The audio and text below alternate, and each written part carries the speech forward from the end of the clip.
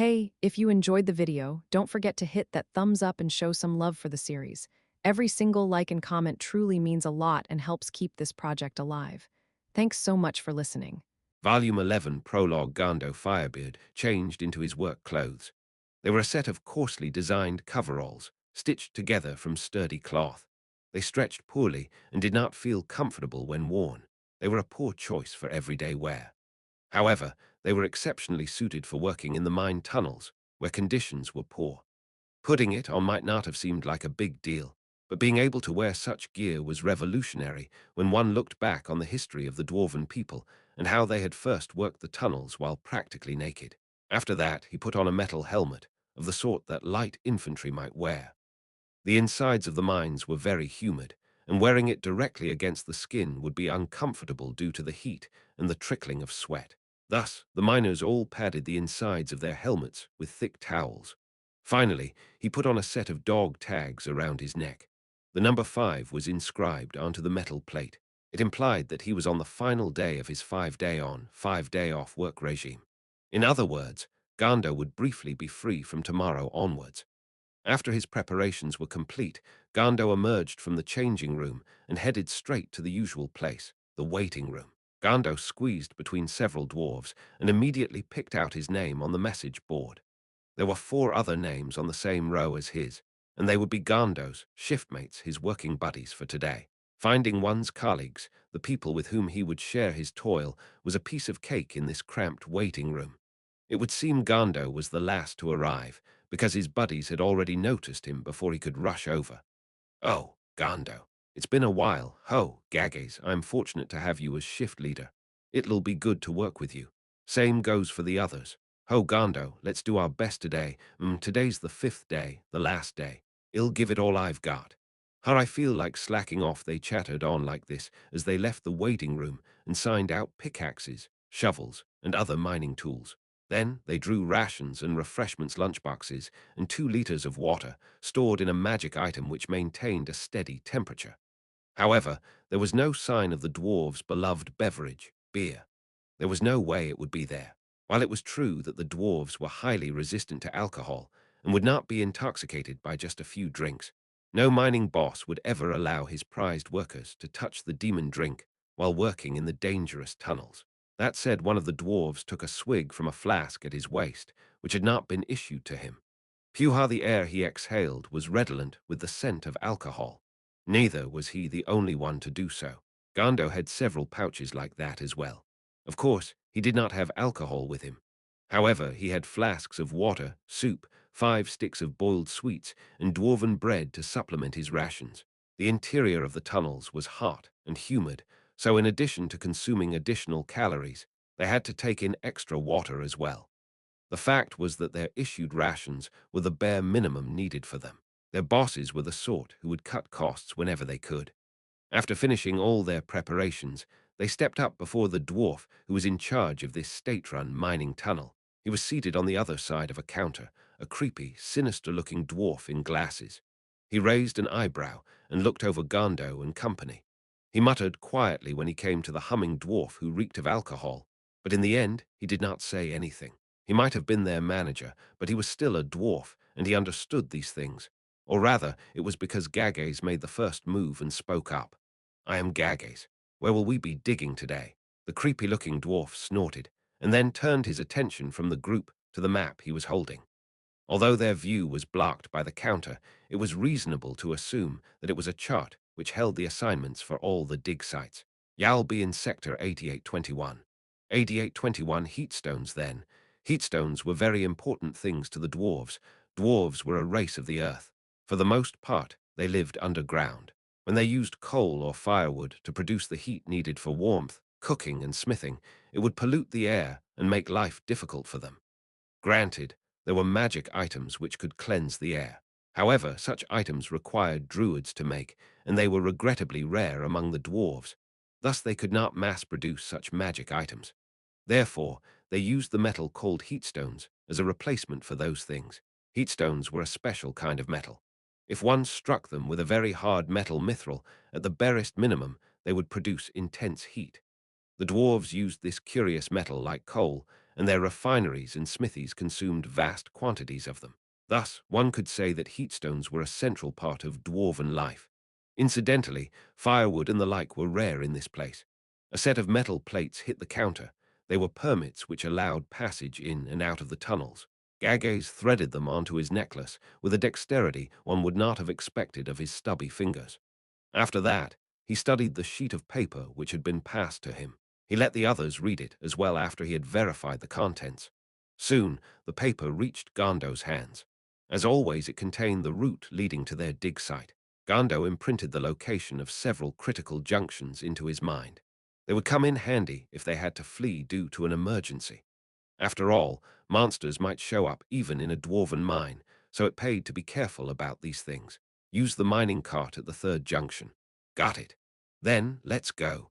They oiled up the manually operated minecart at the third junction and then pushed it forward according to Gage's directions. The interior of the tunnels was lit by lanterns containing naturally glowing oil. However, those lanterns were spaced very far apart, so at times, entire sections of the tunnel were shrouded in darkness. That said, all dwarves had dark vision, which could easily overcome the darkness. Of course, this dark vision did not have unlimited range, but it was enough to go from lantern to lantern.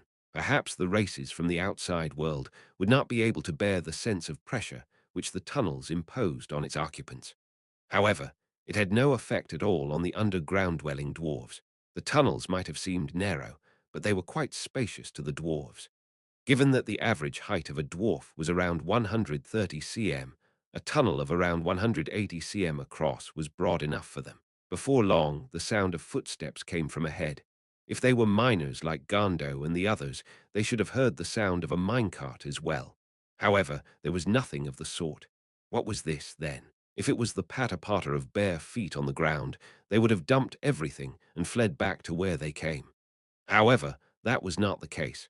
The footsteps sounded like they had been made with boots. They had an idea of who might be making those sounds. Soon, they saw a squad of dwarves. Gando and the others pressed themselves to the sides of the walls so as not to impede their progress. Well, they did that, but the minecart still took up space in the middle of the tunnel, so saying that they were trying to keep out of their way was merely wishful thinking on the part of Gando and the others. Heading up. There's nothing there now, but be careful anyway. Ah, thanks for your concern. We're very grateful for your help. After that brief exchange, they parted ways with Gando's crew. The dwarf at their head was a tunnel doctor, a magic caster from an alternative system. His job was to cast spells which would reinforce the ceiling and prevent chunks from falling out of it, keeping the miners from being hurt by sharp edges in the rocks they were excavating, and so on. It was critical to shore up the tunnels due to the constant danger of their collapse.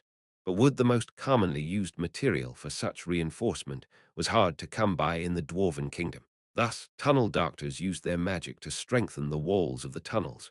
In addition, they could tell if they were digging too close to water or gas. With them around, the miners could work in peace, without having to worry about collapse and the like. Behind the tunnel doctor, who had many important jobs to perform, were lightly armored dwarven warriors. Tunnel doctors were not common, which was why they were escorted by 4 men. After they passed each other, the sound of their footsteps faded into the distance. Much like other dwarven cities, the city of Fiokula sat at the heart of several ore veins which it worked. Only the west remained unexcavated for some reason. It lay beneath the earth, under the steep slopes of several sheer peaks. In contrast to their casual, easygoing attitudes, the dwarves were excellent mathematicians. The many tunnels which radiated from the city like blood vessels from a heart were the product of intricate calculations, and they formed geometric works of art once they were excavated. Tracks were laid down in the larger main tunnels for minecarts, while hand-powered elevators serviced the shafts which had been sunk for vertical mining. In addition, there were the countless smaller tunnels which emanated from them. When added up, the distance these tunnels spanned easily exceeded several hundred kilometers. Due to their size, there was no way to fully man them with guards. Even guarding every single shift of miners was beyond them. Therefore, if a monster showed up, the miners had no choice but to drop everything and flee back to the nearest critical juncture, where guards would be stationed. Unfortunately, as the people on the surface knew well, the dwarves all had short legs. It would take a miracle for every single person to escape with their lives. Gando and the others halted their minecart in the middle of the passage and activated their magical lanterns. They then proceeded into a side passage with their mining tools in hand. Their destination lay at the end of the tunnel ahead their dig site for the day. Gages gave his orders, and the miners moved to their positions without any complaints. One to swing his pickaxe and dig, one to split the bedrock with wedges, one to shovel the earth and rock into a basket, one to carry the basket to the minecart, one to push the minecart to the spoil tip. All right, let's start. And with that, the day's work began. Despite their developed muscles, the countless mechanical repetitions of their work meant that their bodies craved rest the moment their labor ceased. They stripped off their work clothes and headed to the miners-only bathhouse. This bathhouse ran off the tremendous amount of heat given off by the gigantic crucibles of the national foundries. Though the water was not very hot, it was the perfect temperature to melt away the fatigue accumulated by their tired bodies. Gando filled a ladle with hot, brownish water from a basin and then dumped it on himself with no reservation. It would seem there was some sort of iron content in the water, and indeed, one would be able to taste something if they swilled it in their mouths. This hot water cleansed Gando's body of the dirt which clung to it. He scrubbed hard at his beard and his hair. A dwarf who did not care for and clean their beard could hardly be considered an adult. Oi, Gando, how about getting a drink after this? Gages shouted as he scrubbed at himself with a towel from a stool opposite of him. Gando dumped more hot water on his head and settled into the hot tub before shouting back, "Afraid he'll have to decline. I've work later on which can't be put off. Another time, perhaps. Really now, what a shame. If you change your mind, come down to the White Beer Pavilion and have a cup or two with us." Oh, he'll look forward to it. Gages then moved on to talk with his other buddies, and before anyone else could ask him out, Gando rose from the tub with an "He'll be off now," and strode off. After toweling himself dry and putting on his clean everyday clothes, Gando walked up to the counter with the sinister-looking dwarf manager. He took off the necklace he was wearing and handed it over. The manager looked it over and then placed a pouch on the counter. This was 5 days' worth of wages. Due to the fairly high mortality rate in the mines, wages were calculated on a weekly basis. Apparently, they had paid a daily rate in the past, but that led to situations where the workers did not have enough to drink at taverns. One could say that the present system was designed to cater to that sad state of affairs. While the pouch before him did contain a sizable sum, Gages and the others would probably spend half of that on beer. Gando, it's been a month, if you count today. Let me look upon your face. It's fine. There's no problem with my breathing. I'll be the judge of that, not you. He picked up a hand lamp from the counter and shone it at Gando. Gando was not happy at the bright illumination, but he continued looking forward. Inhaling dust particles over long durations degraded the functional capacity of one's lungs. This caused the skin to gradually turn pale. That condition was called white snow sickness, and this examination was to see if he was showing any signs of it. HMPH, you do look well. That disease causes strange sounds while breathing. If there are no sounds, then it's fine, right? Yes. In truth, I used to discover the symptoms in that way. However, examining the face is more accurate than listening to the lungs. Or are you making light of my experience? Perish the thought. Experience is vital. Then cease your petty griping. It helps nobody. Also, Gando, have you not considered a permanent position here? You could be a crew leader. After all, you are quite experienced in that field. Allow me to beg off on that, for I will need to leave after this, and I have already accumulated the funds for my travels. Gando had scrimped and saved to the extent that people considered him antisocial, but in truth, that was all to purchase the items needed to travel. And where will you be headed now? I intend to delve into the abandoned city, Yggdrasil of the south, and go digging there. The sinister-looking dwarf manager's eyes went wide as he heard this. What? I trust my asking is redundant, but you do know that place is a dangerous region, no? Who will you be traveling with? To the former question, I am abundantly aware of that. To the latter, my answer is no one. The more people who move together, the higher the chances of discovery. Once discovered, some or all of them might have to die. Rather than risk that, it would be better to go alone and lower the chances of being found. Did you leave something behind there? No, I told you, did I not? I plan to go digging. It is the nature of that digging which baffles me. Can you not do enough digging here? HMPH. It matters not how hard I work here. Well, there are subsidies for the amount that we move, but that is merely a fixed sum. The truth is, working here simply does not pay enough. It pays better than regular work. The dwarf before him was right. Gando had chosen to work here because he needed to raise funds in a short period of time. Not enough for my aims. That is why I intend to go digging around in the abandoned city. None may gainsay my claim, no matter what kind of metal I excavate. The manager knitted his brows into a mass. Gando's words might have been quite extreme, but he was also correct. You seek the white iron, then? Yes, exactly. After all, nobody will quibble with me if I recover it from there. The fundamental fact was that all these mines were nationalized. Thus, one would have to pay an appropriately high price if they wanted white iron. However, anything one dug out of an abandoned mine was essentially finders, keepers. However, if anything happened to them there, the country would not provide any assistance, of course. Would you sell it to me? Ill pay well, of course. They had not yet dug up white iron from the mineral veins near this city. Thus, once the ores ran out, the price of the metal would rise asymptotically. However, Gando knew that the dwarf before him was not making that proposal out of self-interest. He was doing so purely out of the kindness of his heart. He probably intended to negotiate with Gando with a higher price than what a middleman would charge.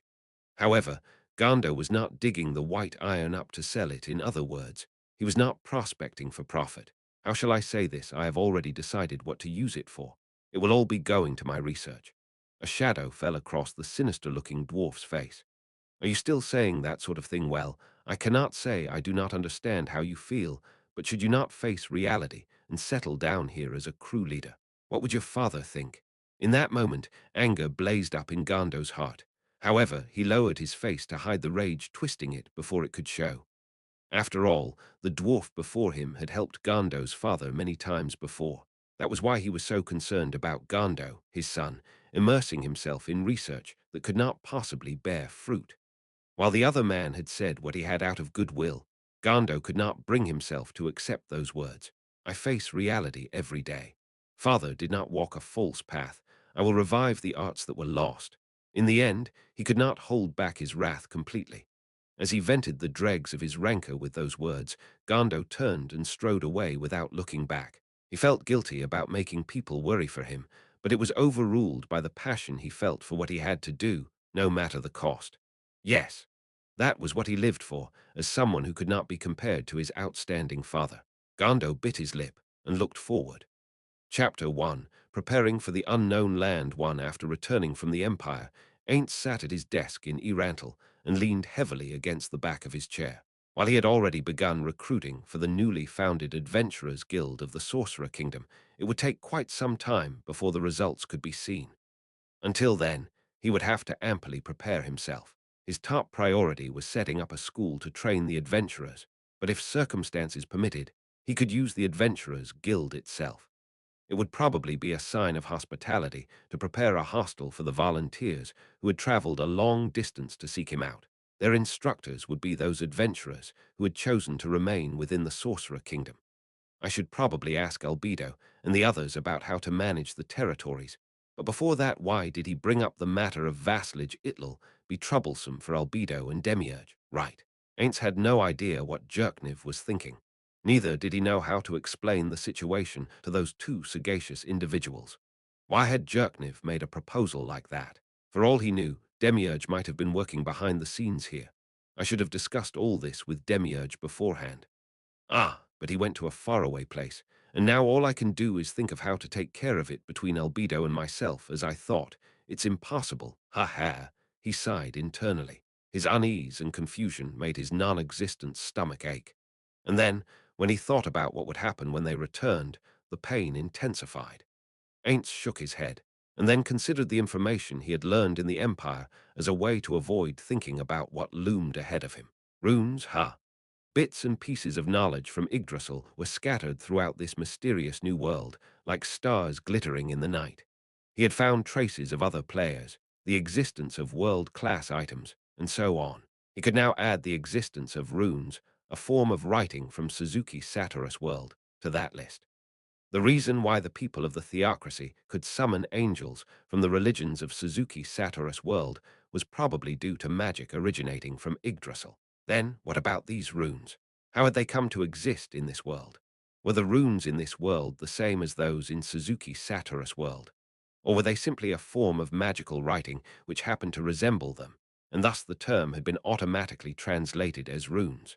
The Dwarven Kingdom is located in the nearby Azurlisian mountain range. I'll need to investigate it thoroughly. As I thought I can't avoid going there, can I? Naturally, Ainz had asked Fluder about runes before returning to Irantal. However, all he knew was that the king who hailed from the Azurlisian Dwarven nation had once visited the Empire, that he was a runesmith, and that the Empire purchased weapons and armor from the Dwarven Kingdom. However, about 100 years ago, all traces of rune-carved magic items were lost. While this was very valuable information to Ainz, it was not what he truly wanted to know. There was no runesmith job class in Yggdrasil. If that's a profession which is unique to this world, then there's a chance that the technology of both worlds might be combined into one. Therefore, I'll need to investigate this matter in greater detail. However, who should I send there? All he wanted was to visit the Dwarven Kingdom and ask about runes and the like. As for the profession of runesmith, well, it was a technical matter and a potential state secret. In the worst-case scenario, he could make them talk by using charm spells and the like if they were very tight-lipped about it. If it was simply a matter of using charm or domination magic, or kidnapping people with teleportation magic, then just about anyone would do. But what if there was a player behind these runes? For all he knew, the person who had brainwashed Scholtier was hiding there. I want to learn more before going in, but it won't be easy to find out about something that even Fluder doesn't know. Ainz slowly rose from his seat. In an instant, the woman beside him sprang into action. She had an energetic look on her face that matched the boyish cut of her hair. She was Decrement, Ainz's duty maid for the day. Ainz reached out a hand to halt Decrement, and then began to pace slowly around in his office. As Ainz logically considered the potential profit and loss of this endeavor, old memories sprang, unbidden to mind in the gaps between numbers. He recalled the dangers he had encountered in unexplored regions, the joy of discovering new things, the sorrow of failing a quest, and the expressions and words of the comrades with whom he had shared these experiences. They were merely memories, but even his recollections of party wipes were transmuted into a brilliant radiance that lit Ainz's empty skull. After he slowly filed away these painful reminiscences away into his heart, Ainz's thoughts finally took shape. I guess I'll have to go in, even though I know there might be danger. The guild called Ainz Ooal Gown was an organization which had been founded on those principles. Naturally, some people might scoff at the idea of comparing games which held no danger to their players to reality. Still, hesitation could cost one the chance to gain new knowledge and result in one losing the initiative. Who could say it was not possible? After he decided to investigate the runes of the Dwarven Kingdom, a question appeared in Ainz's mind. That would be the choice of personnel. Who would be the best candidate to send there? Should I ask the opinion of Demiurge and Albedo? No, if I do that, I won't be able to send out the most capable fighter of all. That person was Ainz himself. Ainz could say without any false pride that there was nobody in the great underground tomb of Nazarick who was better at him, at adapting to unknown phenomena and magic. Simply put, the most efficient course of action was for Ainz to proceed by himself. However, if there really was an enemy player there, it would also be the most foolish move he could make. If there's only a few of us, I can at least take them with me when I flee. That means I should pick people who can buy me time while I prepare to make our escape. The first people to appear in his mind were the Floor Guardians. As level 100 NPCs, they would be able to buy time for Ainz to escape, even against other players. That said, could he really use the NPCs, the beloved children of his former friends, in such a way? What if I used high-level vassals led by an undead lieutenant? No, their flexibility is too low compared to the NPCs who were built from scratch. Vassals had the merit of being much more easily disposable as opposed to their NPCs, but at the same time, their abilities lacked breadth, and thus their lack of adaptability was a weakness. When he excluded the emotional side of the issue from his considerations, the NPCs were the ideal choice. Ainz the player had not conducted experiments to that effect, and thus he could not be sure if he could be resurrected. However, there was no doubt that the NPCs could be resurrected, as he had done with Sholtir. Ainz sat down in his chair once again. Ainz steepled his fingers in front of his face and mulled over the best choice to make. But in the end, he still could not reach a conclusion. Could it be that idiots can't find the answer no matter how much they think? With a self-deprecating smile, Ainz looked over to Decrement. "Would you be willing to die for me?" "Of course, Ainz-sama. You have but to give the order, and I will throw my life away for you," Decrement responded without a moment's hesitation. "Do the others think the same way? Would they think I was a cruel master? I believe everyone else would gladly accept death without a second thought. Nobody would even think of refusing. We were made by the Supreme Beings, and thus we exist only for the Supreme Beings. There is no greater joy for us than to carry out any command they give us. Really now also, I was merely asking out of curiosity. There was no deeper meaning to my question. Put it out of mind." As Decrement bowed, Ainz made up his mind. He would use the NPCs. Ainz pulled out a map of the surrounding area. This map was compiled from the findings of Aura's explorations. In particular, Ainz was sure that there was no other map which covered the interior of the great forest of Tarb in more detail. Sadly, he could not be sure of the accuracy of the scale, and so he could not conclude that it was a perfect map. However, with this in hand, it was much less likely that he would get lost. Ainz placed a finger on Erantle and then slowly traced a line north, passing through the great forest. There was no problem up to this point. Most of the forest was now under Nazaric's control. After eliminating the monsters and beasts with low intelligence, they took control of several demi-human and heteromorph settlements, and that was the end of it. There was a large cave underground, but he had no intention of messing with it for the time being. Of course, he could take control of it if doing so was profitable to him. His finger reached the gourd-shaped lake at the northern tip of the forest. Further north of there was the Azurlisian mountain range. It was uncharted territory. An unknown region, HMPH, Ainz smiled. He had just impressed upon adventurers the importance of exploring the unknown. Practicing what he preached would make for good publicity. Come search for the dwarven kingdom of the Azurlisian mountain range. It sounded like a slogan one would hear on television shows. He waved away the smile that came naturally and began his contemplation in earnest. He considered the advantages that would come from personally going to a place where there might be other players. Obviously, having the Sorcerer King show up in person was a clear sign of his sincerity. It was like a company's boss personally going to another firm to conduct negotiations. The effects of that were immediately evident in Suzuki Satoru's experience.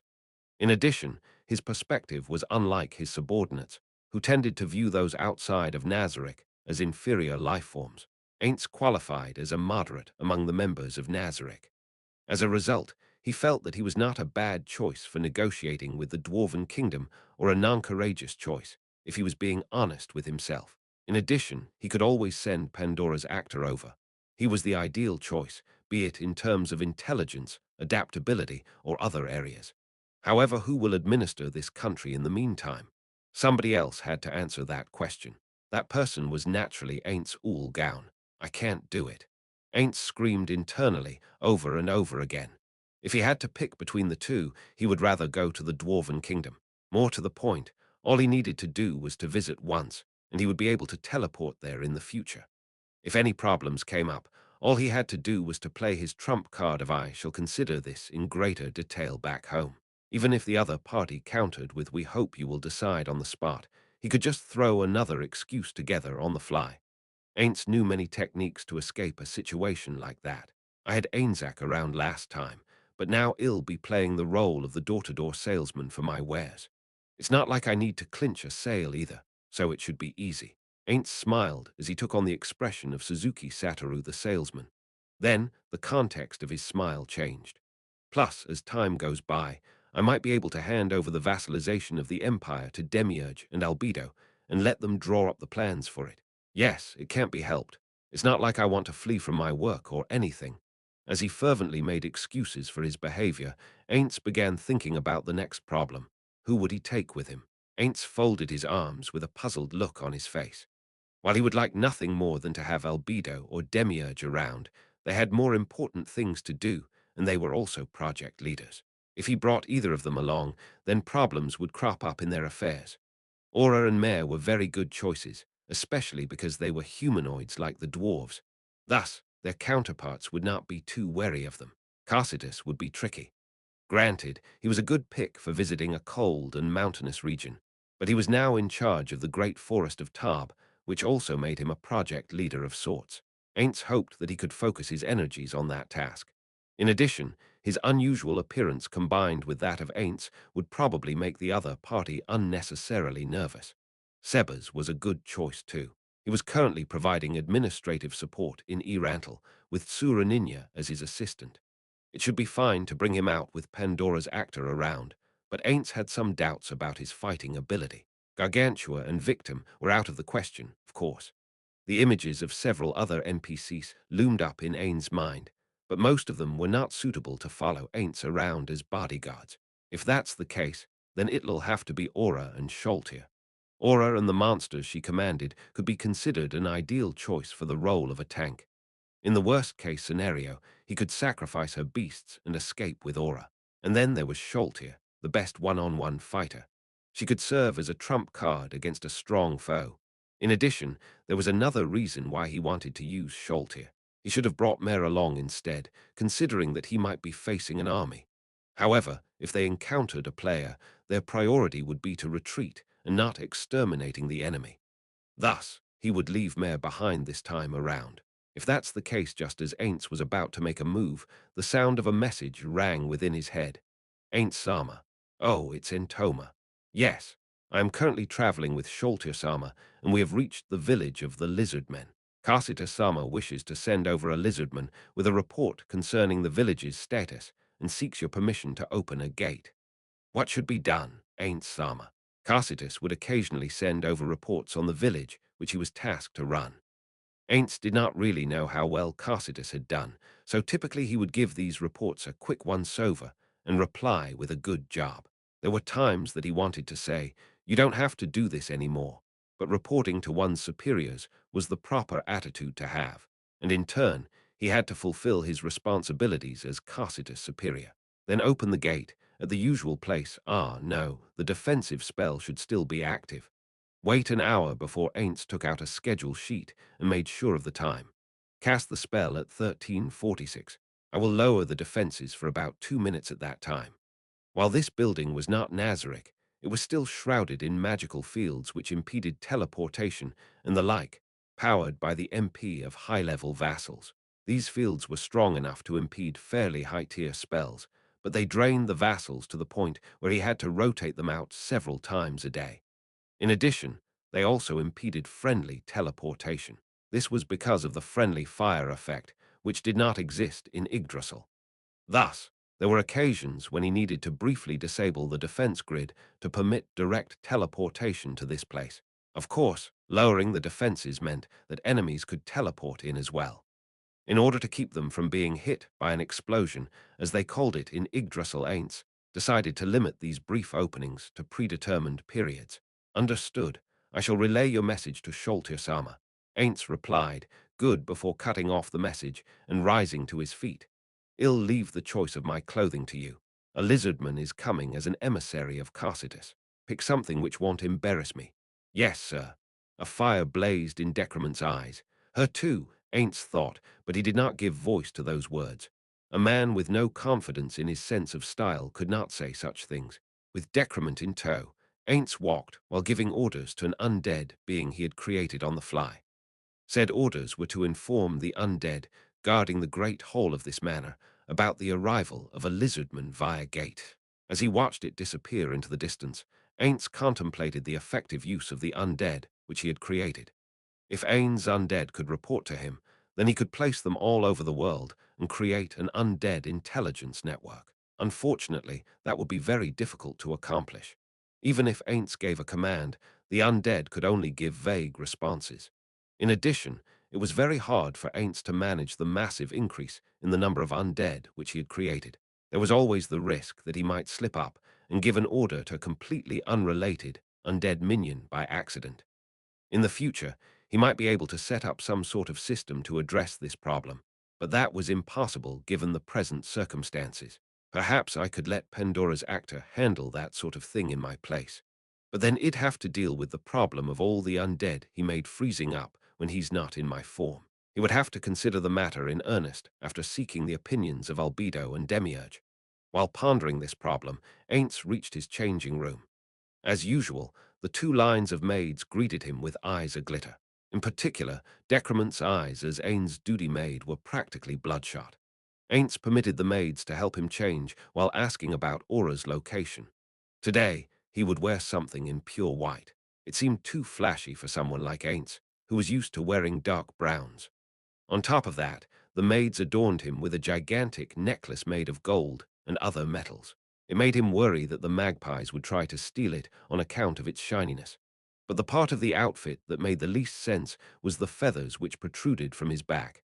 Am I a peacock or something? Ainz wanted to say, but when he glanced around, he saw a shared look of pride and satisfaction on all the maids' faces. None of them looked worried, or had any expressions that could be considered anywhere close to negative. All of them had the same look of nervous awe on their faces, their cheeks tinged pink. They were like a bunch of fangirls standing before a beloved idol. Is this really all right? Is this really so attractive to ladies? Looks like I have no fashion sense after all. As Ainz waxed melancholy within his soul, the maids finished dressing him up. From the mirror, he noticed that there were feathers sprouting from under his arm, which made Ainz think of a monster from Yggdrasil. Was it an Archaeopteryx or something? I think they were pet dinosaurs for druids. They ruffled when he folded his arms in front of himself, which was quite annoying. But what would they say if he told them, this outfit won't do? They would reply with something along the lines of, how is this unsuitable? Please tell us what clothes we should pick in future. All right. In the end, Ainz decided to cast these bothersome things aside. Let's go. When the appointed time came, Ainz felt a magical portal, a gate, open in the great hall. While he had already dispelled the magical field surrounding this building, the person passing through the gate did not appear right away, thanks to the delay teleportation spell he had cast.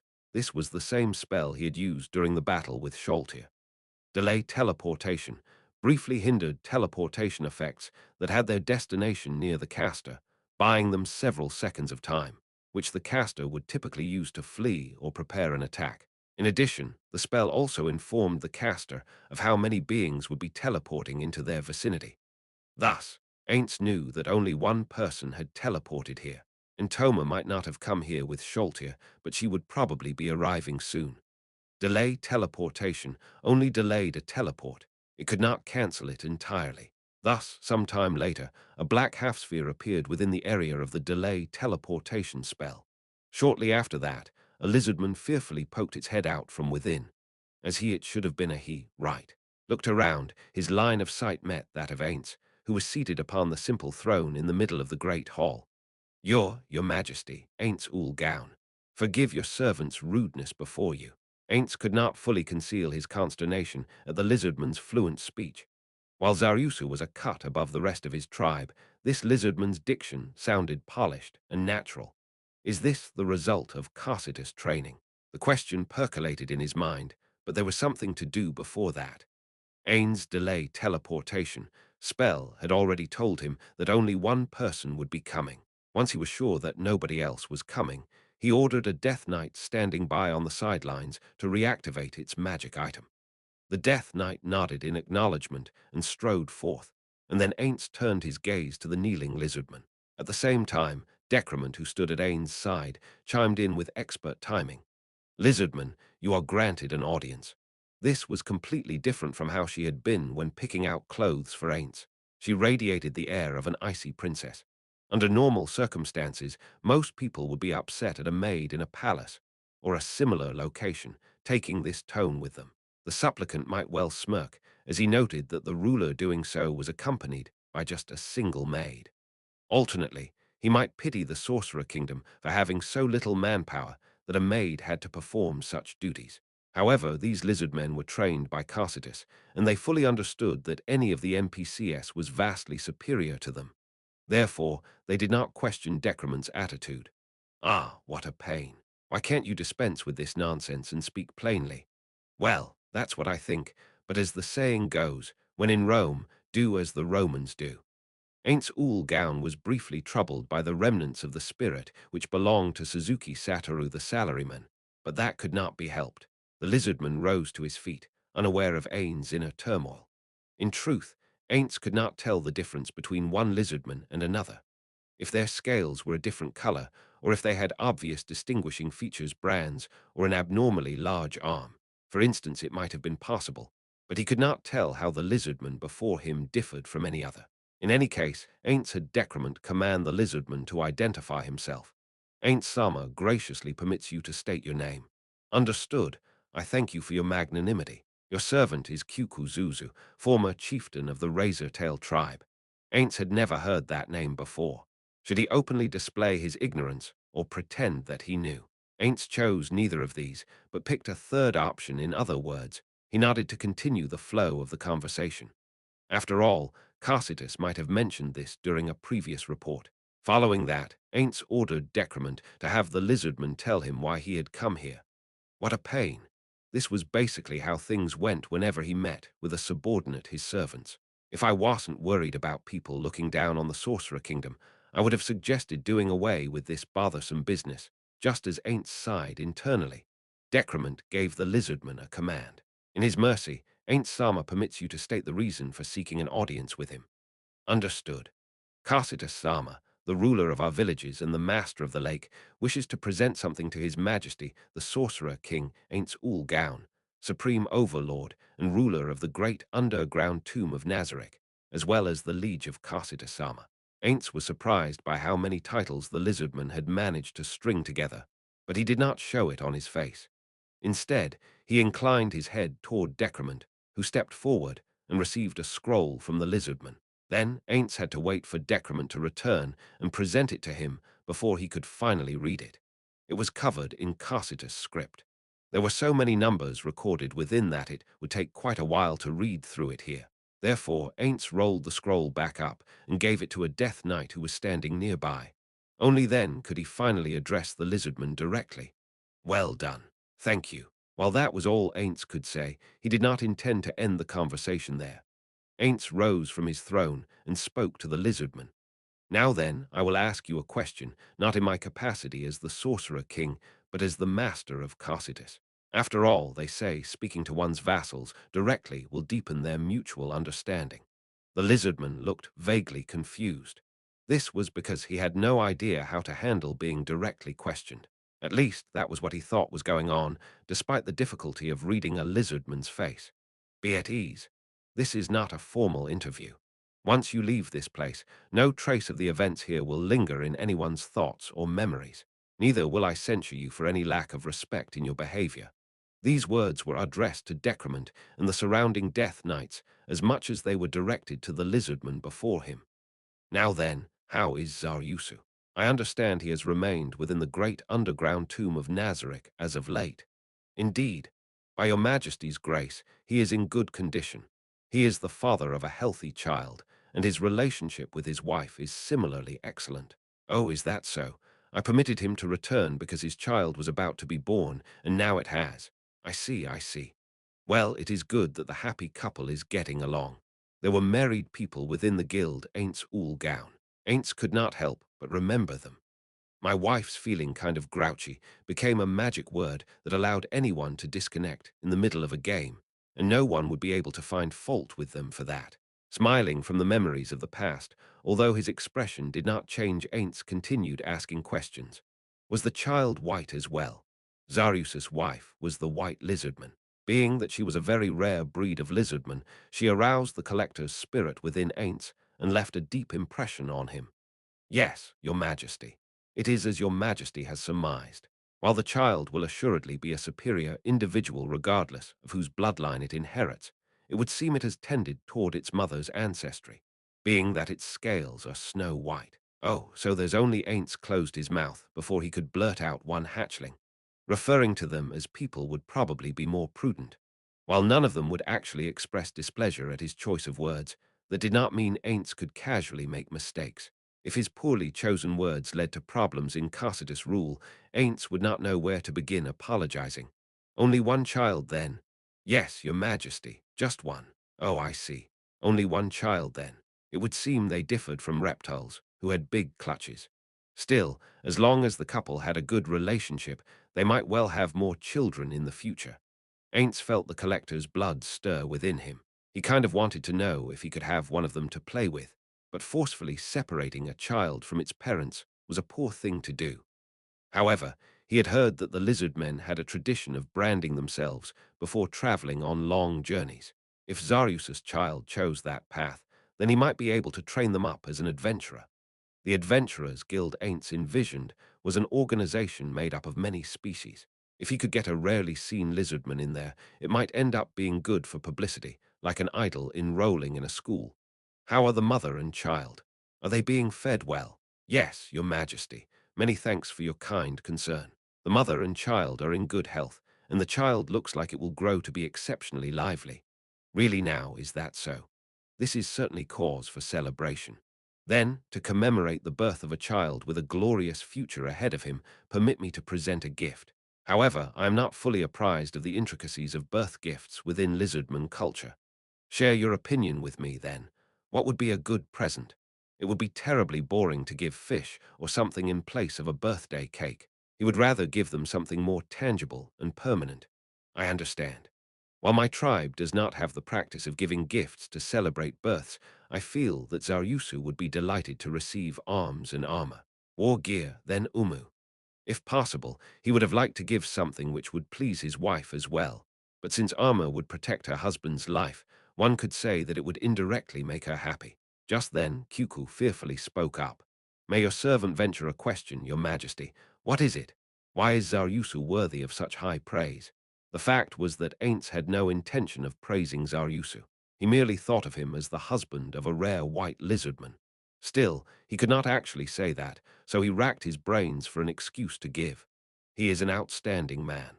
In truth, I hear that his training in Nazarick has shown admirable results. As such, I shall reward loyalty and excellence with matching largesse. I am eternally grateful for your kind words, your majesty. We shall strive to show greater loyalty and devotion in the future. Hold on to that determination of yours. After nodding in a magnanimous manner, Ainz considered if there was anything else he wanted to ask. A truly excellent ruler would probably want to hear about the status of the lizard men's villages and compare it to Carcitus' reports, and as such he would immediately have more in-depth questions to ask. However, Ainz could not do that. Just as Ainz was about to dismiss him, something came to mind. This may not concern your village, but what do you know about the dwarves of the Azerlisian mountain range? The village of the lizard men was located at the base of the Azerlisian mountain range. Your Majesty, I have heard about them before. Ainz had not expected an answer to his casually posed question. Ainz ordered the lizardman to tell him about the dwarves as he rejoiced within his heart. With the greatest respect, your servant submits that the following was merely overheard from an acquaintance. The dwarves are a species which builds cities in productive mines, and they use the ores thus extracted to manufacture all manner of war gear. Among those are weapons and armor made of very rare metals. Very rare metals, you say? For a moment, Ainz thought that he had gulped in surprise. Those words were extremely tempting to a player that loved collecting rare items. Do you know what these metals are called? Regretfully, your servant does not, your majesty. My understanding does not reach that far. Disappointment set in for Ainz, and he chided himself for his foolish expectations. While adventuring as Marmon, he had learned about metals, but there had been no news about anything harder than adamantite. In this world, even orichalcum and adamantite qualified as ultra-rare metals. It was hard to imagine the exotic metals, which the lizardman had described being anything more than that. Even so, Ainz could not suppress the swelling anticipation within him. If they were a race that lived within the earth, would they have access to metals which were rare even by Ainz standards? If yes, what if this world possesses the prismatic ores of Yggdrasil, and the dwarves are mining them? Granted, that assumes that there are prismatic ores in this world. But if that was really the case, could it be possible to have them produce a caloric stone, one of the hidden items of Yggdrasil? The caloric stone was a world-class item. It could only be obtained by gathering vast quantities of the prismatic ores and then expending a certain amount of them. Usually, that would entail an extremely difficult process, but Ainz Ooal Gown had accomplished it once. They had found a hitherto undiscovered mine for celestial uranium, one of the 7 prismatic ores, and a critical element for the caloric stone. Under normal circumstances, a guild which found a new mine would thoroughly exploit it before selling its ores on the market. That was because tapped-out mines in Yggdrasil would slowly recover and be ready for further harvesting. Ainz Ooal Gown had planned to do just that. That said, the reason why they had managed to attain that world-class item was entirely due to an extraordinary stroke of luck. At first, they had let the prismatic ores trickle into the market, hoping to drive the price up due to their rarity. And then, the large stockpiles of prismatic ore in the great underground tomb of Nazarick underwent a spontaneous reaction. Ainz could still vividly recall the bizarre mood in the air, generated by everyone as they realized almost all the prismatic ores had disappeared, and in their place was an item which had rolled to the ground. Should we be happy for this? They wondered as they glanced at each other, a vague look of emptiness on their faces. After that, they used the caloric stone when they learned that they could obtain that expendable type world-class item in the same way as before. Then they tried to produce it again, but sadly, the celestial uranium mine was taken from them, and that dream had gone up in smoke. As Ainz and the others saw the celestial uranium being sold at a high price, they were equal parts happy and disgruntled. Given the way it was being handled, there was no way for them to produce a world-class item. A wicked smile appeared on Ain's face as he basked in his memories, and he mocked them in his heart. You idiots. The whole point of monopolizing it is to store up the necessary amount. There's no way you could make it if you put the ores up for sale. Unless, Ainz recalled Punito Moe's words, there should be other sources of celestial uranium besides the one which we, Ainz Ooal Gown, discovered. For all we know, they actually have other mines for it, and they took ours in order to keep it hidden from outsiders, he had said. However, he quickly refuted his own deduction. That was because he learned that the guild in question had used the world-class item to banish Ainz Ooal Gown from that mine. Even if they wanted the ability to reliably produce the caloric stone, was it really worth expending one of the world-class items known as the 20? He had wondered. Ainz shook his head, chasing away the memories of the past from his mind. Even so, he could not fully eliminate the idea that had come to mind. Even if there's no prismatic ore there, the dwarves might know about other metals. What if there was knowledge there which had not spread to the outside world? If I used a charm spell or the like, oh, I am being too hasty. I shouldn't let my imagination run wild. Still, this does involve runes as well. As I thought, this is a top priority and should be addressed immediately. Just then, Ainz noticed the lizardman sneaking peeks at him. Apparently he had been lost in a world of his own. It seems I was lost in my contemplation. Tell me who told you about the dwarves. Your Majesty, that would be Zenbaru, a former tribe leader like myself. Ho, that's Zenbaru, Umu.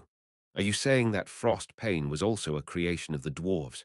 Was it a gift Zenbaru gave to Zaryusu as a sign of their friendship? He had heard about the origins of the sword from Zaryusu. However, it would be wise to ask others about it as well. That was an heirloom from days past, and it did not come from Zenbaru. Is that so? It was exactly as he had heard. However, there might be something there which the lizard men did not know about. There are many weapons in this world which could not be made in Yggdrasil. For example, there's that weapon with the passive ability to cut through defenses. The magic weapons in this world were made by having a magic caster enchant a weapon produced by a blacksmith. In other words, a skilled magic caster was more important than a skilled blacksmith when it came to making a powerful magic weapon. However, there were exceptions to that rule.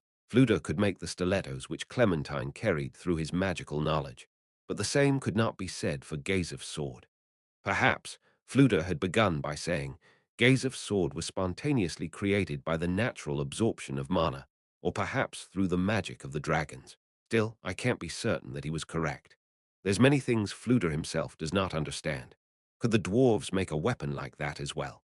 While I know I am looking forward to this, little too much Yggdrasil's weapons guild weapons, and a few others aside, possessed a data capacity that was determined by the value of the materials used in their construction and the skill of their maker. This data capacity limited the number of data crystals which could be added to it. Thus, rarer metals allowed for the creation of a correspondingly more powerful weapon. The smith was also a key part of the equation. Much like it was in this world, the humanoids called dwarves in Yggdrasil had bonuses to craftsman-type classes. Therefore, dwarves were very popular among those people who wanted to play weaponsmith or armorsmith characters. That being the case, would they possess weapon crafting knowledge which Fluter did not? Does that mean runes are part of it? Taking control of the dwarves not bad. The head librarian and demiurge are conducting experiments with scrolls. Enfirer is working on potions. Fluter is handling magic items. Then I shall let the dwarves take charge of weapons manufacture. All sorts of experiments to strengthen Nazarick were taking place concurrently. Ainz smiled in satisfaction as he thought about them.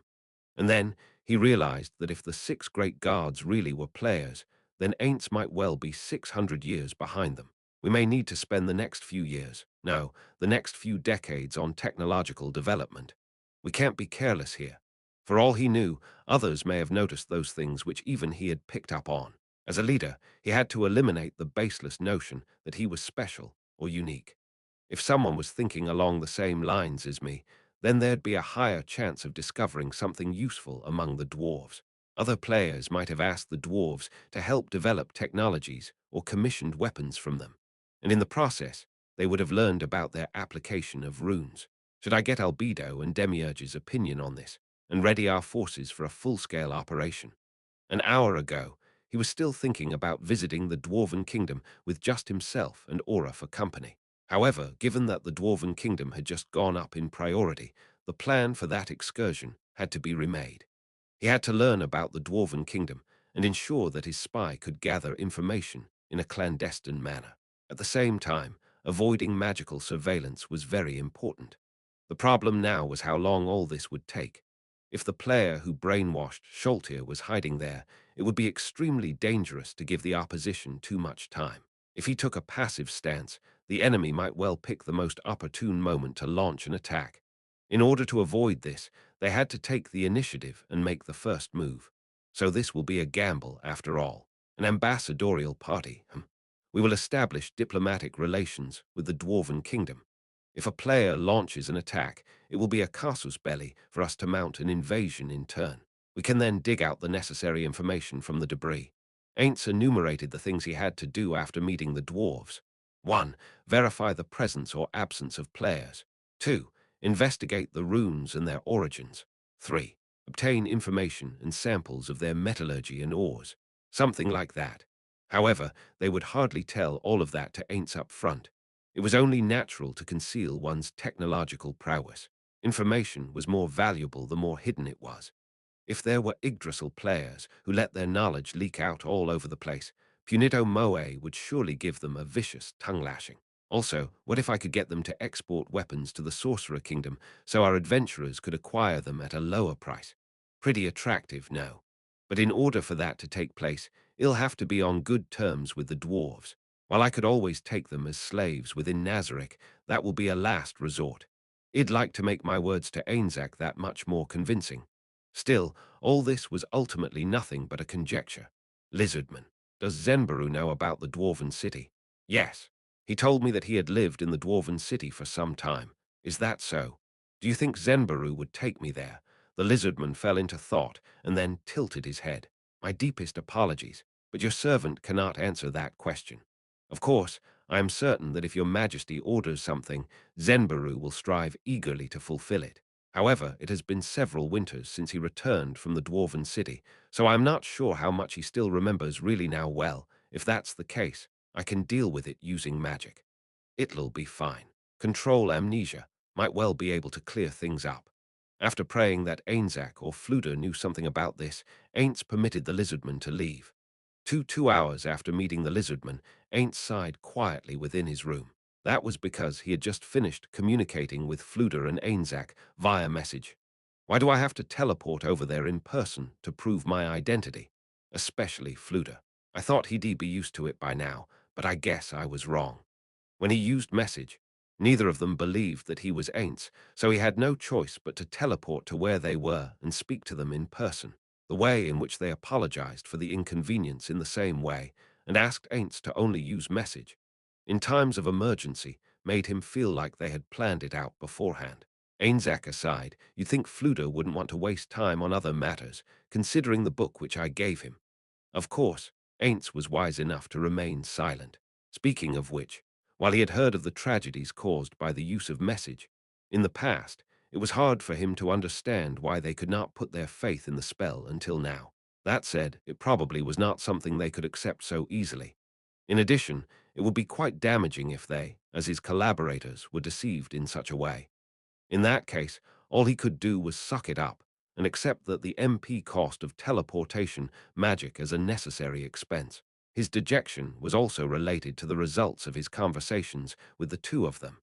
The use of teleportation would have been worthwhile if it had yielded good information. Unfortunately, that was not the case.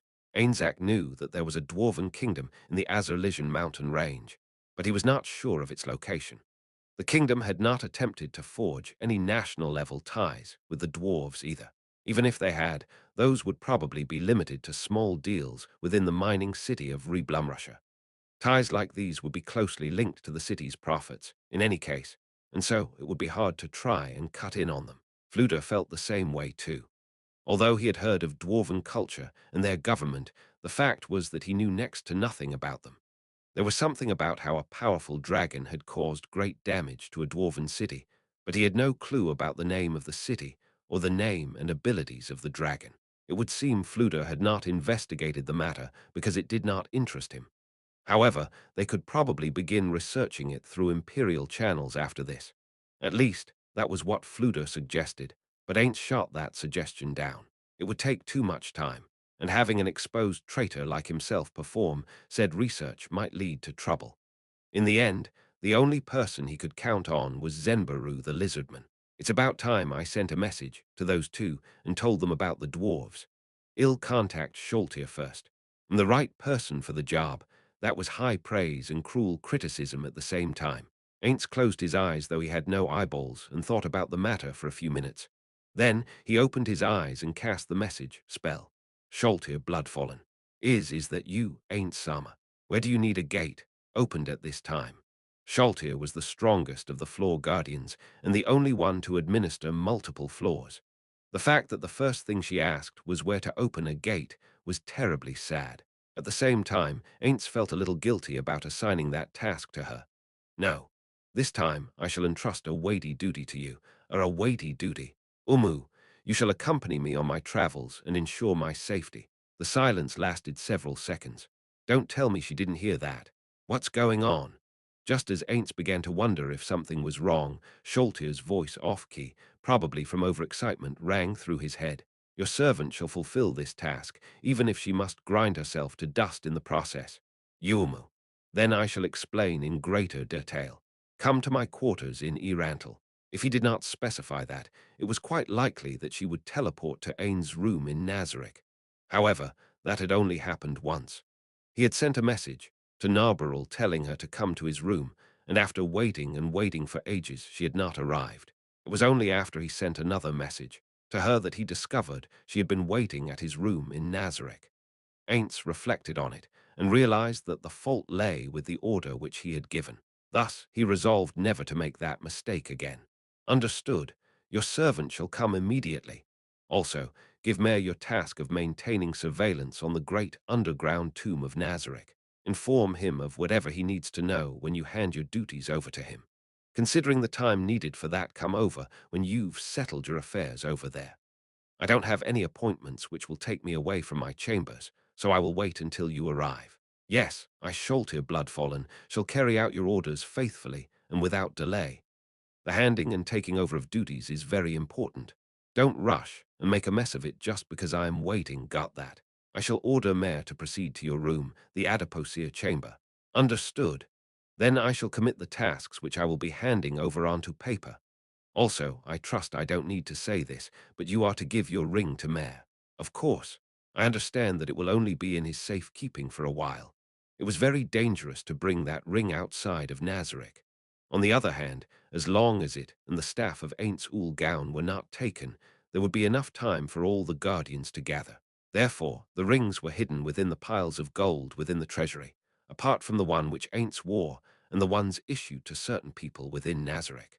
The reason why Ainz wore the ring despite knowing the danger was because it would be impossible to enter Nazarick if nobody wore it, and the enemy had blockaded the entrance to Nazarick. Very well, begin your preparations then. Yes. Then, is there anything I should bring to your room, Ain't Sama? A reasonable question, but there is nothing you need to bring. I will explain my plan to you when the time comes, and then I will give you time to ready yourself.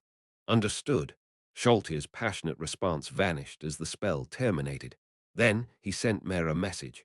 There was little difference in the contents of their conversation, save that he told him to take Sholtier's place as the protector of the great underground tomb of Nazareth. After hearing Mare's still, small yet clear voice, Ainz ended the message. Finally, Ainz sent Aura a message. Aura, it's me. Yes, Ainz Sama, what do you need me to do? Umu. I would like you to accompany me to the Dwarven Kingdom. Understood. First, I hope you will meet me in my chambers at Yggdrasil while we wait for Sholtir. The ensuing cry of disbelief made Ainz grateful that he did not need eardrums to hear. Aura, lower your voice. I am very sorry, Ainz Sama. Like I said, lower your voice. Ainz thought that, but did not say it. Ah, are we going to destroy the Dwarven Kingdom? No.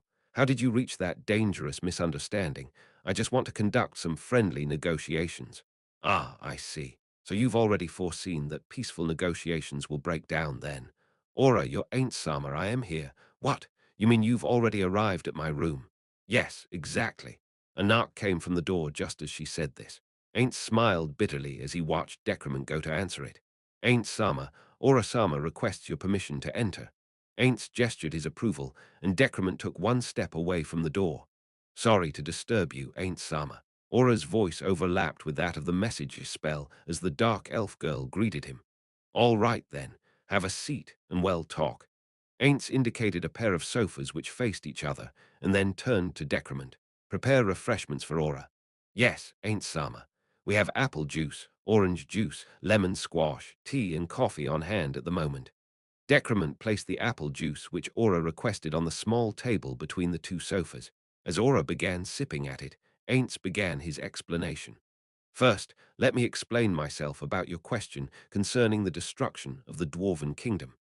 Bringing Sholtir along does fulfill a requirement for combat power, but there is another reason for that. Eh? Aura's eyes went wide. Given her attitude, it was clear that she considered Sholtir to have very limited uses. Still, Ainz found it hard to hold back the warmth surging within his chest. It reminded him of Bukibukuchigama and Perorensino's relationship. Every now and then, Bukibukuchigama would ask, "Has my stupid little brother given you any trouble?" When people replied with an, "Ah, I don't think so," she would immediately respond like Aura had, with a "seriously." It was hard for Ainz to contain himself as he realized that Aura and Sholtir were carrying on that same relationship. The memories fell like powdery snow, filling his heart with bliss. His joy welled up, and just as he was about to laugh, the emotion was suppressed. Shit. Ainz quietly cursed as his moment of happiness was ruined by his emotional suppression. It had helped him out many times in the past, but he found it tiresome when it got in his way. Ainz knew he was being selfish and hypocritical, but he still found it hard to accept this interruption of the memories of his former friends. Ainz Sama. What's wrong? However, his displeasure vanished like smoke in the wind as he heard the girl's tremulous voice. He could not allow himself to express these negative emotions in a way which even a child could see. Ainz took a deep breath and smiled to Aura. No, my apologies. It's nothing. As I was saying earlier, I am bringing Sholtir along this time around to investigate her adaptability. She was created to be the strongest guardian. At that time, if she had fought properly, even I might not have been able to beat her. Well, if it's for something like that, no, it's not like that. If I were Sholtir, I would have summoned my Einherjar right away and then prepared for battle while it engaged my enemy, then attacked with magic as my MP permitted, followed by the use of my skills. Then I would have triggered my blood frenzy in some way and then charged into melee with the Spewit Lance while my attack power was increased. Ainz smiled, a little uncomfortable. If that had happened, I would have run away without a second thought. His skill as a player aside, Ainz's character could only be considered to be in the upper portion of the middle tier of all players. Sholtir's character build and equipment placed her in the lower portion of the top tier. If she was fully equipped with divine class items, she would be in the middle portion of the top tier. If she could change her gear to match her opponent, she might well be able to fight on even terms with the upper echelons of the top tier. However, her reputation as the strongest guardian has instead hampered Sholtir's growth. The most effective use for Sholtir is to deplete the enemy's resources, so she has to be launched out like an arrow. Once she is deployed, she has to be left to run amok through the enemy lines. However, is that really the right thing to do? It might be the best way to fully utilize Sholtir's strength, but can we really say that it's the most suitable method to use? I don't quite understand, but if you feel that it's right, then it should be correct, ain't Sama?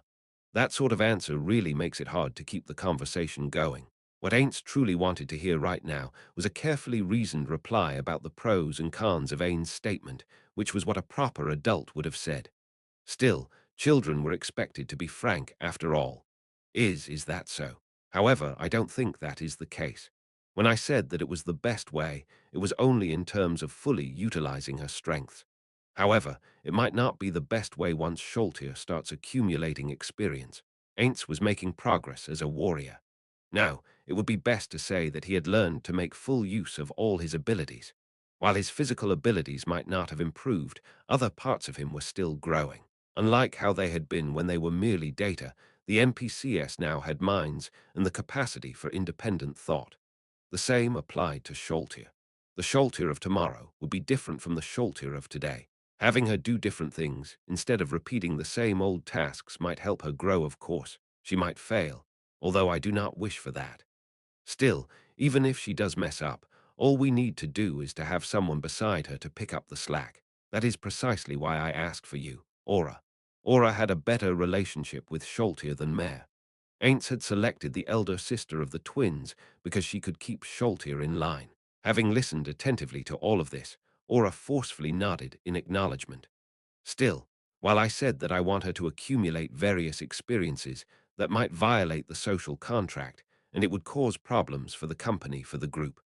What does that mean? Think of it this way. It would not be good to force Sholtir to do things she does not want to do. Obeying you is what we should do, ain't Sama? Don't you think it would be wrong to make her do something that goes against Peror-Sino-san's wishes? If my orders conflicted with Buku-Buku-Chagama's desires, how would you feel about obeying them, Aura? NG.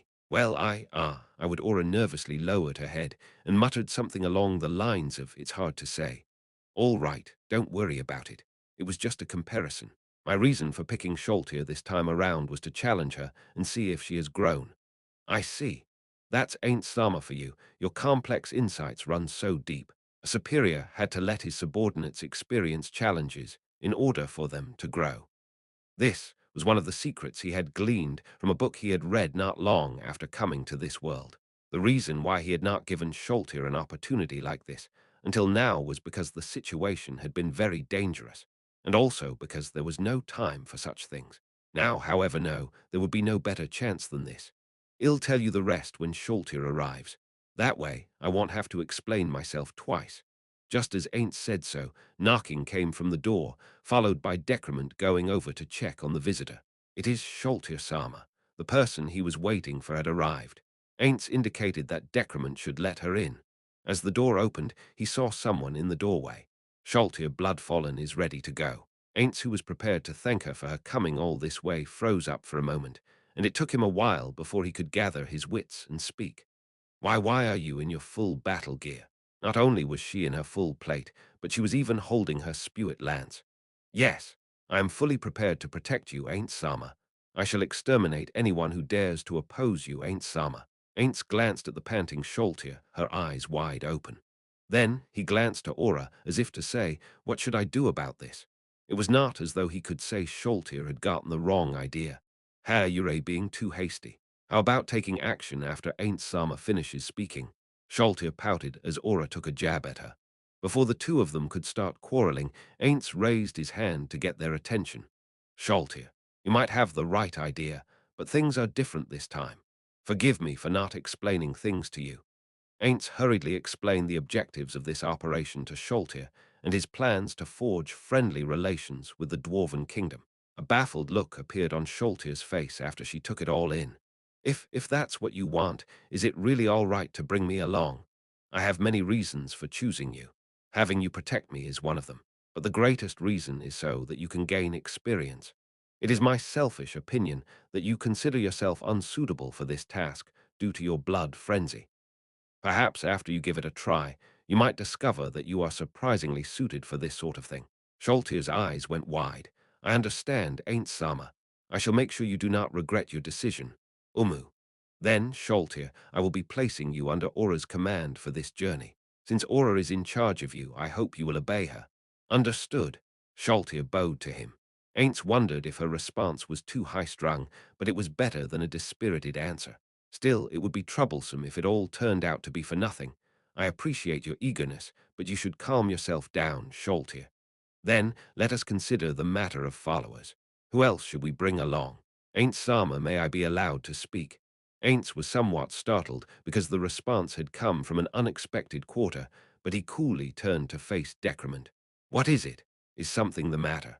Ah, I was wondering how you would feel about bringing some of us maids along to serve as your attendants during your trip to the Dwarven Kingdom. Traditionally speaking, those in power have always brought followers with them to handle miscellaneous tasks. I feel that the Dwarven Kingdom will think poorly of you if you do not bring handmaidens with you, Ain't Sama. I see. You do have a point there. While spying on Jerkniv, he noticed that the man went out escorted by several carriages, and some of them contained well-dressed ladies. They must be the people who waited on him. If he had stayed in Nazarick back then, Ainz would have observed him more carefully, but regrettably he had not, which was a bit of a shame. No, the fact was that Jerkniv had come a long way to visit Ainz, and Ainz had been terribly rude to Jerkniv by not insisting that he stay the night. Granted, the man had firmly refused every offer of lodging Ainz had made, but perhaps the right thing to do was to make him change his mind. Perhaps if they had established good relations back then, the matter of vassalage might not have come up at the arena. Oops, I'm getting off track. Decrement has a point, but Ainz considered her data. The 41 regular maids might look different, but their equipment and statistics were identical. The heteromorphic species known as homunculi were not particularly outstanding, and they were very weak, being only level 1. While they were still superior to level 1 human beings in terms of stats, if it came down to a fight, a homunculus would only have a 60 chance of victory. The maid uniforms they wore did provide them with a measure of defensive strength, but that was only on the level of a high-class item. Those might seem incredibly resilient to the inhabitants of these worlds, but they were nothing more than scraps of paper to a Yggdrasil player. Frankly speaking, there was no way he could bring them to the Dwarven Kingdom, given that he knew next to nothing about it. There was a chance that a player might be waiting with his forces deployed and ready for battle. Still, unfortunately, I cannot do that. If we must have followers, Sholtir, can I bring your vampire brides with us? There is no need to ask. Everyone in Nazarick serves you. You have but to order us. Is that so? Decrement, your proposal is very reasonable. However, it contains a problem in that you are weak, and I am uneasy about your safety when traveling into unknown lands. We are all prepared to face any form of danger. Ainz raised a hand to calm Decrement down. I am pleased by the loyalty which you all show. Therefore, once I ensure that the Dwarven Kingdom is safe, I shall send for you via teleportation. Until then, what do you think about handing the matter to the vampire brides? Decrement's mouth moved several times, but no words came out. Eventually, she bowed her head. Ainz hoped that she was not agreeing because he had ordered her to, but that was most likely not the case. Since he had nothing else to persuade her with, and he would not change his mind no matter what she said, Ainz turned his eyes from Decrement. Resurrecting level 1 NPCs was cheap, but that was not the problem here. Nobody would bring their friends' children into a dangerous place. Then, Sholtir, let me see 6 vampire brides along. Then add 30 more riders on top of that. 5 of them will be the recently summoned Hanzos. There was no particular significance behind the number 30. It was simply that he felt that number would be sufficient. Perhaps it was because this was the number of players allowed in a raid group. I'll contact Carsitus while waiting for everyone to gather. Right, I should finish up first. Once everyone is assembled, the 2 of you will travel to the Lizardman village through Sholtir's gate. After that, we'll head north to find the Dwarven Kingdom. What do you think? Understood. Yes, let's do that. The 2 guardians replied affirmatively. They did not suggest a better idea, which Ainz had hoped for. While the 2 of them were hardly yes women, the fact that they had said exactly that in response to his suggestion made Ainz feel a little uneasy. This was because Ainz did not have much confidence in his own idea. Then, do you have any suggestions on who the other followers should be? My magical beasts, my undead, the two of them spoke up at the same time, and then glared at each other. Just as he thought they would start arguing, Sholtir looked away first. After you. What? Did you eat something weird? It's just that I was ordered to listen to you. It just feels gross. Sholtir's eyebrow twitched, but she said nothing. In that case, how about having 25 of your undead ride my magical beasts? I don't mind. Sholtir looked to Ainz, but that would be more than the number you mentioned, Ainz Sama. Would that be all right? It's fine. Well, do that then. Since the two of them seem to have reached a consensus, Ainz continued speaking. Then, let's get to work on our own accounts. I'll give you 2 hours to select your personnel. Keep in mind that you may not be able to return for a while after leaving, and do not think that you can teleport back to Nazarick with teleportation magic. Aura, you need to be particularly careful about this, as one of the living. If that's all, let's split up. I have a lot of things to discuss with Pandora's actor. At the same time, he made a mental note to contact Albedo about this with a message. At last, the time has come. After she was sufficiently far away from the Supreme Being's room that her voice would not reach it, Sholtir clenched her fists and shouted in joy. It's been so long, but at last, I can make up for my past failure and let everyone know that Sholtir Bloodfallen can be of use to everyone. Sholtir gazed off into the distance. Aura was quite aware of the feelings contained within Sholtir's voice, which was unusual for her. Although Sholtir had already been punished for her mistakes, and Ain't Sama had personally told her that it was not her fault, Sholtir still wanted to erase the mistakes she had made.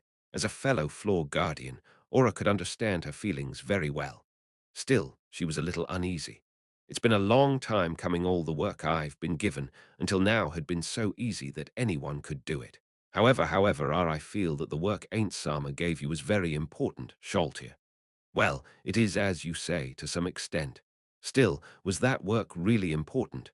Protecting Nazarick is pretty important now. After all, being the first line of defense against any invader is a task you give to reliable guardians, right? NNGG. Sholtir could not deny that. Then, she nervously pressed her fingertips together and pulled them apart again.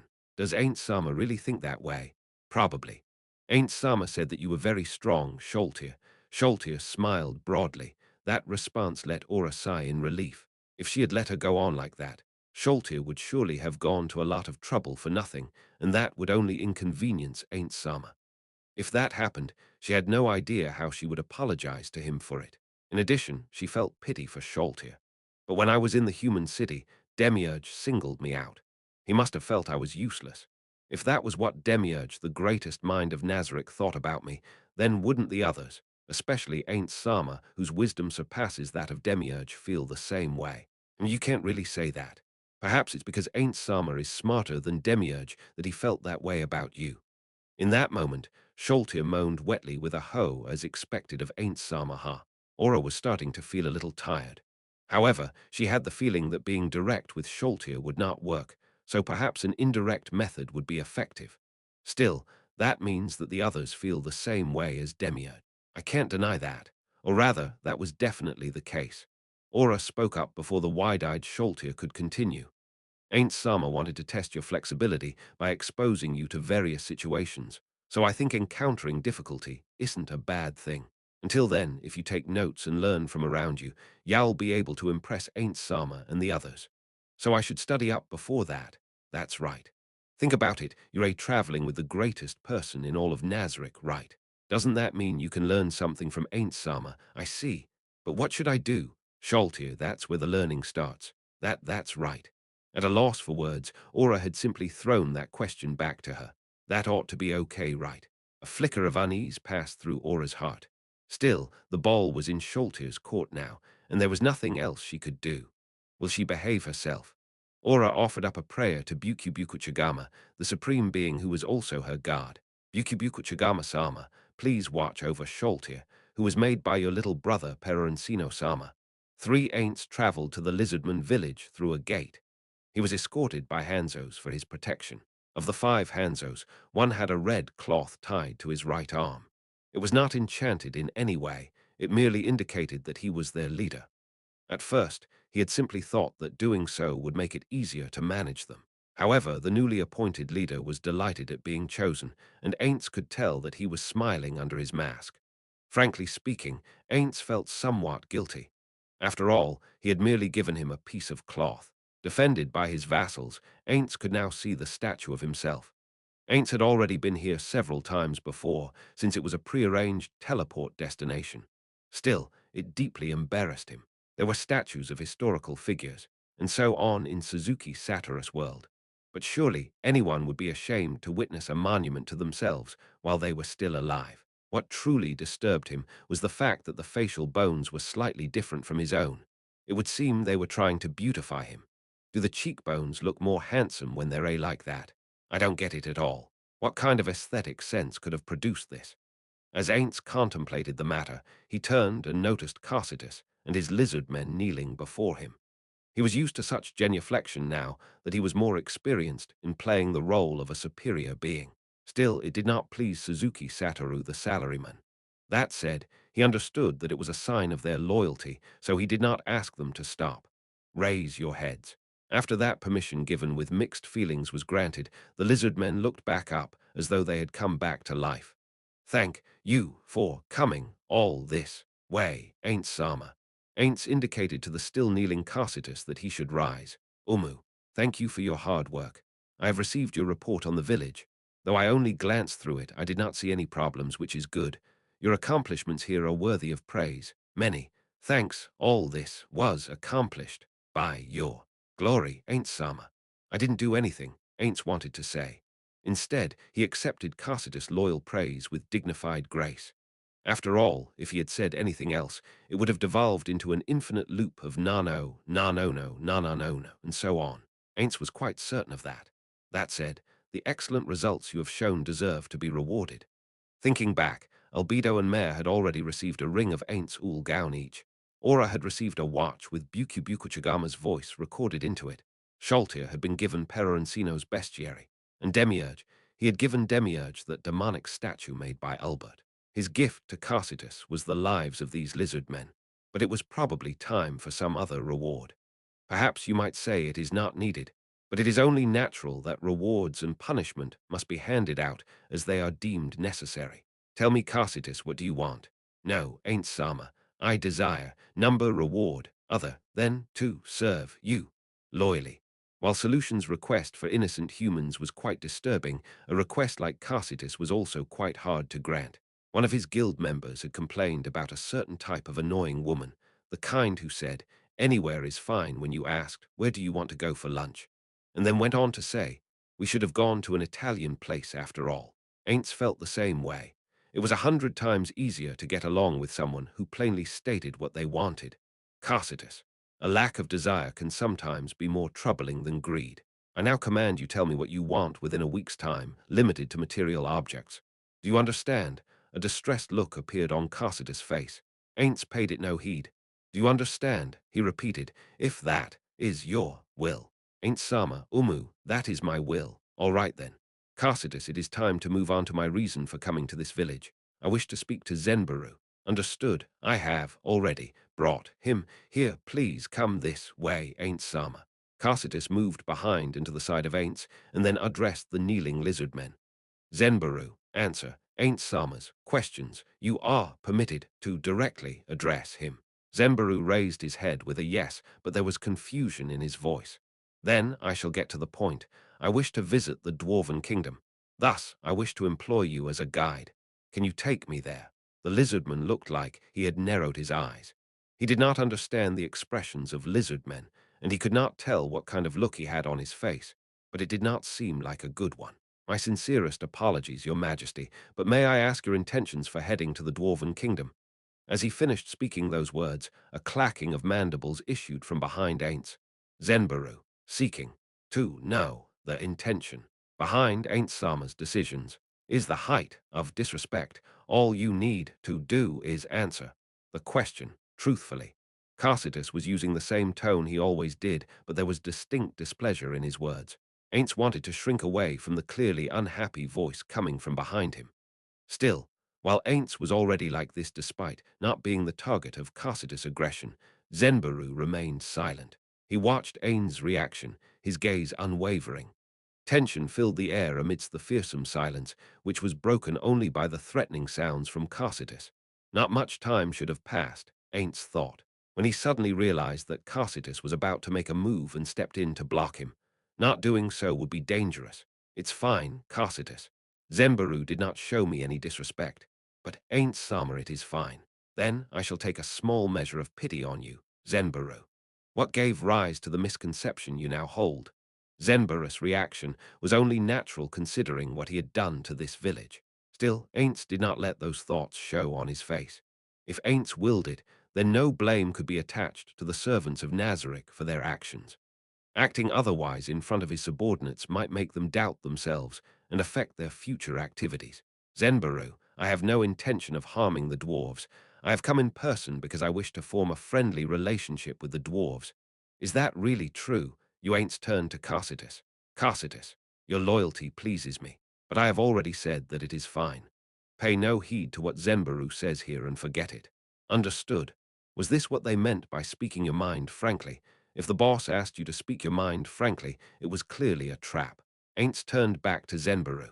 Indeed, that is so, Zenbaru. I will swear it on my name if need be. I wish to forge a friendly relationship with the dwarves. However, it is also possible that the use of force may be required if it is warranted by their response. Can you understand that such a course of action might be unavoidable? Naturally, it makes perfect sense. In this world, might makes right. Even so, how shall I say this? I do not wish to repay kindness with malice. Zembaru paused to take a quiet breath. Ainz was reminded of how warriors breathed when they were about to launch an attack.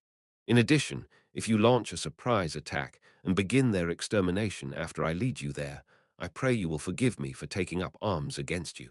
A quiet grinding came from behind him, and Ainz said, "It's fine," to Carsitus. Even without checking, he already knew it was the sound of Carsitus tightening his grip on his weapons. What shall I do with you? Ainz thought as he looked haughtily upon Zenbaru. It would seem his repeated practice had paid off, because Zenbarus' body froze in terror. Well, if that happens, I shall simply have to destroy you as well. Not that I mind, but that is quite a brave thing to say. Have you considered the fact that your betrayal might end up destroying all the lizard men in the village as well? I trust you would not really do that, your majesty. As Zembaru stared hard at him, Ainz cupped his chin with his thumb and forefinger. Then he made an announcement. It seems you are mistaken. I consider matters in terms of benefits and liabilities. While I will probably not destroy the entire group for the treachery of one man, if it turns out that similar betrayals might occur in the future, and that the drawbacks outweigh the benefits of leaving them alive, do you not think I will exterminate them all without delay? Or do you think I am a brainless, all-loving being? Zenbarus' expression changed. However, Ainz did not know what kind of expression it had changed to. It seemed odd to be saying this as an undead being himself, but he felt that the lizard men were sly. There was no need to understand the expressions of other races. After all, he was merely an undead being with the memories and experiences of the human being called Suzuki Satoru. Since Zenbaru did not look like he was going to continue speaking, Ainz carried on. Ah, don't worry. I will not destroy this village even if you do betray me. After all, it would not be an organized uprising, and your reaction is quite understandable given your personality and history. They are your old friends, your benefactors. I understand why you would side with them. However, allow me to repeat myself. I will not destroy the Dwarven Kingdom for no reason.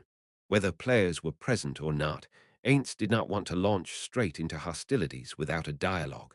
After all, things were not progressing very well with the neighboring countries.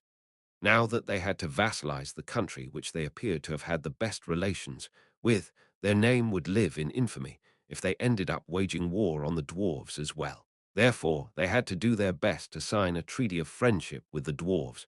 This way, they could show the nearby countries that the Sorcerer Kingdom was an entity which could abide by pacts and agreements. This would also give them the moral high ground and allow them to limit the actions which could be taken by any players hiding out there. What would players do if they were wary of the Sorcerer Kingdom?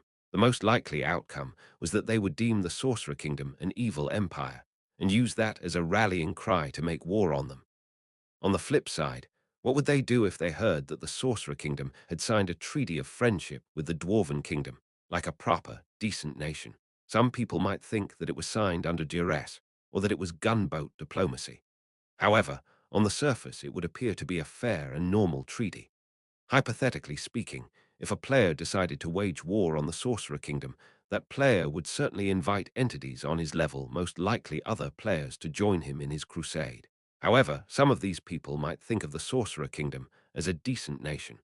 These war-averse people might cite the Dwarven Treaty as a reason to stay out of the conflict. Granted, this was a presumptuous conjecture, but he might even be able to strike while the foe was in disunity and defeat them. Whereupon the bombshell of "that's why I didn't want to fight" would go off and tear the enemy apart. This was the reason why he wanted to place himself on the moral high ground. After all, the only thing Ainz feared was a group of players, not just one or two other players. It was true that players with world-class items were fearsome, and so were players with very powerful classes, like World Champion. That said, if they were alone, they would not be able to defeat Nazarick without using one of the 20. So you can be at ease. I understand that now. Umu, that is for the best. Can I entrust that task to you then, Zenbaru? I understand, your majesty. I will take you to that cave city of the dwarves where I once briefly resided. Ainz nodded in satisfaction and then turned to Zaryusu. Good, I will address Zaryusu now. Please accept my felicitations on the birth in the family. Are both mother and child well? Zaryusu nervously answered, Yes, your majesty. They are doing fine. It seems my child is about ready to start walking. That's fast. That said, his investigations revealed that the human children in this world developed faster than those in Suzuki Satoru's world in all aspects, be it in terms of teething, speaking, or walking on their own. Of course, that was merely something he had come up with after comparing his observations to his recollections of what Touchme had said in the past. Is that so? I feel it is quite normal. I see. I seem to have considered that from a human's point of view. Children. Currently, I am in the process of building a nation composed of beings from various species working together. If I asked you to live in a nation of humans under my rule for the purpose of advancing that agenda, would you accept? I cannot refuse your majesty's orders. Oh, don't be like that. While Zaryusu might not have intended it to come out that way, it sounded like mockery. The same thing happened with Ainzak earlier. Ainz mused as he continued speaking. I wish to hear your opinion on the matter. Having left the lizard men as a traveler, you should have experience with this sort of thing. Am I wrong?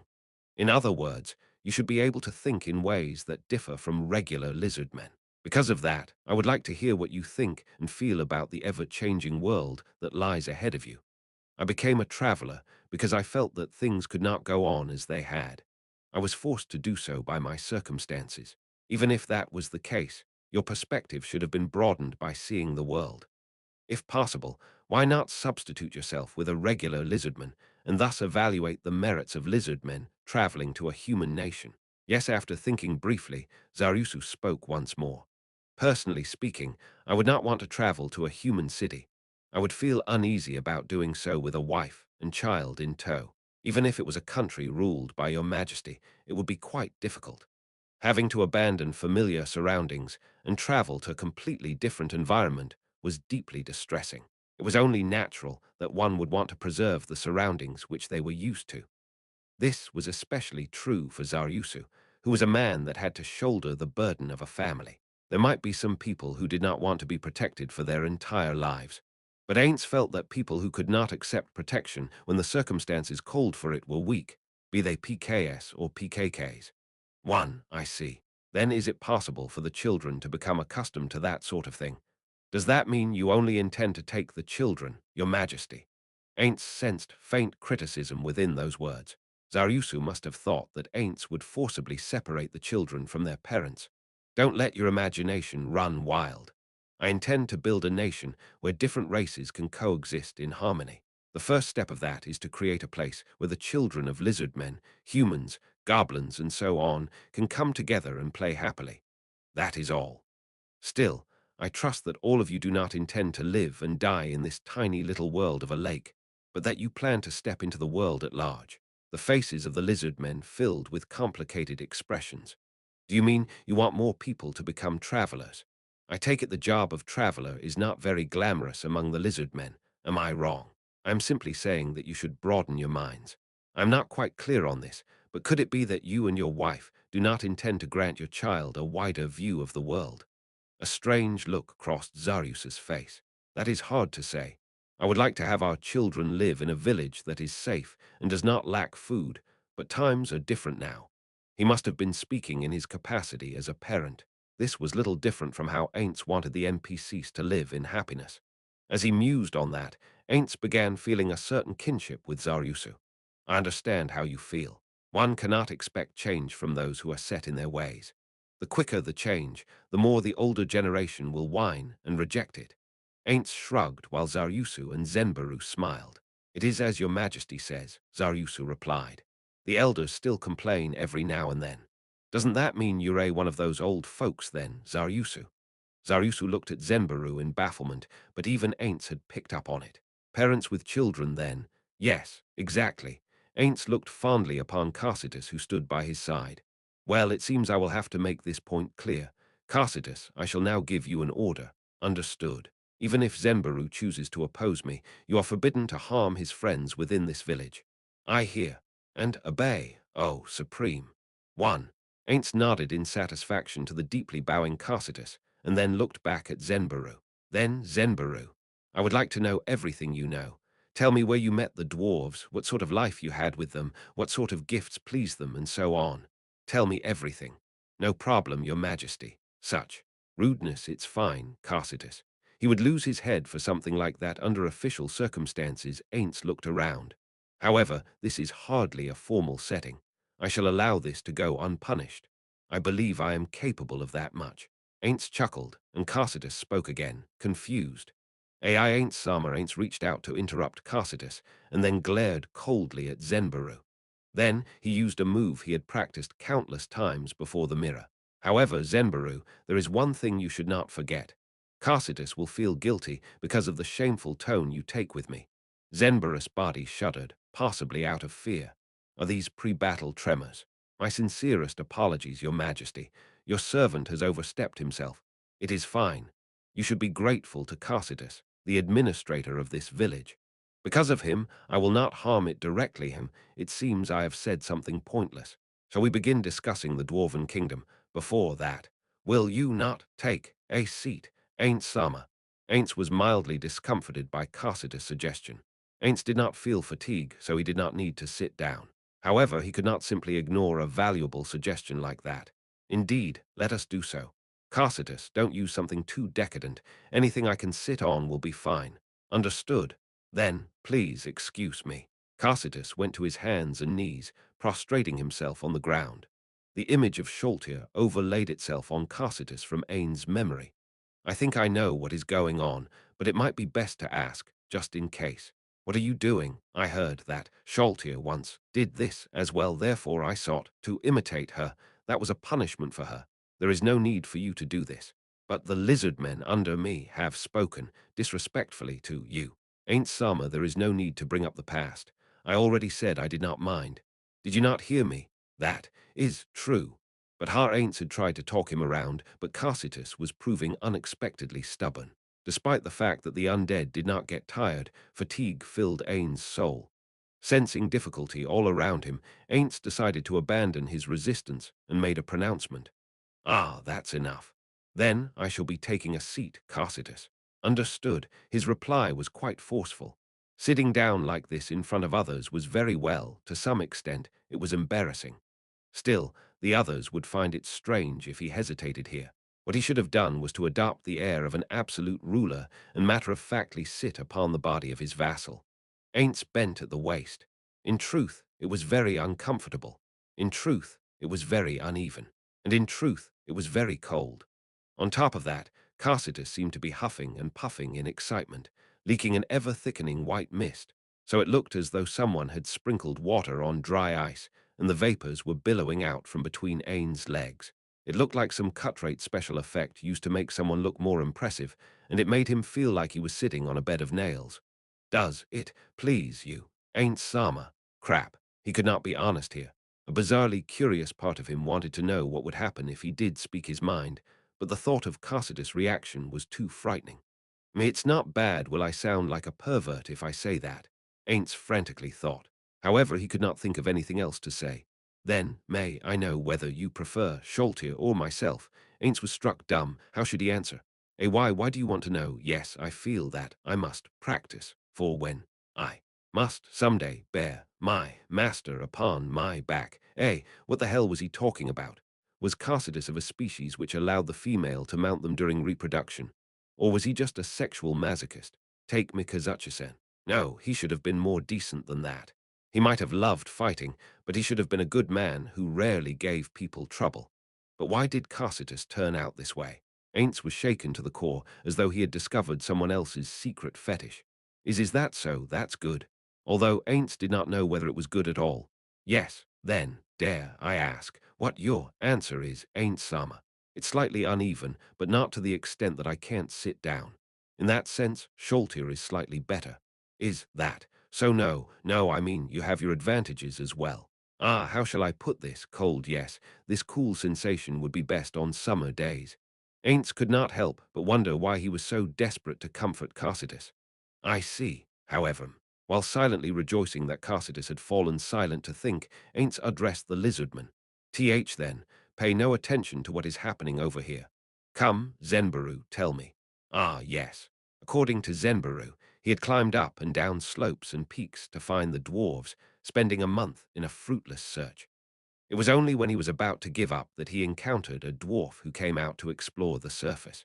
After that, various things happened, and he earned the dwarves' trust and was brought to their city. His appearance had not done him any favors at first, but he had apparently gained their trust after bearing his heart to them. After that, he had learned martial arts in the dwarven city.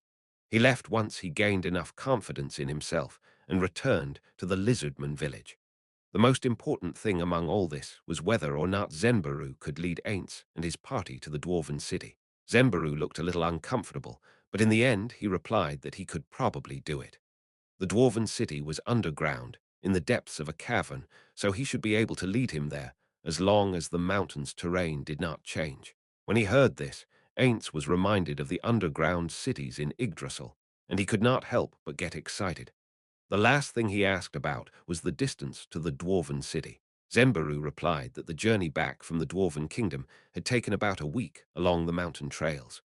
That had brought him to the northernmost tip of the lake. Given the lizard men were not used to walking on land, a week's journey on foot roughly translated to about 100 kilometers. Unfortunately, they had to rely on Zenbaru's memories, so they could not plot the shortest course on a map. I should be prepared to stray off course repeatedly. It made him think of his adventures in Yggdrasil, and Ainz smiled broadly. Is this information useful to you, your majesty? Of course. I welcome expeditions in the dark with only a feeble lantern to light the way. That is what they call excitement now. Perhaps they thought Ainz was making a joke, but quiet laughter came from the ranks of the lizard men. Ainz did not intend to correct their mistake. People who did not know Yggdrasil would find it hard to understand. Then I shall appoint Zenbaru as my guide, and we shall prepare to set out according to what he has told me. Aura and Scholtier will arrive soon with their followers in tow, so you should get yourself ready too. I hear and obey, your majesty. Ainz nodded graciously to him, and then rose from Carcidus' body. He paid no heed to the quiet, mournful sound from below him. 1. Player Killers or Player Killer Killers. Chapter 2. In pursuit of the land of the dwarves, one Scholtier and Aura gathered at the lakeside near the lizardman village, accompanied by their hand-picked followers. Under Scholtier were 25 undead beings, each around level 80 or so. Aura had picked out 30 magical beasts. There were 6 vampire brides who were attendants to Scholtier, Aura, and Ainz. Then there were the 5 Hanzos Ainz had brought with him. After that were 5 mammoth-like magical beasts of burden, which had been summoned with in-game currency. Said beasts had cargo harnesses on both sides, the kind that was commonly used in Yggdrasil. They could be considered the weakest beings in the group, given that they were only level 40 or so. Still, their cargo-carrying capabilities were quite impressive, and their cold and fire resistance meant that they could move easily through frozen tundra or near calderas filled with churning lava. The most important thing was that their appearances belied their incredible mobility and ability to operate for long periods without eating or drinking.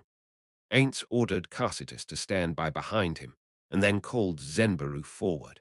What do you wish of me, your majesty? Zenbaru stepped away from Zaryusu, and Crush Ainz remembered their names and came before him. Ainz could not help but look at the little white lizardman that Crush was cradling. Perhaps Crush sensed Ain's collector spirit, but she instinctively moved to protect her child. It's not like I'm going to snatch it away feeling a little depressed. Ainz handed Zenbaru 3 items. Take them. This ring eliminates the need to sleep, eat, or drink. This ring grants cold resistance. And this necklace grants the ability to use the fly spell. I will teach you how to use it later. It's in case you fall off a cliff. Many thanks, Your Majesty. This was the basic mountaineering gear he used during his Yggdrasil days. He could swap out his gear in response to any unique area effects he encountered in the Azerlisian mountain range. Sorry about interrupting your preparations. I have done everything I needed to do. You may return. Zembaru nodded and returned silently. Carcitus, it would seem the children are quite curious. The children did not flee but kept their distance, looking at Ainz and the others with sparkly eyes. Would the kids be able to adapt if I brought them to a human city? No, what if I did the opposite and brought human children here? Maybe I could build a campsite nearby and then bring the lizardman children there. Aints imagined a scene of human, lizardman, and goblin children playing together. Then he added Aura and Mare, the dark elf children. And then he decided to throw in Sholtir as well. He had put Sholtir in because he saw her making preparations alongside Aura, the undead, and the magical beasts. There was no special significance to it. I like that image. Maybe I should suggest this to Albedo and Demiurge if they displease. You shall I order them to leave immediately. That was not what I meant. Don't you feel that children might be able to get along, even if they are of different races? Don't you think human children could walk hand in hand with lizardman children? I am unsure, but if it is your will, then I am sure that they will join their hands, ain't Sama. This has nothing to do with my will or orders or whatnot. It's just a matter of getting people of different species to work together. I guess I can't make this suggestion due to my position, as King Ain's ideas would all be interpreted as absolute orders. Thus, to some extent, it was quite frightening. Really now. Then, it's about time we set off. Aura, Sholtir, are you ready? The two of them replied almost instantly. Yes, we're all set. The same. If you give the command, we can move out at any point, Ain't Sama.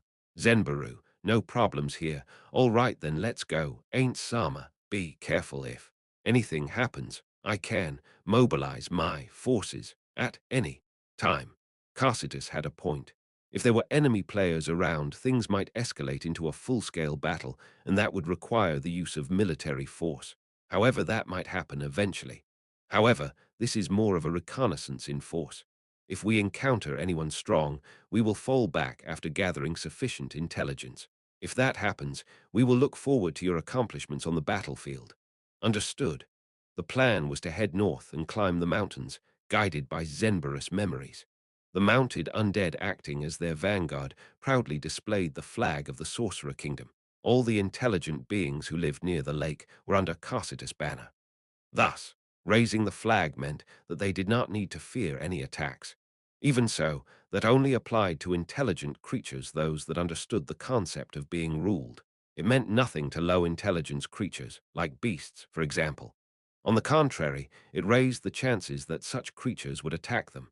Still, there were no monsters in this forest which Ainz and his group could not handle. Sholtir seemed to be looking around for such foolish beings, but she could not find a single monster. In the end, they reached the northernmost end of the lake. Their eyes followed the course of a small stream that fed the lake, and ahead of them lay the serrated peaks of the Azerlisian mountain range. Under a clear blue sky and sunny weather, it was quite a majestic sight, and it stirred a faint emotion within Ain's heart. Just then, Zembaru closed the distance to Ainz and made a suggestion. Could I be allowed to walk ahead of you? I think looking at the surrounding scenery might help me recall something.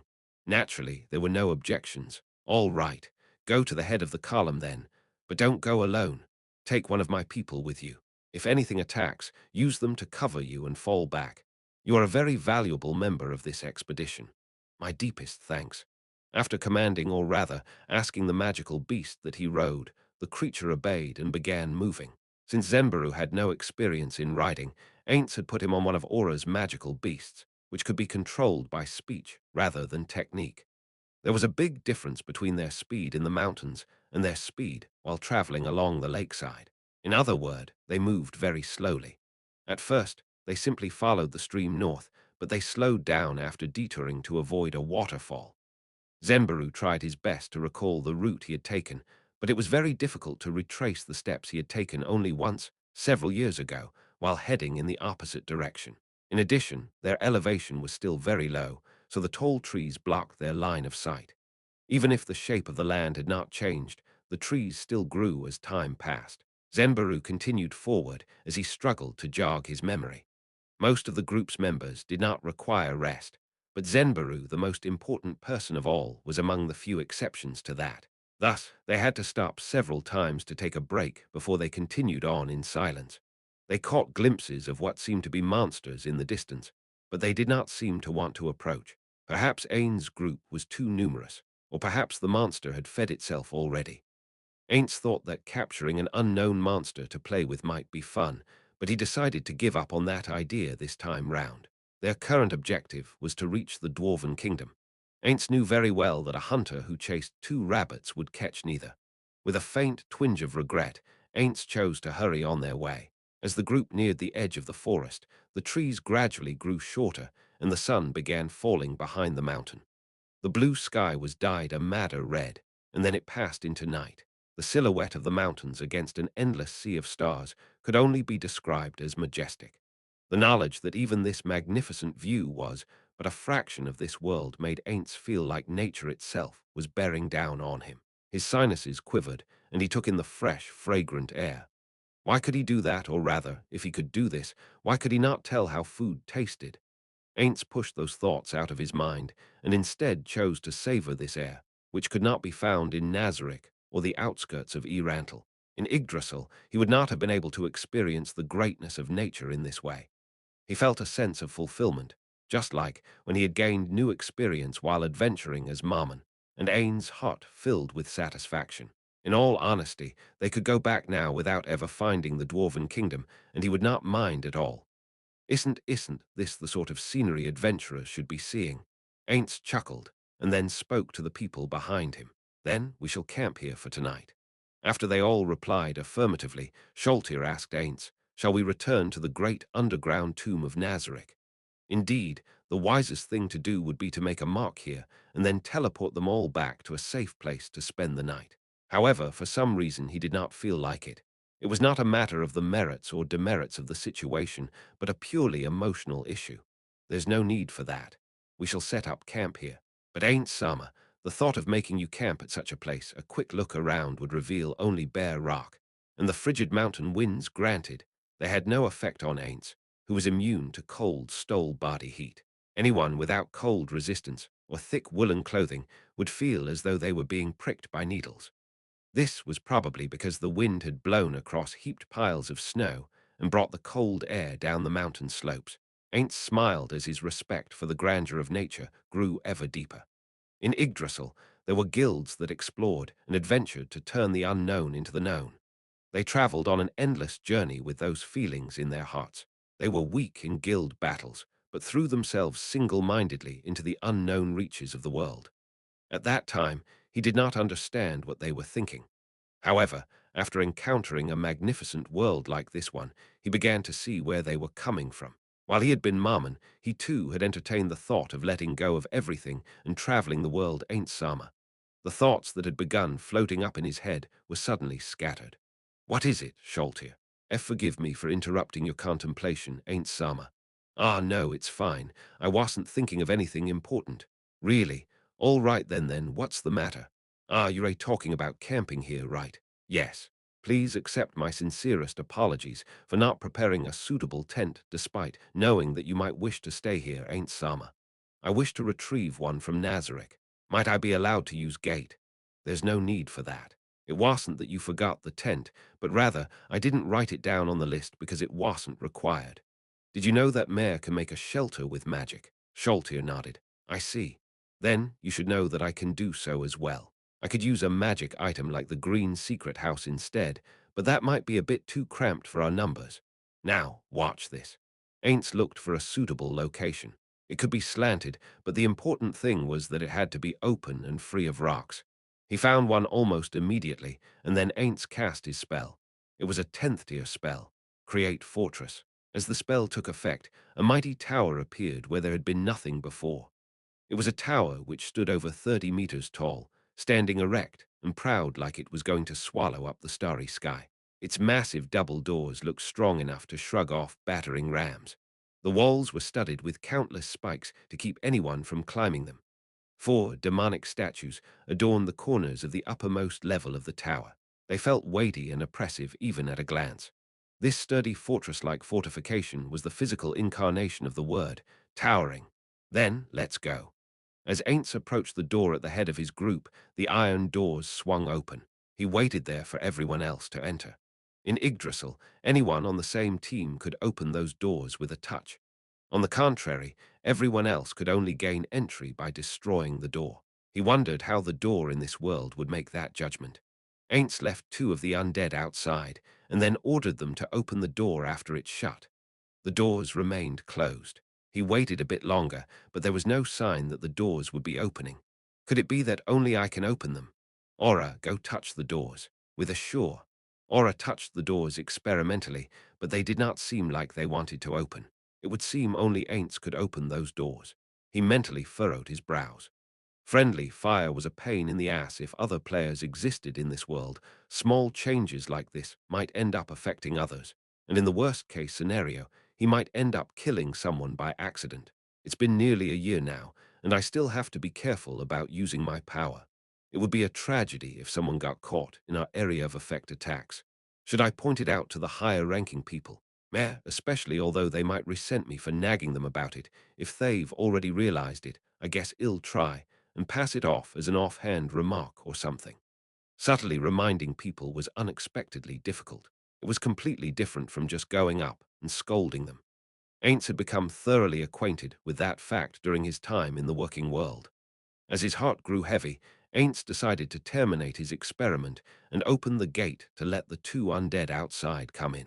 He closed the gates once more after ensuring that everyone was through, and then moved forward. A pair of double doors faced the entrance, and a passage stretched on beyond them. At the end of the passage was yet another set of double doors. The way was lit by magical lights, so there were no problems traveling along it. The instant he opened the inner doors, a blinding light shone upon them. Before them was a round hall. The floor was as white as snow, and the ceiling was high above. A spiral staircase coiled up from the center of the room and connected to the upper levels. Then we shall spend the night here. Anyone who needs to rest can do so. Anyone who does not, well, standing here isn't very good either. Everyone, stand by in your rooms. Ainz indicated 10 doors with his pointing hand. Incidentally, space here was expanded, so this place was larger on the inside than the outside. There are more rooms like these on the 2nd and 3rd floors, so go ahead and use them. Aura, Sholtir, Zenbaru, the 3 of you stay behind. I want to plot our future route given what we have learned today. Ah yes, let's gather on the couch over there. Then carry on, everyone. Ain't Sama, what shall we do with the vampire brides? Ainz could not answer Aura's question right away. After all, bringing them along had been Decrement's idea, and he could have done perfectly fine without them. Ainz paused briefly to think before saying, "I'll give them orders later. For now, have them wait in their rooms." Thus he handed the problem off to his future self. Then Ainz headed to the sofa and sat down. Shortly afterwards, the 3 people he mentioned earlier sat down as well. He began speaking. Then let's start by recording our travels for the day. Aura, please. Yes, Ain't Sama. Aura flipped open a memo pad, holding it open with one hand and sketching a map on it with another. I'm not too confident on some of the smaller details, but it should roughly be like this. Thank you, Aura. It was a fairly crude map, but they could verify distances and the like from the air. Now then, I know you're a tired Zenbaru, but I would like to request your cooperation. You might not like this. What do you mean, Your Majesty? Ainz smiled to the somewhat nervous Zenbaru. In other words, I wish to look through your memories. What does that mean? I think I came off like a villain when I said that. I can control others' memories with magic, but that same magic can browse through the memories of others.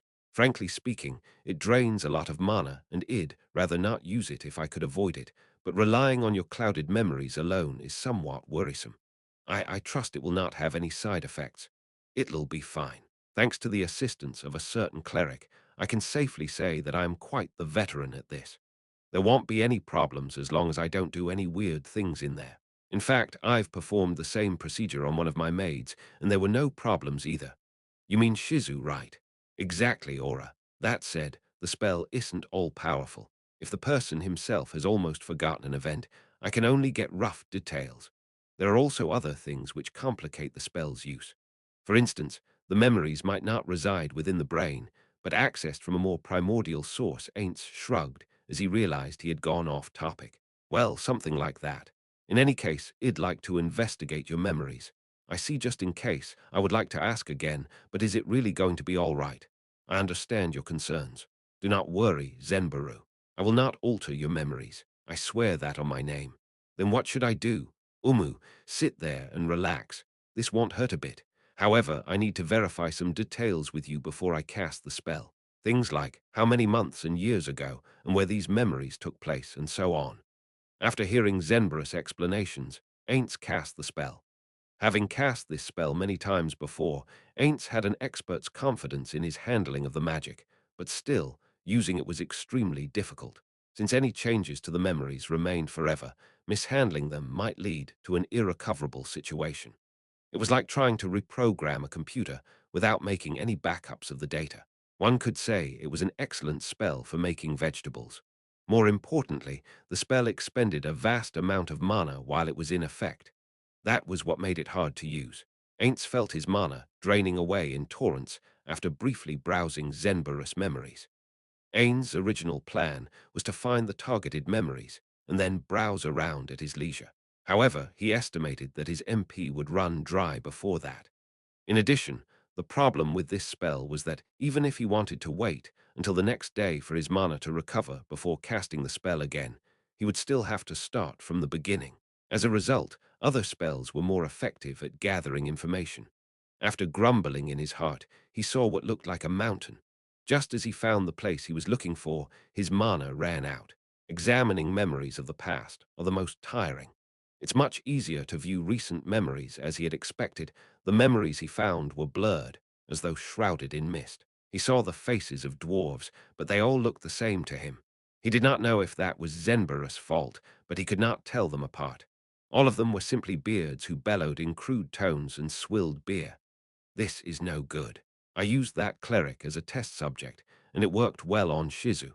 But I feel like I still can't use it well enough. I can't afford to make mistakes with delicate things like memories. I wanted to continue experimenting with that cleric. But he can't even speak coherently anymore. Well, rewriting memories works if I limit myself to the recent few years. I guess I should conduct an experiment on what'll happen. If I wipe a person's memories clean, maybe I should select a few people sentenced to death from Yggdrasil and use them for experiments with that thought in mind. Ainz ended the spell. How are you, Zenbaru? Do you feel unwell? I feel fine, but weird. Ain't smiled. I merely looked through your memories. It would be strange if that felt weird to you, given that I made no changes. That is probably a placebo effect of some sort. It should fade soon. Zenbaru shook his head forcefully. Ainz paid him no heed, but turned his attention to the map. Even after looking at Zenbarus' memories, he still did not quite get it. There were no distinguishing features there, and how could he confirm his position in the confusing scenery of the mountains? In addition, the memories of hiding from monsters had been far more vivid in comparison. The fact was that even if his mana recovered by tomorrow, he would not gain information which was worth that massive expenditure of magical power. Then we shall stick to the plan and have Zenbaru lead us north. I didn't see anything helpful in his memories anyway. It was not as though he had any better ideas. Dispatching outriders would only serve the purpose of massacring the monsters ahead of them. Dismissed. Everyone, rest well. It looks like nobody needs to rest besides Zenbaru. Well then, prepare yourselves for tomorrow. As she watched her master return to his room, Aura turned to Sholtir, who was seated beside her. There are rooms to the left and the right of Ain't Sama's own room. Which do you want? Aura had a magic item which allowed her to go without sleep, and Sholtir was undead. Strictly speaking, neither of them needed a room. However, it would be rude not to use the rooms provided for them, and it would be bad for security if they were too far away from him. Well, I'd think either side would be fine, don't you think? Well, I guess that's right, Say. What are you doing? Aura looked over to Sholtir after hearing her distracted response. This was when she realized Sholtir was writing something in a memo pad. Ain't Sama said that, check. I'm taking notes, of course. I don't want to forget Ain't Sama's words. That's pretty hardworking of you. Let me see. Aura paused to peek, and saw that the memo pad was covered in densely packed script, with hardly any blank space left in between the letters. After a quick glance, she discovered that Sholtir had essentially recorded her master's words down in exacting detail, as well as the actions he took. How shall I say this? Of course, it makes sense to preserve Ain't Sama's words for posterity, but I doubt Sholtir is writing them down for that purpose. Sholtir should have recorded the key points of her master's wisdom, and then learned from them. However, this situation was beginning to make her feel uneasy. I feel that taking notes is a good idea, but that shouldn't be the whole point, right? Sholtir looked at her with a baffled expression on her face. Got it. Maybe taking notes makes you think that you've done a good job. But what you should be doing is recording the important things and using them to teach yourself how to deal with similar situations. Right. Is it really okay to take notes like this? It seems okay. Well, if that's the case, then great. Just in case, you should go over them again once you return to your room. Try to think about what Ain't Sama had in mind, and then put yourself in his place and imagine what you would do in his shoes. Oh, really? Yes, really. After saying that, Aura suddenly wondered why she was saying that sort of thing to Sholtir. And then, for some reason, she felt that guiding her in that way was very natural to her. Ha! For some reason, I feel like I have a useless little sister. It might be a little disrespectful, but I wonder if Bukibuku Chigama-sama felt the same way. They prepared to set out on a particularly brilliant morning. That said, their preparations were nothing more than walking out of the magically created tower and forming up in a column. Ainz felt that this was much less enjoyable compared to his travel preparations from his time as Marmon. After that, they continued their search, but their efforts from dawn to dusk yielded no fruit. As the sun sank below the slopes of the mountains, Ainz narrowed his eyes. They had traveled more than 100 kilometers on the backs of their magical beasts. In other words, they had exceeded the distance to the dwarf city which Ainz had estimated. Yet they found nothing. In other words, they would have to begin the time-consuming task of combing the countryside. Ainz used magic to create a resting place as before, and then it was time for the next day. In other words, the third day. Suddenly, Zenbaru exclaimed in a strange voice, "Over here, I remember this place." There were no more trees in sight, only a field of rocks. Zenbaru's voice echoed exceptionally loudly in this place. "Your Majesty, we should be very close." "Is that so? Then everyone proceed with caution." In accordance with Ainz's orders, the group formed up into a neatly ordered column. "Then I'll leave this to you, Zenbaru. You can count on me." The group advanced, led by Zenbaru. Finally, they saw something which looked less like a cave than a crack in the mountain. Ainz had seen something similar in Zenbarus' memories, but he felt that it should have been bigger. Still, this was probably the right place, given Zenbarus' overjoyed reaction. The memories were Zenbarus' own. The lizardman's perspective ought to be more reliable than Ainz's fragmentary glimpses. Ainz smoothed out his mussed-up robe and gestured to Aura. Acting as they had planned earlier, Aura led her beast towards the fissure. "Kingdom of the Dwarves, His Majesty Ainz Ooal Gown, King of the newly founded sorcerer kingdom of Ainz Ooal Gown to the south, has come to pay you a visit. Will you not send someone to receive him?" The voice of Aura the Herald echoed through the fissure. Yet there was no response. Aura looked at Ainz with an expression that said, "What should I do now?" Ainz indicated that she should announce them again. And so, Aura shouted at the top of her voice once more. However, there was still no response. There was no sign of anyone appearing even after waiting a while. Zenbaru had said that there should be guards watching this exit in order to prevent intruders from the outside. If this was the case, someone should have heard Aura's voice. Were they avoiding the dark elf? Ainz recalled Aura for the time being and then summoned Zenbaru. "It's your turn now. Go shout a bit and see how it goes." Ainz cast several buff spells on Zenbaru. While it did not guarantee his safety by any means, it greatly reduced the danger he might face compared to being sent out without those spells. Zenbaru drew near the cave and shouted. Still, there was no response. "Hanzos, presenting ourselves to the master." The ninjas poured out of Sholtir's shadow. The other Hanzos were arranged behind the Hanzo leader. "Infiltrate the interior and verify the situation." Do not be spotted. It shall be done. May I ask how far we should investigate? The dwarven city is said to be riddled with mining tunnels. Fully investigating the intricate web of those tunnels will take a long time. Perform a cursory inspection. Focus on the central region and the administrative areas of the city. You may investigate the tunnel interiors later. Understood. The Hanzos took off in a sprint, following their leader. The way in which they ran, leaving afterimages behind them, was a motion unique to high-level ninja-type monsters. Ainz indicated that Zenbaru should return to the center of the group, allowing him to wait in a safe space. He could be very useful when negotiating with the dwarves. Sholtir, don't slack off on security. Understood. After using a skill, Sholtir was fully armed and armored in an instant. She surveyed her surroundings carefully, not letting a single detail escape her. Now that Sholtir, the strongest guardian of Nazarick, was ready for battle. No opponent, however strong they might be, could instantly kill her with a single combo. That said, experience was the important thing when fighting players, and giving that task to the inexperienced Sholtir was quite dangerous. In other words, the experienced Ainz might still need to act as a role model for her. Ainz carefully watched his surroundings as well. Soon, the Hanzos returned. They had taken longer than expected, probably because they had traveled a long way. The Hanzos lined up before Ainz and fell to one knee. Naturally, their leader spoke for them. Ainz-sama, we have discovered what might be a dwarven residential area. We searched it, but found no signs of life. What happened? We did not investigate thoroughly, but there were no corpses or any sign of household products within the houses. Neither were there any signs of battle. It would seem the dwarves abandoned this city of their own will, for some reason. He glanced at Zenbaru, who seemed very shocked as well. He might only have known him for a short time, but he had gained a bit of insight into Zenbaru's personality, and this did not seem like an act. All right, then. Lead us to the residential district. Yes. Ainz followed behind the Hanzos. This was unknown territory, and he could not be careless here. Sholtir, Aura, and Zenbaru were also escorted by high-level undead and magical beasts. The only ones left outside were the low-level vampire brides and the mammoth-like magical beasts.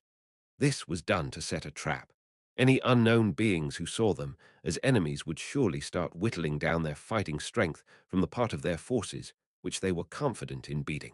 In addition, it was basic tactics to begin attacking their supply lines in the hope of learning something from the objects which they dropped. Thus, he did not leave them there alone. He had also positioned a Hanzo nearby, in concealment. That Hanzo was not there to rescue them. Rather, it was there to observe the enemy and learn about their attackers. After that, being able to learn their fallback point, or better yet, their home base would be an unexpected bonus. The reason why they had not returned to Nazarick at any point during their journey was also to prevent the opposition from knowing that they could replenish their forces infinitely using the gate spell. This would make them think that Ainz and company could be worn down over time. Well, even if the enemy does appear, it would be good if the vampire brides were safe. Ainz did not want the vampire brides to die. However, he did not mind sacrificing respawning pop monsters to gain information on the enemy. Was this being a little cruel? Ainz thought as he entered the cave. There was no light from the outside in the cave, and soon they were immersed in complete darkness. However, it posed no problems to Ainz, who had dark vision. Sholtir, Aura, the other undead, and the magical beasts also possessed that ability. At their level, mere darkness was not a disadvantage to anyone present. Zenbaru, on the other hand, was being cradled like a princess by one of the undead. Given the fact that all the stalactites and stalagmites in the area had been cleared away, and the fact that the area was flattened and easy to walk through, there was no doubt that this place was a dwarven city. The Hanzos led them onwards. There were many forking paths along the way, all of which led quickly to dead ends, according to the Hanzos guiding them. They had probably been dug to confuse intruders and buy time, or perhaps to help mount a counterattack. There were spells which Ainz could use under these circumstances, but the Hanzos lacked such abilities. It only made sense that they had taken a long time considering they had to investigate all these possible paths. As he thought about that, one of the Hanzos turned to face him. Ainz-sama, we are about to reach the residential district. Really now. There's some kind of blurred lighting in the distance, Hanzo. Didn't you say there were no dwarves here? Yes, there are none. This light is being emitted by a crystalline mineral. A vast open space sprawled ahead of them. As he looked for the source of the illumination, he saw multiple sturdy pillars supporting the ceiling. Crystal-like objects grew from the ceiling, and they radiated the light which the Hanzos had spoken of. There were no other sources of light, no man-made ones, at least as far as Ainz could see. This place seemed like a residential district, as the Hanzos had described it. It certainly looked like a city, with long rows of dull buildings, roughly 2 stories tall. Perhaps it was because their builders were a short race, but their structures were all shorter than human-constructed buildings. Even so, they were still taller than Ainz, and he could not tell the size of the city on account of his line of sight being obstructed by the buildings. However, the sheer number of buildings here made him feel that counting them all was an exercise in futility. And as Ainz surveyed the city, the flame of hope in his heart went out with a chew, too, as if extinguished by a basin of cold water. It was too run down. The stories he had heard of the dwarven city conjured up a mental image of a shining, intricate, and dignified place, but there was no sign of that here. There was no trace of Yggdrasil of a player's presence here either. Ainz stepped forward and pushed open the door to one of the buildings. As the Hanzos had said, he was greeted by an empty space. He could not see any furniture from where he stood at the entrance. The only things that remained were shelves, which had been installed into the walls, and other things which could not be moved. White dust covered the ground. It would seem nobody had been in here for quite some time. Zenbaru, call out and see if there's anyone there. After hearing Ain's order, Zembru shouted the name of the dwarf who had taken care of him in the past. The fact that there was no echo within this confined space clearly demonstrated the sheer size of the cavern. Zembru shouted several more times, but as before, there were no signs of anybody emerging in response. Hanzos, search the tunnels outside this city for anything that might serve as a clue. Find the reason why this city was abandoned. However, given that we know nothing about the extent of the tunnel network, return if you feel you have gone too far. Understood. While it might have been faster to have everyone head out on their own and search, Ainz was not nearly stupid enough to split the party under these circumstances where he did not know what was going on. He ordered everyone to gather and conduct a little investigation. As Ainz waited behind, they opened the doors of one building after another. All of them were the same as the first. Some of them contained abandoned furniture, but that was more of a bookshelf here and a table there. He had not found a residence with a complete set of furniture. Checking all the houses like this would take a lot of time. Aura, you have the best senses of all of us. Have you found any clues? Nope. Can't feel anyone around. Is that so then? Well, split up into 2 teams to search further. Sholtir, take command of the undead and act as our lookouts. Aura, go ahead to the house where Zenbaru stayed the last time he was here. Search the city for the reason why the dwarves are no longer around, but take care not to stray too far. The 2 guardians replied affirmatively, and then he saw Zenbaru bowing in gratitude. After nodding magnanimously, Ainz cast fly. He slowly floated up. This would be a dangerous course of action if anyone was waiting in ambush, but for some reason, Ainz had a feeling that there was nobody around. Ainz Sama, Sholtir flew over in a panic. It's dangerous. Please descend. Come to think of it, you're right. It seems I got careless. It was only natural that Sholtir would be angry. After all, he had flown up where anyone could draw a clear line of fire to him purely because he was acting on a baseless instinct.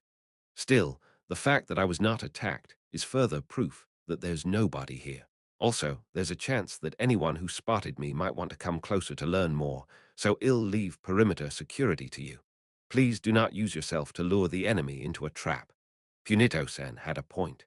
Depending on the circumstances, a leader might have to use themselves as bait.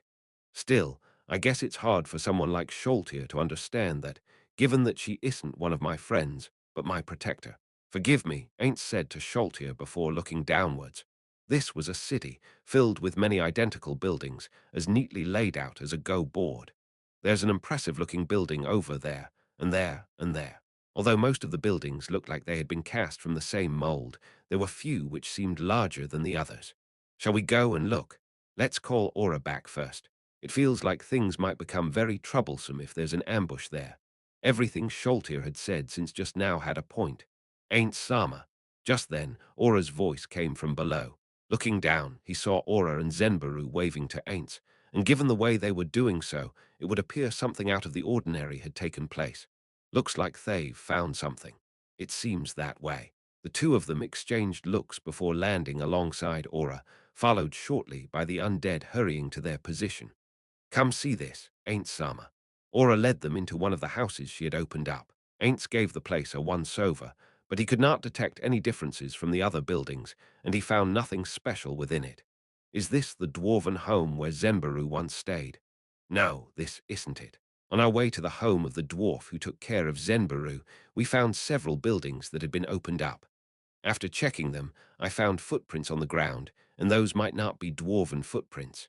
Here, have a look. Zenbaru, dwarves don't go barefoot, right? Ah, of course not. They all wear shoes, and they don't take them off even inside their homes. I used to see them in sturdy, metal-soled boots. That means these footprints are clearly not dwarven.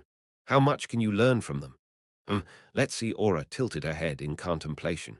They seem to have been made by a biped, and the drag marks between the left and right footprints suggest a tail of some sort. Was it something like a lizardman? Sholtir turned to look at Zenbaru. No, it wasn't. The tail is slim, not thick like Zenbarus. Also, the footprints were filled in with dust, so they must have been left there for quite some time. Whoever left them did not go back and forth often. Also, it looks like the person who came in here left immediately after entering. Did they come because they were interested in a dwarven city? Aura shifted her gaze from the house to the road outside. And it wasn't just one person, there were a lot, at least 10 of them. How far can you follow this trail? This is our only clue, after all, so I'd like to follow up on it as much as possible. Understood. Could you follow behind me then? There was no possible reason to refuse. Everyone trailed after Aura, while Sholtir stood by behind Aura to protect her. The owner of the footprints moved, as Aura had predicted. It had the same objective as Ainz, wandering around and looking into the dwarven buildings. Halfway through the trail, Aura suddenly ground to a halt and stared at the road ahead. She was looking at one of the huge buildings that Ainz had spotted from above. There's many identical footprints here. It looks like a squad of them came from over there. What should we do? Should we investigate this squad? No, it might be better to see where these footprints' owners disappeared to. Well, investigate the other group later. Understood. Aura started moving again. In the end, they reached a building that was fused with the walls and seemed to span the entire city. It looked like a bungalow, but it was huge. There shouldn't be anyone inside, but for safety's sake, I will use magic after this. The enemy's defensive spells might take effect centered on me, so everyone should keep their distance. Using divination-type magic carried the risk of being targeted by counterattacks. While the only one among them who might actually be killed in one hit by such a backlash was Zenbaru, there was no reason to unnecessarily deplete his subordinate's health. Ainz-sama, please allow me to guard your person. Eh, then I'll come too. No, you need to stay where you won't be affected and watch your surroundings. After being rebuked by Sholtir, Aura looked pleadingly at Ainz, but in this case, Ainz shared Sholtir's opinion. Indeed, your sensory abilities are the best among us, Aura. While it does not seem likely, if there actually is an ambush, you may end up being the first one to deal with it. After hearing that from her master, Aura had nothing left to say. All she could do was reluctantly express her acknowledgement. Ainz conjured a magical sensor and sent it into the building. As expected, there was no sign of anyone hiding within, and so he sent it deeper inside. What was this building used for? A counter, and are those lockers? It looks like a bathhouse, but there's no separation for genders. Is this a dwarf-only building? As Ainz observed the interiors of several rooms, he found a place that looked like the tunnels through which he and the others had passed through just now. Could this building be a checkpoint or base of some sort? Maybe it was meant to stop the enemy coming from the depths of this tunnel. Does that mean the tunnel leads somewhere else? A quick search of the building's interior revealed no trace of the enemy. He quickly summarized the state of the inside of the building and then let Aura head inside in order to verify if the footprints ended inside that tunnel. After that, Ainz, Sholtir, and Zenbaru followed. He left the magical beasts and undead waiting outside in case the Hanzos returned in the meantime. As they followed behind Aura, Ainz whispered to Zenbaru, "What do you know about this building?" "Sorry, Your Majesty, but I don't know that much.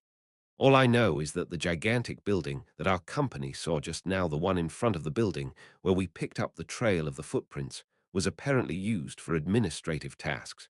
Also, the other big buildings we glimpsed from time to time used to house taverns or blacksmiths and the like.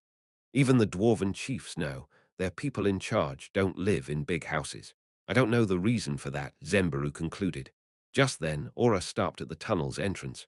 The footprints came from here. Shall we go on? Ainz was briefly stymied by Aura's question, but it soon passed. No, let's not. There are other places to investigate in the city. Well, leave this place to the very end. Also, it would be better to have the Hanzos around for it. One could also say that the tunnels were very extensive, considering that the Hanzos still had not returned. After they went back outside, Ainz cast a message spell to speak to the Hanzo leader. What's the matter, Hanzos? Haven't you found anything yet? Our deepest apologies for taking so long. However, please take heart. Though it has taken some time, we have finally found a trace of someone's presence. What? Really? Did you discover any evidence about the disappearance of the dwarves? This is not proper evidence, but there seems to be a sound coming from the depths of this tunnel. Not a natural sound, I take it. Indeed, it sounds like someone digging out an ore vein. What should we do? Would it be best if we went forth to investigate? No, forget it. Before you do that, take us there. Our present location is, come to think of it, he probably could not get the message across clearly using speech alone. That's it. Well, use a torch as a signal. Understood. After ending the message, Ainz took out a torch. It was self-igniting, and he handed it to one of the undead waiting nearby. The undead creature waved it from side to side, signaling the Hanzos, whose location was unknown. Of course, this was no ordinary firebrand. It was an artifact sold in shops. It did twice the damage of normal torches when pressed against the bodies of slime-like monsters. This was somewhat wasteful, but Ainz did not have any ordinary torches with him. The torch seemed to sear a red band into Ainz's vision before the Hanzos finally appeared before him. Forgive our tardiness, master. Dispense with the formalities. Time is money. Take us there now. Understood. Ainz rode atop a magical beast in pursuit of the running ninjas. Eventually, they came before a building like the one they found while following the footsteps. The Hanzos stopped here, so this was probably their destination. After alighting from his beast, Ainz listened to the Hanzo's explanation of the situation. There is a hidden tunnel within this building. The entity in question is inside that tunnel. Ain't Sama, there's a new set of footprints here. It doesn't look like it came out of the tunnel, and they only lead inside. The person who made them wore boots, and given their size, I would put them around Sholtier's height. Also, there's only one of them. Ainz nodded to Aura, who was staring at the ground in front of the building. Let's try to open a friendly dialogue with this person. Even if they attack, you are only allowed to defend yourselves. Under no circumstances are we to make the first move. Do you understand? In order to avoid alarming the other party, well, have Aura try to talk to them, and then Ainz touched his face. Were humans the only species that shunned the undead? Or was it a given fact of this world? In any case, his subordinates still stood at the head of an undead army. That being the case, he might make a better impression by exposing his face and not hiding his identity. All right, Hanzos, take us to where you heard that sound. The Hanzos led them through the building and into the tunnel. The ceiling was fairly low, so it should have been excavated by dwarves. Dwarves in Yggdrasil were universally short in stature. If they had dug this tunnel, it would probably be around this height. Aura's ears twitched as they moved through the tunnel. That confirmed the accuracy of the Hanzo's report. Ainz strained to listen, but he could not pick up the sound Aura had heard. Is that it? Is it close? It's hard to tell. I can't judge the distance accurately because of the echoes. Umu. If it's in a straight line, an arcane eye would be able to reveal the other side's identity. Someone without Aura's keen hearing, derived from racial or job classes, would not be able to hear anything due to the distance between them. However, if they drew closer, the other party might pick up on the presence of a long procession on the move. If anyone heard an unknown group approaching them, their first instinct would probably be to flee for their own safety. Of course, having Aura around meant that they would not be able to escape, but the opposition might still be able to elude her if they could teleport, or if they had skills which allowed them to meld into the earth. The wisest decision would be to send Aura and the Hanzos, or for Ainz himself to go, since he could go invisible. Then, well, send out the stealth-capable people from this point on. Aura and the Hanzos, y'all go first. I will follow. Sholtir, you should wait here, if that is your order. No, would it be a bad idea to wait here? Ainz looked to the ceiling. It looked like sturdy bedrock, but there were no such things as absolutes. Fair enough. Return to the building from earlier and wait for us to return. No, if I do that, the Hanzos will also aura. Do you think the footprints lead toward the source of the sound? Yes, they're heading there. The person who made them is probably the source of the sound. I see. Then, can you lead me there? Aura nodded. Then, the two of us will go ahead first. Everyone except Aura and myself will proceed to the building at the entrance of the tunnel. If anything untoward happens, particularly the appearance of powerful beings on our level, fall back immediately. In that case, we will make our own escape, so do not be worried. The destination for any gates will be Aura's building in the forest. Understood. But will the two of you really be all right by yourselves? I'm not sure. Well, I'd like to think that will be fine. One could consider flaws all day long and end up nowhere. All he could do was accept that he was compromising his safety to some extent as he took action. This was something Ainz had learned recently. Sholtir had not said anything which made him want to change his mind. Or rather, it might be that Ain's orders left no room for objection, so all she could do was obey gracefully. Ainz set out with Aura. He did not use magic, yet since they were still some distance away, the two of them walked in silence for some time, and then the sound reached Ain's ears. It seems whoever's doing this is doing their best to minimize the amount of noise generated. Ainz had no idea why that topic came up, but if Aura mentioned it, then it should probably be correct. Does that mean we can assume the other side is on high alert as well? So should we start by capturing them, only if they seek to flee? After all, if our first contact is violent, it might be very difficult to have friendly relations with them in the future. I understand. Then let me go ahead and talk to them normally. Proceed. Then I shall make myself invisible now, for safety's sake. I'll follow behind you while invisible, Aura. If the other party makes a run for it, then we'll have no choice but to capture them. Too, after a brief discussion, the two of them prepared themselves and headed for the maker of the sound. There was a dwarf-shaped creature in the depths of the tunnel. In this pitch-black world, all they saw was him diligently digging at the walls of the tunnel with his pickaxe.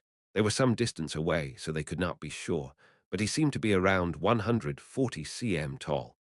His body was shaped like a beer barrel, and his legs were not long. In fact, it was instantly clear that his legs were short. He wore a brown-colored cape, and the items laid out nearby should all have been his property as well. One of them was an unlit lantern and a water flask. What's a miner doing all by himself in an uninhabited city? This is strange. Let's ask him and solve this mystery. Aura silently crept towards the miner. In contrast, Ainz did not seem to care. Perfect unknowable erased one's traces and sounds, making the caster very difficult to detect if one did not have very high-level thief-type job classes. Even someone of Aura's level would have a very hard time spotting him. Ainz registered on her senses as a vague presence. Once she was close enough to the miner, Aura called out to him, "Hey, what you doing?" The miner wailed like he was about to die as he turned to face her.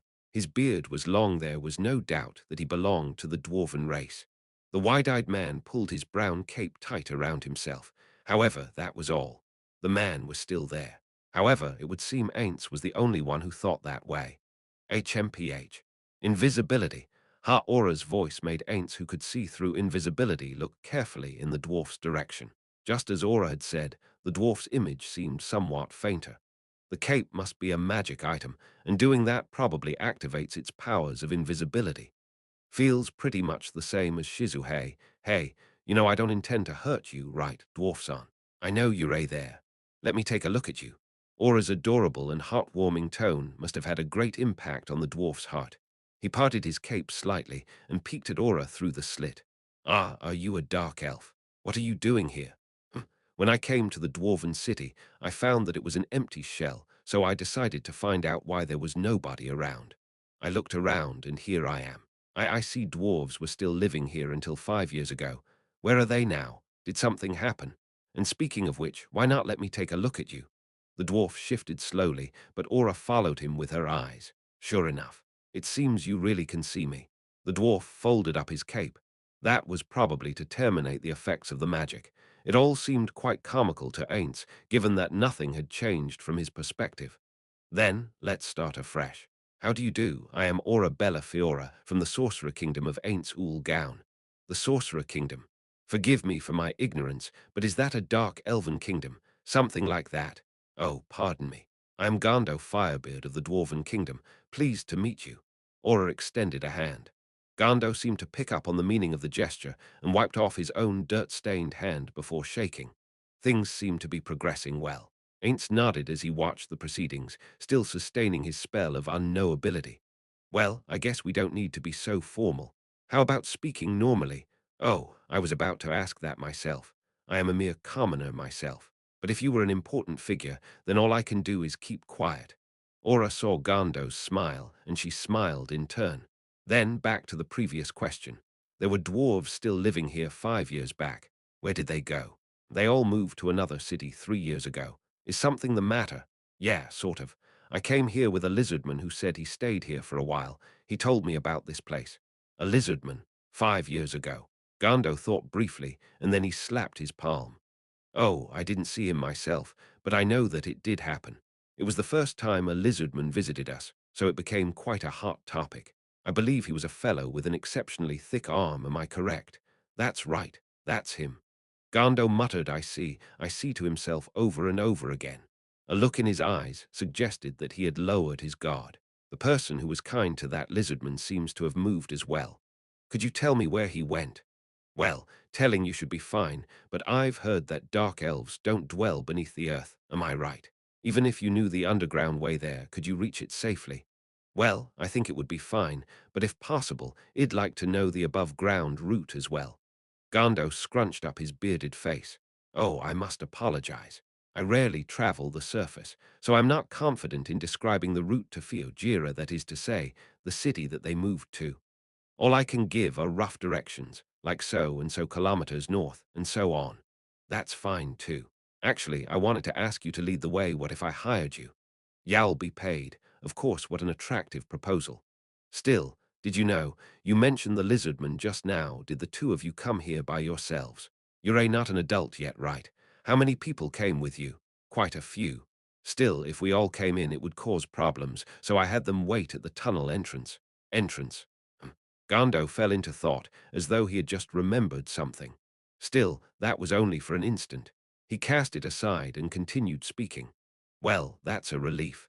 Walking by yourself in a tunnel, that's not a good idea. You're not an underground dweller, so you probably don't know, but some monsters can swim freely through the earth. It's not a place where someone can go alone, you know. Well, if you had my magical gear, you might be able to do something about it. He glanced repeatedly at Aura's outfit to see if she had any magic items. Well then, I need to complain to your comrades. Sending a child out alone is a terrible disgrace for adults. Gando turned his back towards Aura and tossed a chunk of rock into a bag which had been laid out beside him. The bag did not swell up. It must have been a magic item as well. Then he picked up the nearby lantern and pulled up the shutter. A surprising blue glow, a magical glow, illuminated the tunnel. Until now, the two of them had been conversing in complete darkness. Then, let's go. It seems you can see in complete darkness, but a little light would help, right? Well, it greatly raises the chances of being spotted by monsters, so I don't recommend it. Do you have a way to flee if a monster attacks? They aren't very common here, but you can't rule out the possibility entirely. Ainz nodded. The dwarf did not know Aura's power, so it was quite admirable for him to take this mature attitude with her. However, Ainz felt that Gando's caution was not enough. He should have taken various possibilities into consideration before advising her. Don't worry. I can escape by myself just fine, and I am not alone either. Aura looked towards Ainz. However, her line of sight seemed to be slightly off. Really now, I have a cloak of invisibility, so you can abandon me and flee. However, the monsters that burrow through the earth can sense their opponent's location through vibrations in the ground. Therefore, I wanted to warn you not to move carelessly. With a grunt, Gando shouldered his bag and rose to his feet. Let's go then. Gando headed forward. Aura and the still unknowable Ainz followed closely behind. Come to think of it, you mentioned earlier that this place was not safe, but wasn't this once a dwarven city? What made it so dangerous that you had to evacuate? Well, it wasn't this city, but our current capital, Fiojira. It lies to the northeast. We spotted Quagoa tunneling beastmen nearby.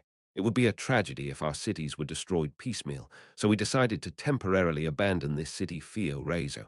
Quagoa. What kind of race are they? Umu. They're a underground dwellers like we are, but they're a troublesome fellows. Things are bad enough between us that it's kill on sight when we encounter each other. Gando rambled on about the Quagoa as he walked through the tunnel. This was probably to keep Aura on her toes as well. At a glance, they were bipedal demihumans who resembled moles. They were about 140 cm tall, weighed about 70 kg on average, and they had short but powerful builds. They were predominantly dark brown, with black and brown being less common.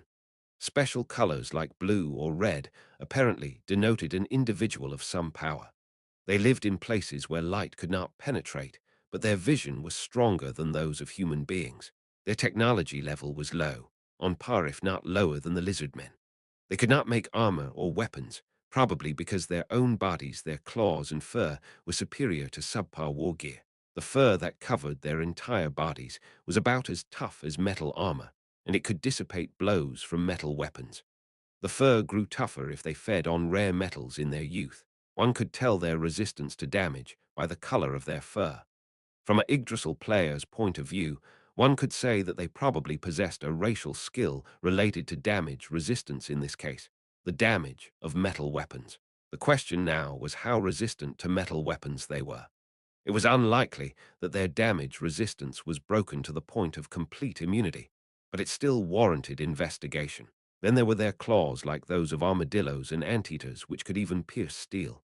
Those guys, how I think we found traces of them in the city just now. Gando suddenly stopped and turned to face Aura. What did you say? Is this their nest now? It's become just like that place. That place, well, it doesn't feel like they've taken up residence here. I think they probably just came as scouts. Still, if you were going to abandon this place, why not destroy it? That's true, but we don't intend to abandon this place forever. Once our armies are ready, we intend to take it back. As you can see, there's a lot of ore here, like in the place where I was digging just now. And the two of them walked on in silence. Gaps in conversations were commonplace, and if they did not fill the space with a new topic quickly, their dialogue would end here. Ainz judged that they had asked everything that could be asked, and decided to show himself. It might be better to tell Gando about himself before he left the tunnels and saw the undead. Then, it's about time I introduced myself. Ainz said that, but thanks to the perfect unknowable spell which was still in effect, his voice did not reach the two of them. Feeling a little embarrassed, Ainz dispelled the magic. Perhaps Gando sensed Ainz's presence behind Aura, but he turned around, and his eyes widened into saucers. His expression underwent a surprising and complex series of changes. Bafflement, shock, terror, confusion, and then Ainz wondered if he had made a sound which might have disturbed him, but Gando gripped Aura's hand tightly. Ammon, a moan.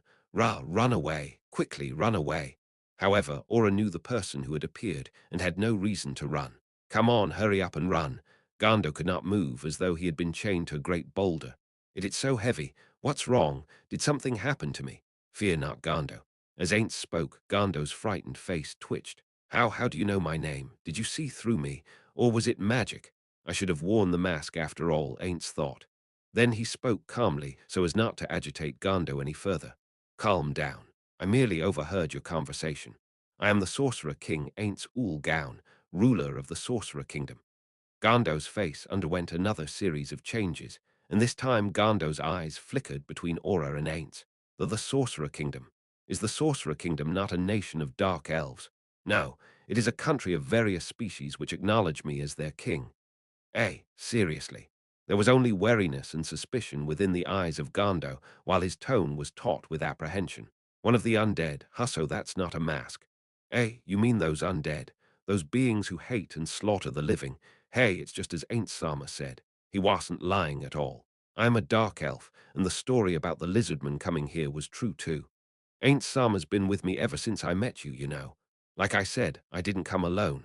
I thought my ears deceived me. But Gando mumbled to himself, and then took several deep breaths before putting a determined expression on his face and asking, "Could it be that your majesty, may I use that term?" Was your majesty formerly a dark elf? That was an unexpected question. The correct answer was probably that he was an undead being of human origin. Ainz paused briefly to consider his answer, and then replied according to his predictions. No, I'm a natural-born undead creature, although I don't know if that's the right term to use. Well, there's no need to be afraid. Human, dwarves, and elves all have good and bad members of their species, right? Similarly, there are undead who hate the living, and those who seek friendly relations with them. Naturally, I belong to the latter group. But friendly undead, that's about as unthinkable as compassionate demons. That was pretty well said, Ainz thought as he shrugged. Really, I know of an angel who fell into the darkness, and a demon who aspired to the light. The demon in question was an NPC in Yggdrasil called Mephistopheles. He was a character who was famous for spouting tsundere lines to good-aligned beings. He looked fearsome, but was surprisingly friendly and logical, and he gave out missions that ranged from trivial to high level, which made him almost as popular as the Dark Young. To think such things actually existed. Ainz shrugged at the shocked Gando. I understand your caution. However, I only ask that you remember this. I have no intention of harming you. Let him go, Aura. Yes, Ainz Sama. Halfway through, the person holding onto the other's hand had changed from Gando to Aura, and naturally, their intentions for doing so was exactly the opposite to each other. Gando stumbled back quite a distance once Aura let go of him, but he did not appear to be fleeing. A very rational move, Ainz mused. A misstep could have led Gando to make the emotional choice of fleeing. That would not have ended well for him. However, Gando, as he was now qualified as someone who could be negotiated with. Then, shall we start again? I understand your caution, but we have no intention of harming you. Rather, we would like to be friends with you. Gando did not respond. As expected, he was still peeking at Ainz with doubt written all over his face. In particular, my nation would like to sign a treaty of friendship with the Dwarven Kingdom. Therefore, we have no intention of harming any Dwarven citizens. And what do you mean by a treaty of friendship? Pardon me. It's best not to mention national-level issues to an individual who cannot represent a nation, don't you think? That's right. No, I mean, it is as you say, don't worry. Both phrasings are fine. Dealing with someone who stumbles over their words is tiresome. Ainz's relaxed answer drew the first bitter smile from Gando ever since they had met. Thank you very much, Your Majesty. And if the words of this girl, this young lady, are true, I take it you came to this city for that purpose. Indeed, that is so. But Gando, why don't we leave the tunnel first? Talking to the lizardman who came with us might be a good idea. You've heard of him before, haven't you? Also, I'd like to discuss the matter of the Quagoa with you. Mgando narrowed his eyes at Aura. Aura smiled, as though to say, who me? All right. It seems this little lady has a lot of trust in you, and it's clear that you're no ordinary undead. Gando walked before them, while Aura and Ainz followed him through the tunnel. That's right, might I ask you a question? What is it? Gando replied as he turned back to look at Ainz. I would like to know more about the runic characters and the craft related to them. Gando's brow bunched up, his eyebrows squishing up into steep slopes. What do you want to know about runes? What's there to ask? The unhappiness was plainly audible in Gando's voice. Until recently, Ainz could sense confusion and fear while talking to him, but there was no anger. In other words, Gando's rancor was entirely due to that simple question. Did he recall a bad memory concerning runes, or was this some sort of secret that could not be revealed to non-dwarves? Ainz hesitated. Should I continue asking? Gando was the first dwarf he had encountered. Upsetting him was not wise. However, if he could learn the source of the anger, it could prove beneficial when negotiating with the Dwarven Kingdom. Of course, that assumed Gando's anger did not spring from a personal reason. Ainz coldly considered whether he needed to eliminate Gando, as he shared what he knew about the runes. Granted, most of that was parroted from Tabula Smaragdina. The truth was that he did not know much. He knew how many different characters there were, and that they were a form of writing, but that was it. He barely remembered the individual meanings of each character, so he had to fumble through the description. In contrast, a dramatic change occurred in Gando. He halted in his tracks and turned back. His face was twisted in a grip of a completely different emotion. He was overflowing with excitement. Yahuwah, you know, the sorcerer, king, and ageless, eternal undead being lost knowledge, he could hear Gando muttering to himself. There was no meaning in his words. It appeared to be an unconscious response. Ainz held out a hand to stop Aura, who was anxious and had been preparing to make a move since Gando did not answer immediately. It would be best to let him think this through first. After Gando got himself together, he studied Ainz intently. His attitude still spoke of wariness towards Ainz, but it seemed to have been supplanted by some other emotion. I know of more runes than these. There are 50 lesser runes, 25 middle runes, 10 upper runes, and 5 top runes, for a total of 90. That said, many of them have been lost, and only a few are left. Exactly how many secret and divine class runes there are is the stuff of legends. Really now there might be some differences, but the runes I know of look like this. Do you recognize them? Ainz traced a rune from his memory on the ground. Ho! This is one of the middle runes, Lagu. 3.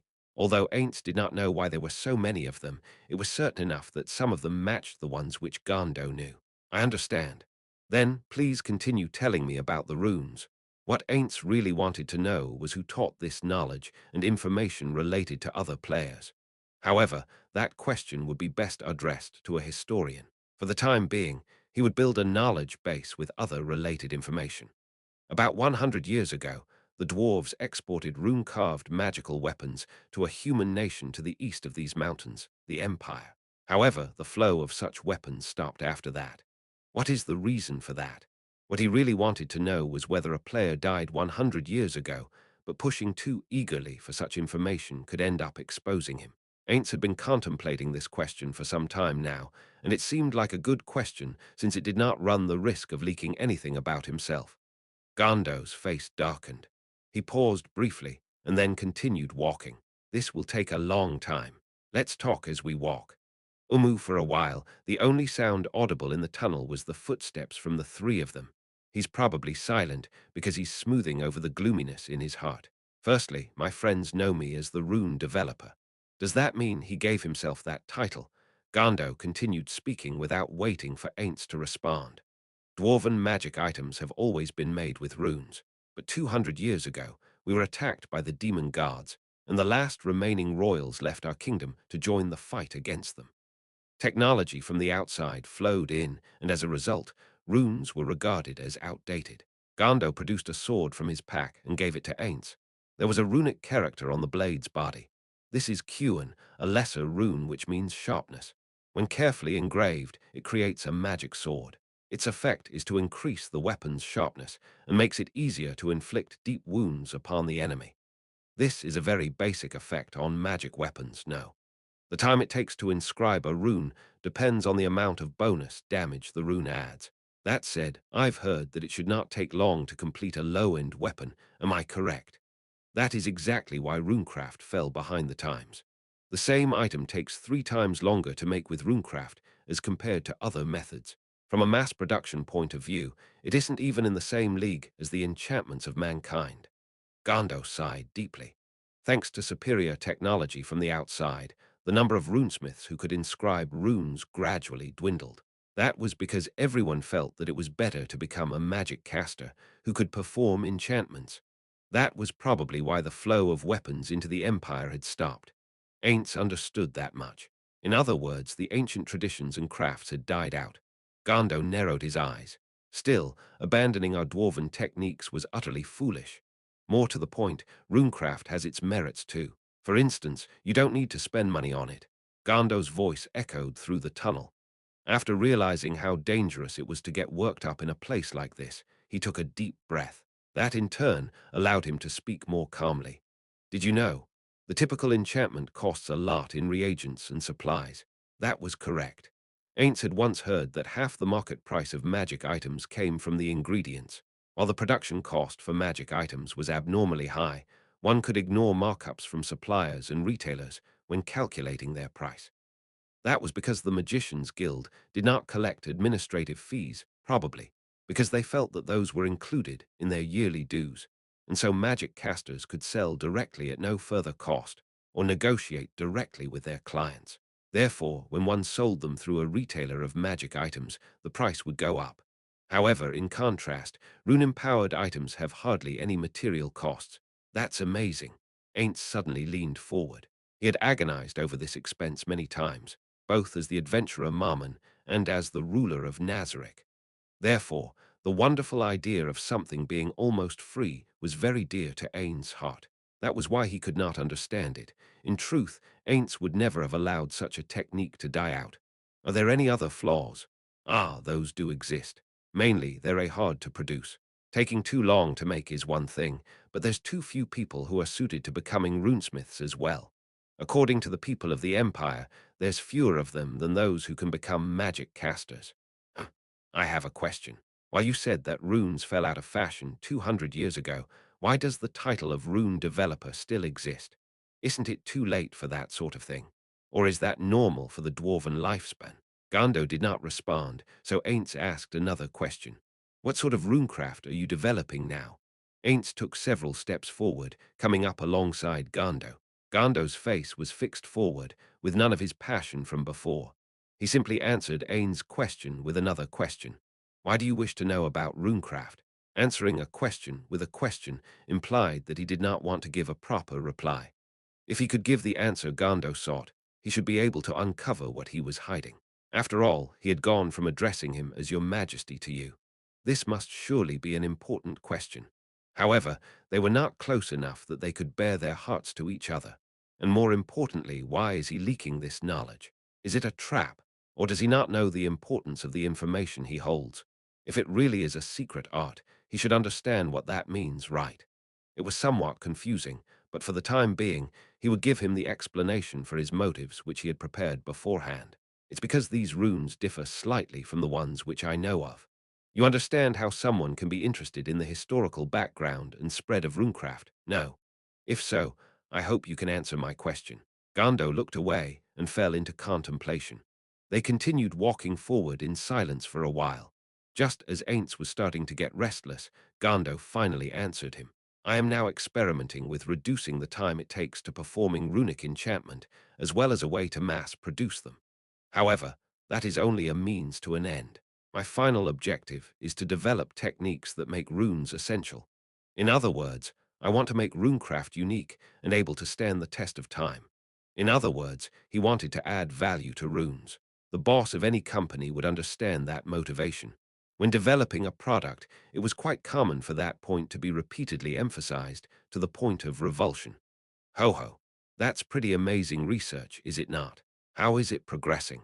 He did not think he would actually get an answer, but Ainz had asked that question anyway because he was confused on one point. Namely, that anyone who was developing a new technology like this should be a VIP in the Dwarven Kingdom. I have no idea why he's out here by himself, collecting samples in such a dangerous place. Shouldn't someone like him be better guarded? Ainz's question was immediately answered. Not at all. There hasn't been any progress, Gando mumbled in a depressed tone. People who use runecraft to make magic items are called runesmiths, but I'm nowhere near amazing enough to be addressed by that title. I can't even do what an apprentice should be capable of. Eh?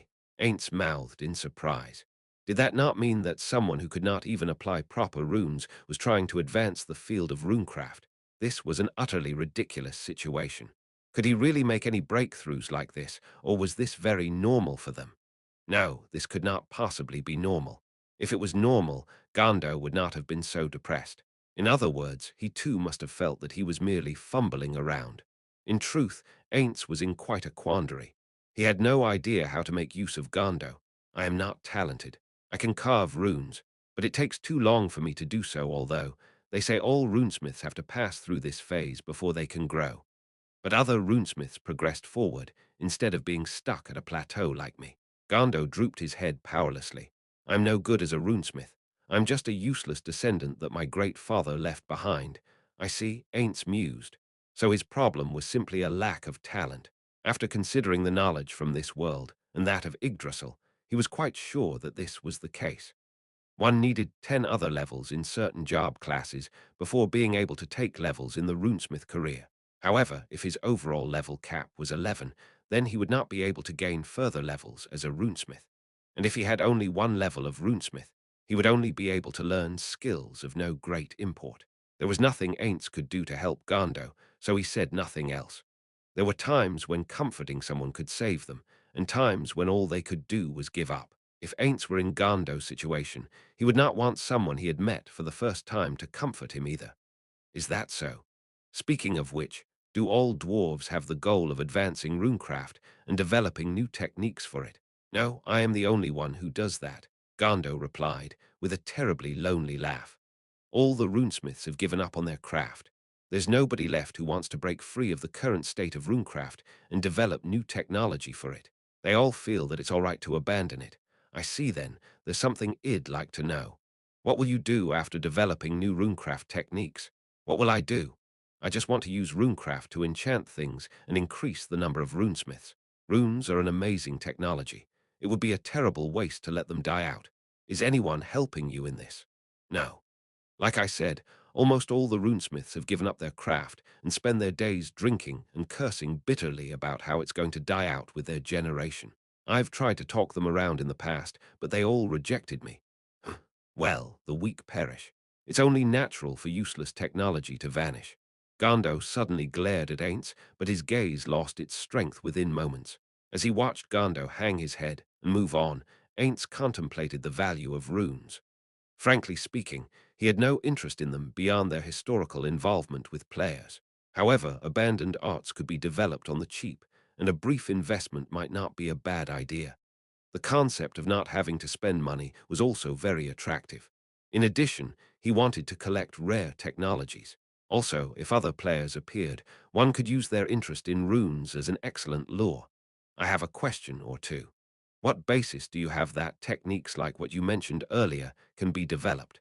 What I heard just now sounds like empty fantasies thought up by someone who knows nothing about the craft. That's not true.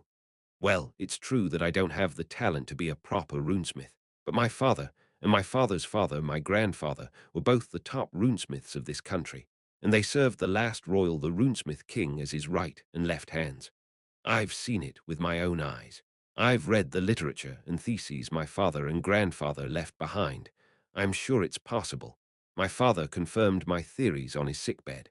He told me it was difficult but not impossible. Gando looked like he was going to cough up blood with his words as tears welled up at the edges of his eyes.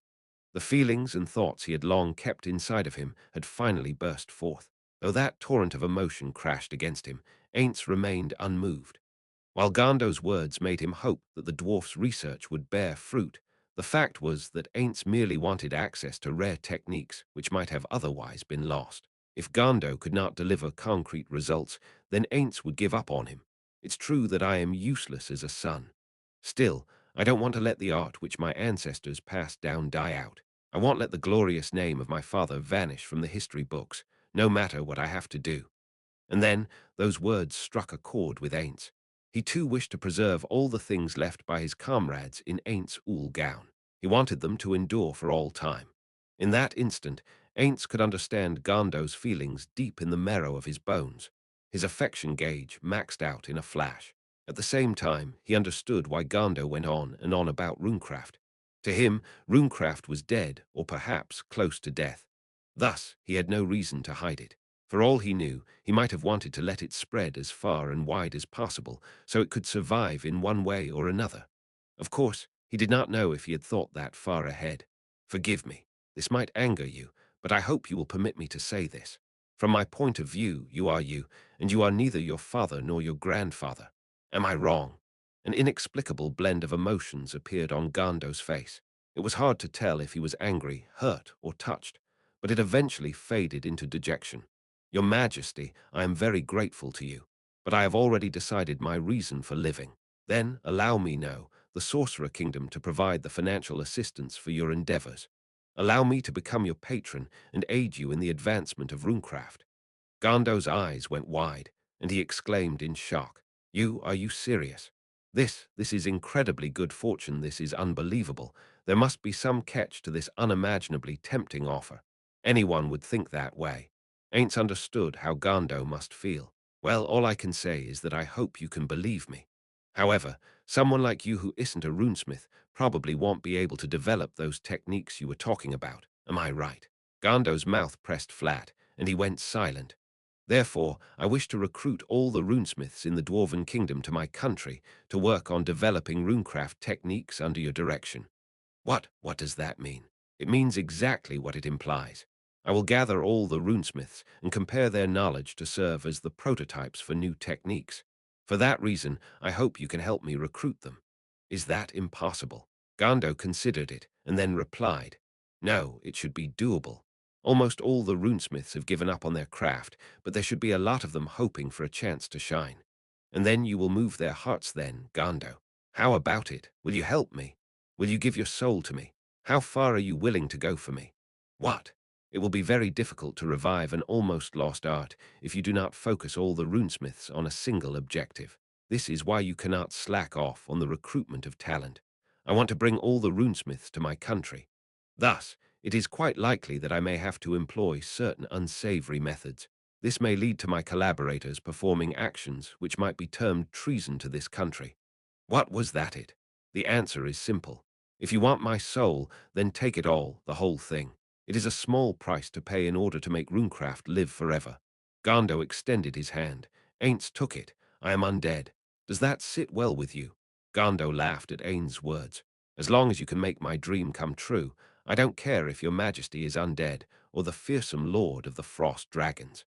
Then, first things first, can you lead us to the Dwarven Kingdom? I plan to sign a treaty of friendship with the Dwarven King in order to recruit runesmiths for my country. After all, it would be difficult to recruit people if our countries have no ties between them. In addition, I believe the Dwarven Kingdom has strict controls on the export of technology. Am I correct? That should be fine. There's hardly any demand for runecraft. Also, the Dwarven Kingdom no longer has a king. The country is ruled by a regent council which is headed by several leaders. I'd like to hear about that. Can you talk as we walk? I'd like to hear a rough outline of it. As Gando spoke to him, the exit to the tunnel finally appeared before their eyes. After the three of them emerged, they were welcomed by Sholtir, among others. Naturally, Zenbaru was there as well. Although Gando had been expecting a mass of undead, he could not help but take a defensive stance as he saw the magical beasts as well. The fact that there are no dark elves had already dealt him a blow, but now his mumbling reached Ainz's ears. Sholtir quietly stepped forward and bowed. Ainz Sama, forgive me for bothering you just as you returned, but there is a slight problem. Where are the rest of the Hanzos? What happened? Yes, actually, someone else entered this cave, through the tunnel in the building to which Aura guided you. My deepest apologies for only telling you now, but I have already sent some of the Hanzos to investigate. There's no need to apologize, Sholtir. You chose wisely. Well, wait for the Hanzos to return, analyze their reports, and then decide what to do. Then he paused, then glanced at the dwarf who had once stayed here. The dwarf was not paying attention to the events on this side. Instead, he was engaged in an animated conversation with Zenbaru. Listening closely, it seemed to concern the dwarf that had saved Zenbaru. Gando, pardon me for a moment, but it seems someone has infiltrated this city. There is a possibility that the use of force will be warranted here. When the time comes, I hope you will serve as a witness to your nation that such a course of action could not be avoided. Of course, leave that to me. Although, I hope you will limit any damage caused to a minimum. Ainz nodded. It was only natural to avoid obstacles that would affect future negotiations. Sholtir, how's our perimeter? I've already dispersed Aura's beasts into the vicinity. How's that, Aura? That should work. Even if the enemy can turn invisible, my beasts can still sniff them out. I see. Then let's wait for the Hanzos to return. After a while, they did. According to them, the opposition seemed to be Quagoas. There were over 100 of them. Gando was listening from the side and seemed quite shocked. This was far in excess of a mere scouting force. In all likelihood, this was a combat group or a migrating tribe.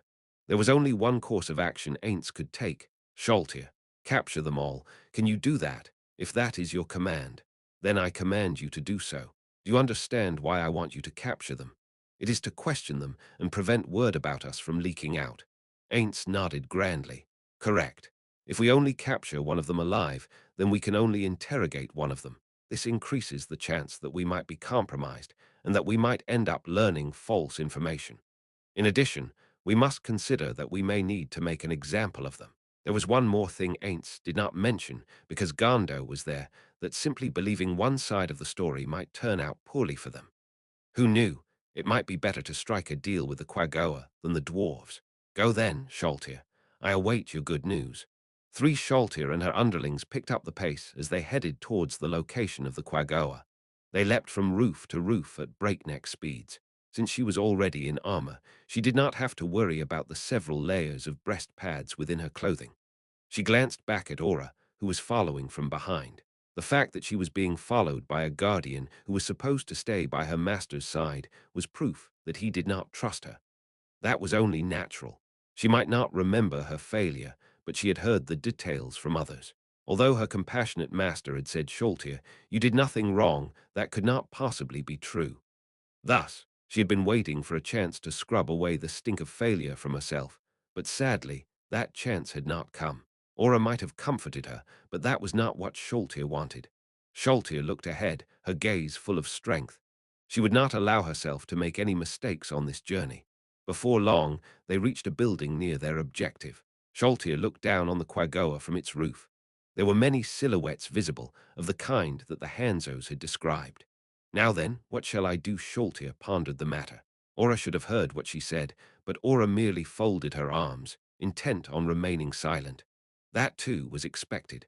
Before Aura had come here, her master gave her an order. Keep an eye on Sholtir's movements. If she looks like she's about to begin massacring them, make her stop by any means, even if you have to hit her. Apart from that, you are not to interfere with Sholtir's battle plans. Sholtir had also been told that Aura would merely observe from behind, and she was not to be used in any combat operations. In other words, the entire operation, from planning to execution, was solely Sholtir's responsibility. Firstly, she had to perfectly and elegantly fulfill her master's orders. She unclenched her fists. Hanzos. Yes, the ninja-costumed minions gathered before her. I want to make sure that none of them escape. Can you verify that there's nobody else in the tunnel? Certainly. We await your command, as expected of her master's minions. Their enemy would have no means of retreat now. The next thing she had to worry about was if the enemy was scattered throughout the city. Of course, she could take some time to hunt down and root them all out, but she wanted to avoid wasting time.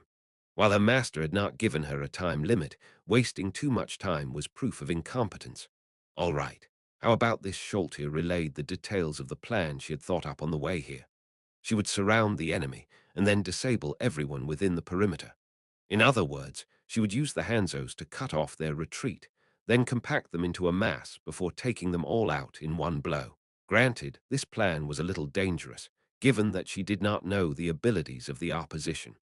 However, if the enemy had the power to kill Sholtir and the Hanzos, the Dwarven Kingdom could not possibly have survived this long.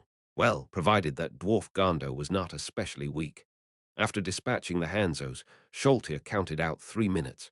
She had to do so because she had no means of communicating with the Hanzos. Fortunately, the Quagoa seemed to have circled their wagons around the building with no intentions of dispersing. Let's start. Begin as ordered, keep them from escaping into the surrounding area. After giving orders to the undead she had brought along, Sholtir ran along the rooftops and then leapt in front of the Quagoa. At the same time, her undead landed around them. They had taken control of all the major thoroughfares around the building. The Quagoa's routes of retreat were almost completely cut off. Sholtir sensed their confusion, and she cast a spell long before they could recover. Mass hold species. As she had expected, they were not high-level opponents. Many of the Quagoa had stopped moving, frozen in place. Those Quagoa who had not entered the spell's area of effect managed to recover from their confusion, but none of them attempted to attack Sholtir. She had appeared out of nowhere and used a spell they had never seen before to pin down their comrades. Even choosing between fighting or fleeing must have been very hard for them. Sholtir smiled thinly. It would seem the conclusion she had reached from observing them, that of centering the spell on an outstanding-looking Quagoa, for now known as the commander, had been a worthwhile one. Mass hold species. She cast the same spell again, and now even the fleeing Quagoa were neutralized. Close in. In response to Sholtir's shouted orders, the surrounding undead shrank their perimeter. The Quagoa within the building heard Sholtir shout and sensed the abnormality in their comrades, but it was far too late for them. As a sadistic grin grew on her face, Sholtir clapped her cheeks. She could not be careless. Her failure in the past was most likely because of that. After recovering her composure, Sholtir stormed the building. While breaking through a window would have given her the element of surprise, she considered the effort of breaking through and decided on going straight through the door instead, using herself as bait. The wading Quagoa swiped their claws at Sholtir over and over again. 3 in front of me, 4 deeper within, nobody who looks like a commander. I should take their attacks and verify their strength. Sholtir did not avoid their attacks, but bore the brunt of the Quagoa offensive. As expected, she was unhurt. Sholtir could only take damage from magical silver weapons. Some high-level monsters had natural attacks which counted as magic, while others had attacks which counted as silver, but those attributes were very rare in low-level monsters. While she might have expected this, the Quagoa were taken aback. As though unable to believe what they were seeing, the surrounding Quagoa clawed at her, but to no avail. All right, the experiment's over. Shall we end here? Mass hold species. As the spell was cast, all the Quagoa present stopped moving. Now then, next up. Sholtir looked around and saw the Quagoa in the next room through the remains of a broken door. Their wide eyes held the emotion she most loved, fear. As Sholtir's stride brought her forward, the Quagoa clambered over themselves to flee. However, they were too slow. To Sholtir, they were as slow as slugs. She resisted the impulse to give voice to mocking laughter and instead cast her spell at their backs. There would be no escape. Sholtir would not tolerate any slip-ups. Now that all the Quagoa within the building had been captured, she entered the tunnel and found 6 Quagoa by the feet of the Hanzos. Given the faint movements from their bodies, it would seem that they were still alive. Sholtir then asked the Hanzos, "Now then, are these the Quagoa who tried to flee?" "Yes. Nobody else managed to escape through here." Since Sholtir had not let anyone get away, one could consider her mission to have been perfectly accomplished. Just in case, go make sure there's nobody else lying in wait within the building. After that, have the undead who are bringing them in carry these Quagoa out. You can tell the undead to bind them with ropes, right?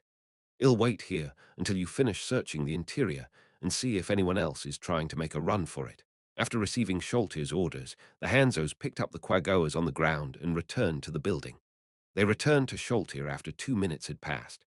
Having flawlessly completed her task, Sholtir emerged from the building, where she saw many bound Quagoa and the forms of Ainz, Aura, the Hanzos, the dwarf, and Zenbaru. Well done, Sholtir. It seems you accomplished your mission and didn't let anyone escape. Yes, thank you very much, Ainz Sama. Now then, Sholtir, I shall give you your next order. Interrogate these people, but do your best not to hurt them. Understood. To begin with, she ordered the undead to drag out one of the Quagoa who had been captured with magic, in other words, one of the first captives. Save me. Well, if you're honest, I won't kill you. If you're honest. First things first, who's the greatest of you people here? Him, the one with the streaks of blue in his fur. You son of a bitch, you sold me out. The one shouting back did seem to have a faint hint of blue in his pelt. Okay, don't fight. Then, can you bring him to me? Send this one back. They brought the highest ranking Quagoa was brought before her. HMPH. You must be a friend of the dwarves. I'll never talk. I'll stake the pride of my race on it. Really now. All right then, charm species. Done. Can you answer my questions? Ah, of course. What do you want to know? The Quagoa behind him could not help but gasp at his earnestness. Charm magic caused the target to regard the caster as a trusted friend or colleague. However, since friends would not tell friends to kill or hurt themselves, the targets would not obey orders which would result in such. Also, the term friend was also a bottleneck of sorts. There were secrets which people would keep even from their friends, so this magic would be ineffective at winkling out such information. If that were the case, more powerful mind control spells would be needed. However, such measures did not appear to be necessary this time round, a fact for which Sholtir thanked her luck. Firstly, are you really the greatest one here? Ah, I was appointed the leader of this group. Oi, quiet down there, she's a friend, so it's fine to tell her. Ah, could you keep that a secret? Of course. We're friends, aren't we? Ah, yes, we are. I'll trust you then. Still, those guys, especially that guy, is he undead? The Quagoa stared at Sholtir's glorious master. It annoyed her, but she had to bear with it to extract information from him. It's all right. We're friends, so y'all believe me, right? Is he your minion? I'll fucking kill you, Sholtir almost said. However, she swallowed those words. That was because her master spoke before she could. That's right. She is my mistress. Oh, that's my friend for you. You're amazing. Thank you. Sholtir agonized over these complex feelings, which she could not put into words. Although she wanted to roll around on the floor, she could not waste the loving assistance which her master had given her. The Quagoa commander fell into deep thought, and the Quagoa behind him went, "What happened? What's going on? Are we the only ones who don't know that she's a friend?" and so on.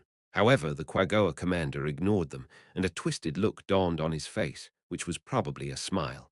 "I get it. Since you said so, I'll believe you. After all, we're comrades joined by a firm bond of friendship, aren't we?"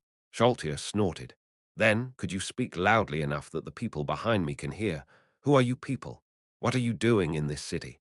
Normally speaking, they should have been suspicious that a friend did not know this. However, this was the greatness of magic. The Quagoa commander replied without raising any doubts. "We're a detached force from the invasion force. We came here to kill the dwarves which might have fled to this city." "Say what?" the dwarf exclaimed in shock. What does that mean?" "Shut up and keep quiet, dwarf. Filthy races like yours should be exterminated." All right, that's about enough. You were saying something about an invasion force." "Ah, sorry, I seem to have gotten a little overexcited. There's a dwarven city north of here.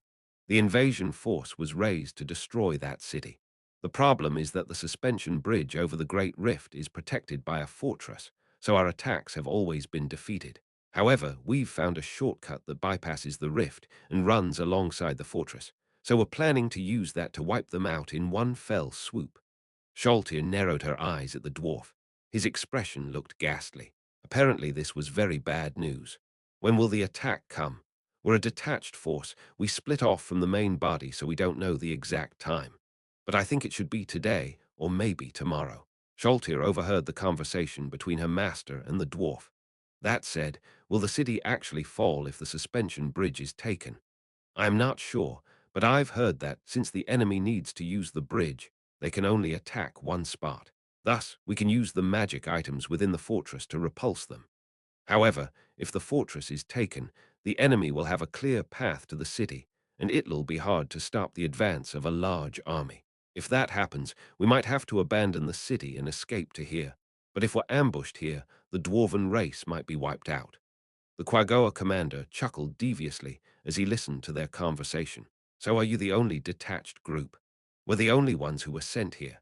We don't know how strong the dwarven city is or how many men we'll need, so most of our troops are there." "Aine, then, is there anything you want to ask?" "I can't say ain't Sama." Sholtir fretted as she tried to piece her next words together. "There's not much else. Strictly speaking, we only need to know how to communicate with their main body or something similar." After Sholtir repeated her master's question, the charmed commander babbled like a brook. "Nope, our mission wasn't seen as very important. In the end, our job was just to hunt down anyone who fled." Sholtir looked back to her master, who nodded to her. "How should we deal with them?" "Gondo, I am sorry about this, but can you prepare to travel?" The lizardman and dwarf understood the meaning behind those words, so they turned and left in silence. Ainz watched them leave and gave Sholtir her next orders. "Then, let's go. Sholtir, send them all back to Nazarick. They are to be observed. Whether they are to be killed or spared depends on the kind of relationship we forge with the Quagoa. Do not kill them until they are fully hostile to us. However, order some light experiments to be conducted. The hardness of their claws, the physical and magical resistance of their bodies, that sort of thing. Although some of them might die as a result, order them to minimize the number of deaths." "Understood." Sholtir immediately cast her gate, opening a portal to the surface of Nazarick. "Come, you lot, get in here." Led by the Quagoa commander, the others followed him in one after the other. Some of the Quagoa stood in place, frozen by fear, but Sholtir simply picked them up and chucked them through the gate. After sending them all through, Sholtir briefly returned to Nazarick as well. She repeated her master's orders to the old guarders standing by there, and then returned through the still-open gate. Beyond it was Sholtir's master. His arms were crossed, and he seemed to be waiting for her. "Your collection of information was very thorough, Sholtir." The first thing he said was to praise her. Sholtir's flat chest surged with a sudden heat. "Yes." Sholtir reflexively got to her knees. That was the only appropriate position to take in response to her master's praise. "Umu, I look forward to your loyal service in the future. I understand, ain't Sama. Don't stay like that. Stand up. We'll need to discuss things with Gondo. This is a chance to have them owe us a big favor. How fortunate. Ain't Sama, your actions seem to be blessed." Their gazes met, and they smiled.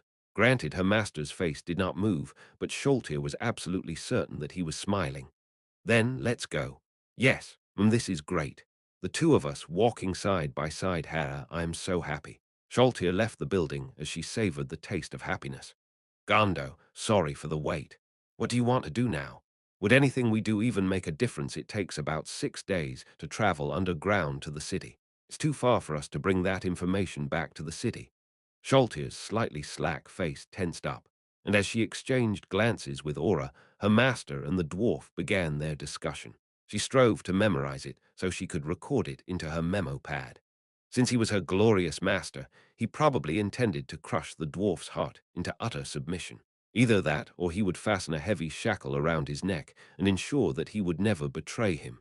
Something like that. Is that so? Well, since you can't make it there in time, what's there to be done? If that's the case, why not come to my country? You can't do anything by yourself either, right? Momo.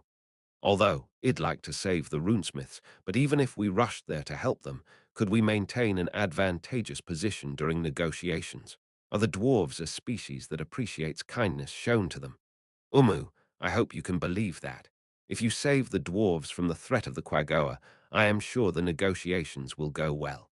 If that's the case, then we'll need to pick the right time to step in. After her master made his experimental declaration, the dwarf shrugged, as though to say he was all right with anything. I have already taken my lord's, your majesty's suggestion to heart. Sholtia had no idea what those words meant, but for some reason she knew that the dwarf had chosen her master over his race. Sholtia was both awed and frightened by the fact that her master had managed to utterly dominate the soul of this dwarf during the brief period in which he had entered the tunnel. It must have been this charisma which enabled him to lead and coordinate the supreme beings. No, I guess we ought to make haste. After all, we want to avoid the deaths of the runesmiths, and there's no telling what will happen if we go underground, so we shall proceed from the outside. Can I trust you to guide us? I'm not very confident, but I shall do my best. All right, then prepare to move out. 2. The Chu refers to a rakugo, a form of Japanese verbal entertainment, titled 3. This is an Anglo-Saxon rune meaning lake. It looks something like this. Chapter 3. The impending crisis won the Great Rift. It referred to the huge chasm that ran along the western side of the dwarven capital, Gira. It was a massive crevasse, over 60 km long and 120 million across at its narrowest point. Its depth was unknown. Nobody knew what was waiting down there, and nobody had returned alive from the 2 expeditions that had been sent out to investigate it. For the longest time, this natural barrier had protected Gira from all manner of monstrous attacks. They could thwart any monsters from the west that tried to invade so long as they defended the suspension bridge which ran across the Great Rift. Yet today, Gira's garrison, the military base that stood between the Great Rift and Gira, was in a whirl of shouts and confusion. What's going on? Someone tell me exactly what is going on. That cry came from the commander-in-chief of the Dwarven army, a veteran of over 10 years of service. The information coming in was garbled and contradictory, and nobody had any idea of what was happening. The only thing he could be certain about was that something had happened at the fortress, which defended the Great Rift. The most recent information we have says that the Quagoa are attacking. One of the platoon commanders said, repeating a report from the fortress. News like that was hardly uncommon. The Quagoa and the dwarves were mortal enemies, and they frequently attacked in groups of hundreds. There had been more attacks during the commander-in-chief's 10 years of service than he could remember, but until now all of them had been turned away at the fortress. None of them had managed to get close to the garrison, much less Gira itself. This was because the Quagoa were a race that was strong against weapon attacks, but very weak against electrical attacks. Knowing this, they had stocked the fortress with magic items that could produce lightning and comparable effects. Lightning was a spell that pierced the enemy in a straight line, and thus extremely effective against an enemy which lined itself up to attack a bridge. It could wipe out an entire wave of Quagoa in one shot, and on top of that, the dwarves guarding that place were armed with crossbows, enchanted with the ability to inflict additional electrical damage. In contrast, the dwarves in the garrison were inferior in both gear and numbers. However, it was not because they did not wish to allocate military power to an important base, but because the dwarven army had always lacked in manpower. Thus, the fortress had to draw its defenders from their meager pool of troops, and they had to do so in numbers which would not invite censure. Despite all this specialization against Quagoa attacks, the fortress was now in a state where they did not even have the people left to call for aid. What did that mean? Don't tell me they were attacked by too many enemies for them to fight off. Have there been any other messages from the fortress? Nothing until now. Cold sweat poured down the commander-in-chief's back. The words "big invasion" appeared before his eyes. There had been rumors of such a thing several years ago, but even so, he had been trying his best to deceive himself, saying that there was no such thing. Yet it was unfolding before his eyes. The commander-in-chief pulled himself together. Now was not the time to contemplate such ghastly things. What was the right thing to do now? A gently sloping tunnel in the shape of a spiral led from this garrison to the fortress, and ahead of them was the capital Jira. The cavern where the garrison was located at was their final defensive line, and on top of that, they had gates of mithril which were alloyed with orichalcum. They could withstand an enemy attack from the tunnel if they closed the gates. Should they close the gates? If they did so, they would not be able to send out reinforcements from here. In other words, they would be abandoning their comrades, who might be fighting for their lives at the fortress. Still, his hesitation only lasted for a moment. There were less than 20 people in the fortress. There were over 100 dwarves in Jira. There could be only one answer when one thought of which side had priority. Close the gates. Relay the orders. Close the gates. Before the echoes faded from the air, a thrumming sound came from the earth. Slowly, the gates covered the entrance. These gates, which had not been touched except during training, were now being used for their true purpose. "Sir, it's the Quagoa." "What?" After hearing the cry from the soldiers guarding the tunnel entrance, the commander-in-chief turned to look. He saw the disgusting form of a demi-human, foaming at the mouth, its eyes bloodshot. Without lightning-enchanted weapons, even one of them was a formidable foe. And now, hordes of them, so many that they could not count it with both hands, were rushing at them. How could this be? Had the fortress really fallen? How many men had the Quagoa brought with them? Could they hold against them even if they shut the gates? The commander-in-chief had these and many other questions in his heart, but in the end he shook his head. "Don't let them in. Spearmen, forward." With great cries, the soldiers formed up into a spear line. Even seeing this did not slow the speed of the Quagoa charge. This was because they trusted in their fur and hide to protect them against metal. The commander-in-chief clicked his tongue. The Quagoa had made a wise choice. Their skin was such that crossbow bolts might bounce off when fired at them. The only thing a spear line could do was to hold them at bay. However, the people here had anticipated that the Quagoa would try something like this, and they had naturally taken steps against it. Mages, Blitzkrieg, a third-tier area of effect spell, Thunderball, and two second-tier spells. Thunderland Cess came from the balcony overlooking the spearmen at an angle which would not hit them. The casters of these spells were the three most powerful mages in the army. The group running at the head of the horde was instantly slain by the Thunderball, as one would expect of the Quagoa's bane. The Quagoa behind them stopped to avoid being hit by it as well. It was only for a short period, but it gave them breathing room. The gates closed with a great clang. The sounds of hammering and banging filtered through from the other side of the sturdy doors. The tense atmosphere in the air lightened somewhat. However, the commander-in-chief, the men around him, and everyone here knew that this was not over yet. The gates were very tough. The teeth and claws of regular Quagoa would not be able to damage them. However, some Quagoa had teeth which were said to rival the hardness of mithril. While these were leader-level beings, it would not be unusual to find such entities participating in an attack like this. There was no way to rule out any problems. Damn it, if only the gate was electrified. That was a suggestion the commander-in-chief had made when he had first taken his position. After all, the gates alone were not reliable enough as a final line of defense. Of course, there had been various reasons for why they could not enchant the gates, such as a lack of national power. But a big part of that had been because the fortress had always managed to stop any enemy invasions. Thus, the higher-ups had the attitude that as long as the fortress holds, everything will be fine. Looking around, he saw grim and dark expressions on everyone's faces. This was bad. If they lost their hope for the future, they would end up losing when the fighting became desperate. The commander-in-chief decided to turn the situation around and shouted, "Well done. We've ensured the city's safety, but it's not guaranteed by any means. Start setting up barricades in case the enemy breaks through the gates. Hurry up.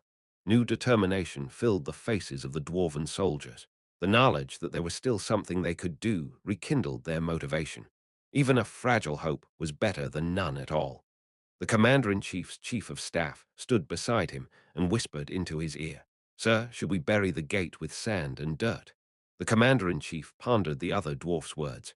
If they sealed it off completely, many dwarves would express their disapproval. They have no idea what's going on. The commander-in-chief noticed his chief of staff's expression. He had probably assumed the commander-in-chief's statement to be a reply to his question. "Sorry, I didn't mean you. I meant that lot, the Regent Council. You're one of them too, aren't you, Commander-in-Chief? So that's their response to a complete lockdown. Personally, I don't think sealing it off is enough. We should abandon Jira." The Commander-in-Chief narrowed his eyes and dragged his Chief of Staff by the hand to a place where the men would not hear them. He did not want their conversation to be overheard by anyone. You think so too? They had no idea how many Quagoa were on the other side of that gate. The enemy attack had been too swift, and they had been forced onto the back foot. Thus, they had lost many chances to learn about the enemy. What they were doing now was like locking themselves up and closing their eyes. The only solid piece of data they had was that the enemy had enough fighting power to bring down the hitherto impregnable fortress, and they had to think of a way to deal with that. Under these circumstances, and after taking their fighting power into consideration, it would be extremely difficult for the dwarves to open the gates and beat back the enemy. The best solution might well be to abandon their capital. Then how much time will burying it in dirt and soil buy us?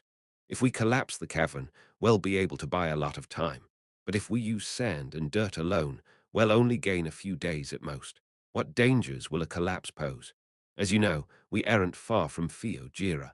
Although I can't really be sure without having the tunnel doctors check, there's a chance that it might affect the city as well. The worst-case scenario is that a shortcut opens up from beyond the gates and the Quagoa pour through it and into Jira. In other words, we need to find out right now.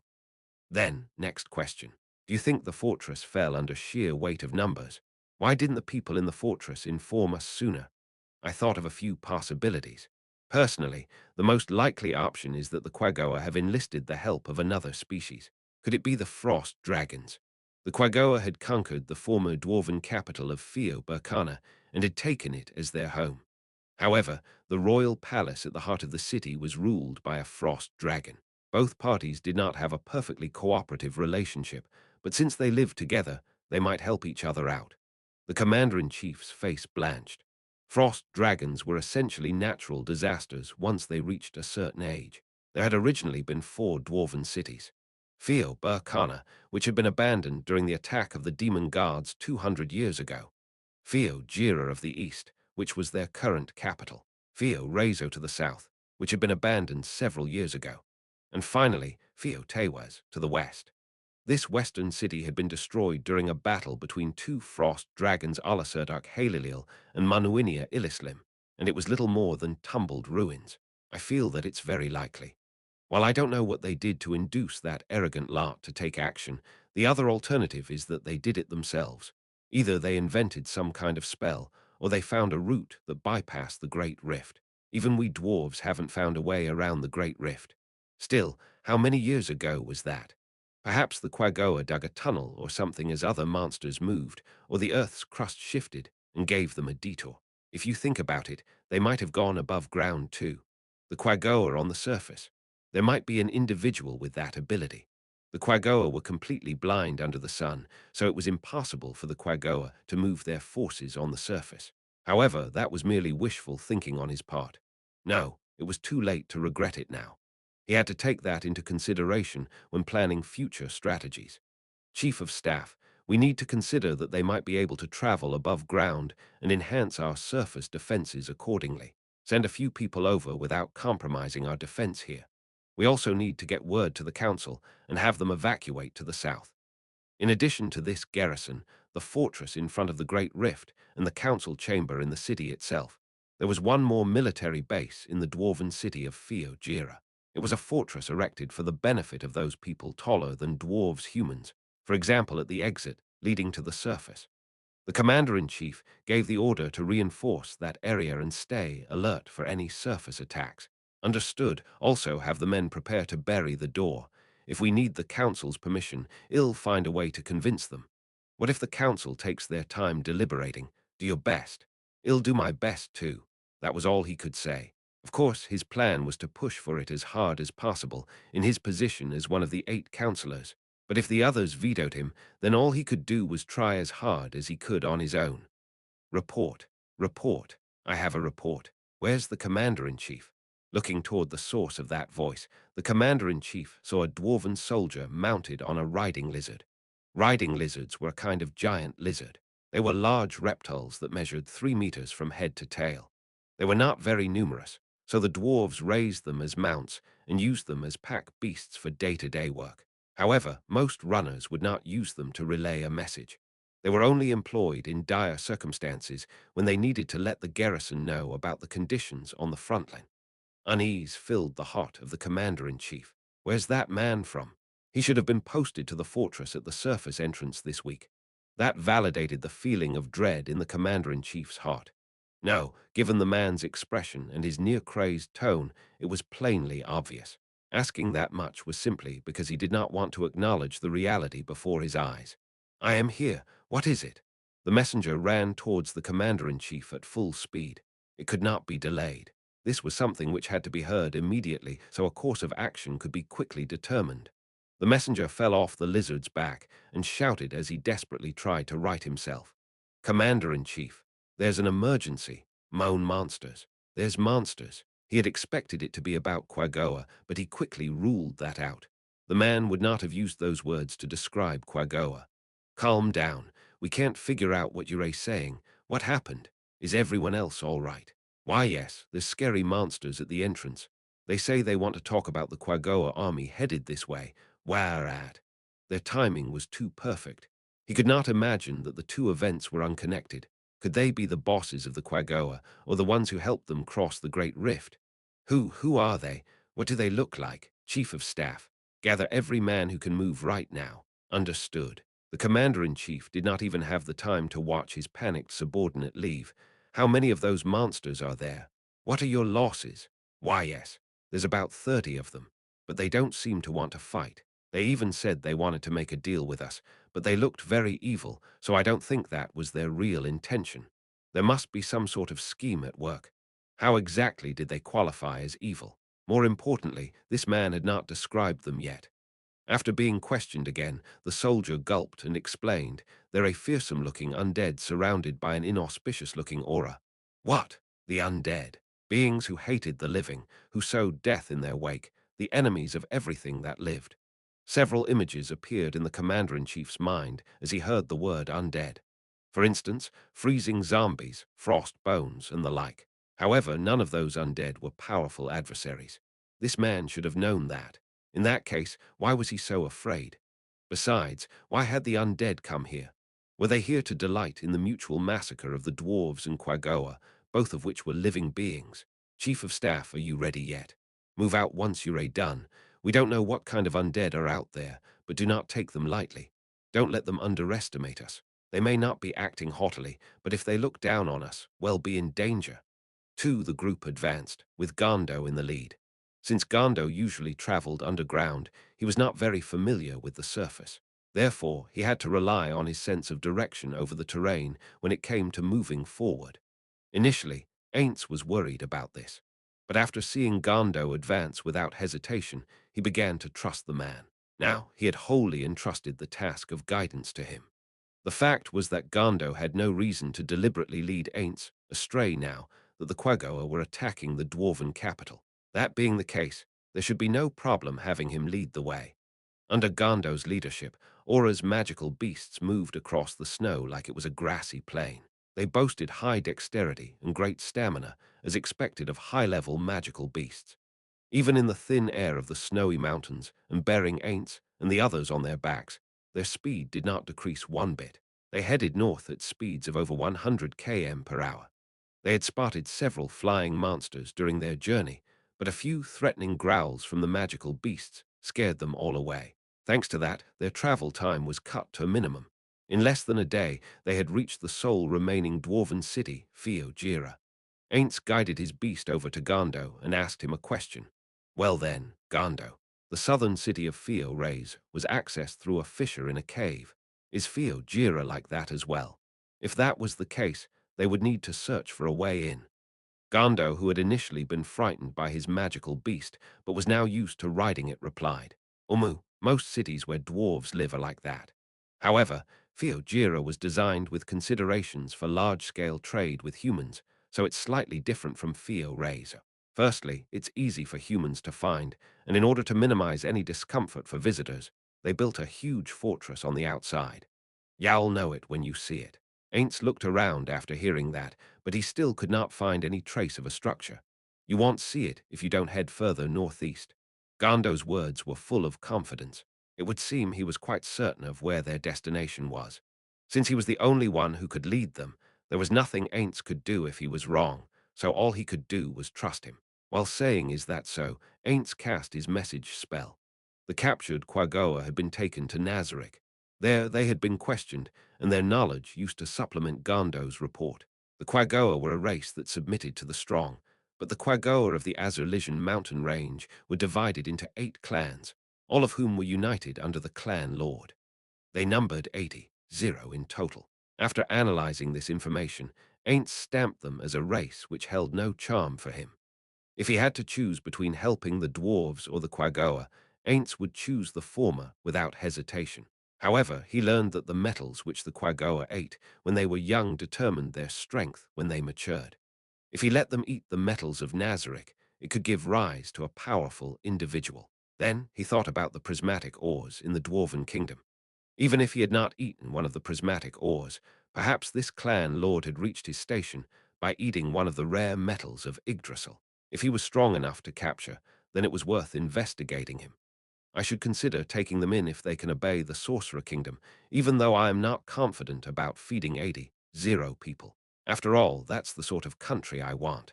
The country Ainz wanted. It was a nation where many races lived in harmony under his rule. It was a nation which reproduced the image one had of the guild Ainz Ooal Gown. It was a nation where his friends, wherever they were, could live and smile. That being the case, he ought to show these Quagoa some mercy. Still, if they swear their loyalty to me, where should I put them? This mountain is a little sparse. What about the mountain range to the south of Yggdrasil? But there might be residents there too, What a pain. The lizard men have the same technology level as them. Perhaps my experience in ruling them could be put to use. It might be a good idea to let Carcitus handle them. After thinking this far, Ainz considered the opposite side of the coin. What if they don't bend the knee? Shall I rule them by force? Shall I exterminate them? Or should I kill all the adults and use the children for experiments? Is forcing them into one clan and then ruling over them the best way? As he considered various matters, Gando's shout interrupted Ainz's train of thought. Over there. Ainz looked where Gando was pointing, and sure enough, there was something which looked like a fortress built up against the side of the mountain. The group headed straight for it. While there were many ways to conceal themselves, there was no point in doing so, and thus they proceeded directly and openly. As they closed the distance to the fortress, the defenders at the fortress spotted them, and the sentries came to life. Much like what he would do before a sales pitch, Ainz inspected his clothing and made sure his robe was neat and tidy. Of course, it was a magic item and could not get torn or wrinkled, but his memories as Suzuki Satoru told him that he should check anyway. After they approached the fortress, the dwarves cocked their crossbows and took aim from the windows. The only people who might be lethally wounded by the bolts were Gando and Zenbaru. While he had thought of sending them to negotiate to prove that they had no hostile intentions, they might end up being shot by bolts if things went wrong, so he abandoned that idea. Instead, Ainz would proceed first, while Gando and Zenbaru would show up later. He halted his beast outside the effective range of their crossbows, and then dismounted. Because he was still within the maximum range of the crossbows, he ordered Sholtir and Aura to stand by and protect Gando and Zenbaru. After that, all that remained was anti-player strategies. If there were any players, they would immediately take a defensive stance and fall back. While he could not confirm the presence or absence of players during his talks with Gando on the road, it was more likely that they did not exist. However, if he was careless, He might end up losing the NPCs, the children, and Ainz did not want to experience that a second time. All the dwarves watching him from the window had the same frozen expression on their faces. Thanks to their messy beards, he could not differentiate one individual dwarf from another. But how should he put this? They looked comical. Suppressing the urge to laugh, Ainz stepped forward, faking an air of calm. His hands were raised to show that he had no hostile intent. As he drew closer to the fortress, hold it right there. A warning cry rang out. It sounded like its owner was having a seizure. Granted, he was undead, but Ainz could not help sighing internally as he mused. This is a pretty bad reception for someone who's showing no signs of hostility. Why have you come here, undead? Ainz stroked his shiny cheekbones. I am the Sorcerer King, Ainz Ooal Gown of the Sorcerer Kingdom, and I have come to forge a friendly relationship with the Dwarven nation. We will not attack you if you do not attack us, so please lower your weapons. Confusion appeared in the eyes of the dwarves watching from the windows. Ainz took this chance to continue speaking. After capturing the Quagoa who invaded Fio Razor, I learned of their plans to attack this place. If you have no faith in your strength of arms, then my kingdom will gladly render assistance. Yes, that's right, it will be a good show of friendship. He smiled, but because he had no skin, the benevolence of his gesture did not carry over to the opposite side. What about that dwarf behind you? Is he a hostage? It would seem the dwarves were still wary of him. How rude. I am a king, you know. Is that any way to talk to a king? The dwarves looked at each other, and then one of them responded. No, no, hang on, show us some proof that you're really a king. I see. That does make sense, Ainz agreed. Then allow me to introduce him. He is one of you, Gando the smith, whom I met in Fio Razor. Ainz showed off the kingly movements he had been taking great pains to practice. With the air of a natural-born leader, he gestured to his subordinate to step forward. A deep sense of satisfaction filled Ainz as he heard the stifled gasps of awe coming from the dwarves. It would seem his long hours of practice had not gone to waste. Now that Gando was here, Ainz, who was in a good mood, showed off another pose of a gracious king and yielded the floor to him. Sorry, but can you enter the fortress and explain the situation to them in detail? Leave it to me. Gando advanced to the fortress gates and requested permission to enter, but the gates did not open. What's wrong? I don't know. Maybe something happened. Is that really him? Is that really Gando the weirdo? Maybe someone used magic to take his face. Ainz frowned as he heard the dwarves' voices. Staying alert was very important, and even Ainz approved of it. Still, they would not be able to make any progress if nobody trusted them. However, he had heard something about the possibility of meeting an acquaintance here. If that was the case, they would be very fortunate. I say, Gando, can you prove yourself to them by showing your knowledge of this city? Like, say, where you live, something that only a person who lived in this city would know. Oh, yes, I'll tell that guy's wife his secret. Ah, there's a restaurant called the Black Gold Beard Pavilion. It's run by a guy whose face looks like an anvil. His food tastes terrible, and the only decent thing there is the stew. The dwarves fell silent. Ainz looked at Gando, somewhat lost for words. His reply seemed like he was trying too hard. Idiot. That place isn't for eating, but for drinking. Their stout tastes best. Liar. It's the red mushroom beer that's the most delicious. What are you saying? Their cloudy wine is the best. Just imagine that bubbly fragrance. None of you know what real beer tastes like. Bearded ladies the best. Ainz made a mental note that the dwarves like their beer a lot, and then replied to them. How about it? Can you accept that this is the real Gando? Speaking of which, all we wanted to do was inform you that the Quagoa are trying to circle around the Great Rift and attack this city. All you have to do is send our warning to the people at the top. This way, our country will have discharged its duty, even if the Quagoa attack is a fierce one. It would be quite upsetting if you chastised us afterwards. Several dwarves pulled their heads back from the windows. Some time passed. It would seem several people were having a discussion. Wait there. Well, send a report to our commander-in-chief. According to Gando, that person was the highest appointment holder in this country's military.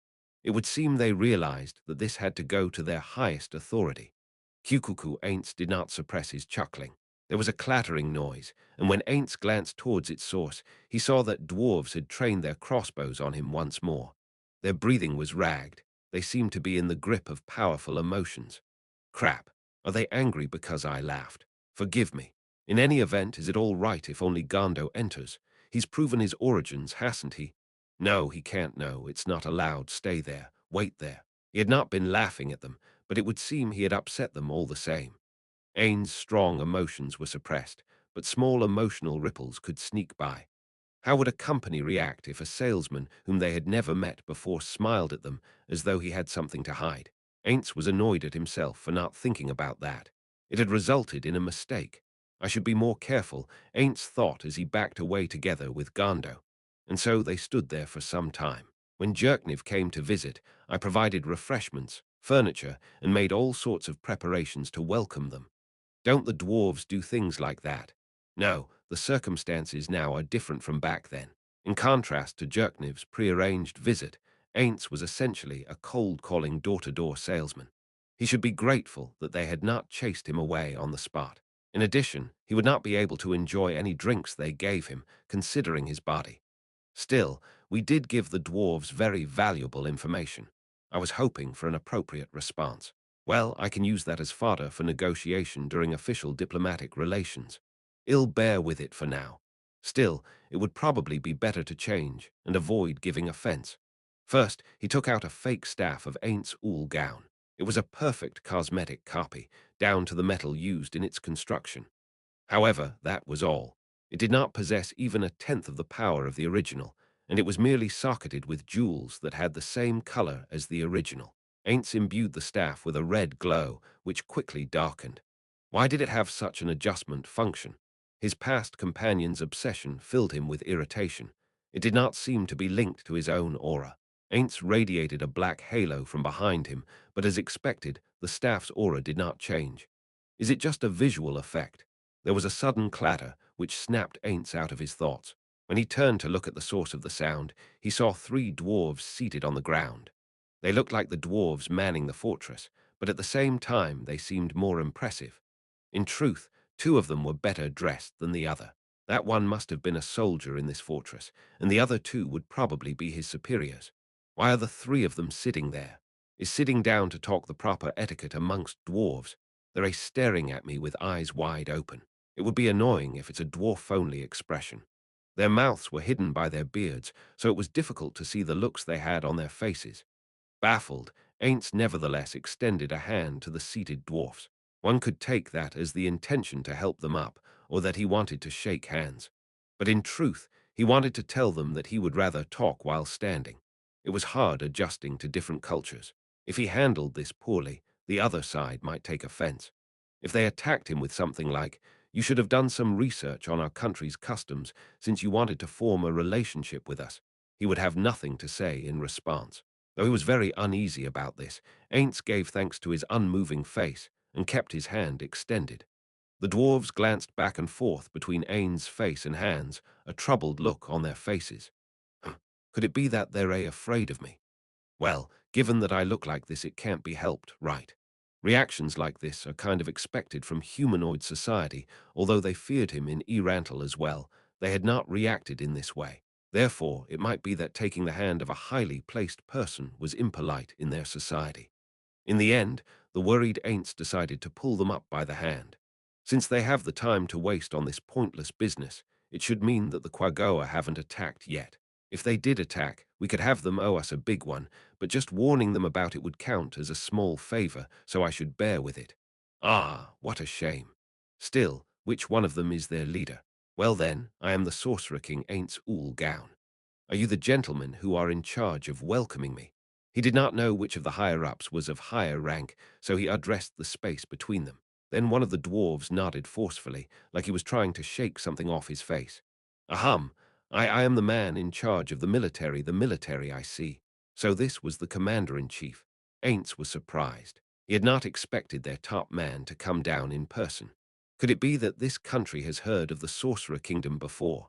Or rather, was it because I brought them news at a very opportune time? Are there any problems with the Quagoa?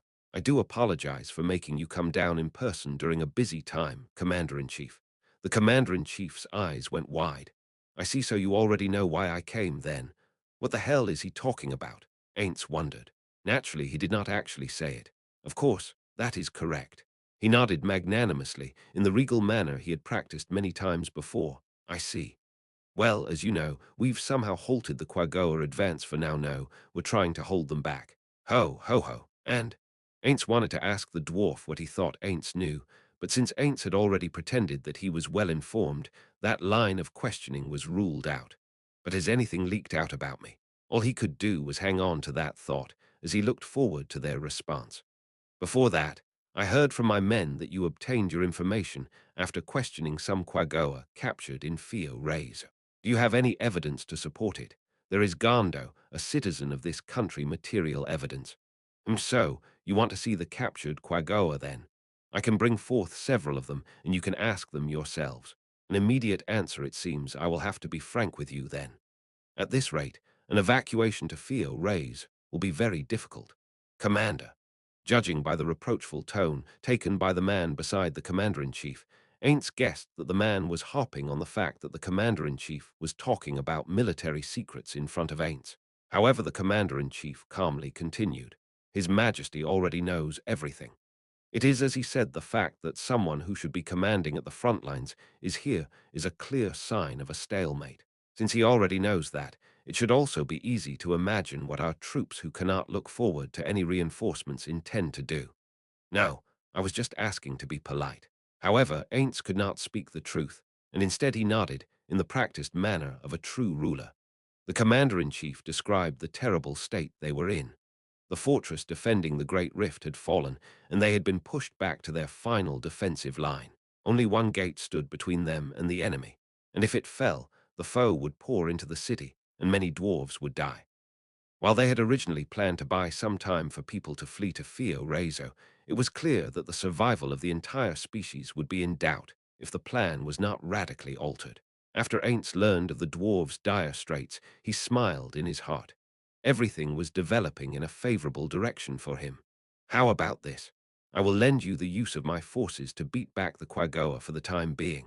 What do you think? The commander narrowed his eyes, as though to hide the emotion within them. Can you do that? But traditionally speaking, one would need to put down the terms of a deal in writing before a contract could be signed. There were many advantages in handling matters in that way. However, if he freely lent them his strength, he would earn the gratitude of everyone present. One could make gains with a loan that one could not with a written agreement, and Ainz was gunning for that. Between the fixed and the formless was generally more troublesome. It was like paying for a meal at a restaurant based on one's mood. There was the chance that one would be overcharged compared to paying a fixed price. Generosity is often similar to greed. Did Punido Moe-san say that? After coming all this way and taking so much effort to find you, it would be quite troublesome for me if the country I wished to befriend was destroyed. Won't you accept my help? But if we don't have the approval of the council, well, as long as there's enough time, it should be all right. This is simply an offer of assistance from me. The final decision is yours. Of course, the council should settle important things in session, but you should know how this sort of thing usually ends up. Meetings go on from dawn to dusk, and in the end, nobody can come to a conclusion. While it would be a shame to let my journey up to now go to waste, it can't be helped. Your Majesty, are you confident in your ability to repulse the Quagoa? If they are only of the caliber that we saw in Fio Rezo, then it should be child's play. Gando nodded from the side. Of course, that is before the Quagoa break into the city. It is very difficult to eliminate only the enemy during a chaotic melee. I trust you wouldn't want to stand by and let the fighting spill over into the dwarven city. So I think that right now, your one little door is your last chance, right? A bitter expression came over the commander-in-chief's face. How much longer do you have? How many more days can the gate hold out?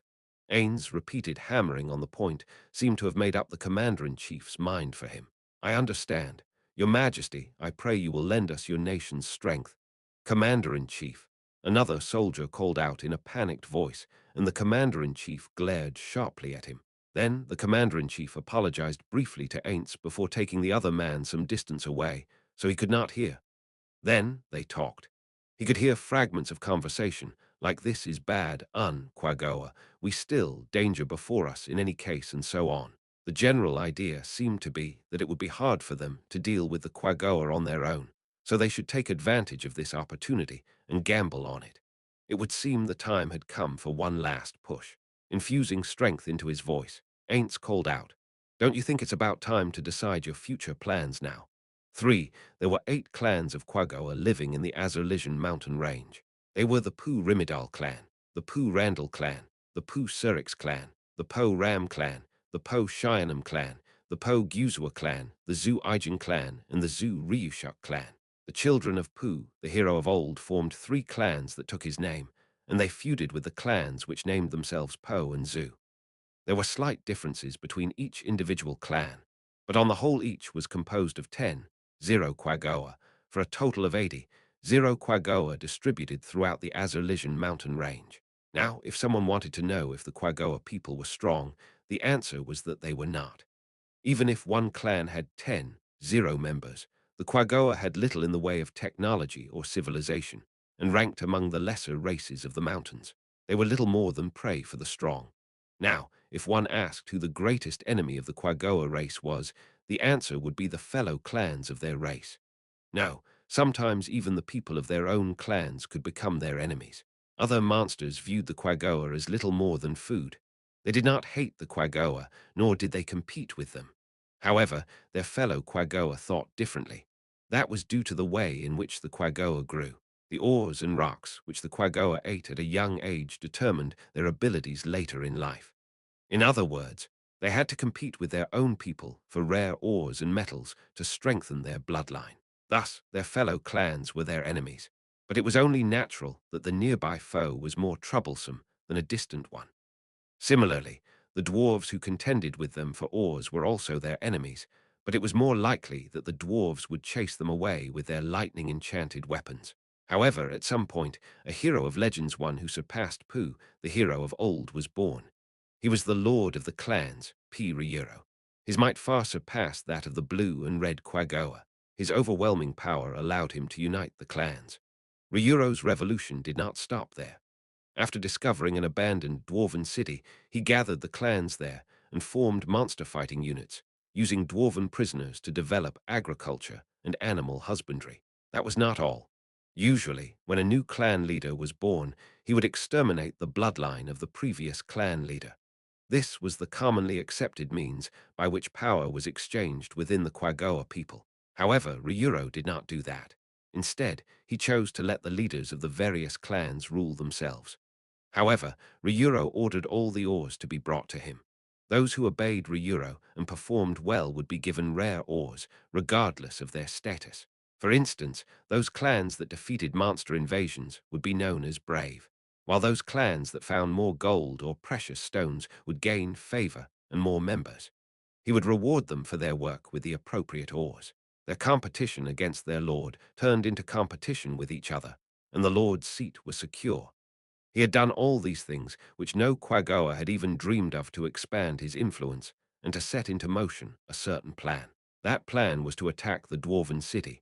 The clans gathered their best warriors in response to their lord's summons. They sent 2,000 people per clan for a total fighting strength of 16-0. This was an army never before seen in history. However, even with that much manpower, a direct attack across the suspension bridge would lead to horrendous casualties. Not only would that defeat the purpose of gathering such numbers, but it ran the risk of being defeated without being able to bring down the fortress. Thus, Ryuro ordered them to find a way around the fortress. Although several of the scouting teams did not come back, they managed to find a route to bypass the Great Rift in the end. After that, his troops divided themselves up into 3 to carry out their tasks. One group was assigned to find and capture fleeing dwarves. This task was divided among many smaller squads. One group was designated as the main force. They were to conquer and loot the dwarven city. If the elite group took too long in bringing down the fortress, they would step in to help. The last group was filled with elite Quagoa who would bring down the dwarven fortress. This group would move ahead of the main force, bring down the fortress, and they might be used to conquer the city as well. The third group, the vanguard, was led by a Quagoa called Yazu. He was one of Ryuro's top men, an exceptional red Quagoa. His mind was sharp, he was a capable fighter, and he was one of the top candidates for the spot of leader within his own clan. Even so, it was not easy for someone like him to command his mixed battle group. After all, the elites from the various clans held deep-seated grudges against each other. However, Yazoo could even manage to make use of that. By fanning the flames of competition between the clans, he brought down the fortress. Their victory was assured by taking the flanking route and then the fortress. But even then, nobody could doubt his extraordinary command ability. In truth, nobody else among the Quagoa could match his skill as a commander. And now, the Quagoa were preparing to checkmate the dwarves. The first Quagoa among the vanguard who attacked the fortress were assault troops composed of the best of the best. These Quagoa clawed savagely at the hateful gate, but they could not break through. One more step. Just one step closer, and they could break through that door and trample their hated enemies, the dwarves. One more step, and they could take this entire domain for their own. They would be ranked first for their achievements, and as their reward, they would receive enough ore to make their heads spin. However, that chance was denied and sealed away by the cold gate before them. The Quagoa had a saying, "The worm that hides deeper grows bigger." One of the Quagoa was so angry at being so close, but so far that he tried biting the gate. Naturally, he did nothing more than scratch the surface. Seeing him, several others tried the same thing. However, regular Quagoa could not harm it at all. They could try for 100 years and still get nowhere. Even when they thought to burrow through the rock and bypass the gate, they found that the walls were reinforced by lattices of the same metal which made up the gate. Regular Quagoa could not breach that gate. Their rare elites like the blue or red Quagoa were held in reserve as a secret weapon and not assigned to those assault teams. In other words, their advance was briefly halted here. Anyone would be frustrated by being denied their glory at their very last moment. However, they were not anxious. This was because they had already reported this to the vanguard commander. If the great Yazoo was here, he would surely think of a way that they could not. Even so, they formed up in clans to rest, because they did not know how much time it would take. If they were regular troops, they might fidget and wander from stress, or start fighting with other clans. However, everyone here was the best of the best. They rested when it was time to rest, saving their rage and strength for the next battle. And then, after resting for some time, the Quagoa suddenly looked up, as though their heads were mounted on springs. There was a low bass creaking that sounded like it came from deep beneath the earth, and the gates began to slowly open. The assault Quagoa looked at each other. The dwarves had sealed the gates in a panic. Why had they opened them again? Did they want to surrender? There were many Quagoa who thought that way, and they laughed mockingly as they bared their teeth, as if they would accept a surrender. Their plan was to exterminate the dwarves. They would not give the dwarves the time to spout useless words. They would flood in like an avalanche through the opened gates and brutally slaughter all the dwarves in their way. After that, they would trample the city underfoot and massacre with all their strength. A gap slowly opened before the bloodthirsty Quagoa. It was still too small to fit through. One of the murderous Quagoa worked his arm into that gap. He ventured his sharp claws forth, trying to murder any dwarves in front of the gate. And then, Jairara. The Quagoa who wanted to be number one screamed and rolled back. The arm he thrust in was gone, replaced by a fountain of fresh blood. Their shock at this development was like dumping cold water on the fires of their bloodlust. It was easy to imagine what had happened. In all likelihood, someone had cut his arm off with some kind of weapon. But was that even possible? The Quagoa's special ability was that they were extremely resistant to the weapons which the dwarves typically used.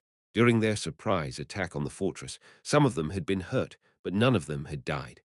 That should have held true as long as they were not hit by electrical attacks.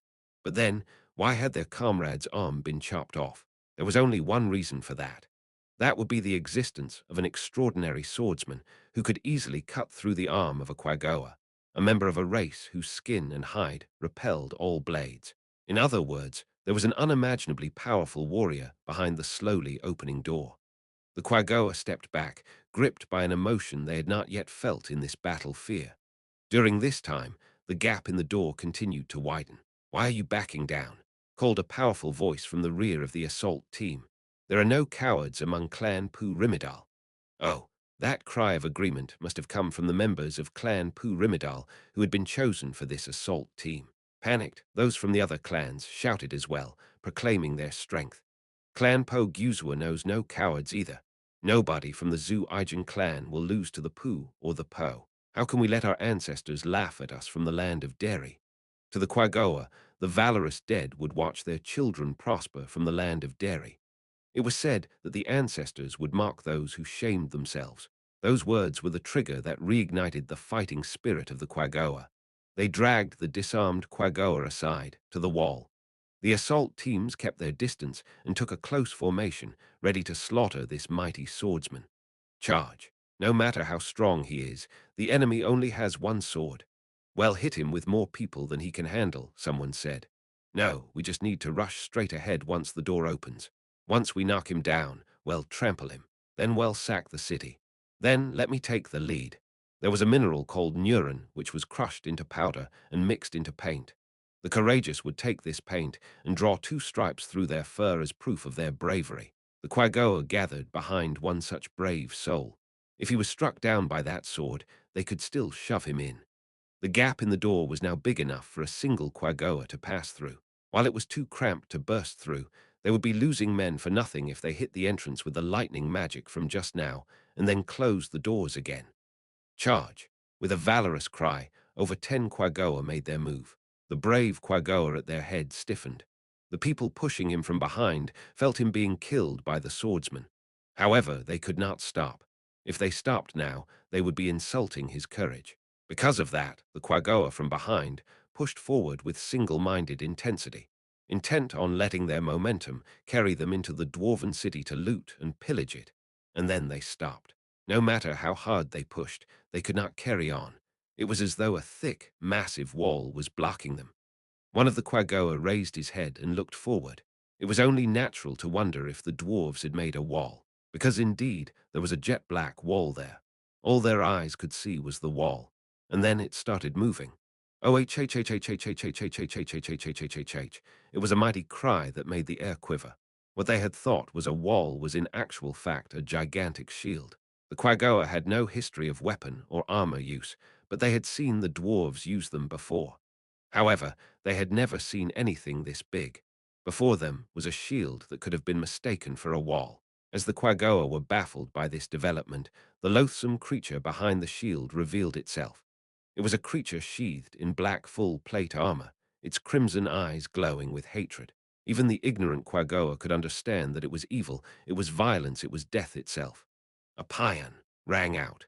In that instant, the heads of 3 Quagoa took flight as one. U-O-O-H-H-H-H-H-H-H-H-H. The roar battered at the bodies of the Quagoa. The hair-raising impact made the Quagoa want to run away with all their heart. Within their tribes, they considered themselves courageous warriors who did not fear death. However, they had never imagined a being like this in their wildest dreams. The monster before them obliterated their courage. That being the case, why did they not flee right away? That was because they lacked the strength to do so. Their instincts told them that if they ran, they would be slain in a single blow from behind. Even so, the eyes of that black being reminded the Quagoa of their desire to live. Oh-H-H-H-H-H-H-H-H-H-H-H-H-H-H-H-H. That roar seemed to come from deep beneath the earth. The Quagoa whimpered in response and took several steps back. And then, as though to seize the opportunity which had presented itself, another being identical to it appeared. And then Hee-I, one of the Quagoa screamed. As they looked toward the owner of that voice, they saw their comrade who had lost his head. He was dead. There was no doubt about that. However, his arms started moving as though grasping for something. It was clearly not a spasm or anything like that. The only conclusion they could draw was that the corpse was moving. As though trapped into a nightmare, the still-living Quagoa found themselves imprisoned in a cage of fear. Clang, clang, went the 2 massive suits of armor, and then they raised identical, bizarre swords, flambages. So, according to the assault team's report, they haven't found a way to bring down the door yet. Am I right? Yes. The Quagoa whose pelt was streaked with red frowned as he listened to his underling's report. He was Yazoo, commander of the Quagoa vanguard. He possessed a hide that was as tough as orichalcum, and his resistance to metal weaponry was even greater than that of regular Quagoa. He was a superior member of his species, a red Quagoa. Yazoo turned his eyes from his bowing subordinate to the fortress on the other side of the suspension bridge.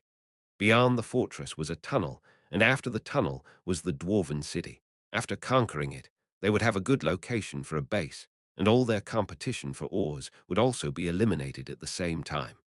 The combination of expanded territory and an unprecedented haul of ores and minerals would make the Quagoa great. Once that happened, the Quagoa would someday come to rule the entire mountain range. If only we could defeat those dragons. Yazoo looked around worriedly after accidentally blurting out his true thoughts. If anyone reacted, they gave absolutely no sign. That put Yazoo somewhat at ease.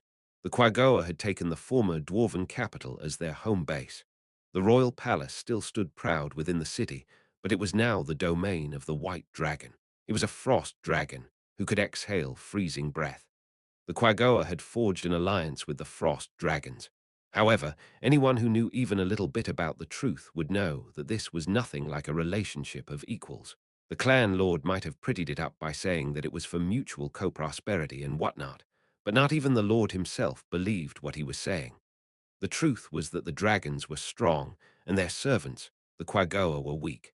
To the dragons, the Quagoa were little more than emergency rations or convenient pawns. Yazoo had once met the dragons in the presence of the lord of the clans, and that was the impression he got after hearing the mighty voice which emanated from its massive jaws. He was also shocked at the sight of the lord groveling before the dragons. He did not want to see a great hero reduced to that state, but Yazoo was not stupid. He keenly understood the insurmountable difference between the might of the dragons and the Quagoa. Even so, he could not permit the dragons to treat them like idiots. We can't do anything about it now. If we fight that dragon lord, we, the Quagoa race, will suffer irrecoverable damage even if we win. But someday. He was not the only one holding that wish in his heart. All the Quagoa who had met the dragons, in other words, all the upper-class Quagoa, had the same desire. To begin with, they needed to find a way to become immune to freezing breath. If Quagoa like that were not born, they would take terrible losses. The search for that way would take a lot of time. Yazoo swept away his dark emotions. Right now, he had to destroy the dwarves. That had not been done yet. It would be foolish to let worrying about the future affect what he could do in the present. Yazoo summoned his subordinates. Oi, destroy the fortress, and then see if we can widen the tunnel walls to let more people in. We need to prepare as much as possible before the main force. Suddenly, Yazoo's ears stood up. He thought he had heard a scream from somewhere. No, it might not have been a scream. It might have been a threatening noise made by a monster. The problem with being underground was that it was very difficult to tell where sounds came from.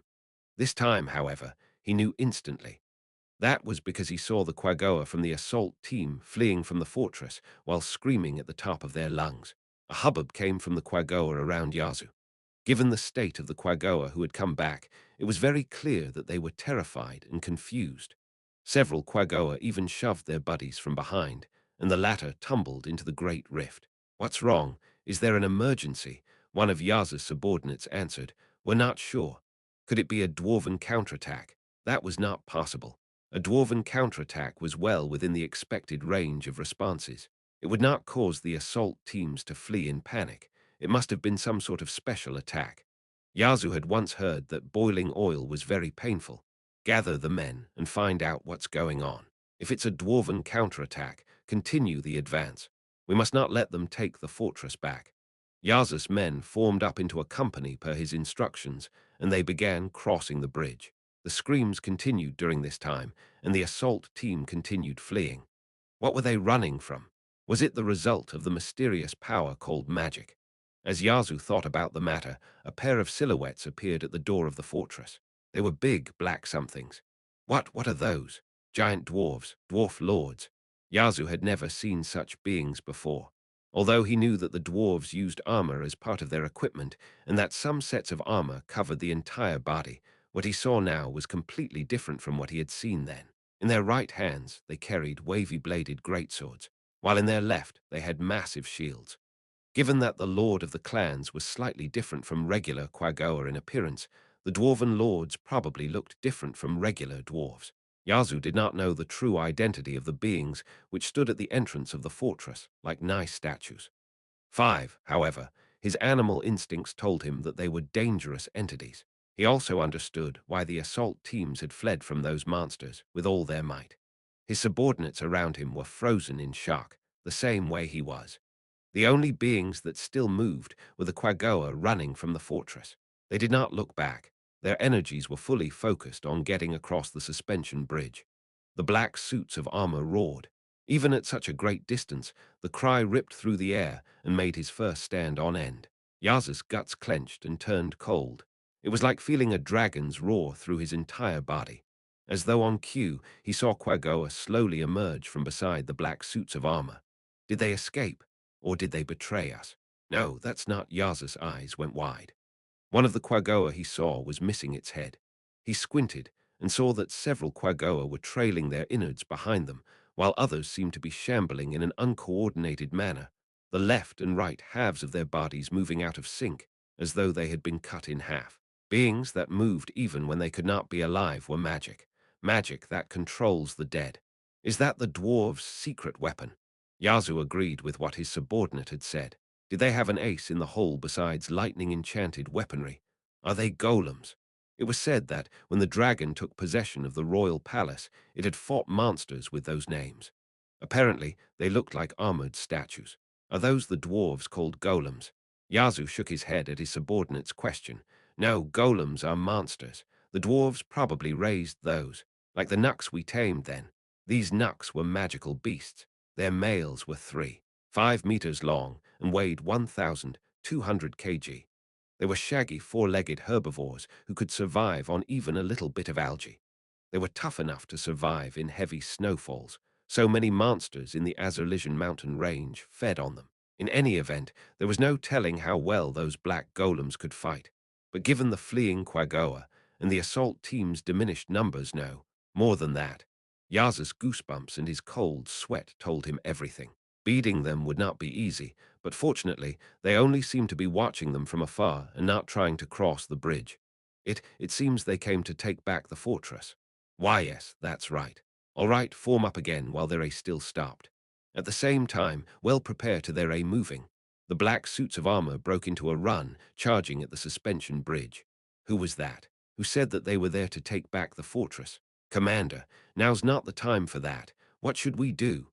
The Quagoa which Yazoo had sent out bared their claws, ready for battle. The black suits of armor braced their shields and blew through the Quagoa where they made contact. Sent flying by overwhelming power, many Quagoa fell from the suspension bridge. The black suits of armor did not stop. Though they slowed down a little, they continued their charge forward with shields raised, like rampaging walls. If this kept up, they would soon cross the bridge completely and reach this place. And then, when that happened, what would happen? Realizing the mortal danger which awaited him, Yazoo shouted, Cut the bridge. If they destroyed the bridge, the main force would only be able to use the flanking route, and that would waste a lot of time. The dwarves would probably strengthen their defense in the interim. Thus, one could consider their first objective of taking the fortress to be a failure. After the loss of manpower and resources during this operation, failure would not be a matter that could be simply excused by a rebuke. However, all that paled in comparison to the danger of letting those black suits of armor cross the bridge. If they reached this place, everybody here would die. The black suits of armor were such beings. Didn't I tell you to cut the bridge? The Quagoa could not help but watch the black suits of armor smash their men away with their unimaginable might. At the second cry, they finally managed to move. However, almost all the Quagoa who had been sent out from the rear had been sent flying into the abyss, and there were only a few Quagoa left on the bridge to face the black suits of armor. All of those Quagoa desperately bit and clawed at the steel suspension cables of the bridge. Have one of the assault teams stall their advance. Being told to stop the golems right after hearing the command to destroy the bridge was no different from a suicide mission. Even so, a suicide squad immediately assembled and bravely went forth. As expected, the suicide squad bounced off the shields, but some of them managed to get past and hurled themselves upon the black suits of armor. However, the black suits of armor paid them no heed. Being bitten did not seem to hurt them, and they continued their advance. The bridge had not yet fallen. If this kept up, the black suits of armor would make it all the way across. As Yazoo realized this, his body began moving on its own. He leapt down from his command post high above and used the force of his landing and the sharpness of his claws to deliver a hit to the steel cables of the bridge. A great ping tore through the air. The suspension bridge rose and fell like a gigantic wave and broke. Yazoo could not withstand the serpentine thrashing of the suspension bridge and was thrown into the air. However, he managed to grab a dancing cable before he was swallowed up by the yawning darkness beneath him. Since Yazoo could not control his movements in midair, it was an unimaginable stroke of luck for him. He pulled himself along the cable as his body swayed in midair and managed to make contact with the edge of the cliff. However, he did not even have the time to catch his breath. A malevolent cold filled his body. Yazoo listened to his instincts and threw himself prone. In that instant, a screaming object swept past the fur on Yazoo's back. Unbelievably enough, that object was a flying quaggoa. Under these dire circumstances, the black suit of armor had managed to throw one of the Suicide Squad members at Yazoo with its ridiculous arm strength. The thrown quaggoa hit one of Yazoo's men, who was still frozen in shock. The two of them disintegrated into chunks of gory meat with a brief, agonized cry of Pygia. However, that was all, because the Suicide Squad and the black suits of armor vanished into the Great Rift. Silence filled the air. Yazoo slowly peered into the darkness of the Great Rift. He was not the only one to do so. All the survivors looked into the darkness that had swallowed everything. All of them knew that there was no surviving that drop. Even so, they could not erase their fear that the black suits of armor would come clambering up the sides of the chasm. After what seemed like forever, Yazoo finally sighed in relief. They did not look like they would be coming back. Looking around, he saw that there were precious few of his men who had survived. Even so, the fact that they had survived against those black suits of armor was worthy of praise. Were pulling back. If they did not report those golems to the people on top, things would be very bad for them. If those were being mass-produced, it was the quaggoa who would be annihilated instead. Yazoo did not feel that there were only two of them. How fearsome those dwarves are. Yazoo deeply regretted underestimating the dwarves. To think they knew how to produce such monsters. In any case, we need to inform the main body about this. Messengers. The people who ran over in response to Yazoo's call were the quaggoa riders, who far exceeded the average quaggoa in mobility. They possessed a special ability which made them immune to the fatigue caused by extended sprinting. The reason why he had called this many of them over was because moving in small numbers ran the risk of the entire group being wiped out by a monster ambush. That was not to say that moving in force guaranteed safety, but that it did not matter how many died as long as one of them survived to pass their message on to headquarters. All right, go. Don't forget, your mission is very important. Yazoo gave another order as he watched them leave. Needless to say, it was to fall back immediately to rendezvous with the Lord of the Clans. 4. Niggerisake, a variety of coarsely filtered sake. 5. The Nai are the two wrathful and muscular guardians of the Buddha. Statues made in their likeness stand guard at the entrances of many Buddhist temples. Chapter 4. A craftsman in negotiation, one the two summoned death knights vanished from the other side of the gates. They roared in anticipation of joyful slaughter, while the cries of the dying rang out. Once the gates slowly closed, the thickness of the double doors meant that the sounds of carnage on the other side did little more than tickle the eardrums. Things should be all right for now. There was a time limit on death knights that were not made with corpses.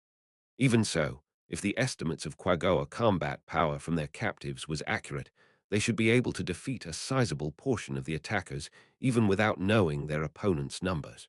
If the enemy was not incompetent, they would surely pull back to regroup after taking sufficient losses. I hope they don't retreat just yet.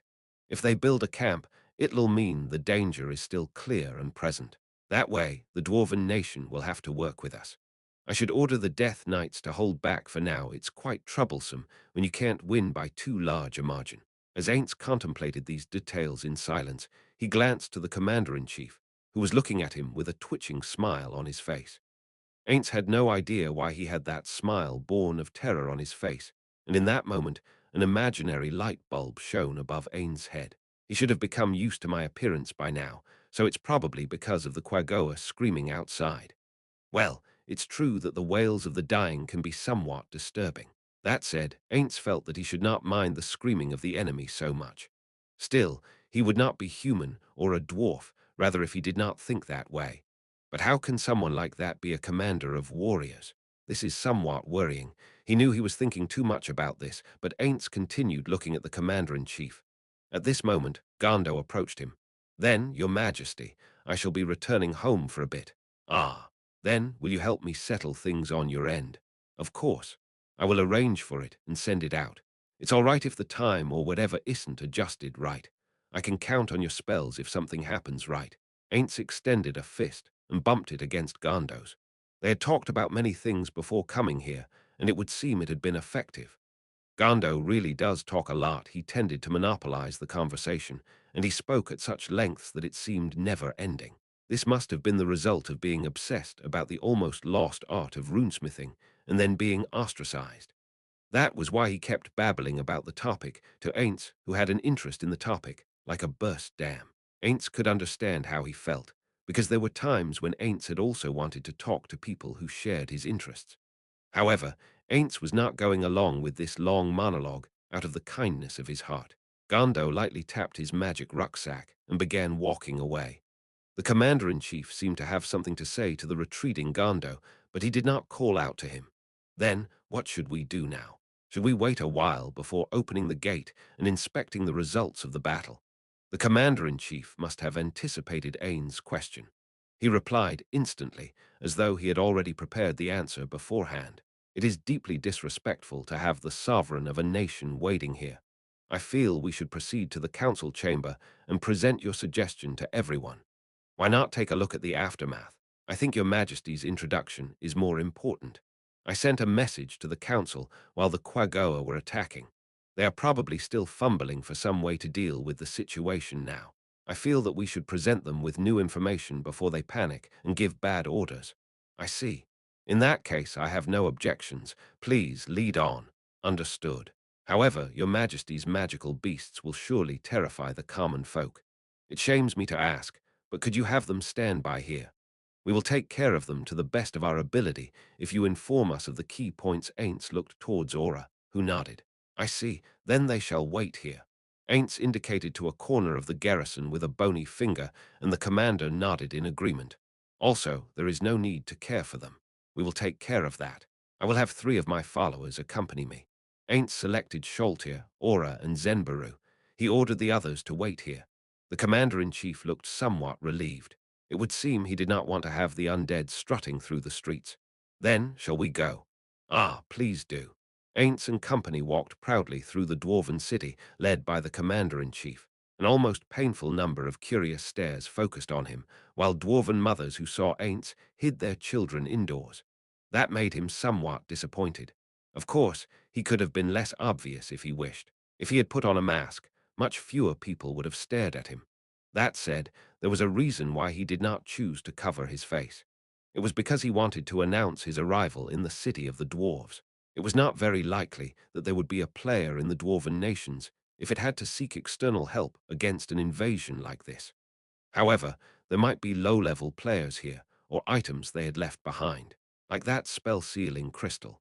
In order to avoid being attacked by such items, he would have to manufacture proof of his visit in an above-board manner. In this way, they would not be able to settle things clandestinely. In addition, while he had not yet decided what sort of ambassadorial party he would send, it was quite likely that he might end up using undead beings for that purpose. Therefore, he wanted to let them get used to it. Still, nobody seems worried, despite the extent of the Quagoa invasion. Ainz asked the commander-in-chief that question after seeing 2 red-faced dwarves stagger out of a tavern, arms around each other's shoulders. The unmistakable scent of alcohol surrounded them. That is because the people do not know the Quagoa have attacked. And why is that? Their sense of self-preservation appeared to be terminally defective. The commander-in-chief seemed to have read Ainz's mind, and he replied. The Quagoa advanced too quickly, so the information did not spread. Depending on the council's decision, it ought to start spreading within an hour. Well, I did order my subordinates to retake the bridge, so once they do so, the city will be safe for the time being now. This is quite an important factor for when we begin trade with this country. That is hard to say. Given the size of the enemy force, we don't know when the opposition will begin their advance in earnest. Once we take the bridge back, we'll need to solidify our defenses, investigate their flanking route, and plan a strategy against them. Ainz smiled evilly within his heart. It looked like there would be many chances to sell this country favors in the future. That being the case, it might be best not to change his Death Knight's orders to retake the bridge. What? Ain's voice set the commander-in-chief's shoulders trembling. Aye, what is it, your majesty? No, it's nothing. Something on my end. There's no need to worry. There's no need to ask further. Ain't emphasized those words in iron tones to shut down the other man's questions. This reaction, which was quite unlike Ain's, was because he had lost his composure. There was no response from the two Death Knights he had made, which should have been in the vicinity of Fiojira. There was only one conclusion he could draw from this shocking conclusion. The Death Knights had been defeated. Ho! Death Knights were fairly weak to Ainz. However, by the standards of this world, they were formidable opponents even for the most powerful members of a nation. Anyone who could defeat two fearsome knights like that must be very powerful. In addition, their responses had vanished at almost the same time. Had they been simultaneously destroyed as part of a carefully laid plan? Had someone finished them off with an area of effect spell? Had a powerful individual simply obliterated them in one stroke? Whatever the answer was, there was certainly another mighty being present, apart from the bizarre masked magic caster he had encountered in the royal capital. Someone who could defeat the defense-oriented Death Knights by themselves would probably be over level 45. Does that mean I've been found out? The commander-in-chief looked at Ainz in response to his mumblings, but Ainz had no time to worry about him. An unknown, powerful being was most likely to be a player. If an enemy of Ain's level had come to this world, a measly 2 Death Knights would be child's play to deal with. If there's a player-related entity here who's not connected to the dwarves, does that mean they're on the side of the Quagoa? Then, are they related to the people who brainwashed Sholtir? Searing fire blazed up in his chest. Hitherto smouldering embers flared into a raging inferno, as though someone had poured gasoline on them. However, they were swiftly suppressed. No, it's not possible. If they were related, the dwarven city would have fallen long ago. It's more likely that it's a mighty individual from this world. However, I can't conclude that there's no connection. That being the case, I will need to alter my plans. Ainz had originally hoped that the war between the Quagoa and the dwarves would go on. With the obvious enemy of the Quagoa before them, the dwarves might well choose to flock to Ainz's banner. However, leaving the Quagoa alone, giving them too much time, would be very dangerous. If they were a race that habitually spawned powerful individuals, then while they might only have slain Death Knights now, who knew what else they would destroy in the future? Right now, while he could still deal with them, the best thing would be to either enslave them or annihilate them completely. The latter might well be the better course of action. Ideally, I would be able to subjugate the Quagoa and have them threaten the dwarves from the shadows, but a single misstep might lead to a fatal error. It would be safer not to do that. Your Majesty, the council chamber is in sight. As he turned to look in the direction where the commander-in-chief was pointing, a large building, certainly big for a dwarf, but sizable even by Ain's standards, came into view. The commander spoke briefly with the guards at the door, and they let Ainz and the others pass without inspection. The reason why they waived the inspection for Ainz and company while still staring unabashedly at the undead Ainz was surely because the commander had exercised his authority. Then, Your Majesty, I shall make a full report to the council. May I trouble you to wait here for a while? There was no reason to object. More to the point, it might be troublesome if he did not explain Ain's contribution to this nation. Where shall we wait, then? The commander-in-chief glanced to one of the dwarf guards, and the man stepped forward. Though the waiting room is that way, permit me to escort you there. Really now. I'll leave that to you, then. The dwarf, who trembled in both body and voice, brought them to a somewhat cramped room. Then again, it would probably not have been cramped for a dwarf. It was just the right size for Aura and Sholtir. However, they had Zenbaru there, who was large of stature. Just waiting in the room felt very claustrophobic for him. Given that the soldier had taken a look at Zenbaru before bringing him here, this must have been the largest and the most luxurious VIP room in this building. Sure enough, the ornaments around them were all exquisitely crafted and looked as though they might actually move. Ainz had once made avatars of his past companions, and he deeply appreciated the difficulty of making such intricate statuary. It was possible for something to look beautiful in profile, but ugly when viewed head-on. Ainz picked up a statuette, a dwarf riding on the back of a lizard. It's plainly obvious that the dwarves have outstanding craftsmanship. I'd like to have such skills. I wonder if I could remake the avatars. If I could, would I be able to make something better after practicing? All right. Ainz decided to address Zenbaru, who seemed distinctly out of place here. Zenbaru, continue with us for a bit longer. Ah, your majesty, I'd like to stay here instead, if it pleases you. Frankly speaking, it gives me a headache to talk with those great people. A strange turn of phrase. It was different from how he had been during the trip here. Perhaps he had changed the way he spoke because he had come to the Dwarven Kingdom. You are the overseer of a tribe, am I correct? Sholtir-sama, one can be good or bad at various things. Also, I would feel bad if I inconvenienced his majesty. Ainz understood Zenbarus' meaning, but he shook his head nonetheless. No, I will take you along. If something happens, I won't be able to protect you if you're too far away. I don't think there'll actually be any danger, but carelessness is for fools. For all we know, we might be within the palm of the enemy. Remember that at all times. Yes, I have seared it into my heart. Even though Ainz did not feel that the dwarves would harm someone who had saved their country, he repeated for safety's sake. What's this? Sholtir's responding pretty well today. Did something happen? Ah, then, your majesty, what should I do? Frankly speaking, just listen to us, Zenbaru. No matter what happens, do not take part in any fighting. Ainz nodded as Zenbaru indicated his understanding. Very good. Now then, Aura, Sholtir, can you inspect my clothes and see if they're messed up? The dwarven soldier sent to show them the way arrived just after the two of them finished inspecting their attire. Ainz was led to a room where the dwarves waited. Resplendent in his full panoply, Ainz strode forth with chest upthrust. His back was ramrod straight, his head was held high, and his bearing was that of a king. The obsidian radiance from the aura behind him glowed softly as a substitute for cologne. Surely nobody would look down on him after all these preparations.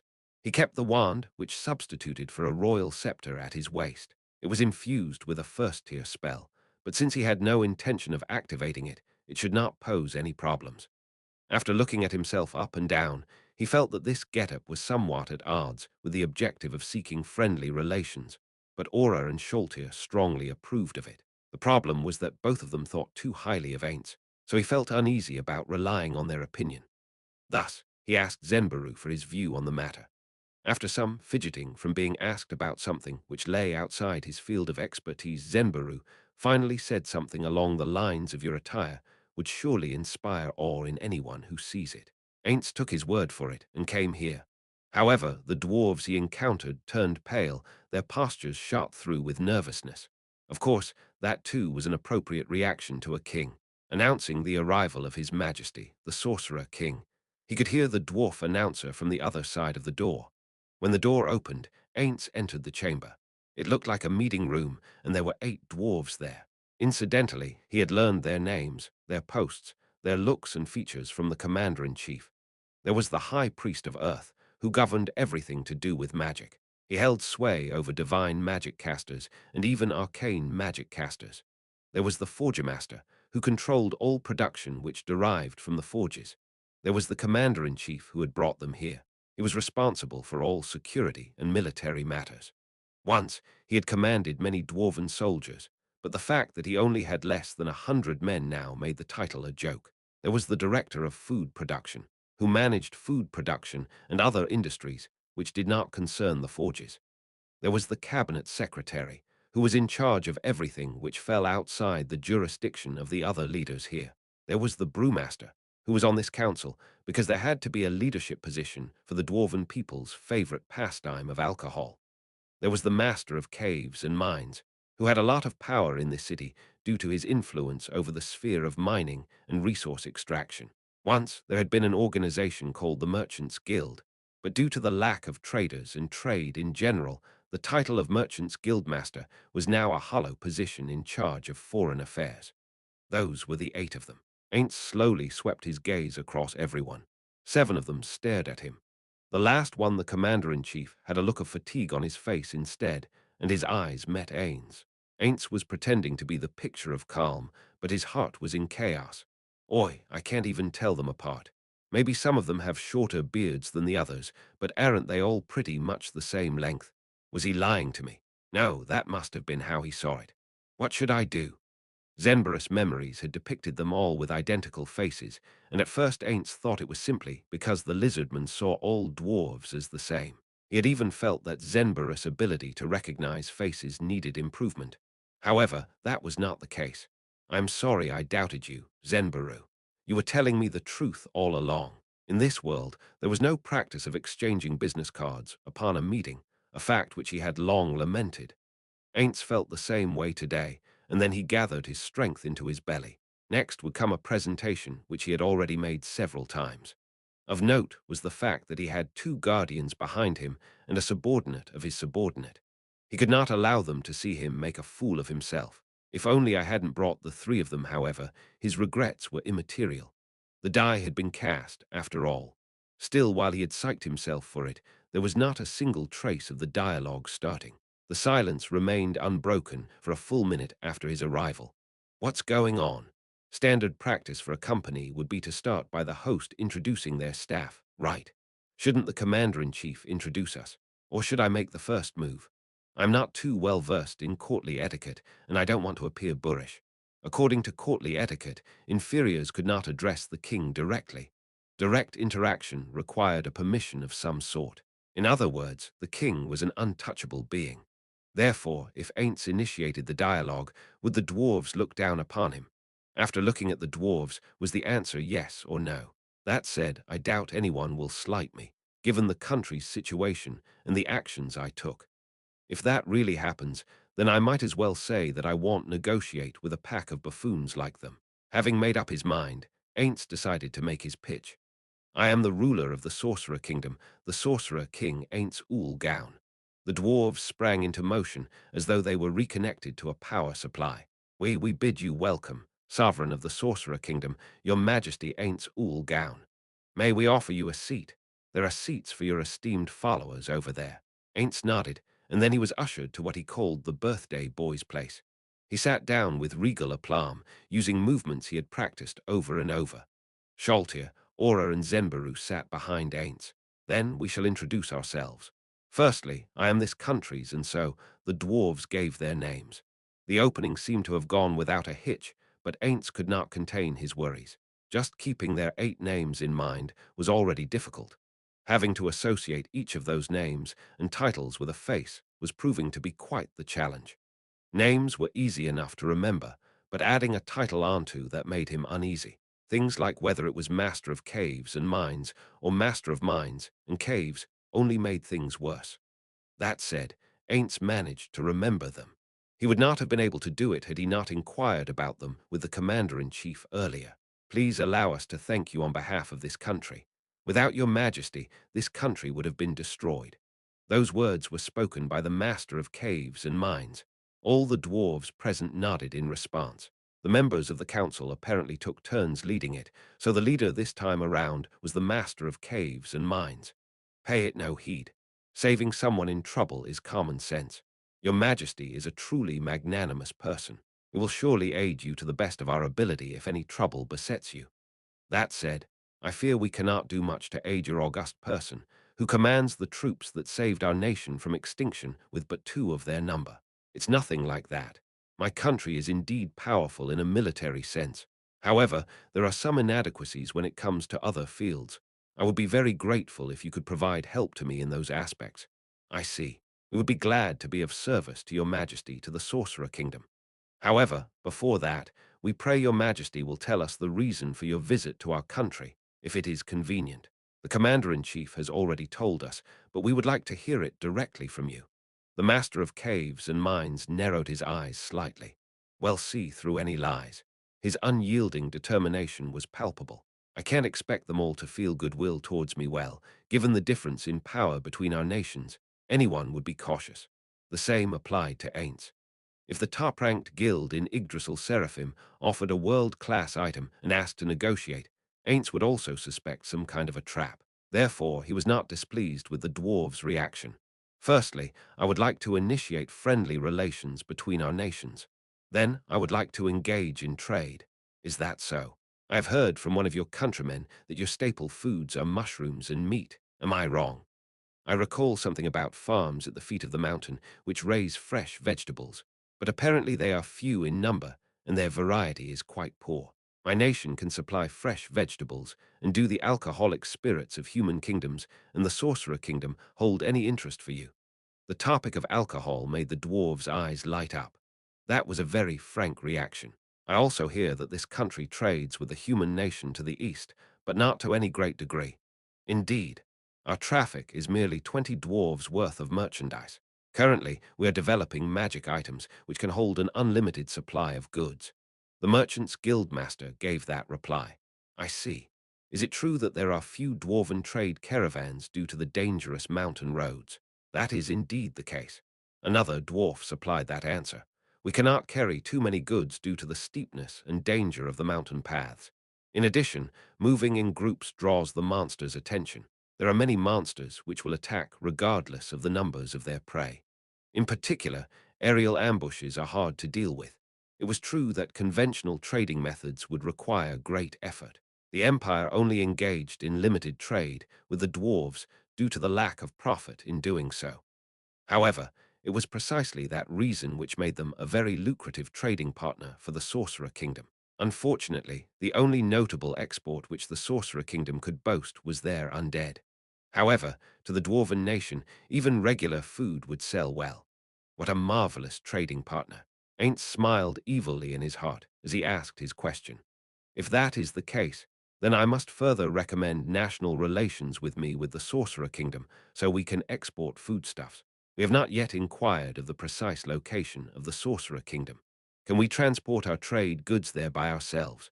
Having your country's people move cargo by themselves would still be quite dangerous. I feel that my nation should take the lead in establishing a proper trade route so your nation's people can safely transport their wares. When that happens, wagons and carriages will be able to move smoothly. Of course, they will not be pulled by anything as fragile as horses, but by other beasts of burden. Could those be the undead? One of the dwarves, his face filled with disgust, asked that question. Ainz recalled that he was apparently the forger master. Precisely. I propose the use of undead-pulled cargo wagons, which possess the power to defend themselves and will never tire. They will surely make for excellent transportation tools. In truth, our nation has already made use of them, and the response from the citizens is very good. In addition, there are other advantages to using the undead, just as Ainz was about to launch into an enthusiastic presentation. The Forger Master interrupted him. Is it not true that the undead will attack the living? Ainz pouted internally, but he responded with supreme confidence. It is true that many people would think that way about an average undead being. And to be fair, it is true. The undead are beings which hate and attack the living. However, Ainz placed particular emphasis on that word. Under my absolute authority, the undead of the Sorcerer Kingdom will not pose any problems for you. You may rest easy knowing that. The Forger Master's mouth pursed into a shape. He did not seem to believe Ainz at all. He must have had a bad experience where the undead slew his family or something. As Ainz contemplated that possibility, he played one of his trump cards. In addition, my nation can supply labor. Labor. During my journey, I spoke with one of your countrymen whom I saved from the Quagoa. Ainz had not done so on purpose, but it was not a complete accident, so he decided to phrase it as doing them a favor. And I heard of the work that goes on in your country's mines. While it is work for dwarven miners, the undead can handle it for you. What? Can they really do that? The eyes of the master of caves and mines went wide, having taken the bait. Of course, I have conducted this experiment in human nations, and it was successful. In fact, the owner of the mines who rented them even requested for additional undead miners. He had heard about this from Albedo when he had sent her a worried message. So it was not a lie. So you've done that sort of thing in human nations, the master of mines and caves muttered as though in awe. It would seem your country is familiar with the special characteristics of the undead. Well, we know about their more common traits. Ainz raised his voice to address the High Priest of Earth. Then I trust I need not elaborate on how the undead make for excellent laborers. The dwarves exchanged looks and then began speaking one after the other. Your Majesty's words are understandable. If we could safely control the undead, being able to reallocate the manpower assigned to mining is a very attractive proposal. However, would probably be followed by doubts about whether they could really trust the undead. It was natural they would feel conflicted about a method that was different from how they had done things until now. Ultimately, this was merely publicity for his firm's products, and not a serious attempt to close a sale. Of course, if they could accept undead labor, it would certainly delight him. Well, I merely meant to say that I could provide such laborers. I understand your unease towards the undead, your majesty. I would like to ask a question about the undead before that. Could we purchase them as a defensive force? The commander-in-chief's question sent ructions through the dwarves. Commander-in-chief, it is too risky to rely on the military power of other nations to keep the peace. I know that. However, the undead of the Sorcerer Kingdom are extremely powerful. With them around, we have no need to fear any Quagoa attack. There are many benefits to purchasing them as a final defensive line. The most important thing, the thing we must all consider, is the safety of our nation. Now that we have lost our fortress, we need power more than anything else. Even so, don't you think it's more dangerous to have the hands of another nation around our throats? I told you, now isn't the time to talk about that sort of thing. The Forger Master and the Commander-in-Chief glared at each other. Well, leave it as that. Those words will be saved for when it's only us. This is not something we should be saying in front of His Majesty, who came all the way here from his kingdom. Forgive this gaffe, your majesty. This conflict was caused by the attractive nature of your majesty's proposals, and we would be very grateful if you could permit it to pass unnoticed. Then may I know what your majesty desires from this country? I feel that we have practically nothing to offer. Certainly not. First, I desire ores. My country's stockpiles are limited. I see, the merchant's guild master smiled. So that's why you suggested undead labor. If we could excavate minerals in large quantities, then there would be an ample surplus. In other words, you want to keep the price of ores low. Is that it? Ainz had not thought that far ahead, but Ainz nodded and pretended that it was the case. Indeed it is so. You have seen through me. No wonder the dwarves thought as understanding dawned on them. Also, I would like the weapons and armor crafted by the forges of your nation. I hear that dwarven battle equipment is of exemplary quality. All the people Ainz had asked about this topic agreed that this was an unassailable fact. However, processed weapons and armor were more expensive. If they bought from the dwarves, then there would be fewer armorsmiths and weaponsmiths in the Sorcerer Kingdom. If there was a clear technological difference between the two countries, it would be better to improve the technology of one's own nation rather than take the foolish action of buying large quantities of superior arms and armor. However, if there was no competition, the smiths within the Sorcerer Kingdom would not hone their skills. The weapons and armor purchased from the dwarves might serve as a positive stimulus for that. Of course, there were many ways to handle this, such as by collecting tariffs and the like. One had to ensure that he could make a profit off the dwarves and not constantly import from them, among other headaches. The simple answer would be to hand all this to Albedo and Demiurge. However, Ainz had his own considerations as well. His plan was to limit sales to the newly founded Adventurers Guild or rent them to adventurers. Low prices were very attractive to adventurers, and keeping them alive would also benefit the Sorcerer Kingdom. If they could sell old goods at low prices, they might be able to increase the survival rates of adventurers at the same time. While we have not thanked your majesty for sharing all this with us, these are questions which cannot be answered immediately, in particular on the matter of war gear. Could you give us some time to discuss this? Of course. Discuss until you reach a conclusion. I will not be upset even if we cannot begin trade immediately. My own subordinates are already equipped with high-end gear. I merely wish to acquire arms and armor for my people. All right, Ainz thought. This was the crucial moment. It was time to complete his objective for coming to this city. Shall we discuss the matter of the Quagoa? Tension immediately filled the air. The response to the Quagoa invasion was merely a personal decision. Is that correct, Commander-in-Chief? Indeed. However, what would have happened if I was not around? If your majesty had not been around, we would have had to rely on a single gate to block the enemy advance. Once the gate was breached, we would have needed to mobilize the citizens to engage in a decisive battle within the city in order to buy time for the children to flee. I imagine that would have been the case. The dwarves all had bitter expressions on their faces.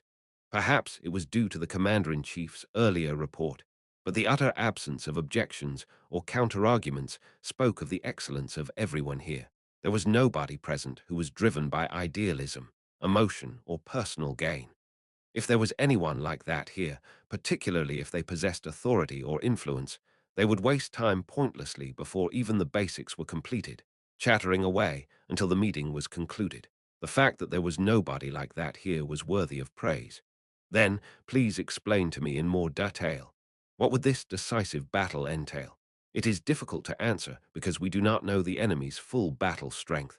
However, assuming there were 1,000 Quagoa, we would be in dire straits. Repelling them would be very difficult, and all we would accomplish would be to weaken our nation due to the loss of resources and manpower. Why did it end up this way? The commander-in-chief muttered. It was probably because the fortress at the Great Rift was too strong. The dwarves had grown arrogant, believing it'll be okay as long as we have it. Ainz felt this way as well. He had tasted the bitter fruit of carelessness in the form of Sholtir. If we have only one ace in the hole when it is defeated, then we are undone. Thus, I feel we need another trump card in the form of your Majesty's power. Ainz raised his hand to silence the dwarves, who seemed about to speak. The commander-in-chief might have seized the reins of the conversation, but Ainz was not done speaking yet. The Quagoa have been repulsed for the time being, but Fiojira is not yet at peace. That is my opinion. The expressions on the dwarves' faces were universally sour. After making sure that everyone was fully aware of his prior point, Ainz decided to seize the moment and speak. Without me, it will be very difficult to repulse the next Quagoa invasion. Even for someone like me, the destruction of a nation which I am about to begin trade with would be quite troublesome. What do you think? Will you not make use of my strength? Given the power of my nation, I can guarantee that your nation will not be attacked for a time. Yes. For instance, I could help in taking back that Quagoa nest, the former dwarven capital, I believe. The air seemed to shudder. This was an entirely new reaction. The master of caves and mines licked his lips. Your Majesty, do you mean that such a thing would be possible? If I prepare for it, of course. The Forger Master folded his arms before him and glared at Ainz. That seems far too idealistic. Why are you giving us so much help? What do you want from us? Oi, you've said too much. The Forger Master snorted at his colleague's words. It's like waving a bottle of fine wine in front of a stranger. Do you really think there are no strings attached? NGG, a reasonable question. Then let me be frank with you. One of the reasons is because I believe it is better to establish diplomatic relations with your country than the Quagoa. I believe that you gentlemen of this fine country understand the concepts of common sense and indebtedness, and that you owe me a certain debt of gratitude. Now consider a side which is about to win and a side which is about to lose. Who will be more grateful if I lend them my strength? That is the case. In addition, I would like this debt to be paid not in words, but in a material fashion. This leads to another reason. I see, so it's about payment. Then, do you want gold or rare metals or exotic ores, or do you want mining rights as well? Of course. Ainz wanted to say that, but he swallowed those words and resisted the urge to speak them. No, I want something different. I want to recruit the runesmiths of this country to my nation. The dwarves blinked as one. What? Is that so hard to understand? The Forger Master frowned more deeply than the others. It is because runic arms and armor are very rare in the nations surrounding the Sorcerer Kingdom. I find them to be very valuable articles. In other words, they are very valuable.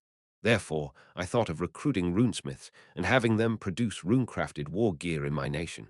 Will you take them as slaves? Ain't sighed with exaggerated loudness at the Forger Master. I will do nothing of the sort. Did you not hear me speak? I said I wanted to open international ties and begin trade, did I not? Do you actually think I would take the people of such a partner nation as slaves? Frankly speaking, I am a little disappointed. All I had in mind was recruiting runesmiths and having them make runic equipment in my country. In that case, what if we gave you top priority on the sales of runecrafted gear? No, it would not be worth the investment. If you wish to use my strength, then you must let the runesmiths work in the Sorcerer Kingdom and allow us to form a monopoly on the sale of their products. That is what my nation wants, and it is the price of taking back your former capital. When can you give me an answer? The dwarves looked at each other. I see. Perhaps tomorrow that might be a little troublesome, interjected the commander-in-chief. Don't forget this city is still in danger of being attacked by the Quagoa. Even if His Majesty accepts the task of defeating the Quagoa, it will take time for him to gather his troops. With that point in mind, we cannot wait until tomorrow. We should give him an answer right away. Ainz looked over the dwarves. It is not my place to speak here. However, if you are truly in such dire straits, then having me fulfill my earlier promises will also be quite troublesome. If the situation becomes very bad, then I will have to add several more conditions. After all, one must expect to pay more for last-minute work. The commander-in-chief is right, and your majesty's words are also very sensible. Then, your majesty, while we apologize for the imposition, can you wait for us in the room from just now? We would like to reach a conclusion as quickly as possible. I have no objections to that. I shall wait there then. With that, Ainz rose and left the room in the company of his subordinates. The room was still veiled in silence even after the departure of the Sorcerer King. Shortly after, somebody exhaled, and that dispersed the tension that hung in the air. What the hell was that? That was an unbelievable monster. Commander-in-Chief, that monster made my hair stand on end. There's no doubt about the fear he commands. I almost thought I was going to piss myself. The dwarves all began shouting. They poured out all the things their strained nerves had been holding in check. What should we do? He's evil incarnate. If even a single thing of what he said is true, it would scare the hell out of me. How could anyone radiating such an evil light be benevolent? Look at him. How many of the living do you think he's murdered up till now? He must have taken so many lives he can't even remember them all. And to think that spine-chilling face could actually utter such normal-sounding words. He must be gathering equipment for some great invasion, for his army of darkness. Also, I hate how he's so easy to understand and agree with. He feels just like those devils who steal souls with contracts. They were unanimous in rejecting the Sorcerer King's proposal. Many of them agreed that the words of the undead could not be trusted. However, His Majesty's proposal is very attractive to our country. In the first place, our country will be destroyed if we don't do something about the Quagoa. In addition, the Sorcerer King is the only person who can save us. The Commander-in-Chief was the sole voice of opposition. His words made the other dwarves look like they had chewed a bitter worm. Let me make sure again. Is there no way we can deal with the Quagoa with our strength alone? There's no way. With the help of the Sorcerer King, we might be able to take the fortress back, but there are far too many things we need to do. Right now, all we can hope for is to take the fortress back. Had His Majesty not come here, the Quagoa might be flooding into the city by now. If the Sorcerer King spoke the truth, then there were sightings of Quagoa in Fio Rezo as well. The dwarves clutched their heads. What if we just borrowed the Sorcerer King's power and then pretended that we knew nothing about it? That would only aggravate that monster. Even I would be unhappy in his position. After all, we'd be the people who only cared about borrowing military power for our own gain and whatnot. Still, the timing for this is just too much of a coincidence. Could the Sorcerer King be pulling the strings behind the scenes? It's quite likely, but we have no proof. All we can do is guess. The important thing here is that the Sorcerer King chose us and not the Quagoa. If we displease him, we'll be putting a noose around our own necks.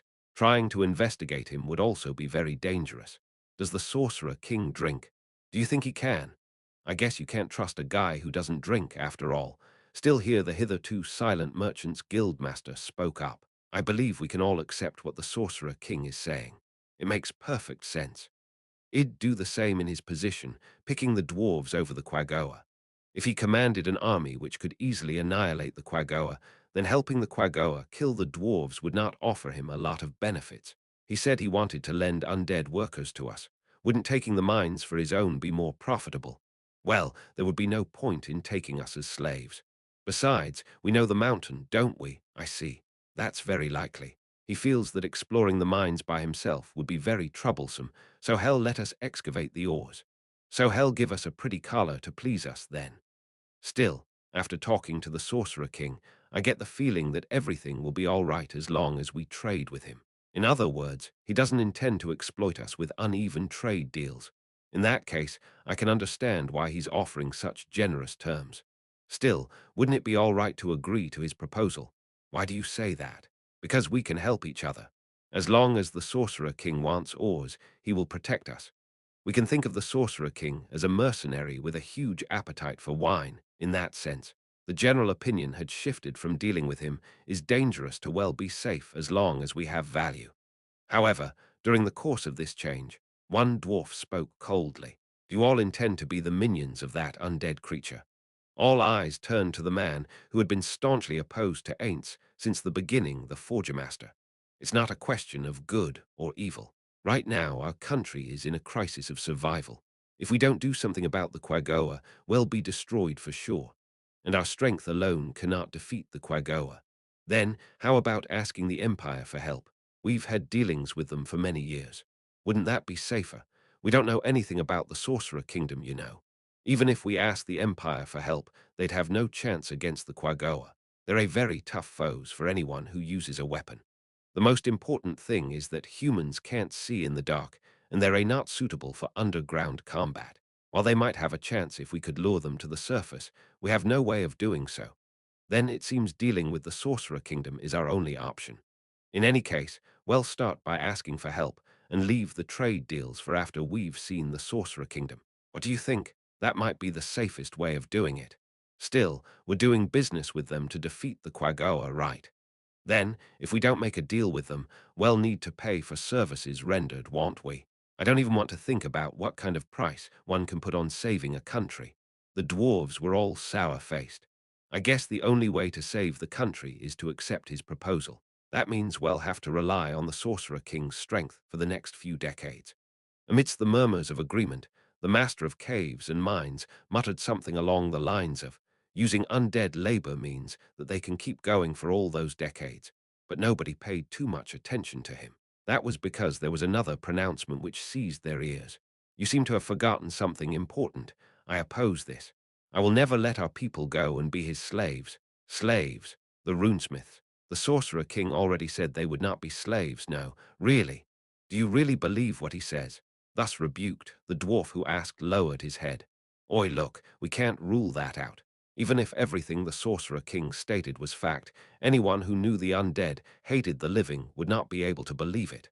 Hostages, then. No, there'd be no need for him to specify runesmiths in that case. He could just as easily have stated demands for our family members instead. Then, can we refuse the matter of the runesmiths, but ask if anything else would serve as payment? Are there any treasures which might change his mind? No.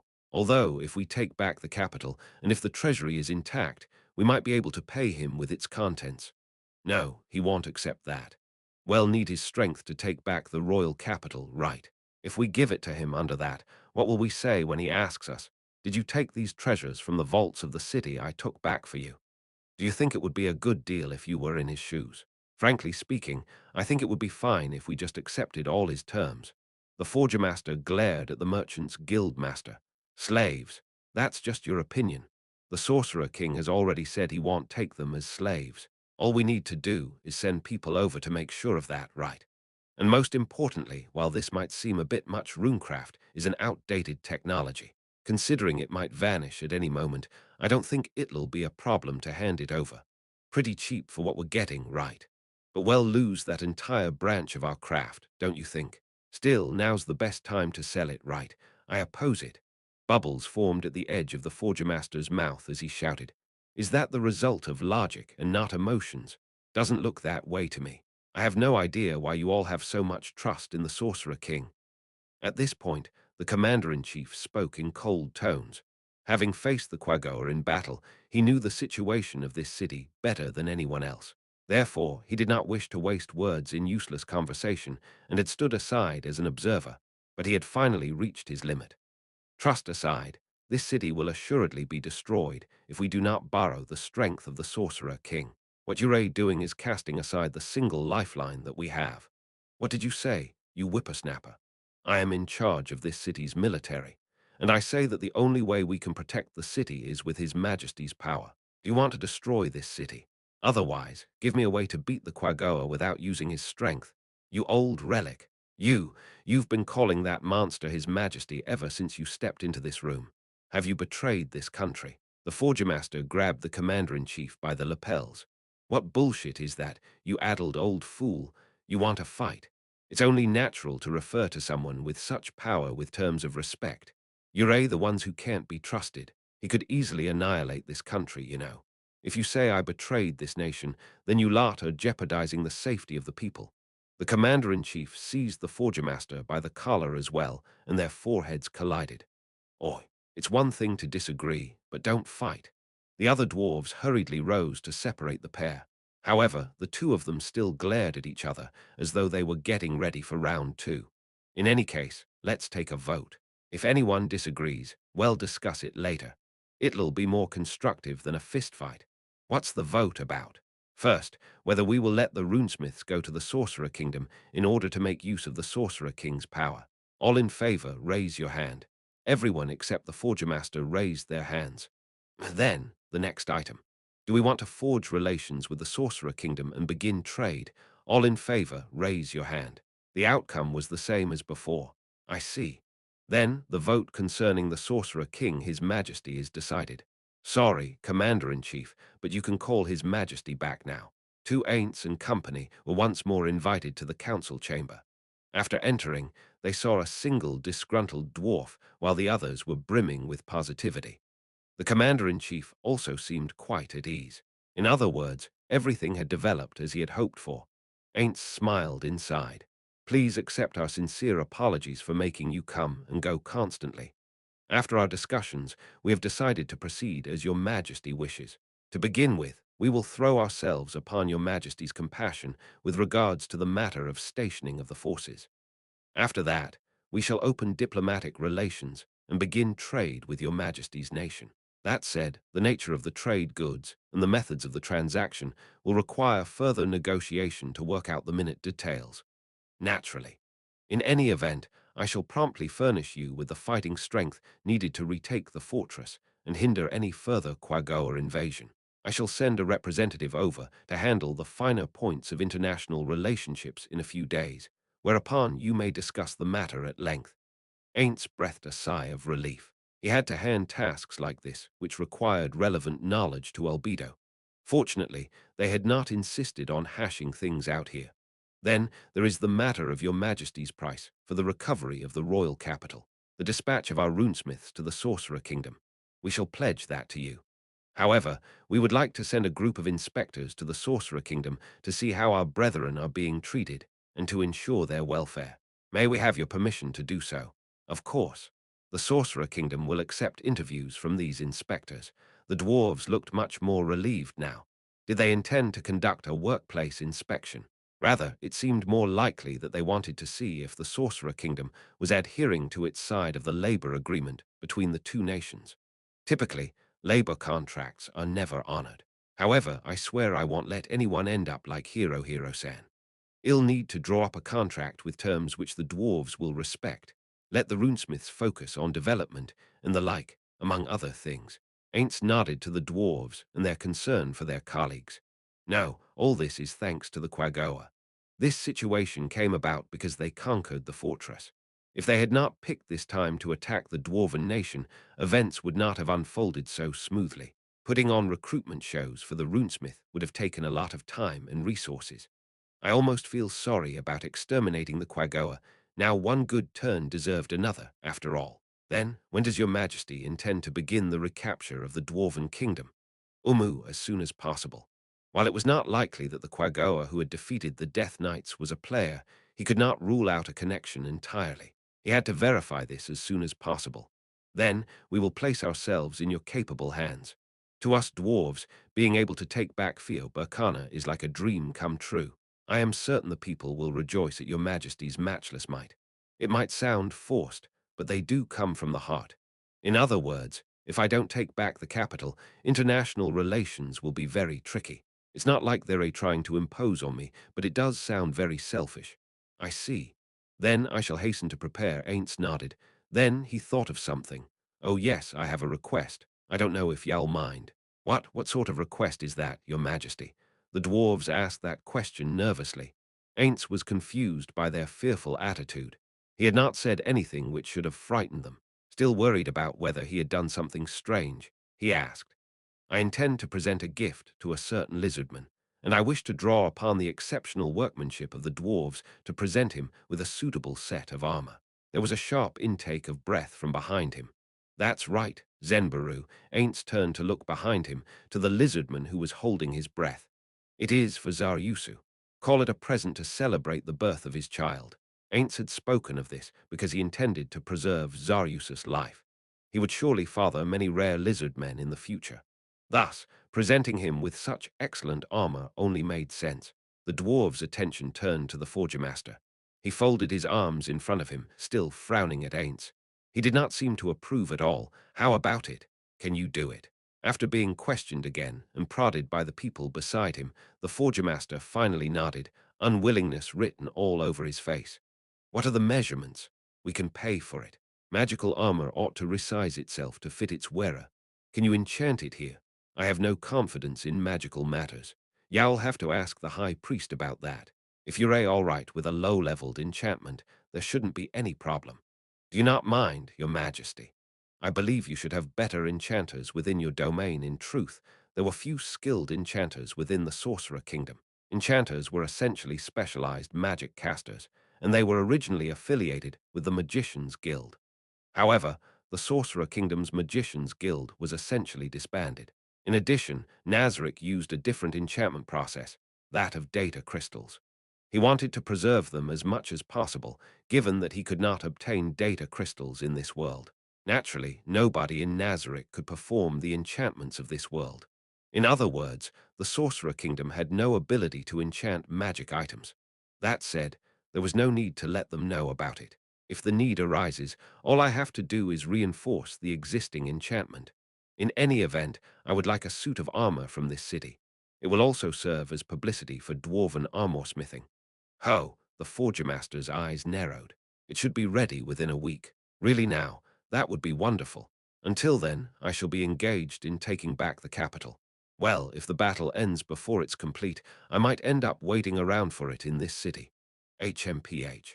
Then I'll work on it faster. It was quite clear that he did not mean it would be a shame to keep you waiting. It was more like I'll finish it up quick so you don't take too long hanging around in this city. Why does he hate me so much? I should be a hero to this country, right? Or the liberator who reclaimed their royal capital, right? I don't recall doing anything to deserve such resentment, is that it? Is he really just a stubborn old fool? Regarding the payment, like I said just now, there's no charge. That settles the price of that particular article. When I talk about payment, I am referring to the fact that it is both a finished product and a sample. I need you to tell me how much it costs so I can estimate how much it takes to produce this sort of thing. I don't decide the prices. Oi, Merchants Guildmaster, you're in charge of that. To begin with, we'd have to consider the material of which the armor is made. That would certainly affect the price range, so it's like that, Ainz replied, trying not to let it show in his attitude.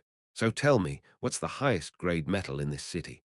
If the names of one of the prismatic ores came up, Ainz might well abandon his present negotiations and subjugate the dwarves by force. However, his worries were ill-founded. The metal of which they spoke was adamantite. Adamantite, Is there nothing harder than that here? No, even a slightly softer metal would do if it was a rarity in this mountain range. They could not answer that question either. There was a possibility that this was classified information, and they could not speak openly of it to Ainz. However, direct questioning would not help. Using charm magic to make them talk would leave the memories of being controlled, so if he could not eliminate them afterwards, it was not an option. Sadly, he had no other way to inquire further. Since Gando did not know either, he could only pin his hopes on the more senior runesmiths. As Ainz concealed his disappointment, he produced an ingot from beneath his robes. Then we shall supply the metal. Just tell me the processing fee. This was a level 45 metal. It was not particularly strong, but it was much stronger than adamantite. Zarius's defensive abilities would soar if he wore a suit of armor made from this material. It would be enough to protect him from the vast majority of foes in this world. And this is judging by the expression on the Forger Master's face as he examined the ingot. Ainz was sure that this ore could not be excavated anywhere near here. Ainz shut his mouth just before he could say worthless. After all, this was the raw material for a suit of armor he was giving to Zariusu. He could not say this sort of thing in front of the armorsmith who would be taking on the task. It's a serviceable metal. I have some weapons made of the same material. One moment, please. Ainz rose and left the room before looking through his inventory. After some searching, he withdrew a strange, one of the weapons in Yggdrasil, which had been designed for form over function shortsword. Then he returned to the room. Frightened by the fact that Ainz was holding a shortsword, the dwarves shifted uneasily in their seats. Ainz placed the short sword on the table and slid it over. Fortunately, it stopped in front of the forger master. He did not pick up the short sword that slid before him, but instead studied it with a scary look on his face. It must have bothered him in some way. This one. Since it's a short sword, I don't know if you can use it as a reference for armor. How about it? Can you make it? For some reason, those words caused the forger master to flush red. I'll do it and show you. Sensing the powerful determination in the forger master's voice, Ainz nodded. Umu. Then, please take care of that. I'd like a suit of chainmail armor if possible. I'll lend you the short sword too. If you need anything else, feel free to let me know. Zembaru, you should be more familiar with Zaryusu. Answer him about his body size, shape, and whatnot. I understand, Your Majesty. Then that's all for my request. If it's fine with you, I will excuse myself. Your Majesty, may I ask where you are going? Ah, Commander-in-Chief.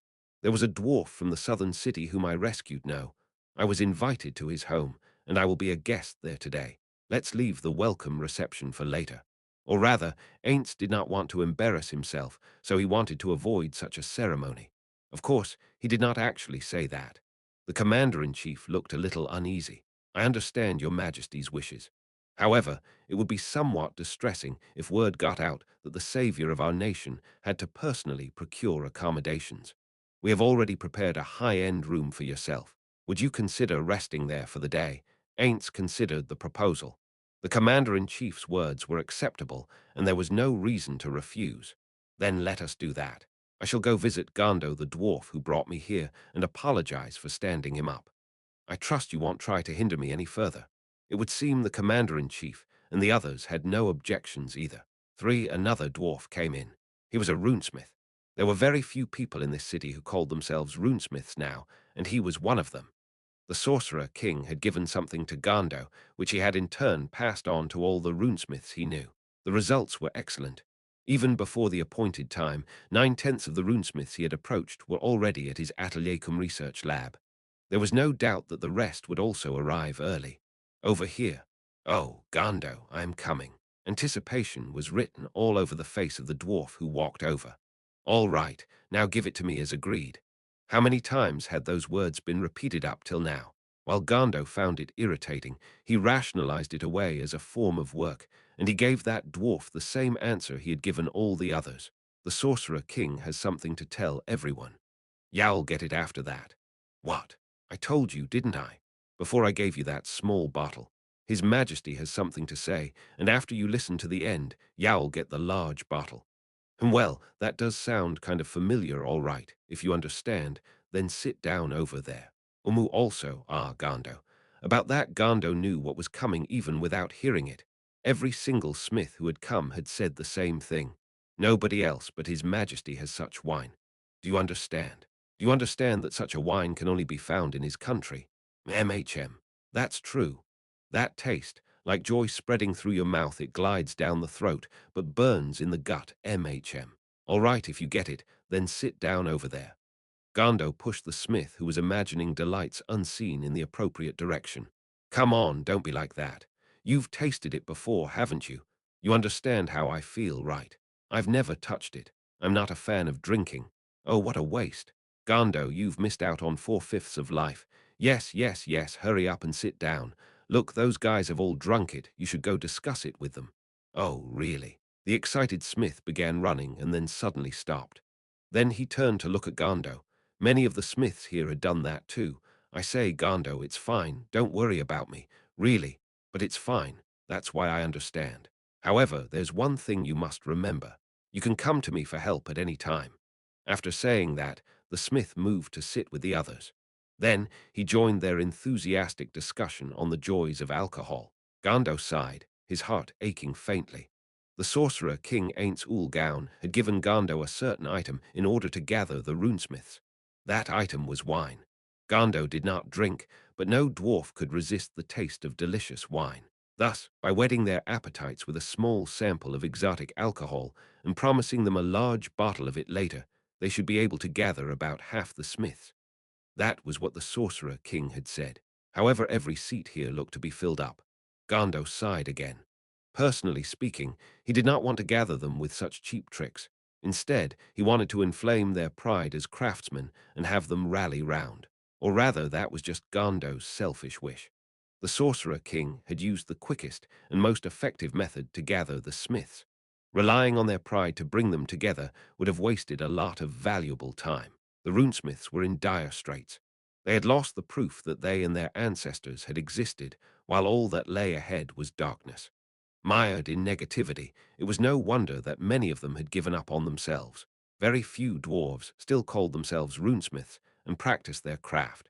Most of them had taken down the shingles on their workshops and merely lived day by day of a hopeless, dreamless existence. Could he have relit the fire in hearts like theirs? Gando eagerly looked forward to Ainz and what would happen next. At the appointed time, Gando checked the number of dwarves which had shown up. Every single one was present. Well, Ainz Sama asked if he could begin. The girl who ran up to Gando was one of the Sorcerer King's trusted aides, Aura. "Oh, can you tell His Majesty that everyone has gathered?" Got it, the girl ran off. As he watched her leave, Gando tilted his head. He was not quite sure what exactly that girl was. Why did that nigh-omnipotent, undead lord place so much trust in her? Was she the proof of his friendship with the Dark Elves? As Gando pondered this, Ainz Ooal Gown stepped forward on a raised platform. Beside him was the other female who served as his aide. "Oh, it's the undead, an enemy." The dwarves were thrown into chaos. That was only to be expected. The undead were the enemies of all that lived. That silence. The female Sholtir Bloodfallen raised the bottle in her hand. Everyone's eyes could pick out the amber radiance within. They were an intensely practical lot, so their attention went to the bottle instead of Ain's undead face, and they fell silent. "Ain't Sama, what is your will?" "No, there's nothing. Thank you for your hard work, Sholtir." "All right, thank you for coming, everyone. There's enough wine for everyone, so after this, just take one bottle as you go. Until then, I hope you will keep quiet and listen to me. Of course, if you feel that the words of the undead are not worth listening to, you are free to leave on the spot. Of course, you will not get a bottle of this wine." The Sorcerer King swept his gaze across the dwarves. Every fiber of his being, from his attitude to his diction, and many other things, was certain proof of his overwhelming power. Then there was his haughty, regal bearing, which made them instinctively cower before him. It was as though every single joint of his fingers was infused with power. "Then I trust there are no objections if I begin speaking." The dwarves nodded in silence. "Firstly, I am the Sorcerer King Ainz Ooal Gown. The domain to the south of this mountain range, beyond the great forest of Tarb, belongs to me. Being able to meet you esteemed runesmiths delights me from the bottom of my heart. All right. My words are a very simple proposal, as well as a request. Come to my country. I want to use your runecraft to begin a revolution in magic item enchantment." As he heard the Sorcerer King's words, a spike of pain born of disappointment and despair pierced Gando's heart. Gando shook his head. He cast away the matter of his father and his grandfather and looked at the faces of the smiths from the side. They all had bitter expressions on their faces. Their response did not look like it would be positive. "Forgive me, but I have a question I wish to ask." The dwarf who raised his hand glanced at Gando. "Why do you want our craft? Frankly speaking, it's practically a dying art in this country too." The dwarf who spoke was one of the older smiths present. "Simple. I want you to rediscover the lost secrets of your art." "Lost?" Under the runesmith's eyes, the Sorcerer King produced a sword from his pocket dimension. The dwarves gasped in unison. It was shock, born of seeing a sword being pulled out of thin air. There was also terror at the sight of the skeletal king, wreathed in unholy light, holding up a blade. But the reason why Gando exclaimed despite himself was the same awe which filled every other person here. It was a black-bladed sword of extraordinary quality. The unbelievably fine edge practically shone with magical radiance. "Such an amazing sword, incredible. I've never seen anything like it in my life. Is this the sword from dwarven mythology?" "Oh, what a beautiful sight this is." The Sorcerer King raised the sword, as though to show it to the dwarves. Gando's eyes instinctively followed its glow as well. "All right, gentlemen, please direct your attention to the body of the sword." Gando followed where the Sorcerer King was pointing and cried out. So did the other smiths. There were 20 purple runes carved upon it. However, only Gando noticed that one of the runes on the sword was the same as the one which the Sorcerer King had described during their encounter in the tunnel. "I see. So that's why he knew so much about runes. He must have gained that knowledge from careful study of that sword. Then, I wish to ask you, gentlemen, there are 20 runes on this sword. Is such a thing possible? The answer went without saying it was impossible. Nobody here could do it, no matter how hard they tried. And then there was this sword, which seemed to exist only to mark their inability to do so. The smiths rose from their seats, each with a raging inferno in their eyes. There was a passion in them which had not been there when they were talking about drinks. Then the crowd surged forward like a horde of zombies pouncing on the living to the feet of the Sorcerer King. Let me see, please, let me touch it. I might learn something. I beg you. Insolence. The silver-haired girl glared at the encroaching dwarves with a frightening look in her eyes. The dwarves froze for an instant, as though impaled by a fear which cut like icy blades. And then Ure being too noisy. Quiet down. There was no doubt that they stood in the presence of a true ruler. His aura was one of a leader that was utterly confident of his position. Then again, it might have been because he was a peerless master of death. Gando had known this ever since he had met Ainz in that tunnel, but Ainz had not revealed that side of himself back then. It must have been an act to keep Gando from shrinking away in fear. This must be the true nature of the Sorcerer King. I can't tell his expression, but he seems pleased. It must be because everyone's moving as he planned. A moment, good smiths. Please hear me out to the end. After that, you may touch it directly. I will not continue until you are seated, and neither will you be able to obtain this sword. Dejected, cowed by his air of sovereign power, the smiths returned to their places. Thank you. Then I shall pick up from where I left off. My question still stands, is a sword with 20 runes carved upon it within your abilities? Everyone looked to the oldest and most experienced of the smiths. He shook his head powerlessly and replied, "It is not. To the best of my knowledge, I have only ever heard of 6. A torrent of questions erupted. What? 6? I've only ever heard of 5. Is that so? It seems few know of this, but 200 years ago, the hammer which the king bore had 6 runes carved upon it. That was the secret treasure of the runesmith's art.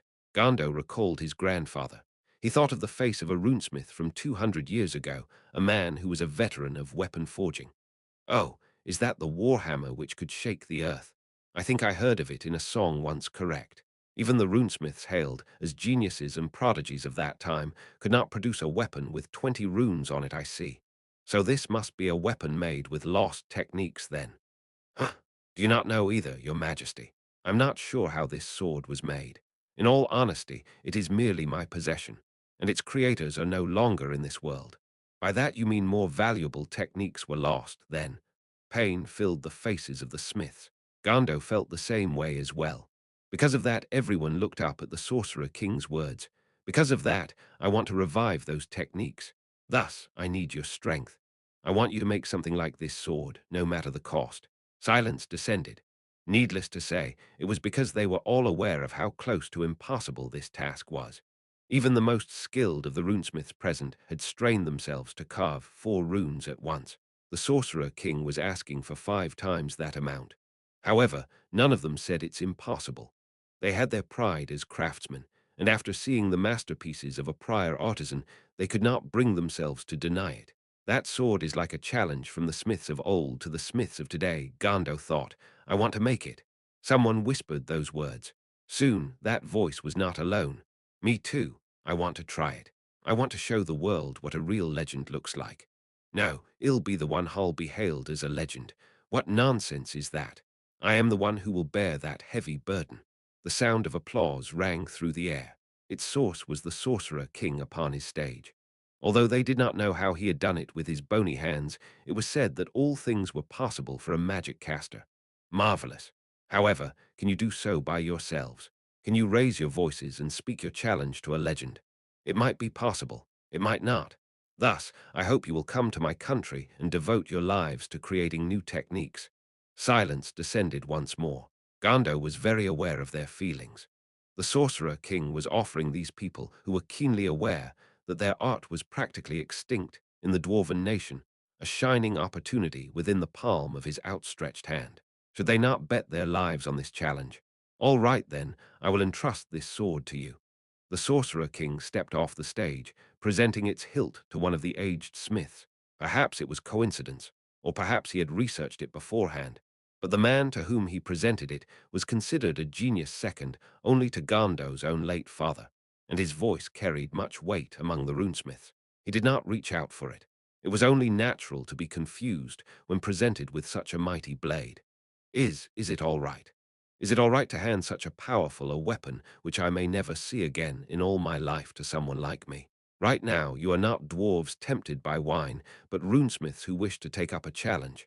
I can place my trust in that. In addition, I will be leaving this city for a while. Thus, I am simply lending it to you. The dwarf straightened himself up. I see. Then, please permit me to borrow it, your majesty. He bowed deeply and received the sword with the utmost respect. Still, I have to say that I do not quite understand the techniques of runecraft. Is it possible to carve runes upon a blade and then further enchant it with magic? It doesn't work that way, your majesty. Runes are characters imbued with mana. Thus, carved runes and enchantments are mutually repulsive. If a powerful magic caster tries an enchantment, the runes will distort.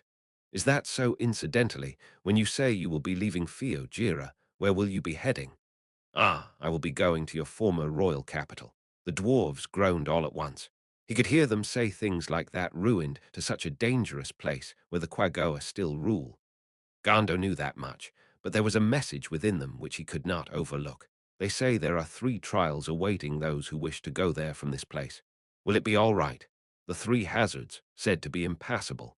Even if you make it past the first of them, the maze of death is impenetrable. All the speakers were elder dwarves. As expected of those who were old and full of years, it would seem they knew things even Gando did not. It might be best to ask them about it and inform the Sorcerer King. The runesmith, who had straightened himself up, gave his counsel to the Sorcerer King. Your Majesty, that place should be the lair of a gigantic dragon. That Lord of the Frost Dragons, the White Dragon Lord, might be in residence. He was the reason for the destruction of Tewas. I know your Majesty is possessed of great power, but in my humble opinion, that Dragon Lord is equally powerful. I pray you will take care of yourself. A dragon, then. Indeed, it would make for a very interesting opponent. Then I shall proceed with the greatest of caution and deal with it carefully. After that, there were several more simple questions, and the meeting was dissolved. This was because everyone realized that the sooner it ended, the more time the Sorcerer King would have to take back their capital. They couldn't bear to get in the way of that, Gando thought. Or perhaps they wanted to inspect the sword they had received. Gando did not know which answer was correct, but given the inferno in the eyes of the dwarven artisans, it was probably the latter. The desire to shout Yahoo filled Ainz. He had felt that way ever since he had finished his presentation. It was no different from when he had been Suzuki Satoru. Whether he had succeeded or failed, he wanted to cry out as he basked in the feeling of liberation and relief. That was amazing, Ain't Sama. You really got that lot all fired up. That was truly incredible. The only person in Nazarick who could do that is you, Ain't Sama. Ain't resisted the urge to go. Ah, no, in embarrassment as Aura and Sholtir praised him. Perhaps if they were Demiurge or Albedo, he might peek at them while wondering if they were marking him. But since it was Aura and Sholtir, he could take their words at face value. Perhaps if he was Suzuki Satoru, he might even say, I am beat, want to grab a drink, and head toward a vending machine. But the man who ruled Nazarick and the Sorcerer Kingdom could not say such things. And well, it was nothing much. I'm sure Demiurge or Albedo could do a better job. Certainly not. Yup. Even those 2 couldn't play those dwarves that well. Ainz did not feel that way, but he had not expected the situation to develop this well. And then the creeping feeling of guilt over whether this success was a good thing began creeping up on him. Naturally, the sword he had shown the dwarves was an item from Yggdrasil. Yggdrasil did not have a rune system. Then again, it might have existed within the game's data, but it had not been discovered by anyone until the very end. Therefore, the runes carved on that sword were merely cosmetic for decoration. At first, he had thought maybe they might get interested if they saw this sword. But he had been caught completely off guard by the intensity of their reaction, to the point where he kind of regretted saying that he wanted them to make a sword like that. However, Ainz tamped down that feeling. He had to strengthen the great underground tomb of Nazarick. Since a foe with a world-class item might appear in the future, and there might be hidden players out there fighting him, he had to increase their combat strength. Ainz looked at Sholtir. She was a vampire girl who seemed to be blushing in embarrassment, which was actually quite surprising when he thought about it. She was a seed Perorencino had left behind, and she was the first NPC he had no choice but to kill with his own two hands. His emotion suppression cancelled out the surge of hatred that followed, but even so, he could not forget it. He could not forget the shadow of the holder of the world-class item that had made him do such a thing. In order to reach his goal, even making people miserable with lies was hardly worthy of consideration. The most important thing in this world was the residents of Nazarick. All other lives were 2 or 3 rungs below them. Equality of lives was nothing more than a madman's ravings.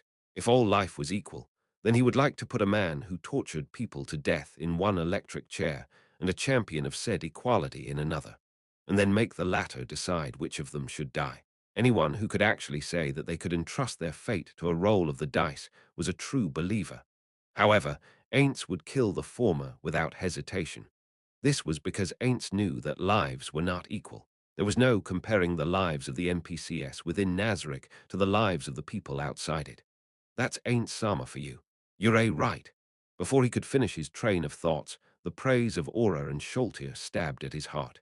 In any case, don't say they were played. I merely told them the truth. He had said that to them for the sake of Gando, who should have been behind him. However, when there was no response from behind, a somewhat puzzled Ainz turned around. Gando padded closer, prepared to send Ainz off. What is it, Gando? Upon being addressed, Gando raised his head. Your Majesty, since you said all that to them, am I to take it that the council approved of sending over the runesmiths?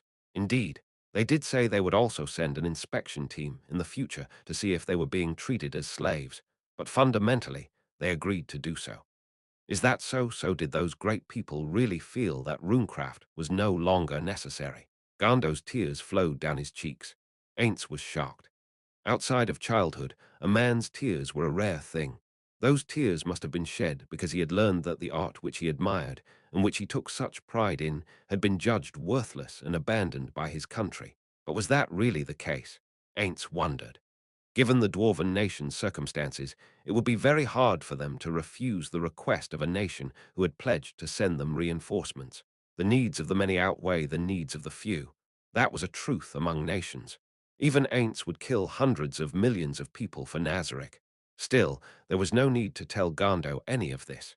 Indeed, Gando, this country seems to view its runesmiths as disposable. They handed them over with hardly any resistance when I asked for them. Gando, as well as the runesmiths who might hear of this from him, had to abandon their country to some extent. While it was very difficult to completely forsake the land of one's birth, it was still a necessary step to have them devote their utmost loyalty to the Sorcerer Kingdom. Ainz gently patted Gando's shoulder. However, the same is not true of me. I sense potential from the runesmiths. Even if Gando's dreams could not be realized, monopolizing these skilled people and using their research might allow him to develop a countermeasure against enemies with runic weapons. Knowledge was power. Even if you're discarded by one country, it's not over as long as another one needs you, don't you think? Ainz patted Gando's shoulder several times. Gando wiped his face clumsily. Thank you very much, Your Majesty. Please allow me to meet your expectations with all my strength. Umu, I shall look forward to it. Ainz smiled, although his face did not move as though to say, I trust you. Then again, Ainz had been thinking. It would be good if he could learn about the Dwarven capital. He would probably need to have Gando do some legwork to obtain more information. And then he had to speak to the commander-in-chief. Dragons in Yggdrasil could live forever. It would not be strange for them to be individuals of unimaginable power. So in all likelihood there'll be a frost dragon waiting for me suddenly. The face of a young man, no, a young woman 6, appeared from within his memories. Come to think of it, she did say she wanted to help me learn more about them. What a shame. 6 refers to Ninya, who agreed to help Marmon research dragons.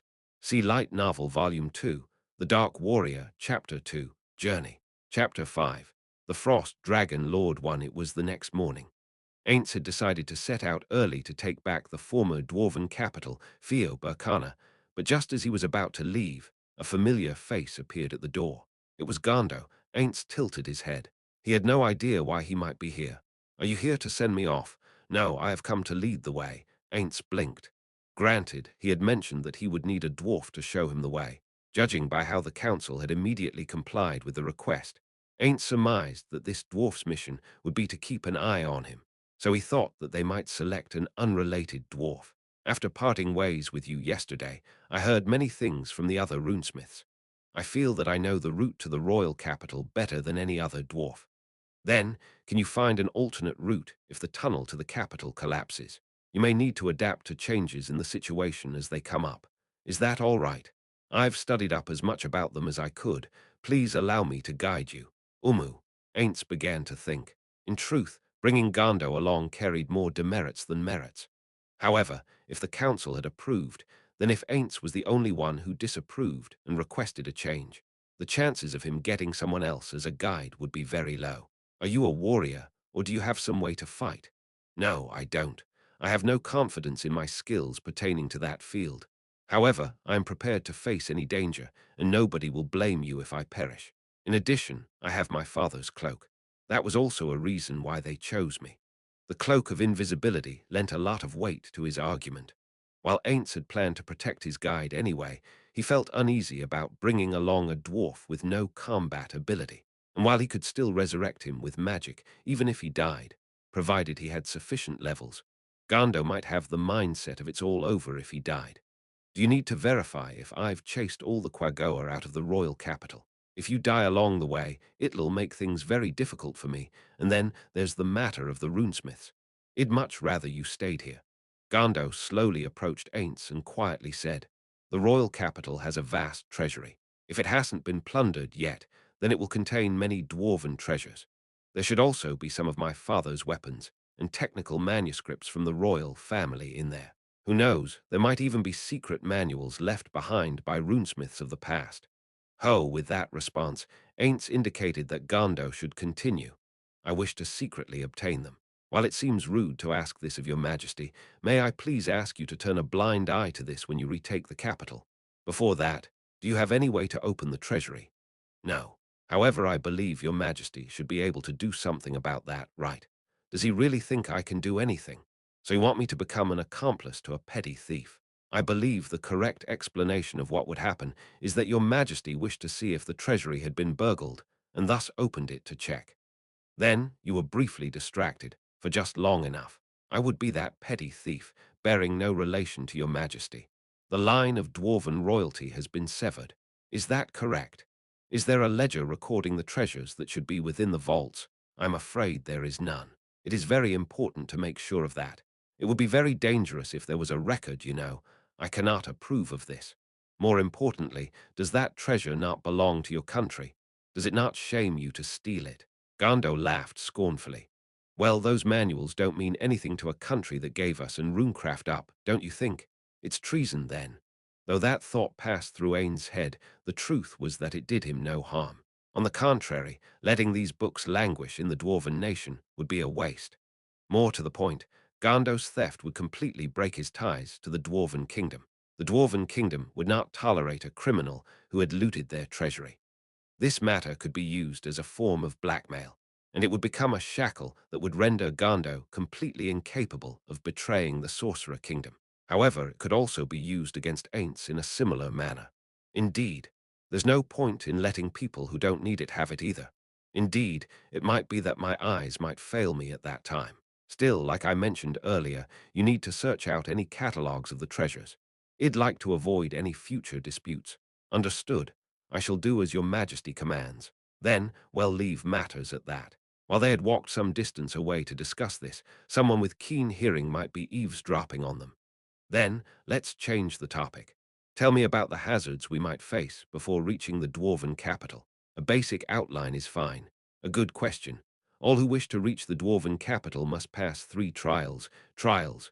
Interesting. Summarize them. The first trial is the Great Rift. There is a slope ahead of the gate that leads to the fortress. After the fortress is the Great Rift that splits the earth. Now that the suspension bridge has been strung, it hardly qualifies as a trial. However, when crossing it, one must prepare oneself to receive concentrated attacks from the enemy. Do the Quagoa use ranged weapons? I haven't heard of that before. However, it might be dangerous to assume they don't, right? It made a lot of sense. The possibility also existed that they could use the magic weapons from the fortress. Then, the next trial is an area of flowing lava. Even the heated air alone can be fatal. One must cross it via a narrow path of trimmed rock. There have also been sightings of a huge monster there from time to time. A monster, you say? The form of Gyuran, area guardian of the 7th floor, came to mind. If the monster was similar to it, things would be very troublesome indeed. Come to think of it, slimes and human society are quite closely linked. Is it the case in this country as well? If they have rare slimes here, I'd like to bring them home. Just as Ainz thought of the slimes that lived near the sewer filters, Gando moved on to the last trial. The final trial is the Maze of Death. It is a cave with countless branches, filled with poisonous vapors. If one inhales those vapors, their limbs will be paralyzed, and their hearts will stop beating. Gando looked towards Aura and Sholtir. That gesture seemed to be saying that Ainz might be fine, but those two would be in trouble. They'll be fine well, I guess I can tell him when we get there. And what is the right path through the caves? Regretfully, I do not know. I looked through all my connections, but even the elders did not know. Neither did the members of the council. Perhaps it might be recorded in an archive, but you didn't find it either, did you? Well, I doubt you'd be able to easily locate a document that was so critical to national security. Well, gather information when the time comes and adapt to the situation. Ainz committed the information about these trials to memory and gestured to the others. Let's go, then. Ainz, Sholtir, and Aura took the lead. Gando lined up with 10 or so soldiers and their commander on their way to retake the fortress, and then the gates slowly opened. The stench of death filtered through the gap, so they had an idea what to expect. But then a gruesome scene revealed itself to all present. The gentle tunnel which sloped down was broad, and it had been leveled for easier passage. However, the walls and floor were covered in blood, guts, and chunks of meat. Quagoa corpses littered the ground. Ugh! The stench of gore, awful death filled the room. It was too much for Gando, who had no experience as a warrior, and he began retching. The dwarven soldiers' faces had turned green, and not because of any trick of the light. Ainz's body had no concept of nausea, so it did not cause him any problems. However, he did not enjoy this smell. A squelching noise came from underfoot. It would seem he had stepped on the innards, which had fallen out of a bisected quagoa. Ainz sighed, and then cast mass fly, allowing everyone to take flight. It would seem the Death Knights had reveled in their carnage here. Anyone who slipped and fell in this tunnel of blood would surely lose their strength to the filth and the stench. More importantly, the sight of someone lurching around beside them while covered in blood was a gruesome one. The group descended the sloping passage, unblemished due to the flight spell. Thanks to the dimly glowing rocks embedded along the way, there was still some light to see by. However, the space between each rock was filled with darkness. Of course, Ainz possessed dark vision, and it posed no problems to him. After going down the slope, a distance of about 100 meters, they could see the entrance to the fortress before them. No, it would be more accurate to say that it was the fortress back door. Once they passed through the open doors into the fortress, they could go beyond the fortress and cross the suspension bridge ahead. After traveling west from there for several days, they should be able to see the former dwarven capital. The fortress entrance was littered with quagoa corpses. Some of them looked like they had not been killed by the Death Knights, but nod. Those must have been the victims of the Death Knight's zombies. Ainz's undead detection did not pick up any contacts. It was probably because the zombies had reverted to regular corpses after the Death Knights were destroyed. Ainz looked around. There were no undead reactions now, but if he left them like this, things might become dangerous, given the characteristics of this world's undead. It is commonly accepted that leaving corpses untended will result in undead spawning. What do you plan to do? Ainz asked the soldiers who had been following them. Yes, sir. We will clean them up, the commander answered. Well, we say clean, but it's more like dumping them into the Great Rift in a place where it won't matter even if we attract a monster. And after that, you'll need to repair the fortress, and then find out how the Quagoa attacked. It seems you have a lot of work ahead of you. They would part ways here. The only people who would be taking part in the reclamation of the dwarven capital were Ainz, Aura, Sholtir, and Gando. Well, the Hanzos were around as well, but they did not need to know that. The dwarves smiled bitterly. While it was true that the investigations were risky, they ran the risk of encountering Quagoa. After all, it was nothing compared to Ainz's task of attacking the Quagoa main camp. That was probably what they meant. Then, well, enter the fortress. We will go in first to ensure it is safe, so wait outside until then. To be on the safe side, could you protect Gando? After the commander replied affirmatively, Ainz stepped through the open door. As he stood at the center of the tragedy, Ainz asked Aura, who was standing behind him, a question. Aura, can you sense anyone using a stealth ability to hide here? Nope. There's nothing alive in this fortress. Aura put her hand on a long ear and made a listening gesture as she answered. If Aura the ranger said so, then there would be nothing living within this fortress. Still, they could not lower their guard. The person who had defeated Ainz's Death Knights should have passed through here. If that person had taken a lot of stealth-specialized classes, they might be able to deceive Aura's perceptive abilities. Still, anyone like that would generally have poor attack power, and they would be easy to deal with even if they launched an ambush. There were many corpses within the fortress, but unlike the sloping passage from earlier, there were dwarven corpses everywhere. Ainz passed through the fortress and towards the gate which was opposite the one through which they had entered. After opening the gate, he saw the great rift yawning before him, and not even Ainz's vision could see its bottom. Since there were no Quagoa beyond, it would seem they had retreated without setting up a base of operations here. This should be the great rift. Ainz turned to look from left to right. But there doesn't seem to be anything like a suspension bridge here, no. Is that a bridge stump? If that's there, then that means it might be that the enemy destroyed the bridge during their retreat, Sholtir said from the side. If their enemy was a powerful being who could easily defeat a Death Knight, was there a need to destroy the bridge? If this was meant to block their attack, that meant that they were not confident in their strength, no. Ainz shook his head. Death Knights were rare in this world. Thus, the enemy must have surmised there was a powerful entity controlling the two Death Knights. That being the case, losing the bridge would not be a big loss. Not bad. Tell the dwarves that the path is safe. Understood. As he watched Sholtir head towards the dwarves, he saw Aura squatting down. He wanted to ask what she was doing, but given her diligent expression, it would be best not to interrupt her focus. Ainz turned to look at the great rift, then picked up a stone and threw it in. There was no particular meaning to it. He had done so on a whim. Still, he could not hear the stone striking the bottom. Its depth is unknown, Your Majesty, said the commander whom Sholtir had brought back with her. He must have seen what Ainz was doing. We've sent 2 expeditions to investigate, but neither of them came back. I see. There were probably monsters there. Have those things ever come out? Sir, there hasn't been anything like that to date. Therefore, we decided not to send in expeditions. Probing too deep would be unwise. Well, that's right. Ainz could make incorporeal undead like ghosts, and by using magic to share their senses, he would be able to mount a full investigation. However, now was not the time for that sort of thing. Given the present circumstances, investigating the Great Rift was a low priority.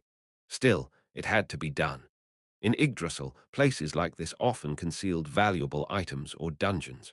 If the shitty devs had their way, they'd hide a tunnel at the bottom of the Great Rift, and there'd be rare ores inside that tunnel. No, they definitely do that.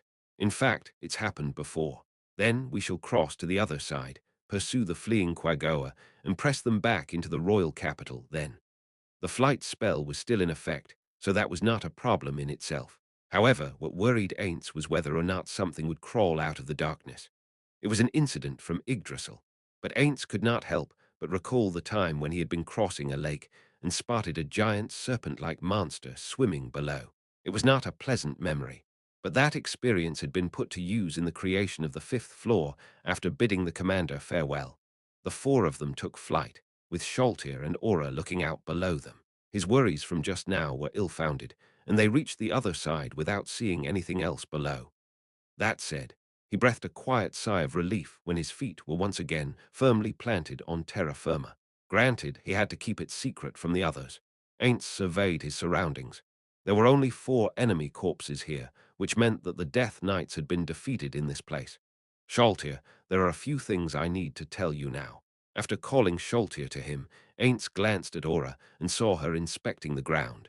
Perhaps it would be better to call Aura over as well. He thought that, but then he mused that he wanted to have Sholtir take the lead this time round. He could explain a simplified version to Aura afterwards. Hang on a bit, Ainz-sama. Sholtir took out a notebook and flipped it open. Please go on. Oh, Umu, a notebook. How very attentive of you. Aham. We are now about to enter a very dangerous area. As for why it is dangerous, that's because there is a being who can defeat 2 of my Death Knights.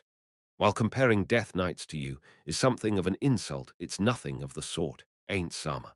I will use my full strength to do battle with any powerful being who could defeat the Death Knights you created. No, you must not use your full strength. Why? Why is that? If the enemy is strong, shouldn't I attack in earnest? Forgive me for asking such a question of you, ain't Sama. Not at all. Your question is very sensible. Ainz put his hands behind his back and then told her how to deal with an unknown enemy. That said, you must be aware of how the opposition expects us to act. What the enemy wants most is information, our fighting ability. In other words, they might use expendable ambush troops and the like to gauge our combat strength. In other words, they will verify our abilities, and when they feel they can achieve victory, they will attack us in such a way that they cannot lose and we cannot flee.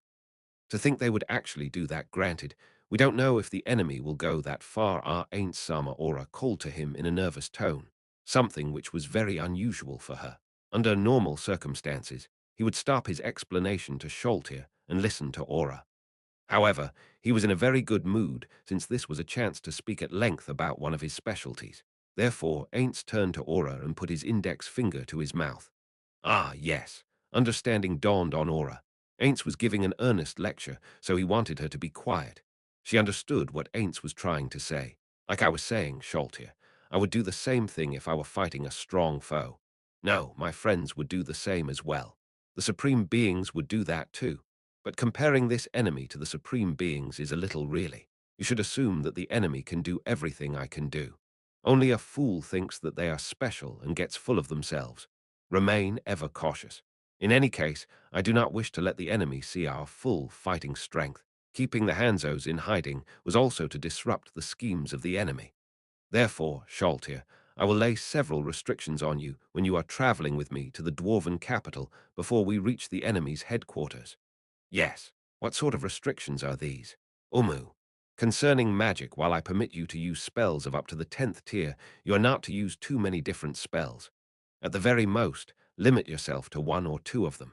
I see, this is to deceive the enemy and make them overconfident, and then defeat him with a counterattack. That being the case, why not limit me to 5th tier magic or lower? No, the enemy will not be lulled into a false sense of confidence that way. In the moment that the enemy thinks they have the measure of our true strength and seeks to utterly destroy us, we have a chance to strike a fatal blow to the enemy. In my case, if I saw the enemy attack me with just a few techniques and no spells beyond the 5th tier, I would immediately conclude that the enemy was trying to keep their abilities a secret. In that kind of situation, what would you do against that sort of enemy? I'd think of how to learn more about them. For instance, I'd briefly abandon an expendable base. Then, I'd slowly gather intelligence. Once the enemy gains a base, they'll feel the desire to hang on to it. That sort of attitude will limit the enemy's actions, and they'll invariably reveal their true colors. Is there a need to be that cautious? In a game, one could still recover from a loss. However, in this world, there was the chance that they would not be able to bounce back. This was especially true when it came to Ainz, who had not yet finished his experiments on player deaths. All these are things you do in response to the circumstances. Sholtir, you need to think now. In any event, he should leave things at that. Ainz turned towards Aura. Then, Aura, what is it? No, it's nothing. Aura's eyes were sparkling. He had no idea what had brought that on, but perhaps she had felt impressed by the tactics he had explained to Sholtir. It might be the absolute basics, but I guess I should give Aura some guidance too now. Should I lend out that book of PK tactics? But that's the only thing I have which gives me a leg up on the NPCs. What should I do? Also, letting information spread too widely isn't good.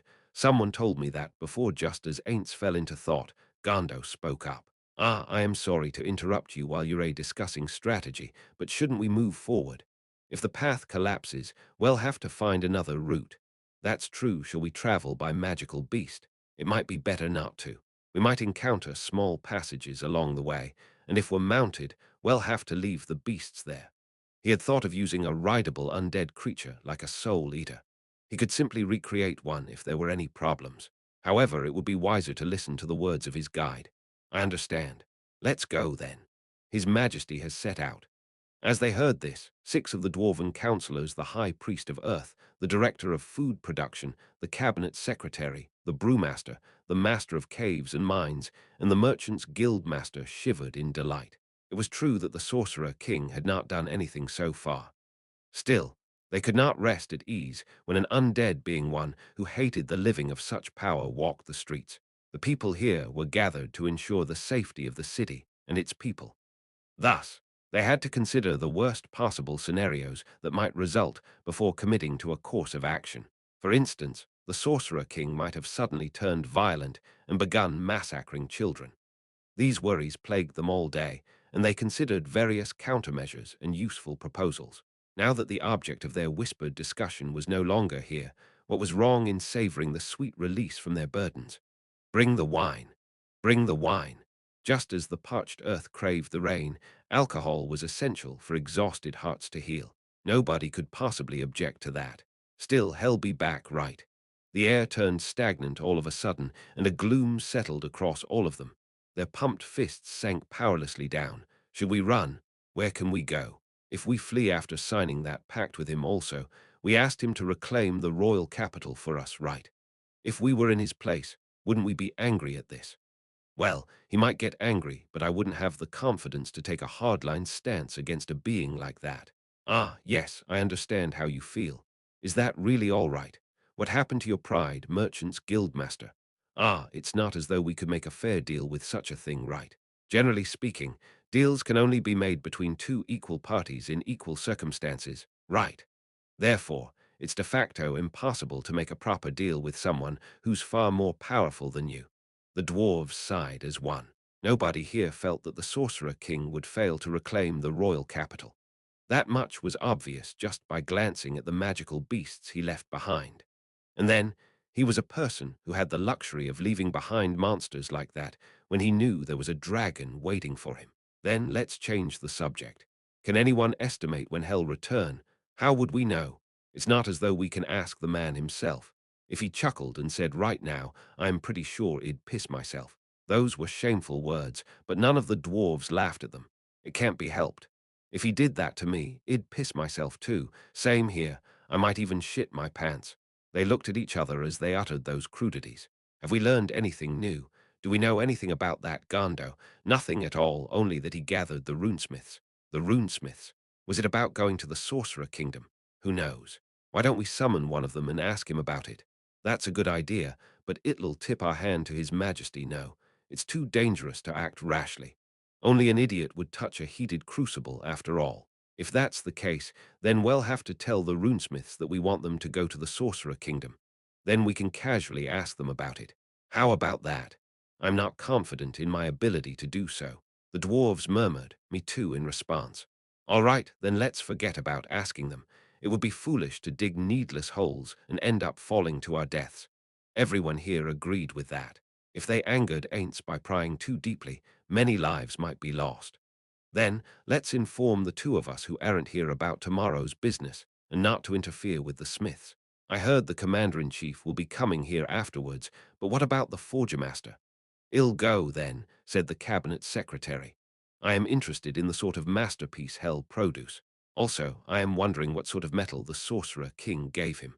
He only said it was a rare metal, but you can't get any rarer than adamantite, can you? So it would be more like orichalcum, then. The dwarves were an underground race. Even if their jobs had nothing to do with metallurgy, they would be very interested in a metal they had never seen before. If only we could grab him and make him show us. He's been very busy of late, right? After receiving the metal from the Sorcerer King, the Forger Master hurriedly returned to his workshop. Everyone knew the reason for his haste, and so they did not stop him. Well, the smithing should be well underway, considering it's him. Making a chain shirt ought to result in a few extra loops, so maybe we could borrow a few of those. After a chorus of approvals, the council session dissolved. After that, their tired bodies craved rest. But the dwarves were a race which hosted drinking parties even as they spoke of taking a break. Wine tastes especially good at the workplace, they said as they downed special, dwarf-only beverages with high alcohol content. Amidst all this, The cabinet secretary suddenly thought of something and snuck out of the meeting room that was now a beer hall. Needless to say, he was going to meet the Forger Master. The Forger Master's workshop was huge, as befitted a man who was responsible for the dwarven nation's blacksmithing. In all likelihood, it was one of the biggest buildings in Jira. It employed many dwarven artisans, and its heat, which could melt adamantite, and the pounding of its hammers on anvils had never stopped before. However, it was silent today, an occurrence which made the cabinet secretary's hairs stand on end. He was sure that the crucibles were lit. That was because the temperature went up as he neared them. In that case, what was the reason for this silence? The cabinet secretary quickened his pace, as though impelled by the unease flowing out of him. He had come here before, so there was no hesitation as he plunged in towards the crucible where the smiths should have been working. He saw the blacksmiths, all of whom were familiar faces. Unable to help himself, he sighed in relief. However, when he noticed the worried looks on the blacksmiths' faces and the direction where they were all looking, the unease which seized his heart seemed to come back to life. "What's wrong?" As he called out, the eyes of the blacksmiths lit up as though their savior had arrived. He's locked himself in there and refuses to come out. Apart from its gigantic crucibles, this foundry also contained a workshop for the personal use of the Forger Master, although it was closer to a miniature foundry in its own right. The Forger Master was a dedicated worker, and when handling important projects, he would often lock himself inside and not emerge for several days. That was a fairly common occurrence. The Forger Master's disciples and the other blacksmiths should not have had that distressed look on their faces. It's not strange, is it? It's true that he locks himself up fairly often, but there's no sound of hammering. And it's been half a day now, almost an entire day. So maybe he's just drawing up the plans for the design. That's never happened before. The cabinet secretary stroked his beard. He did not feel this was particularly surprising. However, if the Forger men all felt the same way, then it should probably be an emergency. Then why don't you open the door? Is it locked? No, it's not locked.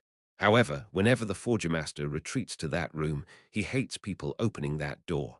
I see. So you want me to open it, am I right? It would be difficult for the Forger Master's disciples, but someone of an equivalent rank might have a better chance of not incurring the Forger Master's wrath. I drew the short straw. Well, it can't be helped. I understand. Then let me do it. You lot should go first. Just take it as though I insisted on going in myself, and you won't get involved. After the Smiths thanked him, the cabinet secretary stepped up and knocked on the door. However, there was no response, no matter how many times he knocked. Fearing the worst, he flung the door open with all his might. It was the same familiar room. Surprisingly, there was no heat, even though he was only a door removed from the huge crucible. That was due to magical air conditioning. When he shifted his gaze, he saw a crimson flame blazing within the depths of the crucible, and then he saw someone facing the fire. What, he's there, isn't he? Just as the cabinet secretary was about to sigh in relief, he once again held his breath. That was because he could sense something strange and inexplicable in the air. Why was the Forger Master silent? According to the smiths outside, he ought to have reacted immediately to the intrusion. Oi! Those words were little more than an exhaled breath, but the man should have heard it. Yet there was no response from the Forger Master. Oi! The cabinet was nervous now, and he shouted, but as expected, the Forger Master did not react. Panting heavily, he advanced to the Forger Master's side. Hey, what? An answer at last. The cabinet secretary almost collapsed on account of the strength fleeing his limbs. What? What? Don't make me. The cabinet secretary's words trailed off. Why had the Forger Master not turned around to look at him? Worried for his friend, the cabinet minister circled around to look at his face. He looked different from usual, as though he were a hunted animal. More important than that, he had a ghastly expression on his face, as though he was ready to massacre his own people. What happened? The Forger Master's face finally moved in response to the words which had slipped out by themselves. No, only his eyeballs moved, turning to look at the cabinet secretary's face. What happened? What happened? HMPH. The Forger Master's hand moved. He picked up his tongs, plucked out the searing hot metal ingot from the fires of the crucible, and then chucked it at the cabinet master. You were a... The cabinet minister scrambled away desperately, and the ingot landed on the ground with a thud. You bastard! Are you trying to kill me? He could not tolerate this, not even from a friend. However, the Forger Master smiled coldly. Kill you? Well, you'd think that. Then he reached out and grabbed the ingot. Blacksmiths typically wore heat-resistant gloves, but the shocking thing was that the Forger Master did not. Neither was he wearing any magic items that bestowed such an effect. He had grabbed the heated metal ingot with his bare hand. So reckless and ridiculous was that move that the secretary imagined he could smell and hear the Forger Master's flesh sizzling. The Forger Master practically spat his words out at the wide-eyed cabinet secretary. It didn't heat up. What did you say? This damn thing won't heat up at all. Before he knew it, the cabinet secretary had caught the ingot tossed his way. For a moment, he imagined that it was emitting a searing heat, but it was not hot at all. In fact, it was surprisingly cold. What is this? That was a pointless question. In all the cabinet secretary's knowledge, there was only one thing which corresponded to the description of a metal that did not get hot even when heated. Thus, the question was merely a formality. Indeed, the Forger Master's next words confirmed his suspicions. It's the ingot that damned undead gave me. I've heated it for an entire day and it won't get hot. I've hammered it and it won't change shape. I can't even leave a mark on it. How the hell am I supposed to make armor with this? You don't think he gave you a metal even he couldn't work with? I'd like to think so too. But look, there's a short sword made of the same metal. I can mark the ingot with it. The hell does most experienced craftsman mean? I'm nothing more than an idiot who can only stare dumbly at a hunk of unknown metal. The cabinet secretary struggled to think of how to comfort the high-strung forger master. Then what if you ask that undead being how to work it? Those who ask when they don't know are wiser than those who don't ask when they don't know. Something like that, right? That's true. The dwarves of days past do have a point. But what does my experience count for? Look at these hands. He forcefully thrust them out. They were a pair of craftsman's hands, thick, heavy, and scarred from old burns. Any artisan could take pride in such hands. I've touched metal ever since I was a stupid disciple. I've done it longer than anyone else, until now. Because of that, it was only natural to be praised as the most outstanding artisan of my peers. And the reason for that is because I worked harder than anyone else. The Forger Master's face was twisted into knots. I've given my life to blacksmithing. I don't think anything is impossible, and I've always believed that any metal can be shaped to any desired shape. What a joke I am. Ha ha, what was I using to deceive myself? I was nothing more than a tiny frog in a well. And to think I dared call myself a genius. I was such a fool. No, all you need to do now is start learning again, right? That's right. Yes, you're right. Though it pains me to hear it, the Forger Master tightly clutched the ingot in his hand. The fact that the Forger Master's face had gone completely blank worried the cabinet secretary. It's fine. You're right. All I need to do is start learning again. Then, what are you doing here? What am I? You are. Forget it. That undead king has left this city. We'll be holding a council meeting tomorrow, and I came to get you. Also, don't interfere with the runesmiths. Is that so? I understand. Then, I'll see you tomorrow. The cabinet secretary still felt uneasy, but he could not bring himself to show it. Fatigue of the body translated to fatigue of the spirit. The Forger Master would probably recover after a good night's rest. After forcing himself to accept that explanation, the cabinet secretary returned home. However, the next day, he learned that the Forger Master had disappeared with the ingot. Too, it was said that there were 3 trials along the way to the former royal capital of the dwarves. The first was the Great Rift. Needless to say, one could not cross it on foot. Of course, one could also look for a way around it, but that increased the chances of encountering monsters. The monsters who lay in wait within such terrain were a fearsome threat to the dwarves. It was very difficult to evade an ambush launched by monsters who could sense the footsteps of their targets and attack from underground. One false move might lead to being swallowed and digested. In addition, there were monsters who could launch psychic attacks and deliver lethal blows while the minds of their victims were still confused. In places like these, humanoids like humans, dwarves, and elves were little more than prey animals, while the safest way across would be to take the overland route which cut across the mountain range. That path was still dangerous even for surface dwellers. One had to worry about being attacked from above by creatures like peritons, harpies, itsumades, gigant eagles, and other monsters, as well as large flying animals. Since humans had small cones of vision above and below them, a moment's carelessness might lead to missing an ambush from above, which in turn contained the risk of being slain in one blow. Thus, merely crossing the Great Rift was a trial in itself. Because of that, the dwarves had built a city nearby and raised a suspension bridge. Once the bridge had fallen, nobody would be able to cross, and the Great Rift would serve as an impassable barrier to protect the city. Now that the suspension bridge had been cut by the Quagoa, the Great Rift was an imposing challenge. However, it did not bother Ainz and his company at all.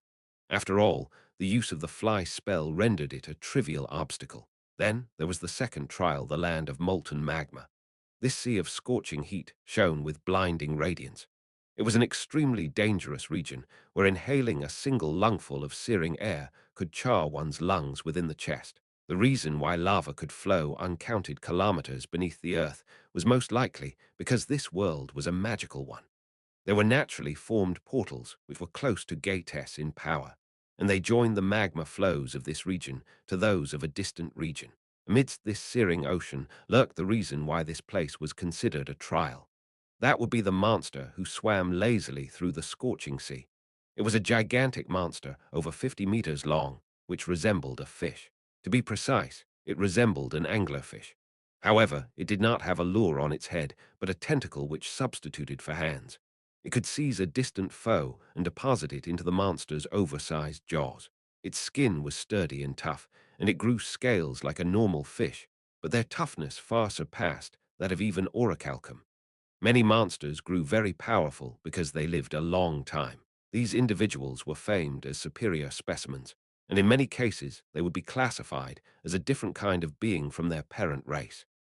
This monster had completed a specialized form of evolution, and it had become a unique being found nowhere else in the world. And so, these were the three rulers of MT Rapuslia, as linked by the gate the Phoenix Lord, who ruled the sky, the ancient flame dragon, who ruled the earth, and the La Angler Lava Lord, who ruled the underground sea of magma. If ranked by the adventurer's difficulty estimates, the master of the molten ocean would score around 140. In all likelihood, one would not survive combat with it. Fortunately, it was poor at engaging terrestrial targets. One would not be attacked if one stayed out of the magma. However, the road to the dwarven royal capital ran along a narrow, unsteady path that was only a little higher than the sea of molten rock below it. Quite a number of Quagoa had fallen into the magma during their invasion. Unable to withstand the superheated air which blew up from below, their bodies trembled, which sent them plunging into the sea of molten rock. However, the crossing posed no problems for travelers prepared with fire immunity and flight magic. They flew through the air, far above the reach of the Angler Lava Lord, and neither party realized the presence of each other. Thus did Ainz and his company cross the sea of magma. The trials until now had been easily overcome with flight magic, so it was hard to consider them trials.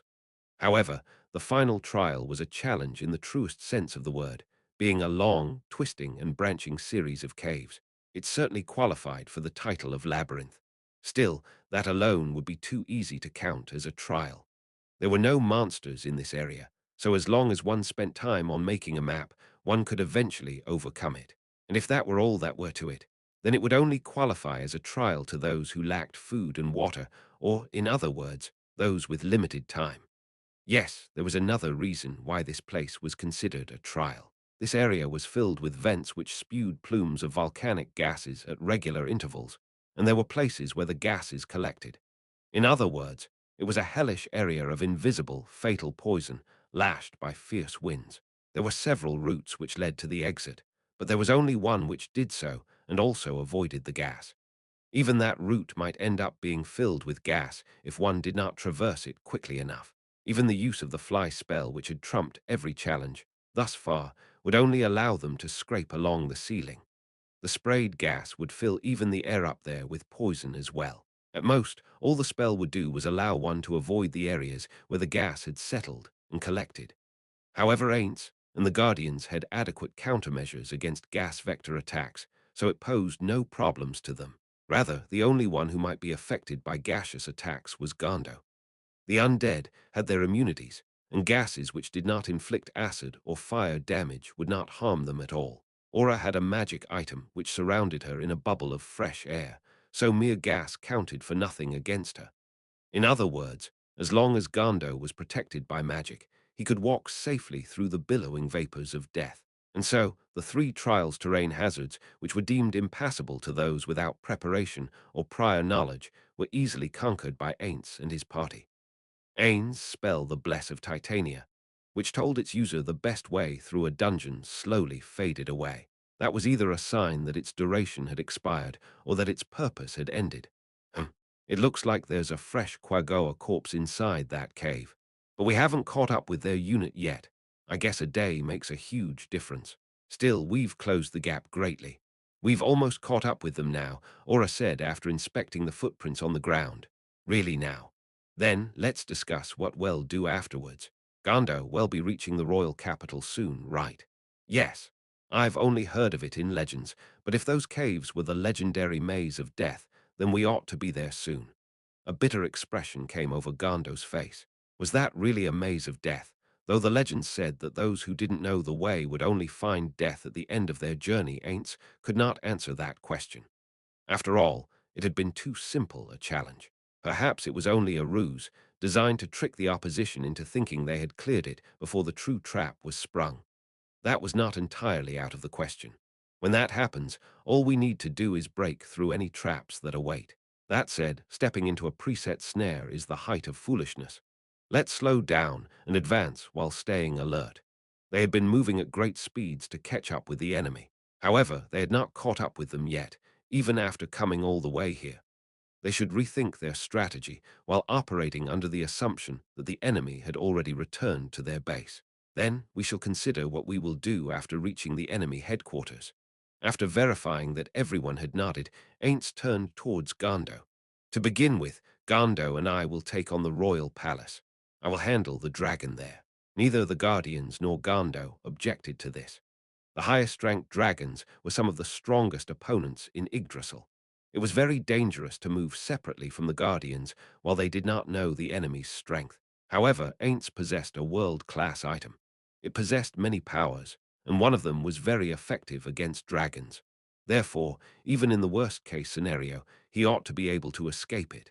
In contrast, if he brought the Guardians with him and the enemy was more powerful than expected, then he would have to work harder in order to make his escape. With Gondo around, the worst that could happen was that Ainz would have to abandon him. He could not abandon the lives of his friend's children. Therefore, the best solution was to not have them with him in the first place. Dragons, how I am looking forward to this. In Yggdrasil, dragons were mighty foes and also a bounty of riches. They dropped good data crystals, and they had a higher chance of dropping artifacts than normal monsters. One could harvest their skin, meat, blood, fangs, claws, eyeballs, scales, and other body parts for various uses. One could say they were delicious enemies. Knowing that he would soon encounter his first dragon in this world filled his heart with a blend of unease, anticipation, and desire. Ainz was so delighted that he was barely able to contain himself.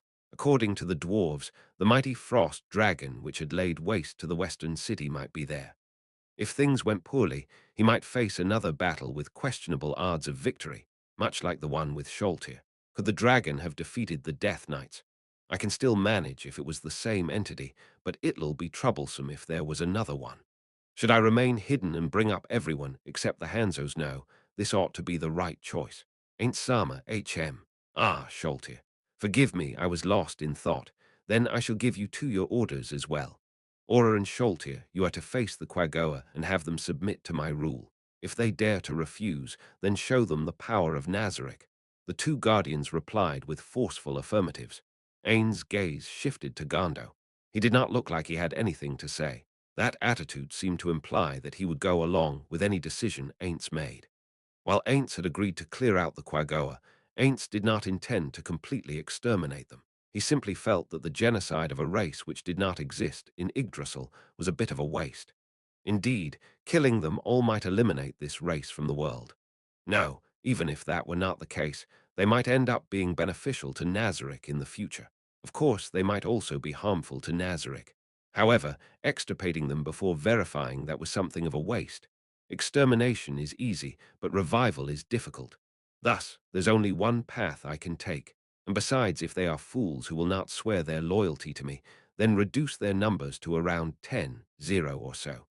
Try and keep the strong ones alive. However, after considering future issues, Do not select them purely based on strength. You must make sure an equal number of them are female. In addition, you must not let any of them escape. Do you understand? Especially the one that is the equivalent to their king. But Ainz urged Aura, who looked depressed, to continue speaking. We don't know exactly how large the dwarven capital is, but it seems like quite a large area. It'll be difficult for just the two of us to ensure that none of the Quagoa escape from such a broad space. What should we do? A reasonable question. Because of that aura, it's time for you to shine. Use the world-class item I gave you earlier. Is that really all right? This is when it should be put to use. I understand. Tension was written all over their faces. While that there are no use limits on that world-class item, if the enemy fulfills certain conditions and escapes, ownership of the item will automatically shift to them. That is the worst-case scenario, and must be avoided at all costs. Ainz recalled the incident where Ainz Ooal Gown had seized possession of it. How many mails had the enemy sent, begging them to give it back? Ainz snorted. If you didn't want to lose it, shouldn't have used it, was the matter-of-fact reply. Nothing was more stupid than a guild which could not accept such a rational conclusion. If they did not want it to be taken, they should have stashed it in their treasury and never taken it out. Therefore, Ainz kept harping on it, even though he felt that there would be no problems with its use. Also, you must be cautious of foes you cannot suck into it, because such enemies possess world-class items as well. That means you won't be able to enter either, right, Ain't Sama? Not when it opens up. However, there are ways to go in if you choose to do so. You need to pay attention to the time lag when that happens, all right. Let's go, then. Led by Aura, the group set forth. Perhaps they were near the former dwarven royal capital, but even the naturally formed caverns were easy to traverse. All the stalactites and stalagmites had been cut down, probably for convenience of passage. They walked on for a time, surrounded by the labor of the dwarves. Aura, who walked at their head, suddenly stopped. Then she cupped her hand to a long ear, listening intently. Ainz and the others kept quiet, waiting for Aura to give the word. Ain't Sama, I can hear many living beings ahead, numbering in the hundreds. I can't gauge the exact distance, but I think we'll make contact with them within minutes. How have we caught up to them? No, they don't sound like they're moving. It feels like they're waiting, I see. Did they sense our pursuit? Are they ambush troops? If that were the case, they had probably used some sort of divination magic to spy on Ainz and the others. Ainz smiled thinly. Until now, he had not let the enemy observe their power. Because of that, they wanted to throw their unit against Ainz and observe their abilities. From the enemy's resolve and actions, he could sense their anxiety and willingness to sacrifice lives to learn about them. It made Ainz feel that he had won his battle of wits against his opponent. Ainz Sama, shall we capture them? Come to think of it, we haven't shown too much of our abilities to the enemy yet. Therefore, let's gather some information before we roll over their headquarters in one fell swoop. Understood. In addition, even if they did learn about them, they could not devise a counter-strategy that easily. There were two main types of characters in Yggdrasil. There were those who specialized in a certain field, and those whose abilities were evenly distributed. In the former case, even if one learned about an enemy, they would have a hard time dealing with them if the information did not pertain to their specialty. In the latter case, they might be able to deal with them, but given the even spread of their foes' abilities, said countermeasures against them would not be foolproof. Of course, there might be people like Ainz who knew many spells and who possessed many items left behind by their comrades, and were thus able to adapt to many circumstances, or someone like Touch Me with very high overall stats, but those were the exception to the rule. Therefore, there was only one thing they had to worry about: the number of powerful entities. The fact that I don't know that figure scares me a little. Given that I can't fully verify that particular point, I should probably keep the idea of retreat in mind. Well, in any case, we can't proceed without punching them to see what the enemy has up their sleeve. Oh, the spirit of Yameko-sen is possessing me, Sholtir. You are not to go berserk this time, all right? Of course. Sholtir readied her spew-it lance. Very good. Normally, we should avoid revealing the fact that we possess divine-class items to the enemy. However, they won't be able to see through it without very good detection skills.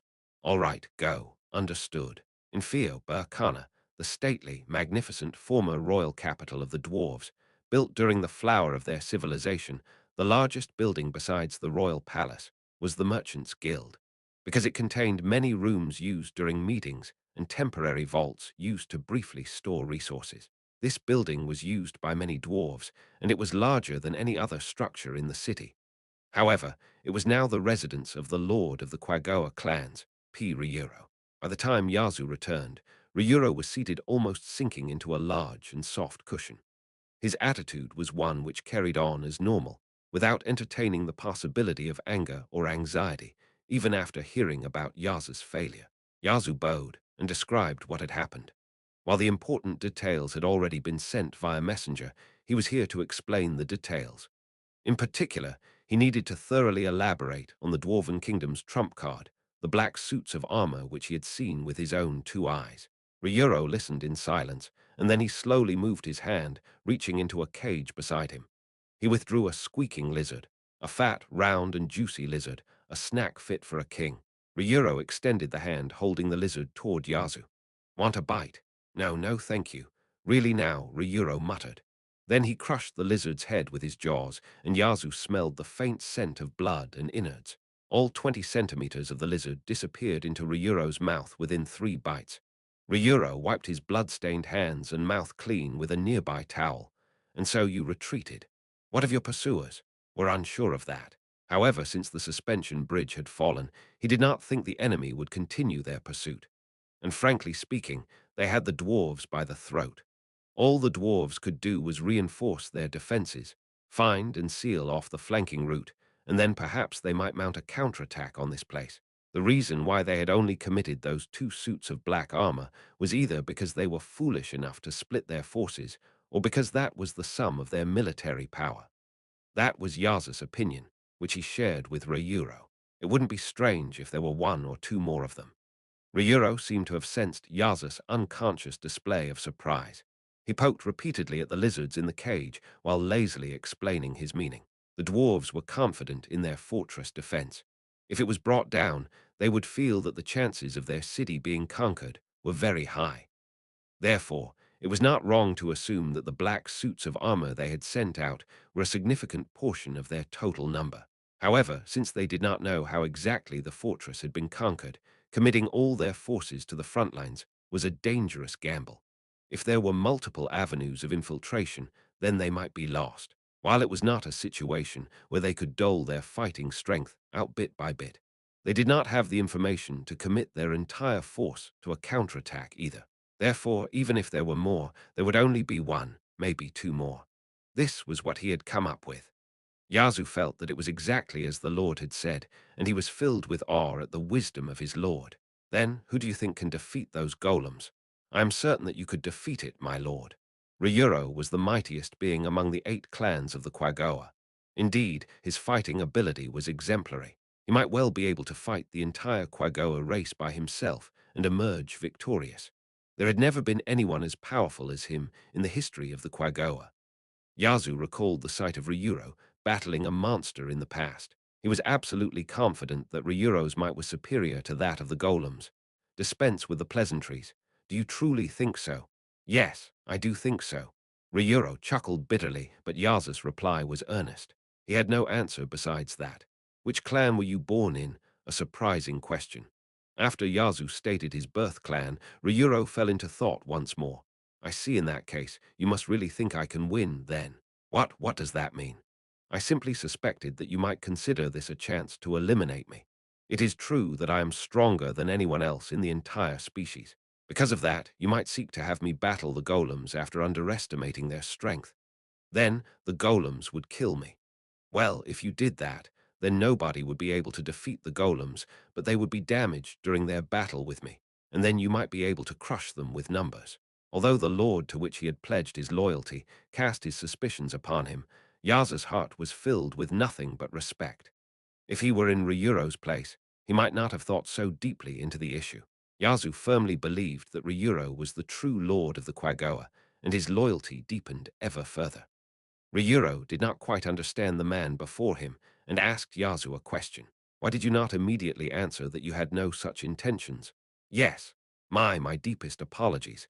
I was merely entranced your deep insights, my lord. As you have said, I harbored no such intentions." Ryuro laughed loudly. "What an interesting fellow you are." The men I granted you were lost for nothing, so there must be a punishment for that.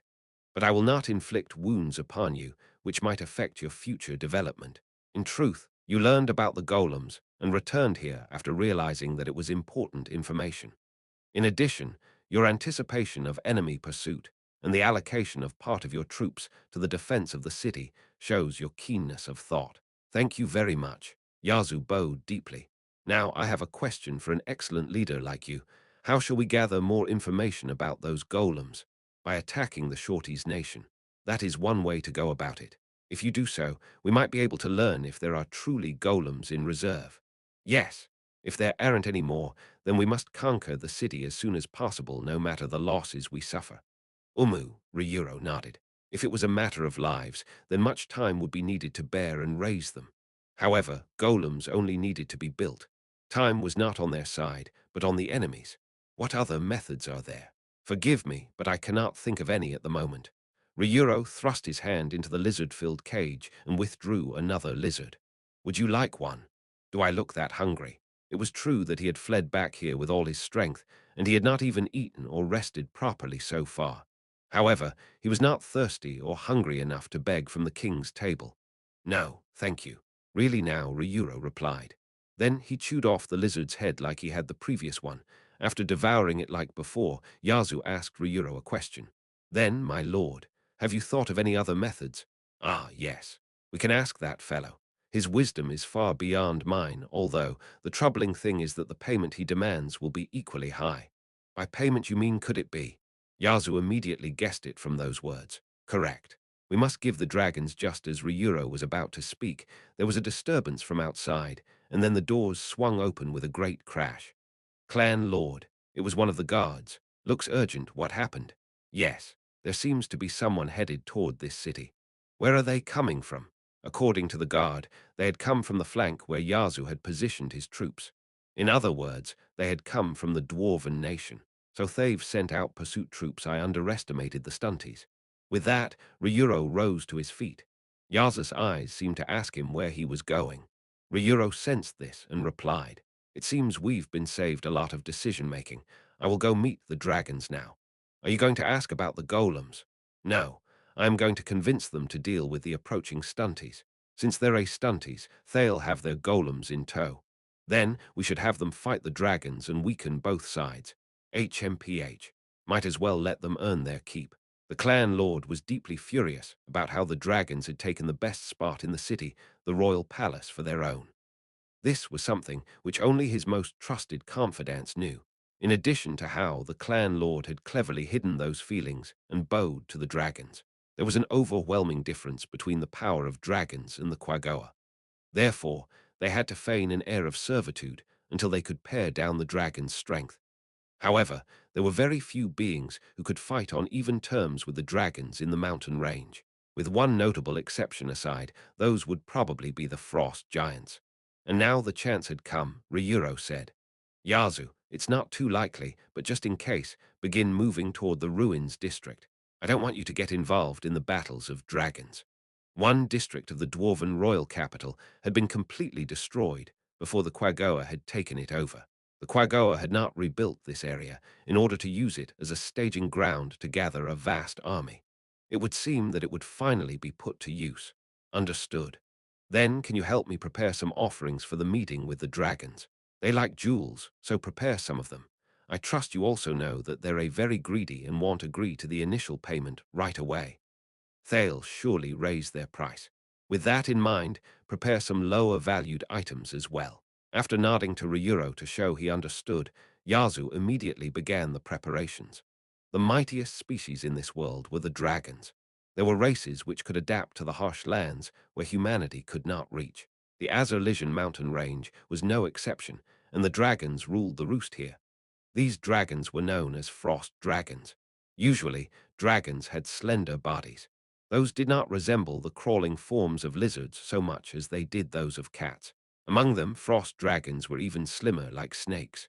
Their scales were bluish-white, but as they grew older, they turned the white of snowfall.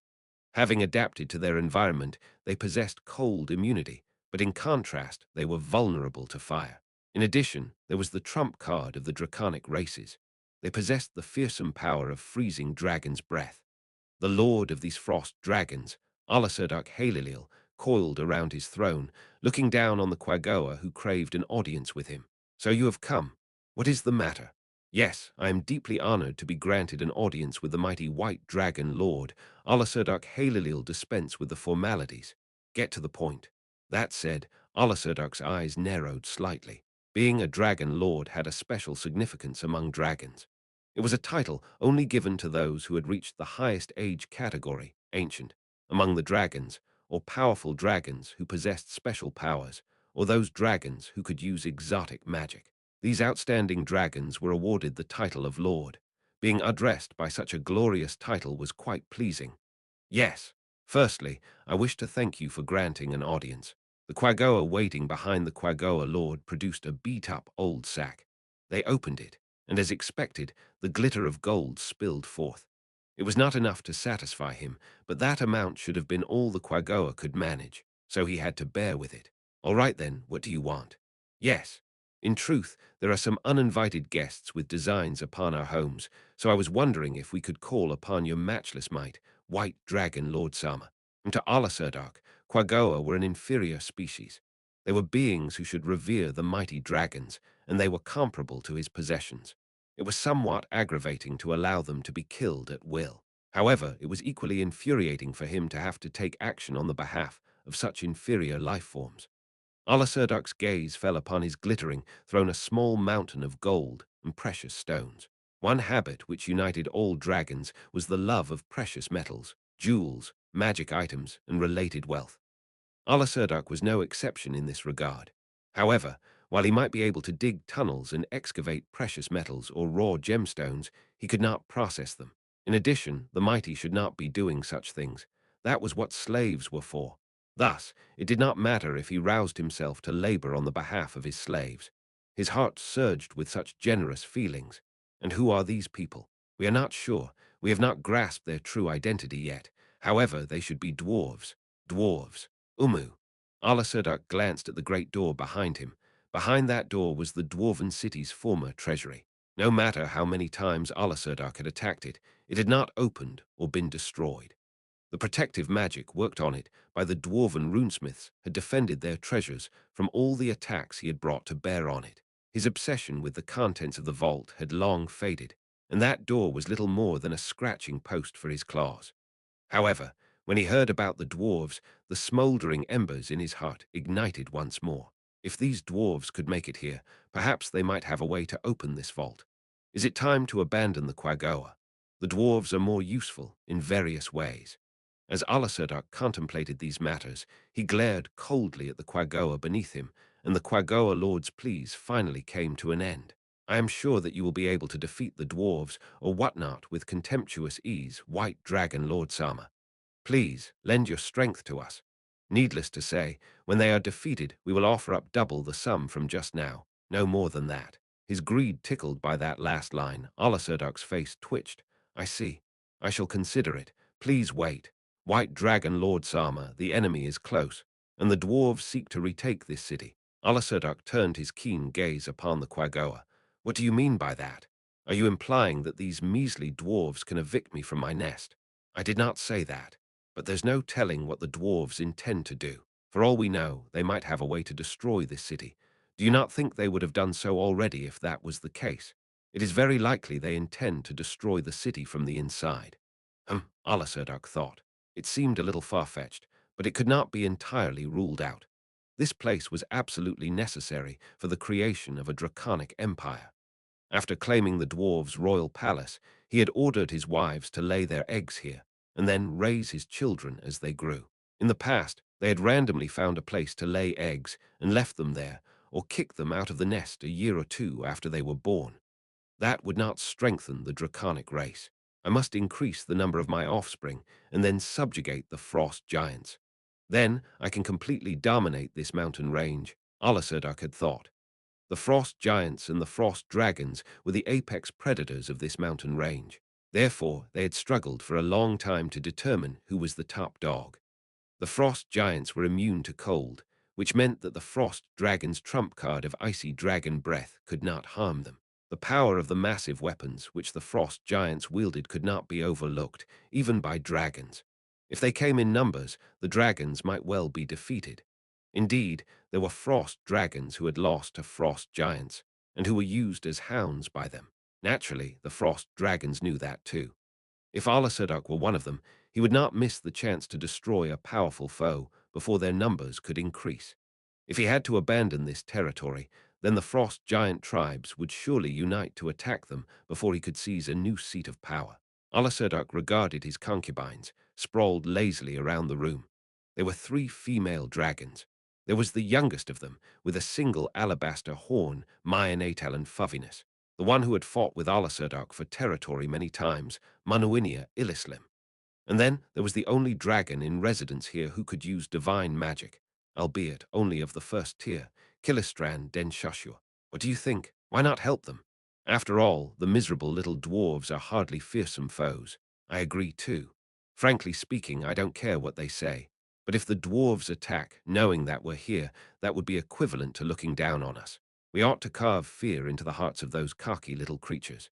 He turned his gaze from Manuinia, who was scratching at the floor with a sharp claw, and towards Kilistran. And what say you? After addressing Kilistran, she tilted her head. I oppose and approve of it. I oppose it because we cannot be sure that these attackers really are dwarves. In addition, if they're attacking while aware of our presence, they must have surely taken our power into consideration. However, while the very idea of destroying the city is absurd, a mechanism capable of doing so is not out of the reach of dwarven technology. It would be foolish not to respond to that. Alasurduk smiled bitterly. She had such a twisted personality. That was why he liked her. So the eyes have it. Well then, I shall accept your request, inferior Quagoa. Yes, you have our deepest thanks. As Alasurduk glared coldly at the Quagoa kowtowing before him, he made a pronouncement. However, you must offer 10 times the previous amount of tribute. 10 times. Alasurduk snorted at the Quagoa lord, who had raised his head. You do not even know who is attacking. That much should be expected. Then, what will you do? If you cannot produce the requisite amount, then you can deal with it yourselves. Please wait. We will offer the tribute. Please let us offer the tribute. Suddenly, Alasurduk thought of something. Could the Quagoa actually pay that much gold? Or was it because the dwarves were unimaginably powerful foes, which was why they were trying their best to get him to commit no matter how much they had to pay? Well, it doesn't matter. If they can't pay, then just as Manuinia said, I will carve an indelible terror into the hearts of those weaklings, Quagoa. Then, begone. Yes, but when can we expect your arrival? Soon. Until then, wait. Yes. As Alasurduk watched the Quagoa leave, Myonatal asked, will you be going in person? As if, of course not. Alasurduk was the most powerful dragon here. That being the case, it would be foolish for him to actually fight on the behalf of his slaves, even if he was paid.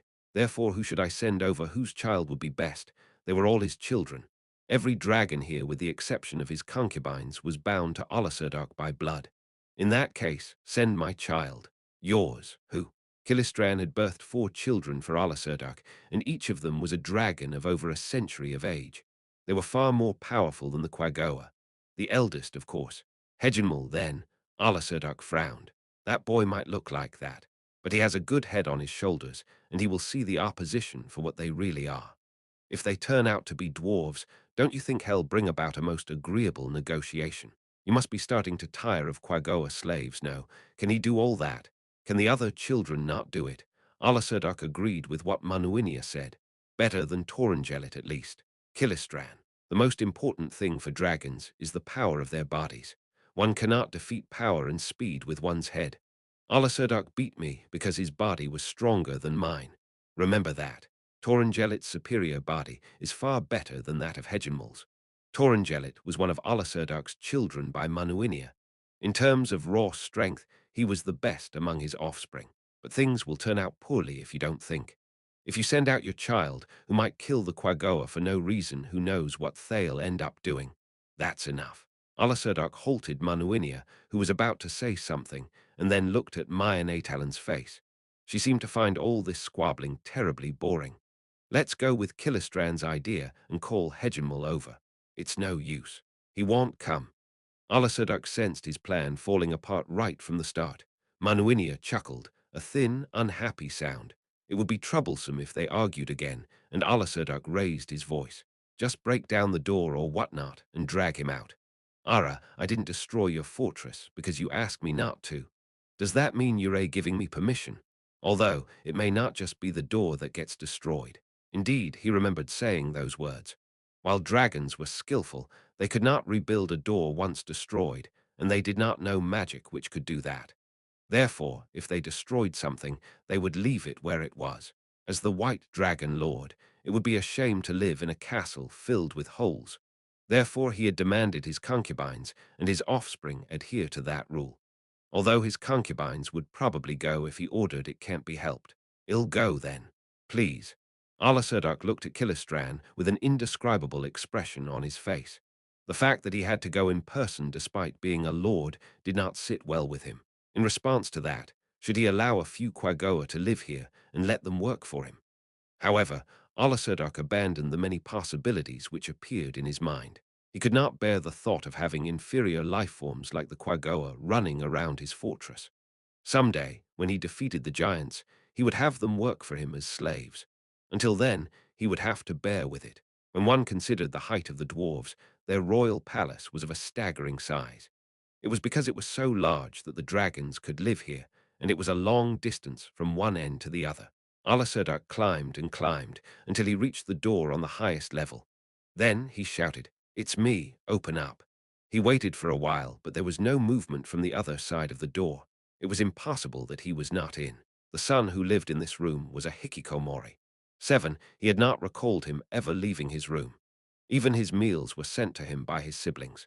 It was deeply aggravating that he would dare pretend he was not in front of his own father, a dragon lord. I'll say it again. It's me, open up. Dragons had very keen senses. The way he was shouting, anyone inside should have heard it, and they would have woken up even if they were sleeping. However, the door did not open. The anger which blazed up turned into motion. He lashed out at the door with his tail. Struck by a tail that was the size of a log and sheathed with scales that were harder than steel, the door creaked as it twisted. The dwarves who had built this door had probably not expected it to take a dragon's tail slap. There were signs of movement inside, but this was not enough to quell Alasurduk's anger. He slammed the door again, breaking it half down. Shattered and scattered stones flew inside like buckshot. A distasteful hee came from within. "Get out of there right now." In response to the angry shout, a dragon sprang up. Frost dragons had slender bodies, but not this one. Simply put, it looked obese. It had a pair of tiny glasses on its nose, and it regarded Alasurduk from head to toe with a nervous look in its eyes. This was his son, but this shameful display made Alasurduk sigh. Well, given that he was standing in front of a ruler like himself, cringing and twitching like this was unavoidable. Still, he had hoped to see some strength in his own son's eyes. And then there was that disgusting fat body of his. He was more like a swine than a dragon. In truth, having to send a child like this out to fight on his behalf might damage his reputation. As Alasurduk contemplated this, his son, who seemed afraid of the way his father was staring right at him, ventured a question. Father, what do you wish of me?" That said, he might not be much of a dragon, but he was still a dragon. Dragons grew more powerful with age. With that in mind, perhaps even that flabby frame of his could still be of use. "I have a job for you, Hegemul, or a job. Ah, the Quagoa seem to have been invaded by the dwarves or something. Repel them." He, and nothing, it's nothing, father. Just I am how shall I put this? I am not very confident in my strength. Then what are you confident in? Do you feel you can defeat the enemy with magic? Dragons slowly gained the ability to use arcane magic during their maturation, but those were little more than innate abilities. They could not be compared to magic casters at all. However, there were some dragons who had learned to use actual magic. For example, there was one of Alasurduk's own concubines, Killistran Denshushua. There was also one of the Council State's counselors, the blue sky dragon Lord Suviria Myronsilk, who had the powers of a druid and could use divine magic. It was also said that in the Far East there were dragons who had attained the paladin class and who could use magic from other systems. Well, that's one thing. I had to learn by myself because I had no mentor to teach me. Then what the hell have you been doing in there all this while? There was a forceful gleam in Hegemul's eyes. Learning. I've been gathering knowledge. What? Knowledge. Weren't you learning how to use arcane magic? No, it's not like that, Father. The knowledge I sought was not to use magic, but to further my studies, learn how this city was built, what sort of races live in this world, and so on. I was learning about that sort of thing. I don't understand at all. Does learning these things make you strong? None of that matters if you don't become powerful. There was nothing more important in this world than becoming stronger. Since this was a world where only the strong survived, one needed to grow stronger to live. In contrast, one could say that not wanting to become strong was essentially rejecting life. Just then, he spotted it. Hegemul had tried to cover it up, but he saw that his son had done something like a wordless gesture. What is it? Spit it out. His son remained silent. That disgraceful attitude of his made Olasurdok flare up again. Just as he was about to begin bellowing at him, he thought of why he had come here. While he did not care what happened to the Quagoa, debts had to be paid. It doesn't matter if you lock yourself up in your room until you lose your agility, but there's no point losing yourself in books. If you want to acquire knowledge, leave this place and travel the world. Olasurdok had already begun losing interest in Hegemul. He had abandoned his body in exchange for something utterly useless. There was nothing else he could say about this, and he had lost any semblance of concern for his own son. I was preparing for that. If I don't know what sort of people there are in the world, I might die before I manage to see it. Then why don't you die? You're a being too foolish. Why not seek strength from the beginning? Once you're a strong, you'll be feared even when you leave this place, no, like me. But Father, knowing what sort of powerful beings there are in the world is very important too.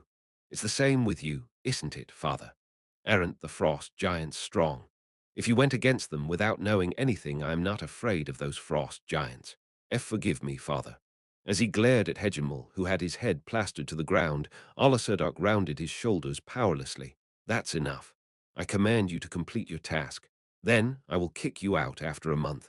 You can live as you please from then on.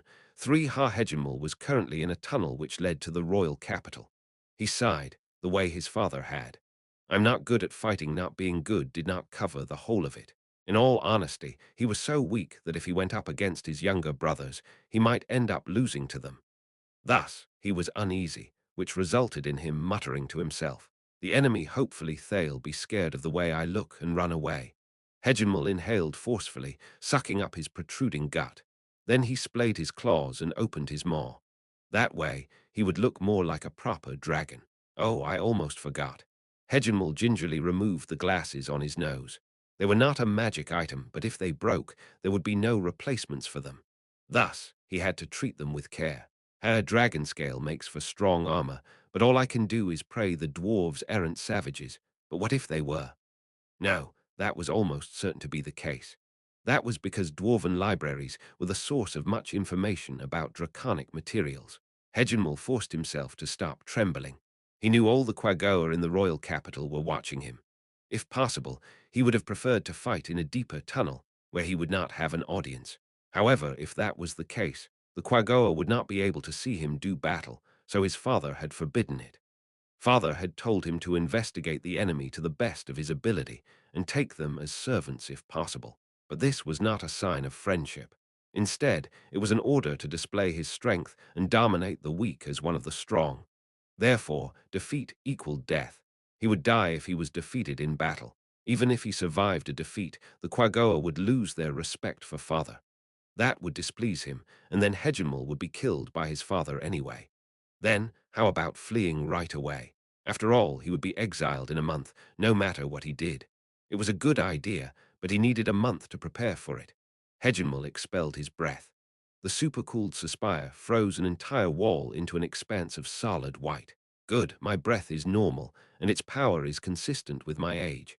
This was one of a dragon's trump cards, Dragon Breath. Frost dragons possessed freezing breath, and its power grew with age. Hegemul's breath was quite well developed, and it was more reliable than his own physical strength. Still, dragon breath was a frightening thing. Anyone who knew even a little about dragons was aware of that. After all, this was a fundamental ability of all dragons. In fact, the dwarven libraries had said just that. There was no way the dwarves coming this way would not be prepared for it. Hegemul sank further into despair. Although Father had already said so, if he could really use magic or whatnot, Things would surely be different. I am just a sacrificial pawn. His brothers faithfully obeyed his father in a very draconic way. The fact that he had not given this task to them, but to Hegemel, was a sign that he did not care if the hikikomori of his family died off. He did not resent his fate. If he had not encountered books, if he had not known the satisfaction of seeking knowledge, he would not be what he was today. There was no point regretting that now. Suddenly, Hegemel's nose twitched. He turned his ear to listen and picked up multiple footsteps approaching from within the tunnel. Those were not the sounds of Quagoa feet, because they were clearly wearing shoes. Are those dwarves? There's only a few of them, which means they're a very confident of victory with just those numbers. Or are they an advanced scouting party? So if I defeat them, the job's done, and there'll be no problem if I go back. Strictly speaking, he would have fulfilled his orders even if he only defeated that scouting party. The question now was whether an excuse like that would be accepted. Illuminated by glowing stones, 4 silhouettes, though he could not be sure as they were still far away, emerged from the cavern. Are the smaller 3 dwarves? Then what's that larger one? Even the dwarven subraces shouldn't be that big. Then did the dwarves beg that bigger shape for help, much like the Quagoa did with father? Whether or not the dwarves had requested its help, he had to be wary of the bigger shape.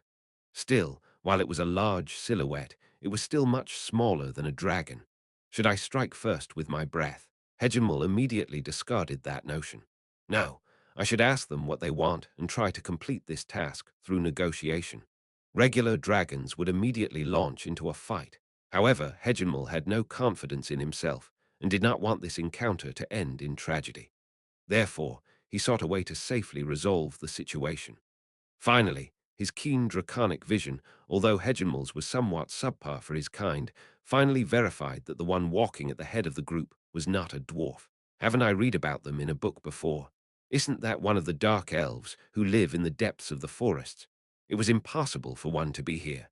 However, that one's far too short compared to the dark elves in the books. Could it be a child between a dark elf and a dwarf? Or is it just a dark elf child? As Hegemel pondered these things and many others, he shifted his gaze to the huge shadow behind the dark elf, and then his eyes went wide. Isn't that an elder lick? What is it doing here? This is bad. They're immune to freezing breath, and they can cast fireball. Fire was the weakness of frost dragons. In other words, his most powerful attack was useless against this elder lick, and his opponent could grievously wound him. And what's that? It looks like a really expensive robe. Dragons had a keen nose for treasure. They could roughly sniff out the value of any item, no matter how valuable. Right now, his nose was telling him that the elder lick before him was wearing an unimaginably expensive set of spellcaster's robes. Now, at a closer look, it's the same way with the clothes of the dark elf walking ahead of them. I've never seen something as valuable as that before. Hegemel was a hikikomori, so the only thing he could value was the dwarven libraries. Thus, his nose for valuable treasure might have lost its keenness. It might have been a natural ability, but it would still atrophy if it was not used. However, he did not think that was the case. And then, the shadow after that looks female. Isn't that a dwarf as well? It's not a dark elf, and neither is it an elder lick. Then an elf. Or a human. I don't get it. Still, she looks like she's wearing very expensive clothing too. Is my nose not sensitive anymore? But if that's not the case, finally, he saw the dwarf at the rear of the group, and Hegemel was relieved. Just a regular dwarf, and he's not wearing anything valuable. Then Hegemel shook his head. That's being too naive, right? The 3 people in front of him are anything but normal. Maybe this dwarf is something special too. Carelessness is dangerous. After that, the dark elf pointed towards him, as though to tell everyone that he was there. Although he thought he might be suddenly attacked by a fireball, in particular the opposition merely paused to confer, and soon they were headed towards Hegemel again. Should I prepare myself for the worst? If they had attacked immediately, he would have gone on his guard. But that was not the case. What should he do now? NGGG, my stomach aches. I hope that's just a kind-hearted undead being who's come to negotiate. He could be killed. To Hegemel, who had lived in safety all his life, the time until the group stopped was interminable torment. The group finally reached Hegemel's vicinity. Hegemel took a deep breath, and then, careful not to seem too imposing, he spoke. They were a group who had approached Hegemel, a dragon, without any hesitation. Therefore, Hegemel sensed that trying to appear threatening would be very dangerous. The area from this place on belongs to the Quagoa and we dragons. Why may I ask you fine folks your reasons for coming here? The dark elf standing at the head of the group changed places with the elder Lick. In that moment, he realized who was the leader of the group. We're about to launch an attack, and there's only one dragon here. The dragons I know of grow stronger with age. In other words, their bodies get larger and more powerful. Given your size, you don't seem particularly strong. What's the meaning of this? What did he mean by what's the meaning of this? Hegemel had no idea. However, it would seem this elder Lick was not at all wary of a dragon like himself. This is really bad. It's so bad I can't even describe it. In any case, I doubt they'd send just one dragon to collect information on us. Is this a strategy on the enemy's part, or am I being paranoid? Given the information we got from the Quagoa we captured, probably the latter. He had no idea what the Elder Lick was talking about from the beginning. It did not look like the Elder Lick wanted to enlighten Hegemel either. In other words, he was probably talking to himself, but why did he feel so afraid then? Thinking too much about this is annoying. Let's see what kind of dragon you are. A thrill of terror shot through Hegemel's body. He was far too relaxed. He was talking as though he had picked up a stone from the ground. It was a tone which demonstrated his confidence in being able to do what he spoke of. And then, in the moment when he saw the elder Lick raise his hand, grasp, wait. After his thunderous roar, Hegemel pressed his head to the ground. This was the greatest degree of respect a dragon could show the posture of servitude. Heart, hang on, what? Hegemel desperately pleaded with the elder Lick, whose hand had stopped moving. Please wait. My name is Hegemel. May I please inquire about your mighty name? Looking around, he saw the dwarf's jaw drop in shock. However, the dark elf and the elf-like person did not seem surprised. In other words, this was a natural occurrence for them. Hegemel was certain his judgment was correct. My name is Ainz Ooal Gown. What is the meaning of that pose of yours? Yes, I believe this is the proper form of address for when humans know each other's names. Gown Sama. This posture is the greatest sign of respect we dragons can show. Then, why are you doing this? Naturally, it is because I immediately realized that you are an extraordinary person, Gown Sama. Could I possibly take any other position before a mighty being like yourself? No, I could not. This was a huge gamble. He had bet everything on it. The dwarves used heated steel to describe the burning sensation when gambling, but what Hegemel felt now was a chill that froze him to the core. Time seemed to freeze over for several seconds, but finally the elder Lick said, Umu. So you intend to submit to me then? Yes, if you allow it, Gown Sama. He peeked again, and as expected, the dark elf and the elf appeared to think all this was normal. There are many uses for dragon flesh, hide, teeth, scales, and the like. You raise your head.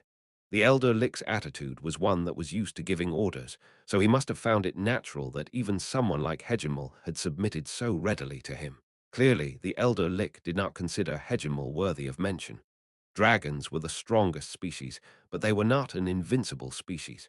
Many beings could kill a dragon. Frost giants were a good example of that. However, if one compared the two species, in the end, dragons were probably still stronger. The reason for that was their growth. Dragons continued growing as time passed, and they would someday grow into the strongest entities of all. They were a very long-lived species, and the fact that they could keep growing throughout it all was a form of strength in itself. From that point of view, the undead might be even stronger than dragons. High-level undead did not grow in bodily might, but they could accumulate knowledge and experience. In addition, Hegemel had read about legendary undead from his books. Soul eaters, which devoured the souls of the living. Wriggle pestilences, which spread disease. Mage cabals, which gathered many undead around a core of elder liches.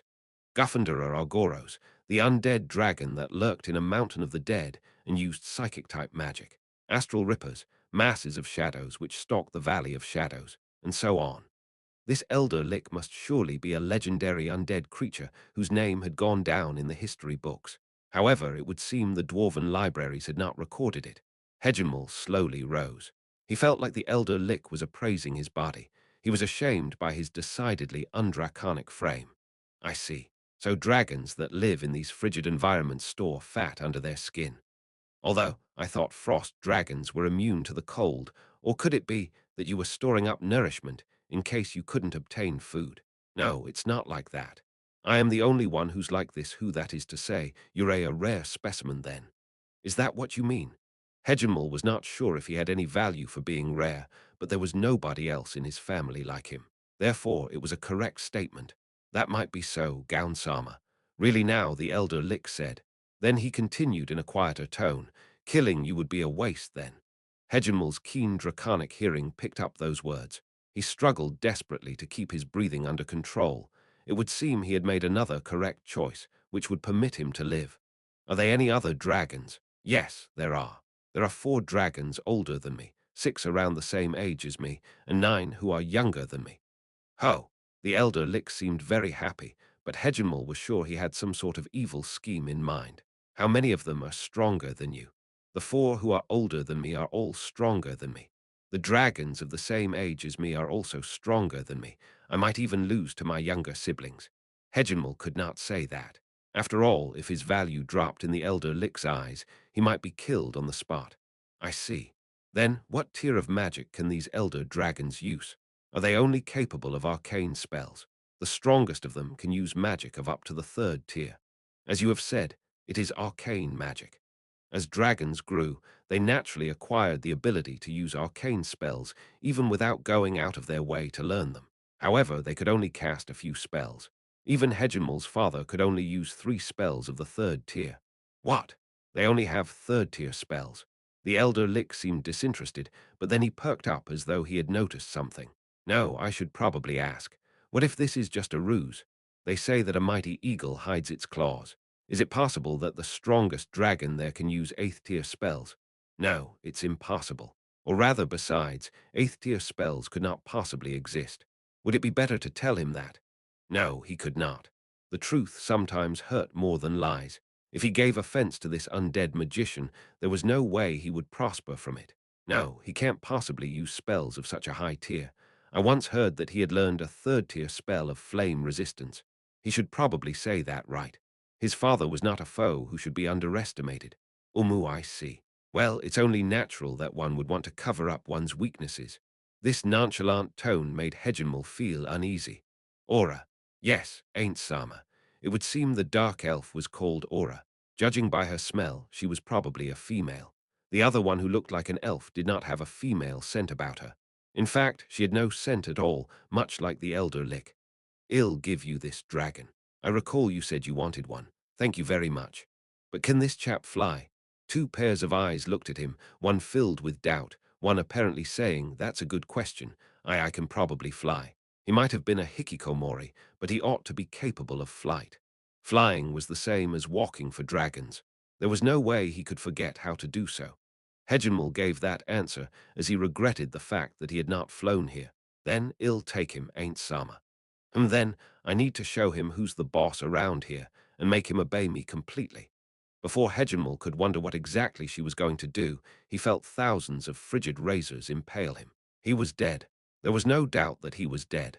The fear which informed his instincts of that fact became invisible blades that pierced his entire body. In an instant, his mind went blank. In his diminished state of awareness, he clearly felt his heart stop beating. You are a... As he cried out, it banished the black chill crushing his entire body. His heart slowly began beating again. His limbs trembled, and his lungs struggled to pull in oxygen. He recalled something like this from a book somewhere. It was called Murderous Intent. In other words, the dark elf who would be his mistress was a being who could radiate murderous intent that was powerful enough to instantly put a frost dragon into a near-fatal state of shock. In that case, what sort of being was the elder Lick which she called master? There was no doubt about it. He was beyond Hegemel's imagination. He was a being of absolute power and overlord. He had made the right choice. By the time Hegemel had come to his senses, he found that the group had backed off, looks of surprise on their faces. Just as he was wondering what was going on, he realized the disgusting sensation below his waist. As he looked down at his feet, Hegemel was shocked. It would seem his bladder had gone slack and he had wet himself. A puddle spread below him like a lake. What should he say now? It was possible that he had displeased them and he would be killed. I was so overjoyed that I peed a little. He had abandoned all delusions of control. Though he had the feeling that they would not believe him, it was better than saying that he had pissed himself out of fear. From today onwards, this one shall serve and attend his mistress, Orasama, and offer his utmost devotion and loyalty to her. Hers was an expression of absolute disgust. This was bad. If she felt he was worthless, he might be discarded like a piece of trash. The mighty could do that. In fact, had his father not done the same thing, however, help came from an unlikely corner. I see well that can't be helped. Eh, really, ain't Sama. I once heard about something like this from one of my friends, Enkoro Makaimachi-san. She once told me about how upset she was when her dog peed out of joy. It seems this sort of thing happens when they get too excited. You mean Enkoro Makaimachi-sama? Really? So it's like how Fen and some other magical beasts mark their terrain then? That might well be. Granted, I'm not too clear on draconic biology. However, that was probably the reason why that chap did it. The being who might, or might not have been an elf, had been listening quietly all this while. She tilted her head and asked the elder Lick, "Ain't Sama, would it be better if we did it as well? Sholtir, is it really appropriate to say that?" As Aura said, if you did that, I would collapse in shock. This sort of thing is only cute on small pets. Well, and Koro Makai Machi-san was worried because that dog was getting on in years. She said something about not getting him too excited. Those were the days. The air around them changed to something that was the polar opposite of the murderous intent from just now. In any event, Hegemel moved to wipe the soaked portion of his body on a nearby wall and scraped off the stain. Say, what will we do next? The dwarf who had been watching the proceedings in silence finally spoke up. Hegemel sensed that this dwarf was unlike his three companions in that he was not powerful. Had the dwarves hired them as mercenaries and sent this dwarf to keep an eye on them? If that was the case, Hegemel would have to show this dwarf respect as well. Still, where did he rank as their subordinate? What sort of orders would he be given from now on? These uneasy questions flew through his mind. You have a point. Well, leave the Quagoa to Aura and Sholtir. I shall go with this dragon and eliminate all the dragons opposing us. Hegemel's body shuddered again. He spoke in a casual tone. Dragons were beings which he could take lightly. This was the attitude of the mighty. Hegemel hesitated about what to do. It would probably be wise to beg for the lives of the other dragons. After steadying himself, he spoke. Gown-sama, Ora-sama, may this one be permitted to speak? Very well, speak. Understood. A thought occurred to this one. The people here do not know the greatness of Gown-sama. Would you be willing to extend your mercy to those fools? In other words, the other dragons should know of the glory of Gown-sama. What do you two think? Everything depends on your will, ain't Sama? That's right. We won't object to any decision you make, ain't Sama? In any case, all we need to do is chase them out of the royal palace, right? Aham. Dragon, may I ask you a question? The speaker was the dwarf. Hegemel glanced at his master's faces. In all honesty, he had no idea what sort of attitude he needed to take towards this dwarf. That said, acting arrogant would be very dangerous. However, a servant who bowed and scraped before others would devalue their master. Please do. After hesitating, Hegemel chose a short reply to avoid offending either side. Still, I didn't expect you could completely dominate a dragon, no. After seeing that power of yours, it might be natural. Sorry. Are there any other dragons around besides the ones in this place? There might be. There might be, huh? Then if there were, could you order around those dragons as well? I could not. They belong to a different tribe. Then we should fulfill the request to chase the dragons out first. After that, well, tell them that there are other dragon tribes around. That way, they'll have to count on your majesty's strength to protect their reclaimed royal capital. Surely they would not easily surrender this land which they took so long to reclaim. Is that not the most profitable course? There was a word there which he could not ignore. It would seem this elder Lick was a king of sorts, and his subjects were the dark elf and the elf, perhaps. Are you all right with your race being squeezed dry and used up? What are you saying? The dwarf's shrugging seemed to convey. Your majesty has chosen me us. Is it not natural that I would pick your side in any dispute? Thank you for your considerations, Gondo. Please don't say that. I am the one who should be thanking you. The pain that has plagued me all this time has been wiped away by the few days I have spent with your majesty. Truly, you are my savior. I am pleased we have forged a mutually beneficial relationship. While I do not feel your majesty may benefit from this, I shall surely repay the kindness you have shown me. Even Hegemel, the outsider, could understand their relationship. The dwarf was deeply indebted to the elder Lick. It was a debt that he would pay even if he had to betray his race. If you feel that way, then I don't mind. The elder Lick shrugged and turned to Hegemel. All right. Then take me to the dragons you say are stronger than you. Also, where is the treasury of the former dwarven royal capital? Hegemel knew where the treasury was and nodded confidently. This one feels that your question is quite fortunate, because both of them are at the same place. With his master and the dwarf on his back, Hegemel headed to his father's location. His body might not have been used to exercise, but it was still a dragon's body, and carrying two people posed no problems to him at all. He listened to his majesty speak as he walked, and as he did, he was certain that his knowledge and instincts were the most valuable thing in this world. If he had shown the arrogance typical of a dragon when they had first met, he would have been slaughtered. No, if he had not loudly proclaimed his allegiance and gained their interest, he would have died without ever knowing what had happened to him. It had truly been a narrow escape. Hegemel clenched his slackened bladder. If he peed himself again, their opinion of him would not just drop to rock bottom, it would grab a shovel and continue digging underground. Fortunately, they had not encountered any other dragons along the way. Thus, they proceeded directly to his father's room, or rather, the throne room cum treasury. Hegemel took a deep breath. Your servant wishes to inform your exalted majesty that apart from my father, there are 3 dragons there who serve as his concubines. Will you be bringing that dwarf in there with you? If they were assailed by the freezing breaths of 4 frost dragons at once, he feared the dwarf would be slain. Is there a problem? No, not at all. If your exalted majesty feels it is fine, then naturally your servant has no objections. I have granted him immunity to freezing cold, so it should be fine. However, it might be a little troublesome if we are subjected to numerous area of effect spells of other elements. Your servant feels that will not be a problem, your exalted majesty. Breath weapons are the favored attacks of dragons, and it is natural for them to open combat with their breath. They would not consider using their arcane spells, which are far weaker. Then it's not a problem. Ah, your majesty. May I say something? Certainly, there is no way a mere 4 dragons could begin to oppose your majesty. However, it would seem this one's mother is in there. Could I ask you to spare her? Hegemel tilted his neck and awaited his master's judgment. Hegemel had not intended to go so far as to ask for his mother to be spared. It would be good if she could be saved as he had been, but he did not want to bet his life on it. It was not that he hated her, but simply that the bonds of familial kinship were not very strong among dragons. After leaving the nest, even their own siblings would become rivals for living space. In addition, it was common for the treasure-loving dragons to fight when they saw each other's troves. It was very rare for many dragons, particularly those who had left the nest, to live together in one place.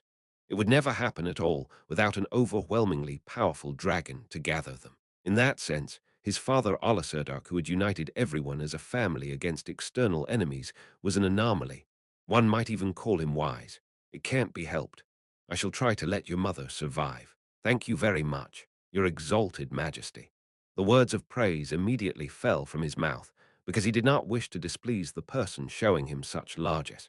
In addition, he mused that if his mother survived, the burden on him might decrease in the future. On the contrary, if there were more dragons, his own rarity would decrease.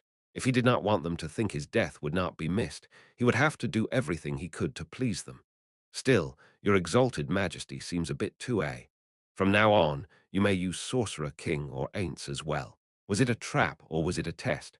Without hesitation, Hegemel spoke the words he felt were correct. Understood, your majesty, the Sorcerer King. How could he omit the respectful terms of address which Ainz was due? Let's go. Understood. He carefully hid his quiet sigh of relief. It was a test, after all. If he had been careless and failed to pay him the proper respect, he would surely have been punished appropriately. For all he knew, he might have been killed and then dissected. If there was one thing Hegemel had engraved into his heart, it was that he must never be arrogant. Soon, they reached the doors leading to their destination. They were a set of double doors that looked like they needed a dragon's strength to open. Apparently, the dwarves used a set of smaller doors beside it to enter or leave. The huge doors were only used for ceremonies and the like. Hegemul pressed his shoulder against the doors and applied force mindful not to dislodge his master from his back and pushed the doors open. He saw his father Alaserdar coiled on his golden throne, his mother Kilistran, and the other two concubines Manuinia and Mayanatelen were also present. 3 pairs of puzzled eyes trained themselves on Hegemul.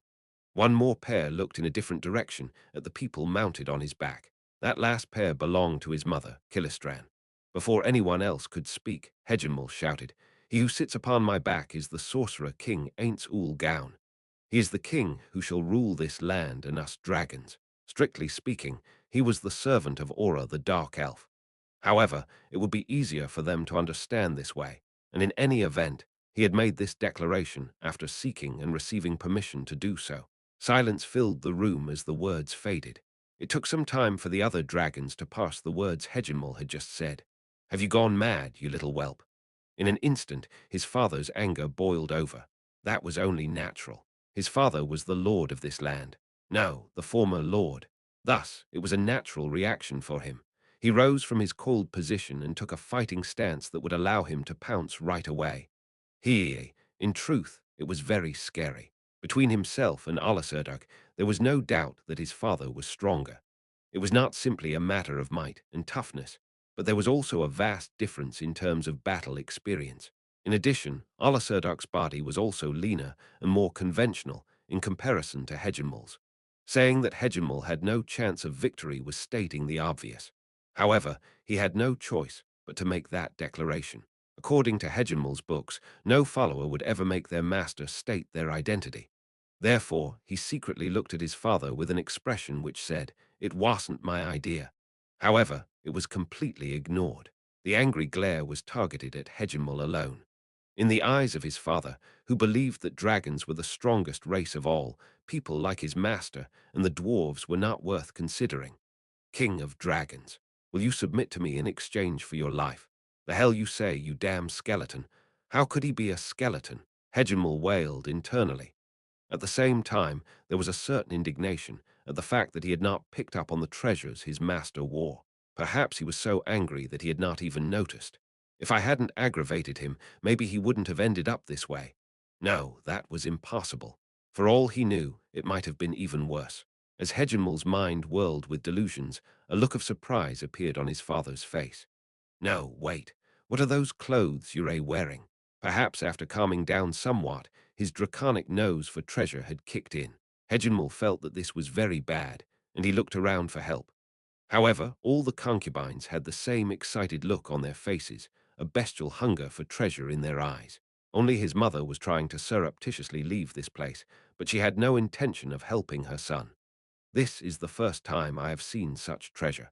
If you want me to forgive your foolishness, then offer me your raiment, skeleton. Dealing with fools is truly tiresome." A cold voice rang forth. Why did his father's instincts, as one of the living, not tell him that death awaited him? It must have been his draconic avarice at work here.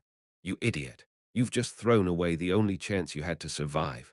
No, I should kill you, grasp heart." And with that, his father's body slumped powerlessly to the ground. All eyes went to the body of the strongest dragon here. The way he did not move at all looked like he was sleeping. Of course, that was definitely not the case. The air in the room turned cold, and the Supreme Being spoke. "I have no interest in last words. Then, Hegemul, which of them is your mother? I shall show her mercy and spare her life. As for the others, well, I am sure there will be various uses for them after we're done picking them apart." "That's me, that's me, that's me." 3 voices rang out at once. For a moment, Hegemul almost said "that's me" as well. What's this? Don't tell me there's the mother who bore you, the mother who raised you, and the mother who cared for you. Hegemul looked at the 2 dragons who were not connected to him by blood. The 2 of them were gripped by fear. Their eyes were clouded over with terror. That too was natural. After all, the mightiest dragon present had just been slain in an instant. They did not contemplate fight or flight or whatnot. They sprang on the sole chance of survival which presented itself. Much like himself, they had made the correct choice to live on. Their fearful eyes looked towards Hegemul, trying to ingratiate themselves with him.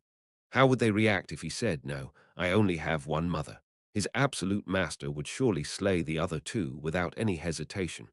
Currently, The power of life and death over the other two dragons rested in Hegemol's hands. However, he could not take delight in this. All he felt was a tremendous sympathy for others in the same situation as himself. At the same time, he planned to have his mothers owe him favors for a long time to come. It is as you say, your majesty. I have 3 mothers. Is that so? What a shame. However, a promise is a promise. All right, I shall spare them still. Is there only one dragon corpse? Dragons are far too useful. One does not seem quite enough. What a shame.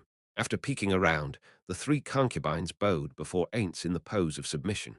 Leave this place and gather all the dragons here. Then inform them that you are now under my rule. If anyone refuses to accept this, then I will deal with them personally. Now go. The concubines burst into motion and ran at top speed. It was a speed that either inspired awe in onlookers or frightened them speechless. Hegemol did not think for a moment that they might try to escape. In the face of this mighty magic caster, their chances of escape were slim to none. They ought to have realized that as well. No, to Hegemol, it made no difference even if they escaped. After all, if they did so, he would know how the Sorcerer King would find and deal with them. Tark. Someone tapped lightly on Hegemol's head. Turning around, he saw his master's eyes looking at him. I have another order for you. It is a very important order. Gather all the dwarven books you have, including those you have not yet finished, as well as all the other books outside your room, and bring them to me. Yes, I understand. I shall do so at once. After nervously setting the 2 of them down, Hegemol ran with all his might. So, they've gone. Ainz watched as Hegemol vanished into the distance. He had inquired about how many dragons lived here from him. Therefore, if the numbers did not add up, it would still be of benefit to him. There was only one dragon corpse. After thinking about all the uses he had for it, he wanted more. However, punishing freshly subjugated people who had done nothing wrong for the purpose of generating corpses would violate his ideals of fair reward and punishment. Cuckoo, Ainz chuckled. If they ran, he would hunt them down, kill them, and take back the corpses. As he pondered how to make use of said corpses, Ainz turned his gaze to the glittering pile of gold which the dragon before him had been lying on. That's a dragon for you. It's a veritable mountain of treasure. It was nothing compared to Nazric's treasury, but it was still the largest pile of wealth he had seen ever since coming to this world. There were gold coins, but those were outnumbered by gold-bearing ores, and what looked like raw gemstones. There was a golden chain over 5 meters long, a pelt from some beast, golden gloves studded with jewels, a plain staff that looked magical. Where had he gotten all these things from? Perhaps only the dragon that had become a corpse knew. Hardly any brass or fool's gold. So most of that is natural gold.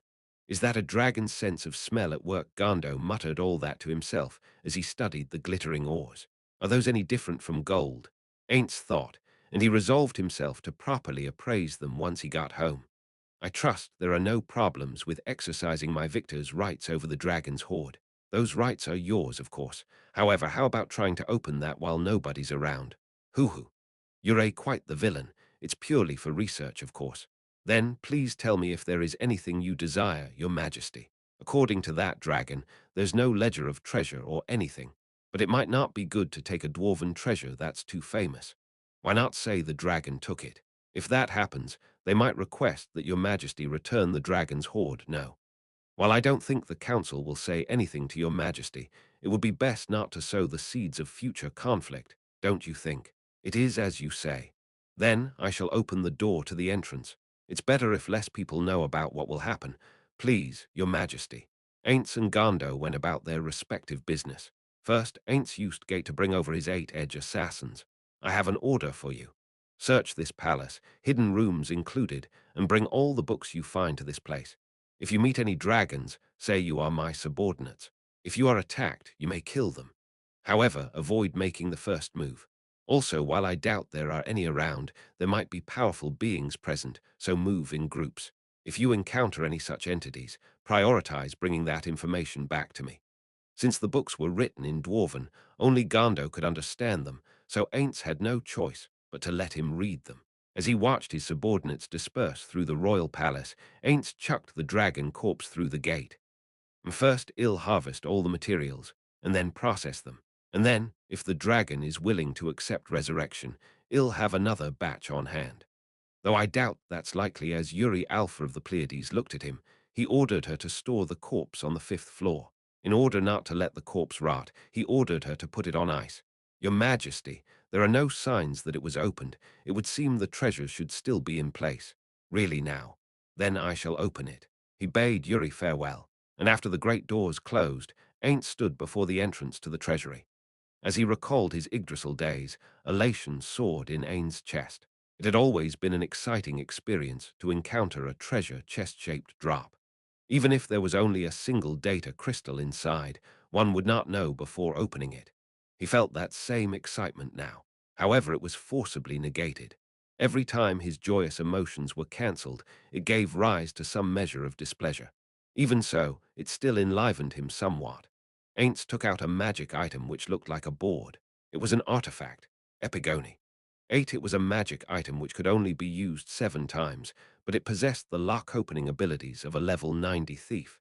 It was very valuable, and he did not want to use it if possible, but he had not summoned any vassals with high-level lock-opening abilities. The 8 edge assassins were specialized in stealthy combat, and they had very poor lock-opening abilities. It can't be helped. Ainz, who very rarely used any rare items he obtained, decided to use it after some waffling. It would seem that he was looking forward to the treasures within. He touched the artifact to the treasury door and activated its power. As they peeked through the slit of the opening door, Ainz and Gando clenched their fists.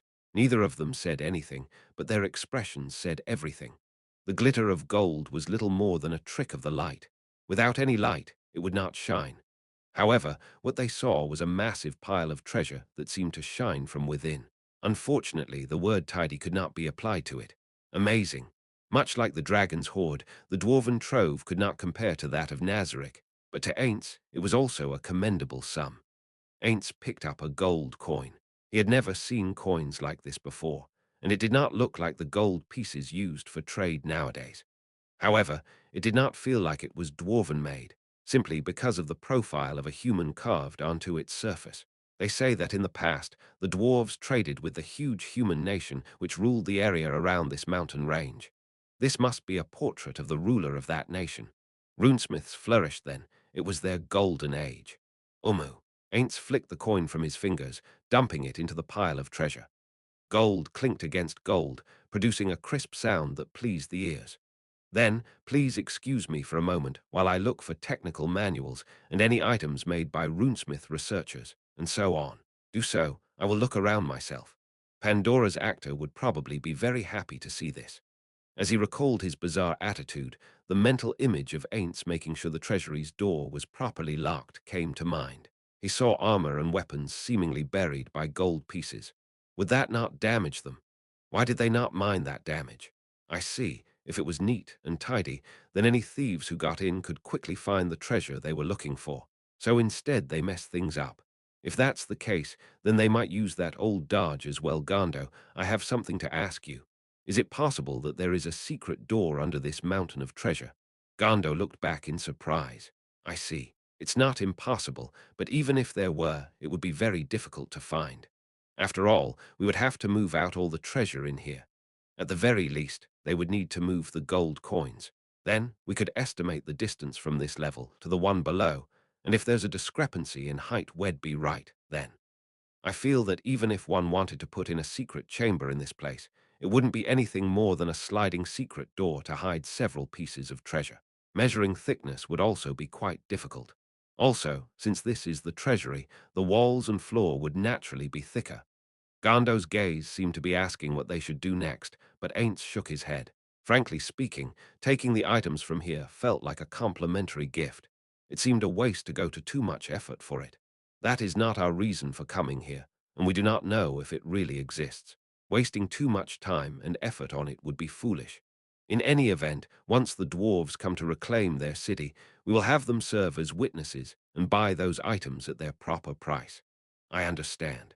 Then I shall go and see if our objective is in this place. Gando began searching again, and Ainz picked out several items which seemed more magical than others. This is. Among those items, Ainz discovered a sword. It might well be the most magical item out of everything here. Going by levels, it would be around level 50 then. It was long enough to be considered a longsword, and it was intricately decorated. He was not sure if this was made in Yggdrasil, but if it was an item of this world, then its magical power would beggar belief. Ainz felt the body of the sword. It was smooth and even. What a beautiful and exquisite sword. But there are no runes carved on it. How could that be? Ainz gripped its hilt. In that instant, the sword vibrated. It felt as though mana was flowing through it. This is something even I can use. Ainz could not use longswords due to his class restrictions. However, it would seem this sword had been imbued with some sort of magic which waived that restriction. Interesting. After swinging it several times, Ainz casually poked his hand with it. There was no pain. It would seem Ainz's immunity to attacks below level 60 was still in effect. It did not have the special magic that was imbued into Gazev's sword. Having lost some of his interest, Ainz cast a spell. Greater magic item, your majesty. How goes the search? Did you find anything interesting? Several articles, but I'll decide which one I want to take afterwards. Is that so? I'll leave you to it then. Now that Gando's call had interrupted the spell, Ainz tossed the sword back into the pile. While a sword which he could wield was quite interesting, given his present circumstances, it was nothing more than that. Any item Ainz took from here would have to be more special and beneficial. Is that the caliber of the magic items here? What a shame. Well, I guess I shouldn't have been hoping for a world-class item or whatnot. Ainz continued searching, and an item caught his eye. Gando, I've made my selection. I'm not sure if this is a national treasure, but could you come over and help me take a look? For then, let's begin. After saying that to Sholtir, who was standing beside her, Aura unfurled the scroll, the world-class item she had brought with her, and activated its power. Depiction of nature and society. Simply put, it was an item that sealed a target into a closed-off space. To be more precise, it swapped a painted landscape with the real world, and then it would convert the real world into a painted landscape. The definition of target in this case was the same as that of the super-tier spell creation, and referred to a specific area. Nothing within that area, animate or inanimate, could resist its effects. This time, she was going to trap everything within this gigantic cave into the otherworld created by depiction of nature and society. Sholtir and Ainz were protected by world-class items, so they would not be imprisoned within the otherworld. Instead, they would appear in the painted landscape, which substituted for the region of devoured reality. However, as the item's user, Aura would automatically be sucked in. This painted world was almost the same as the real world, with nothing strange or outstanding within it. However, it was fundamentally an illusion. Without the power of depiction of nature and society, once one exited the target area, everything would vanish into mist.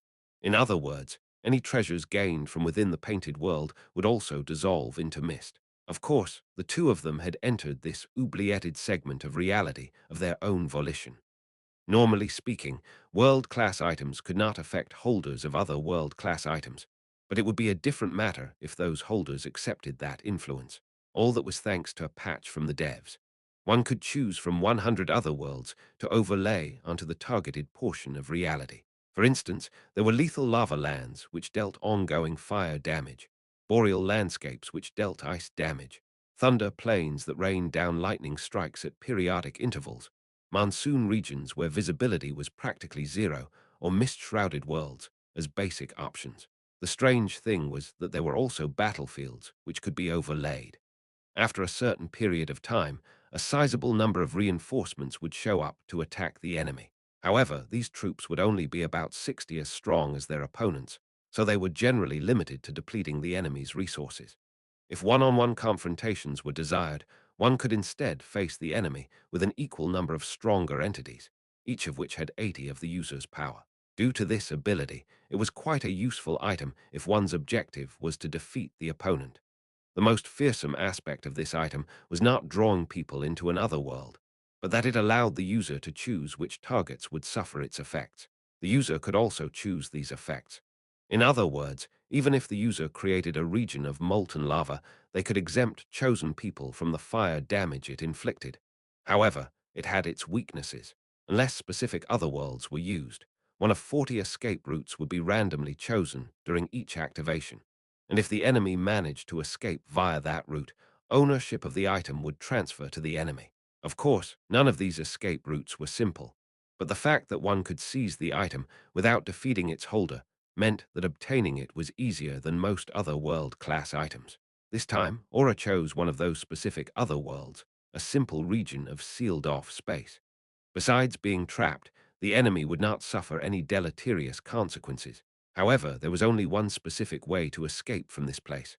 All right, Hanzo, I want you to block off the escape route from this world. It'll be troublesome if any of them got away. Lean over a bit. The Hanzo leaned over from his hiding place in the shadows and paid close attention to Aura's explanation of the escape route. Although Aura had not detected any ambushers nearby, it paid to be careful. Then, Aura, how many more people have entered this world after the others? Only 2 people. That answer meant the enemy did not possess world-class items. They breathed a sigh of relief. Sholtir looked around the residences of the old royal capital. It was a large city, but it was quiet, as though its citizens had all fled.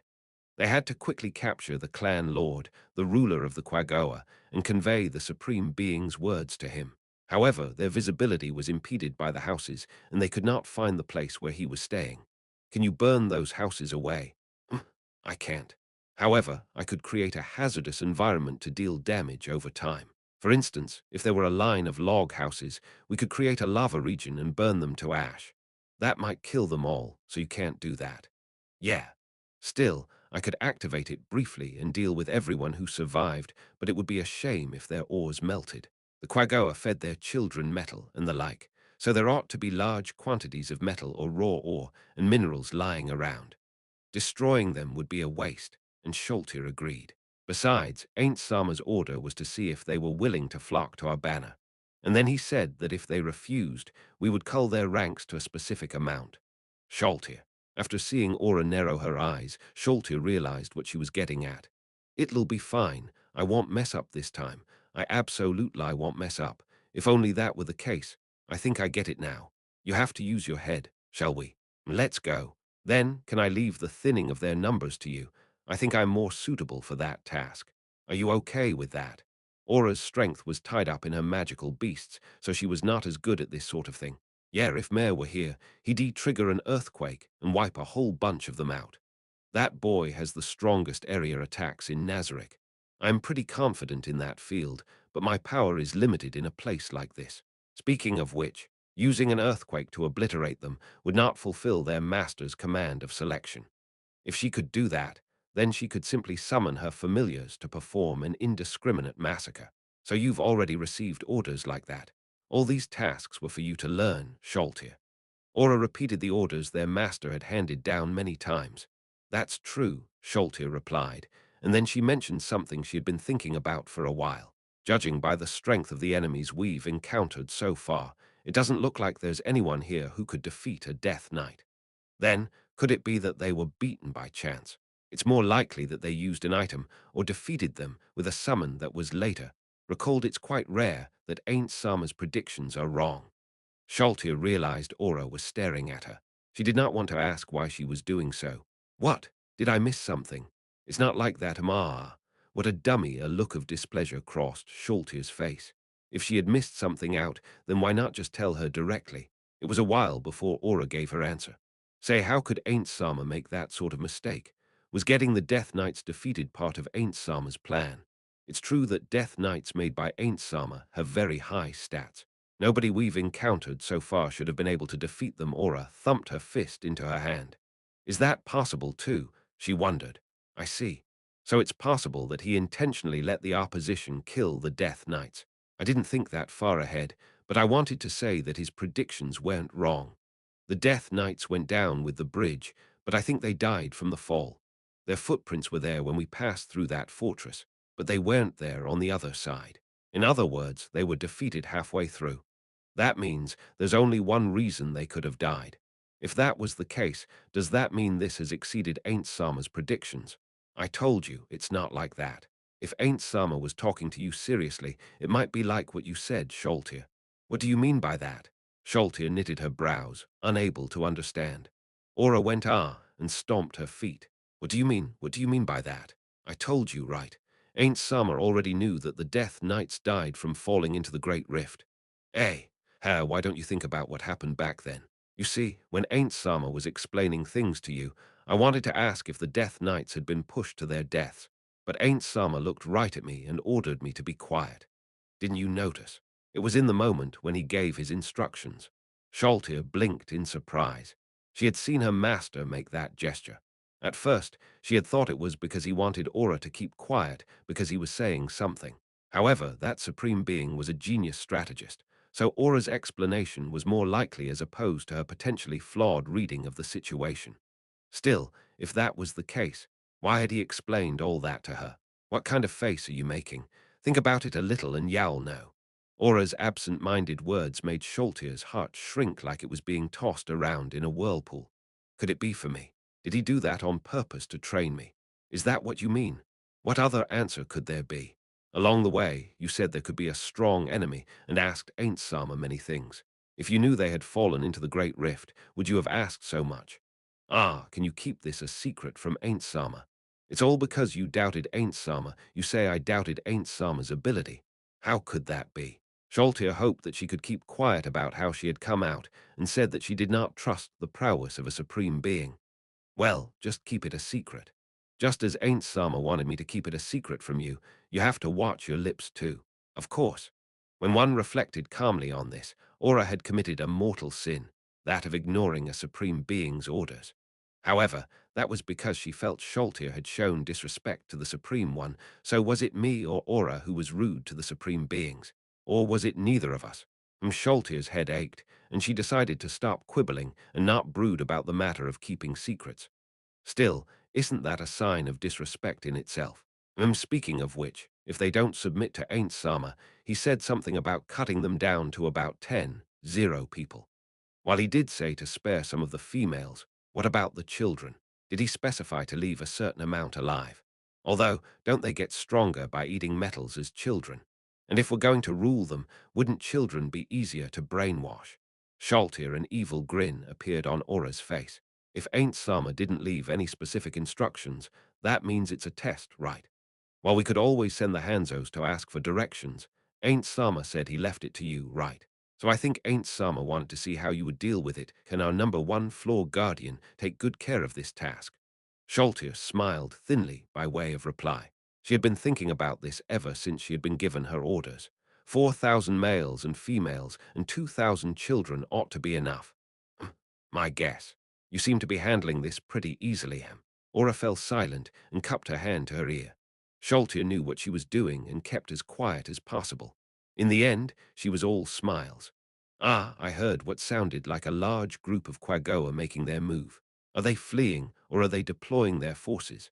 I can't be perfectly sure because I am going by sound, but they don't sound like they're a running away.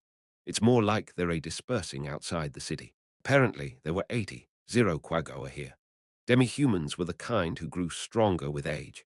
In other words, everyone was a soldier. If they mobilized over 10 people but deployed them within the city, their advantage in numbers would be cut down by half. While the intruders were so few they did not qualify as an army, they possessed incredible fighting power. The matter of the dragon should have spread throughout the Quagoa. If that were the case, the smarter people would lead the others outside the city to evacuate, while setting up in formation to lure the enemy into the city for a fight. If a small number of enemies moved into the city, the Quagoa could surround the city and mount waves of attacks to tire them out before dealing the finishing blow with a team of elite warriors. That seemed like the most appropriate battle strategy. In any case, one needed a wide, open space to deploy a large force. Sholtir was hoping for just that. They're over there. Then we should begin negotiations now. Of course, we need to work hard so we don't keep Ain't Sama waiting. Over 60 battle-capable Quagoa were formed up and waiting for the enemy. Female Quagoa who were not pregnant or bearing children were just as good at fighting as the males, which was how they had managed to mobilize these numbers. Still, despite mustering a force bigger than any in recorded history, Clan Lord Pirayuro was not happy at all. This was far too strange. The cave which contained the royal capital had suddenly been wreathed in mist. What on earth was going on? The battle-ready troops began lining up, facing the royal capital. If the enemy feared their numbers and did not come out, then that would be the best case. Therefore, they took the minimum provisions with them and left their dwarven treasures behind. As long as their enemy was not stupid, they would see that there was no point in fighting. However, someone emerged from the royal capital. One of them was dressed in red armor, and another was a dark-skinned shorty that was not a dwarf. According to the ones who had watched the encounter with the dragon outside the royal capital, there should have been two more, but they did not see them. They must have been grabbing treasure, while these two were buying time for them. In any case, just to confirm, that is not a golem, right? Yes, it's not a golem. According to Yazoo, the golems were tall of stature and wore black armor, so that suit of red armor was something else. However, perhaps that's a type of golem. It might be better to think of it that way. Still, why did they come out to face an army in the tens of thousands head-on? Is it because they're confident of killing us all? No way. It can't be. That's impossible. Ryuro shook his head to disperse the horrific image that had appeared within it. He could guess that the opposition possessed unimaginable power, given that they had created this bizarre dimension. The fact that they could make a dragon prostrate before them without a fight also suggested they were very strong. Still, his side numbered over 60. It was completely incomparable to having only hundreds or thousands of people. There was no way to fight this many opponents. However, if they were golems, then it was understandable. Golems did not tire like living beings. They could fight forever, and if they were strong enough to defeat Ryuro, then they could theoretically kill everyone here. Still, that was merely theoretical. Even if only one out of several Quagoa dealt damage through a lucky hit, over the course of thousands of rounds of fighting, the accumulated scratch damage would result in injuries that could take the enemy out of commission. Numbers were strength. With his army of 60, as long as they fought on the ground, they should even be able to slay a dragon lord. I'll go talk to these people. You wait here. If I am killed, well, do as you please. It's too risky, one of his advisors said, stating the obvious. We can't talk to golems, so I'll talk to the one beside it. It would be bad if we didn't find out their objective, at least. In any case, Ryuro was determined to attempt a dialogue. The enemy must be strong. That being the case, he would ask them their objective. If they could be reasoned with, then he would not mind paying a certain price. If they could chase off the Dragon Lord, then acknowledging them as their new masters would also be fine. Even if that was impossible, he could pay them more than the dwarves did in exchange for switching sides. Nobody must follow me. If a lot of us come at once, it might trigger hostilities. Without saying anything more to his aides, Ryuro stepped forth. His troops parted on both sides of him, and the opposition seemed to have noticed that someone was coming. He could see the enemy had stopped to observe his movements. Sorry for the wait. Ryuro was the first to speak, and his voice made the enemies look at each other. He looked around. As expected, there was nobody else around. There were two other people from that face-off, with the dragon, the dwarf, and the skull-helmeted chap, neither of which was here. Who are you? The dark-skinned shorty replied. It would seem the red-armored one was a golem. It seemed paler and taller than the humanoid next to it. Still, at a glance, there was no telling that it was an artificial being. It looked very realistic. I am P. Ryuro, lord of the Quagoa clans who live in this place. And you, who might you be? We are under orders from the supreme overlord who has come to this land in order to rule you. It spoke. The red-armored one spoke. Since he heard that golems could not speak, it was obviously not a golem. Trying to hide his consternation, Ryuro replied, Rule, correct. Our lord has come to subjugate you. Bend the knee and bow before him. Then what should I do?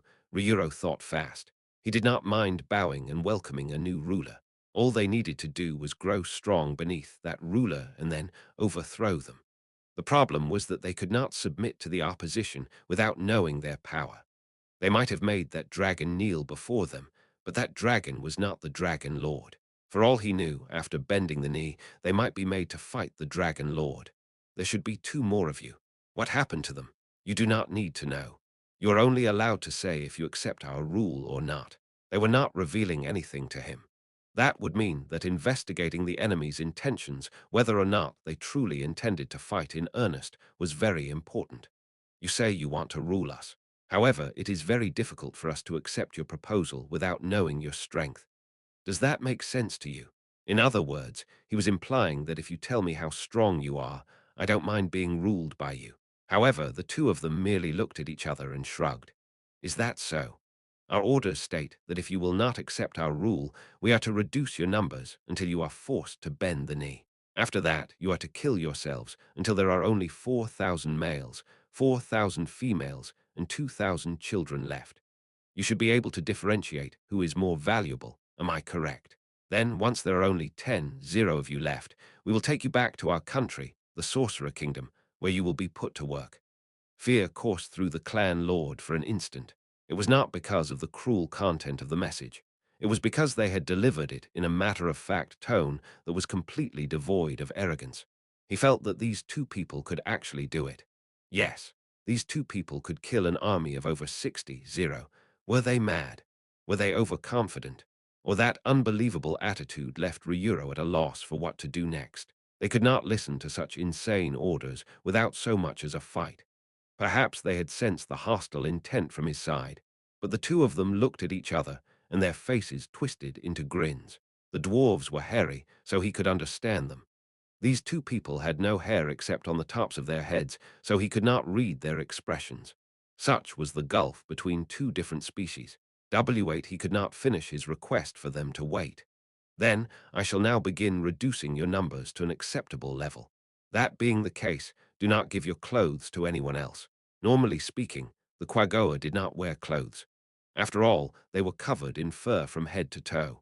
However, a king needed to show his authority, and thus he needed something to easily differentiate himself from others.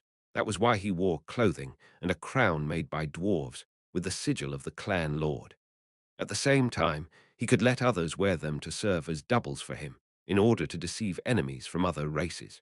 Had they seen through that plan and thus tried to cut him off halfway, taking out the enemy leadership to cripple the enemy army was the most obvious victory condition.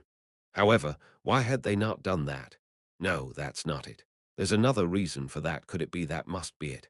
They're not trying to kill me, they're trying not to kill me by accident. The differences between species ran very deep.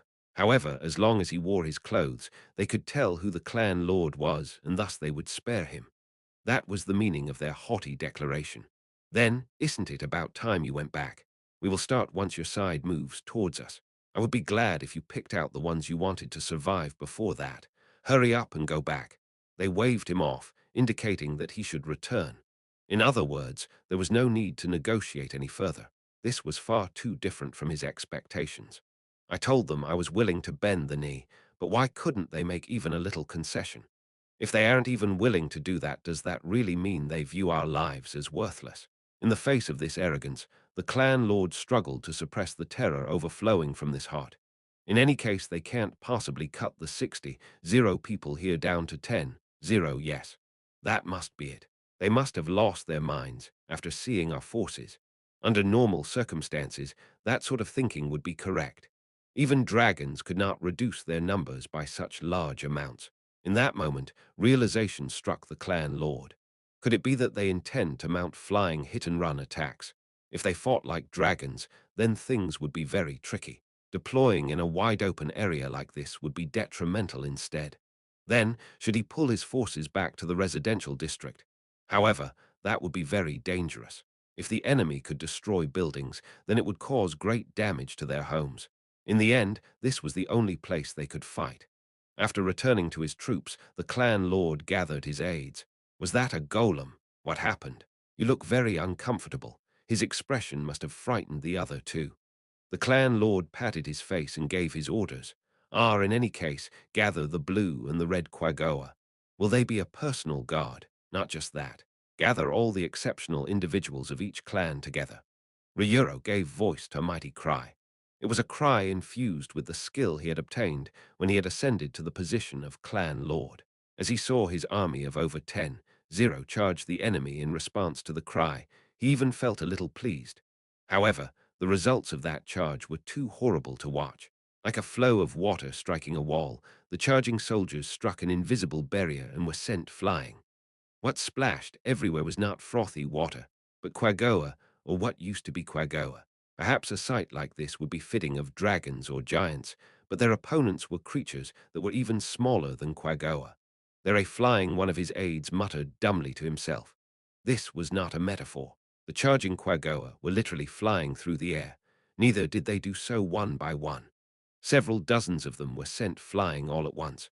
Their pulverized corpses became a shower of meaty chunks which rained down on their comrades. The gore-caked troops continued their charge, whereupon they become lumps of flesh themselves, which fell on yet more of their companions. It was a scene straight out of a nightmare. For some reason, the fact that they could not see any blood spurting made the sight even more surreal. What the hell is that? Ryuro did not even have the strength to answer his advisor's mournful cry. His thoughts merely leaked out through his mouth in the form of words. This many clan lord. What is that? It's nothing like the golems we saw before. They smashed away every single quaggoer, charging them in a single blow. This was no longer a battle. It was not even a massacre. It was simply disposal. The comrades he had gathered to increase their influence were now being mangled up in vast quantities like so much rubbish. We have to run. Where will you run to? He shouted at his panicked aides. Where can you run to in this strange dimension? These people said they're going to kill us until there's only 10 of us left. His aides had nothing to say. After seeing this monstrous strength, they understood that their threats were not a joke. While it was hard to believe, they had no choice but to believe it. Out of their 80 citizens, only 10 would be permitted to survive. Although he wanted to beg their forgiveness right now, there was no warmth in the eyes of those two. Even that Dragon Lord's eyes held more compassion. They have no intention of changing their statement to cut us down to 10 people. That's impossible. Clan Lord. What the hell are they? What have the dwarves brought here? Why are such tiny people so powerful? As he heard his advisors, another flash of inspiration struck Ryuro. Could it be that red-armored chap is also a dwarven weapon? They sent something stronger because they knew the golems were destroyed. So if we defeat it, they'll send something even stronger than that. The cries of his men echoed all around. Only the region around Ryuro was silent. Let's pull the men back, stop. They have to fight. There's no other way out for us. However strong it is, it'll get tired eventually. When that happens, well, wait until it can't swing its weapon anymore, then force them to negotiate and demand concessions from them. I see, but will it really get tired? He had mentioned something Ryuro had thought of in the corner of his mind. However, in any case, as long as it lives, it ought to get tired. It might have more stamina than us, but it'll definitely get tired. Until then, make it keep swinging its weapon. Even if it doesn't get tired, once it gets bored of killing, we might be able to discuss something. The clan lord was reluctant to speak the words which came next, but they had to be said. Besides, we can't win even if we fight it, not against a monster like that. His troops would not be demoralized to the point of flight. The cry Ryuro had used to sound the charge turned his men into warriors that did not know fear. Much like the berserk state of berserkers, it increased their attack strength but reduced their defense. More importantly, they were immune to all fear-related effects. However, the fact that they would not refuse the clan lord's orders, no matter how dangerous they were, could be said to be a double-edged sword. The great mass of soldiers continued charging without ever looking back, and they were cut down to half their previous number with such swiftness that hardly anyone could believe it. At this point, nobody had the strength to speak. The fact that this tragedy was unfolding before them, and it was the doing of one person, traumatized their hearts. All except for one person. That person, Ryuro, scraped up the last of his courage. You chosen heroes. He could not raise his voice. Ryuro saw the red and blue quaggoer before him, as well as the other quaggoer with special abilities, all of whom had been formed up into the strongest combat units of the clans. The reason why none of them responded to Ryuro's cry was because they were all watching that suit of red armor with despair in their eyes.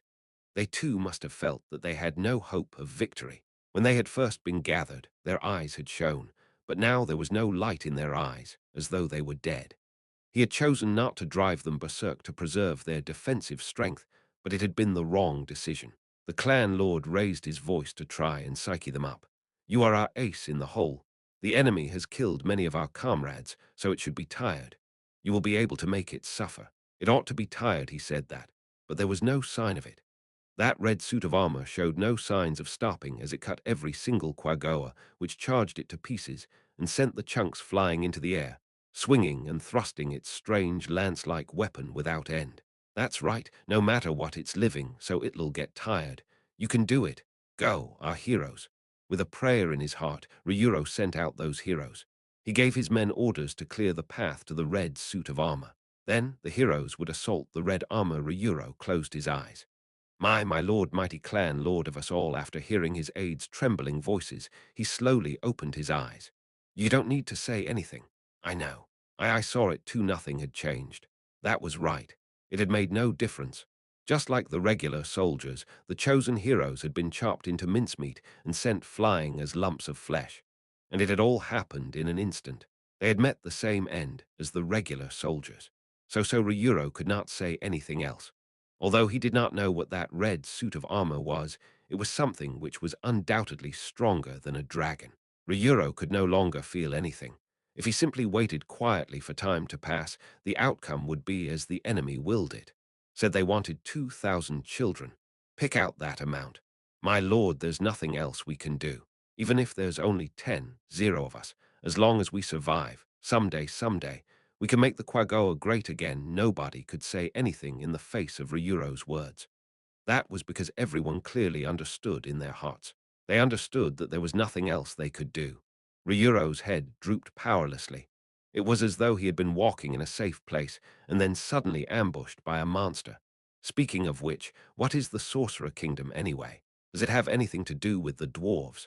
Someone please tell me. His muttering came straight from the heart. However much he tried to deny it, the carnage before his eyes gave him the feeling that an even greater tragedy would soon come. Suddenly, he saw his Quagoa servants holding cages. Those were the cages used for storing food lizards. Ryuro knew that now was not the time for this, but the stress on him made him reach out to the cage. He grabbed a live lizard, but just as he was about to bite its head off, an intense pain coursed through his belly, bending his body into a shape.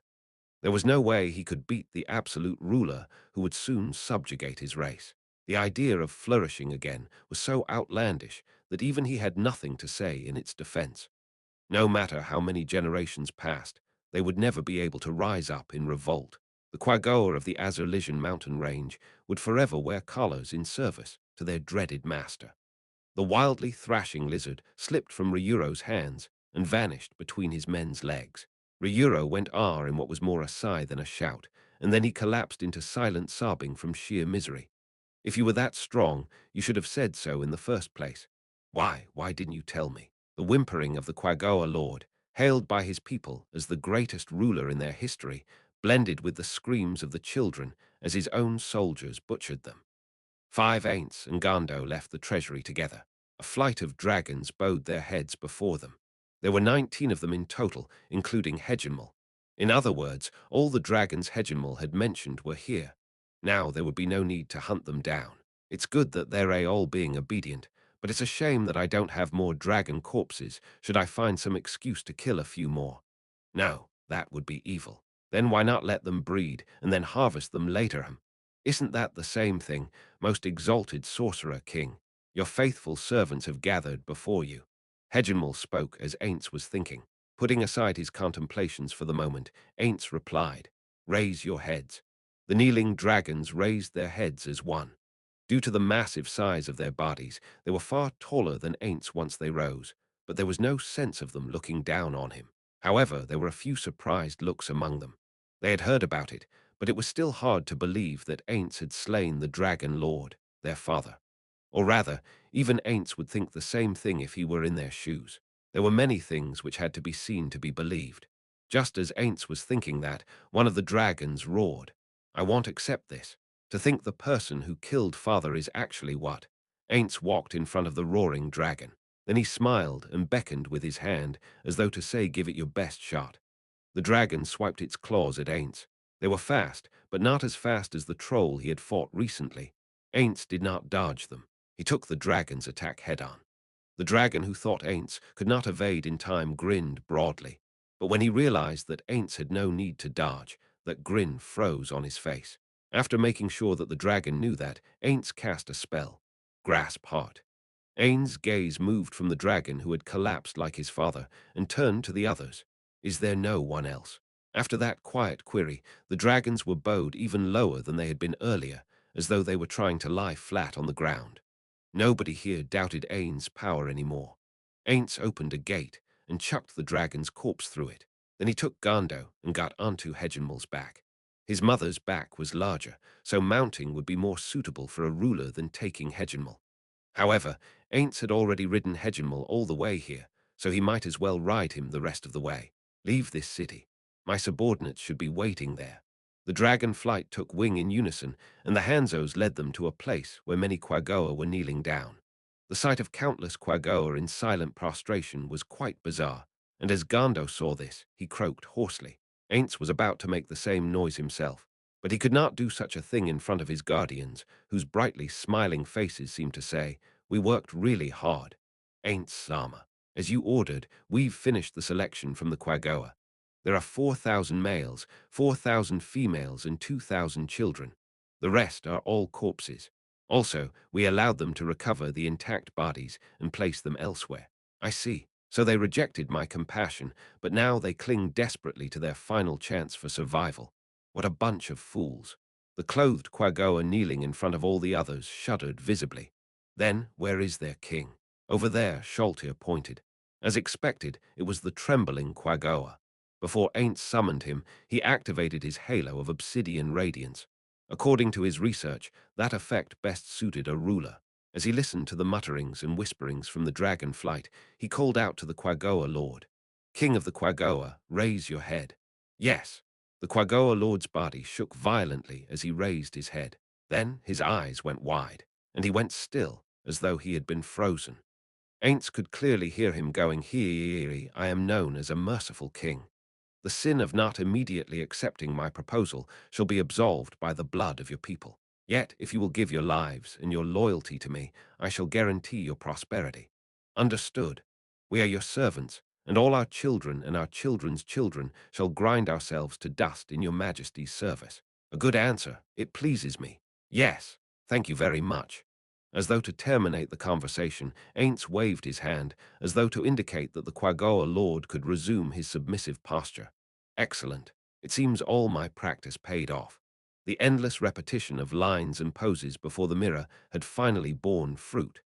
After striking a victory pose in his heart, Ainz turned back to his two guardians, who had flawlessly discharged their duties. "You have done very well. I am very proud of the two of you. Thank you very much. Your words have cleansed my heart of the shame of my previous mistake, and I thank you from the bottom of my heart." After seeing Sholtir's delight, Ainz was sure that he had used the right words. "Then, is this amount all right? If it's too much, we can cull them again until their numbers please you, Ainz Sama." "No, there's no need for that. This ought to be a good number. Come to think of it, could any of them become powerful adversaries? Not by our standards, of course, but by those of the people of this world. My deepest apologies. Those people were no, that's not it.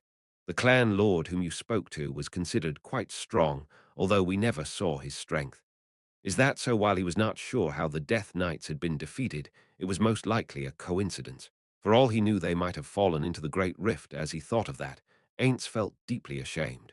Realizing that he had been mistaken after lecturing Sholtir so passionately made his face feel like it was about to erupt in flames, and then the shame was gone. In its place was a smoldering depression. And then, as he thought about how Sholtir had been taking notes, it deepened, and then he was back to normal. Should he try to bluff his way through this? However, if he messed it up, they might tell the others. Ain't Sama said this, but actually, and so on. This is bad. This is really bad.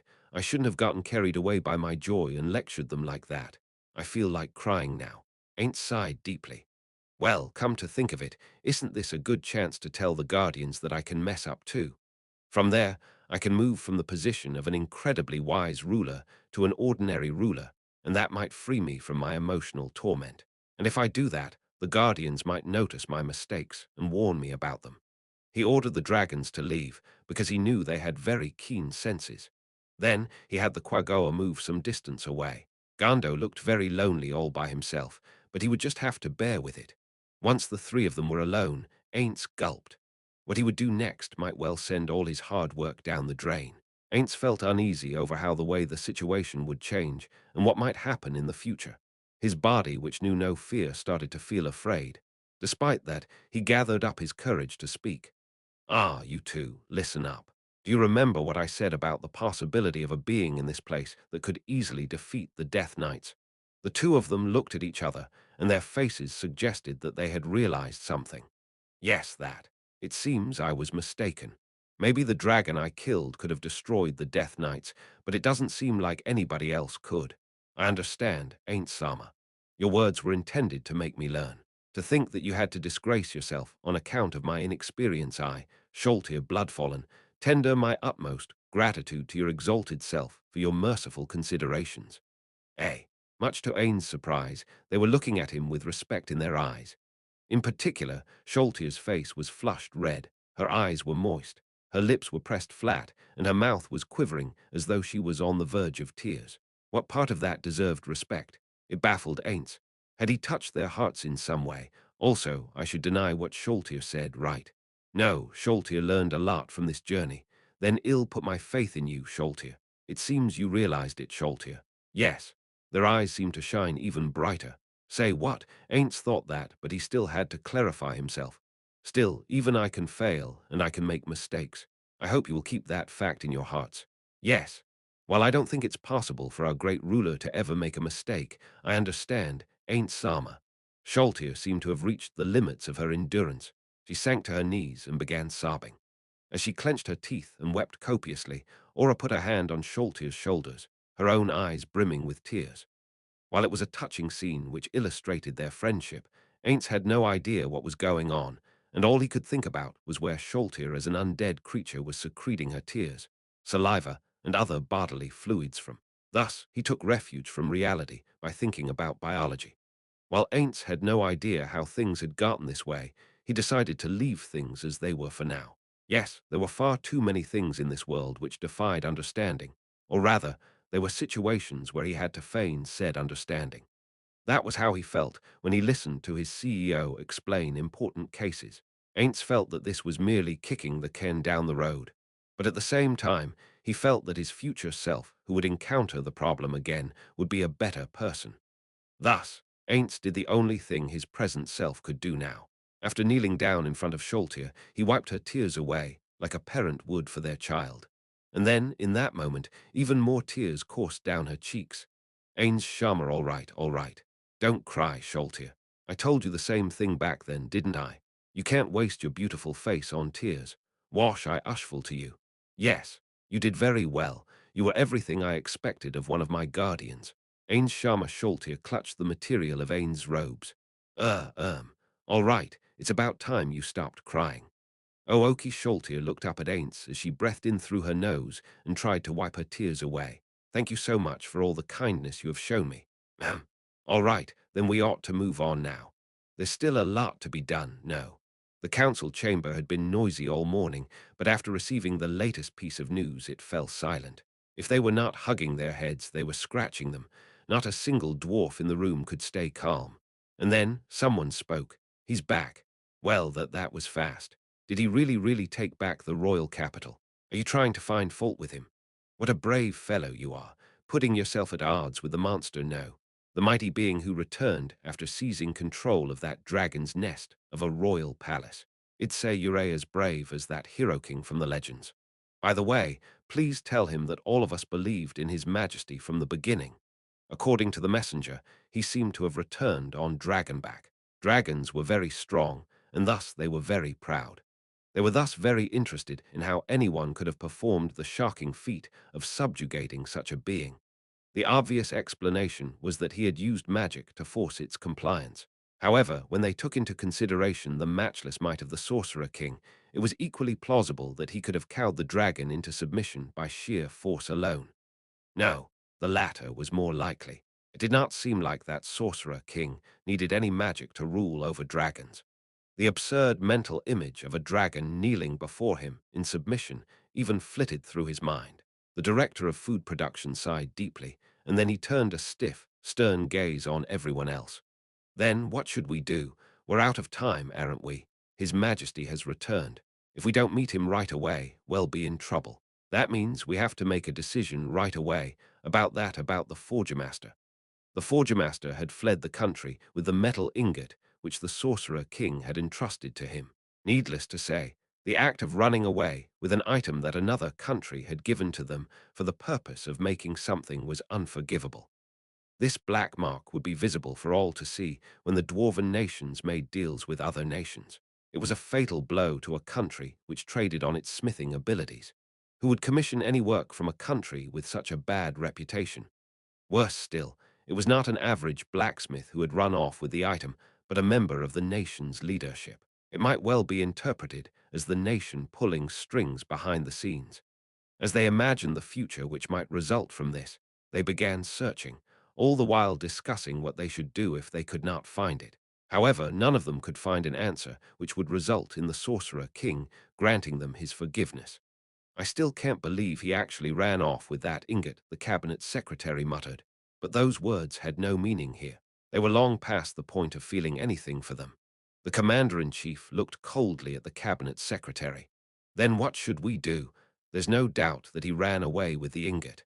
We've also received eyewitness reports of the Forgermaster leaving. Could he have been controlled by the Sorcerer King's magic?" The room returned to silence in an instant. Nobody here actually expressed their agreement with the statement, but rather the commander-in-chief grew more and more displeased. "Even if you don't want to acknowledge this crime committed by a fellow dwarf, by one of us, anyone who says that about the person who reclaimed the royal capital that we could not simply put, that person is the scum of the dwarves. Don't be like that, Commander-in-Chief. You should know as well. He searched the hardest among all of us, and he's the most tired. I don't think the problem can be explained by simply saying that he was fatigued. Well, let's leave non-constructive talk like that for later, Commander-in-Chief. We need to make a decision about more important matters now. Should we inform His Majesty right away? I feel it might be better to try and delay things and use the time to continue searching. What do you think?" The Merchants Guildmaster shook his head. "It's a bad move. That leads to the problem of us covering things up. We might as well come clean and beg forgiveness. Besides, have we found him yet? For all we know, he might be in the belly of a magical beast now. If only we could recover the ingot, that idiot." This was not something they should be saying about a friend, but nobody would speak out against the people rebuking the Forgermaster for causing such a big problem. On the contrary, the commander-in-chief even nodded in approval. Fortunately, he didn't take the short sword as well. "But well, if we apologize, will we be forgiven?" "Well, it's not like we can do anything but apologize. It's important to apologize, but it's even more important to state the truth. And after that, all we can do is accept whatever terms he dictates." Everyone agreed on this. Then, what will he demand from us? The dwarves did not know what metal made up the ingot which had been taken, so they could not estimate its value. They could not suggest payment in cash terms. If they underestimated the value of the item, they might end up angering the Sorcerer King beyond all hope of their relationship ever recovering. Therefore, they had to let the Sorcerer King name his price. Still, would he actually ask for money? They imagined that he would ask for something else, but even they could not imagine what exactly he would ask for. "I can't think of anything. Let's turn it around. What can we agree to? No, what request should we deny him? Can we even do that? It would be hard, right? This city might have historical value, but we don't have any national treasures of a physical or magical nature." When the demon guards had rampaged through the royal capital, only one member of the dwarven royal family had survived. He was the last king of the dwarves, known as the Runesmith King, and after taking powerful magic items with him on his journey, there had been nothing left behind which could be considered national treasures. "Oh, I've got it. What about the treasury within the royal capital? We talked about this earlier, didn't we? Saying that sort of thing to the person who reclaimed the royal capital for us is just too still. It's also true that there's nothing else." Looking around, everyone nodded in a show of agreement. "Hopefully the dragons didn't destroy it. Don't say that. Then let's invite the Sorcerer King to enter by himself this time." There's one less person. What happened? There was a strange expression on the faces of all the dwarves as Ainz entered the room. The one who spoke for them was they all looked the same to Ainz, so he had no idea who it was. All he knew was that it was certainly not the commander-in-chief. He began with "thank you for reclaiming the royal capital" and launched into a long string of thanks, which made Ainz feel tired. Then, once he had forgotten what they were talking about in the first place, the commander-in-chief's mood changed. "There is also another matter which we must tender our sincere apologies, Your Majesty. The ingot which Your Majesty entrusted to us has been stolen by the Forgermaster, who fled the nation with it. We are currently searching for him, but we have had no luck in finding him. Your Majesty gave us that ingot in your trust, but yet an incident like this occurred on our part. We do not know where to begin apologizing. The dwarves bowed as one. Frankly speaking, Ainz had no idea what was going on. Therefore he asked, why would he do something like that? Did running away with the ingot mean that he was going to sell it to someone? Was it financial greed that made one of the dwarven nation's counselors abandon his post?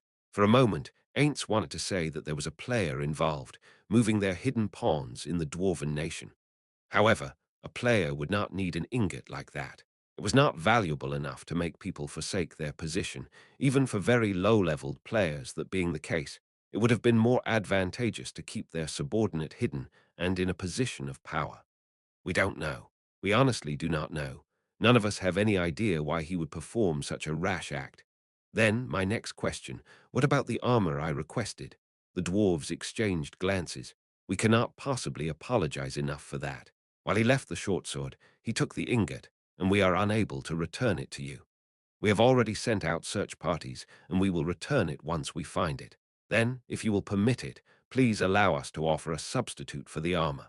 While it pales in comparison to the ingot you entrusted to us, it is the greatest effort we can muster. We plan to prepare 3 sets of adamantite chainmail and then enchant them to the best of our ability. If you desire a shield, we can fashion one for you out of orichalcum. Now, if he were a malicious customer with a complaint, now would be the best time to make a scene. However, Ainz did not want to be such a customer.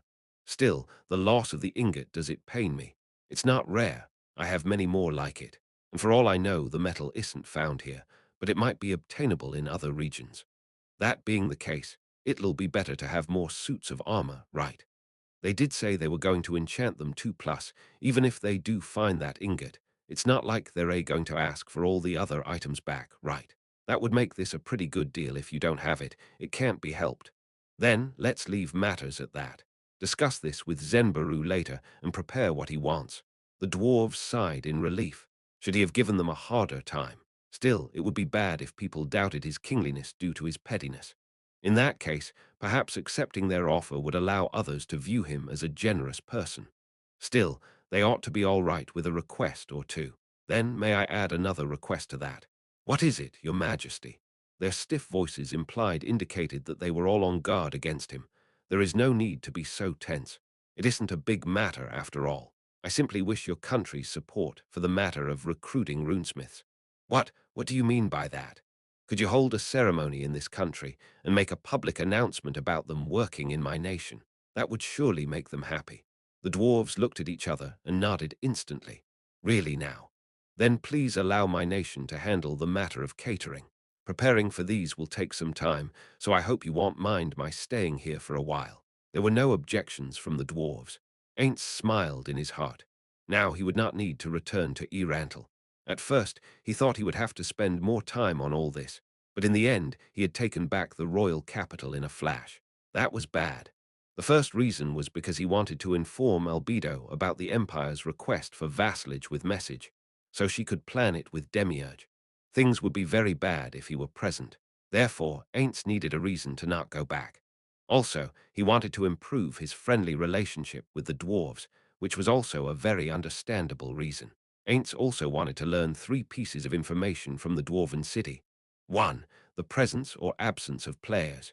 If there were none now, there might still have been some around in the past. 2.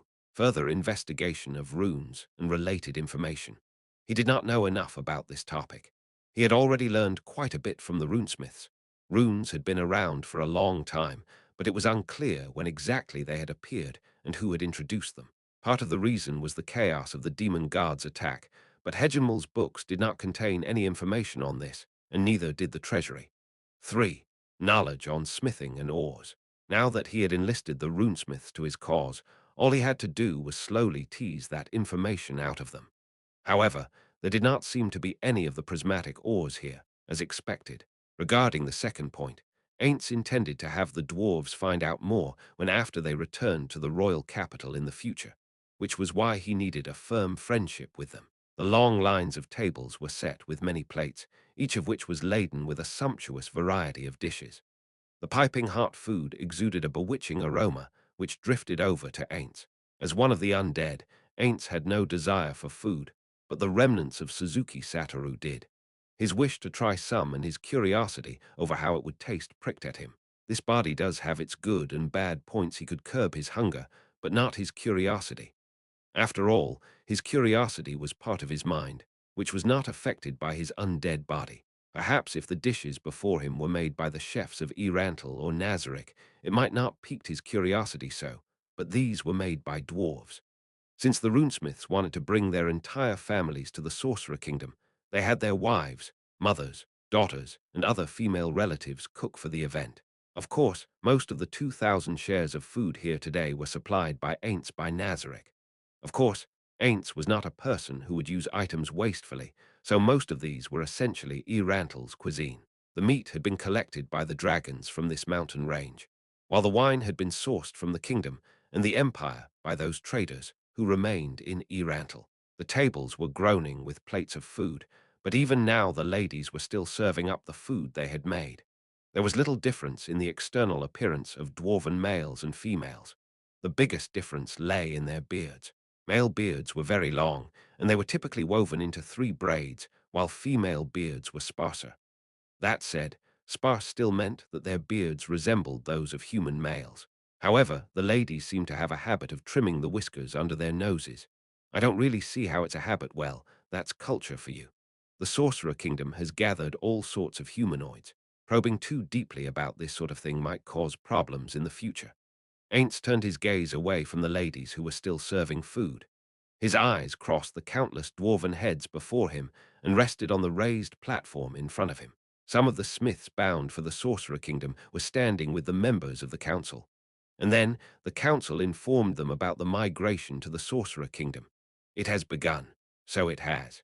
The answer came from Gando, who stood by Ainz's side. Ure, their representative. Is it all right if you don't stand out there in front of them? Give me a break, your majesty. I'm almost useless as a runesmith. It would be a shame to let someone like me represent them.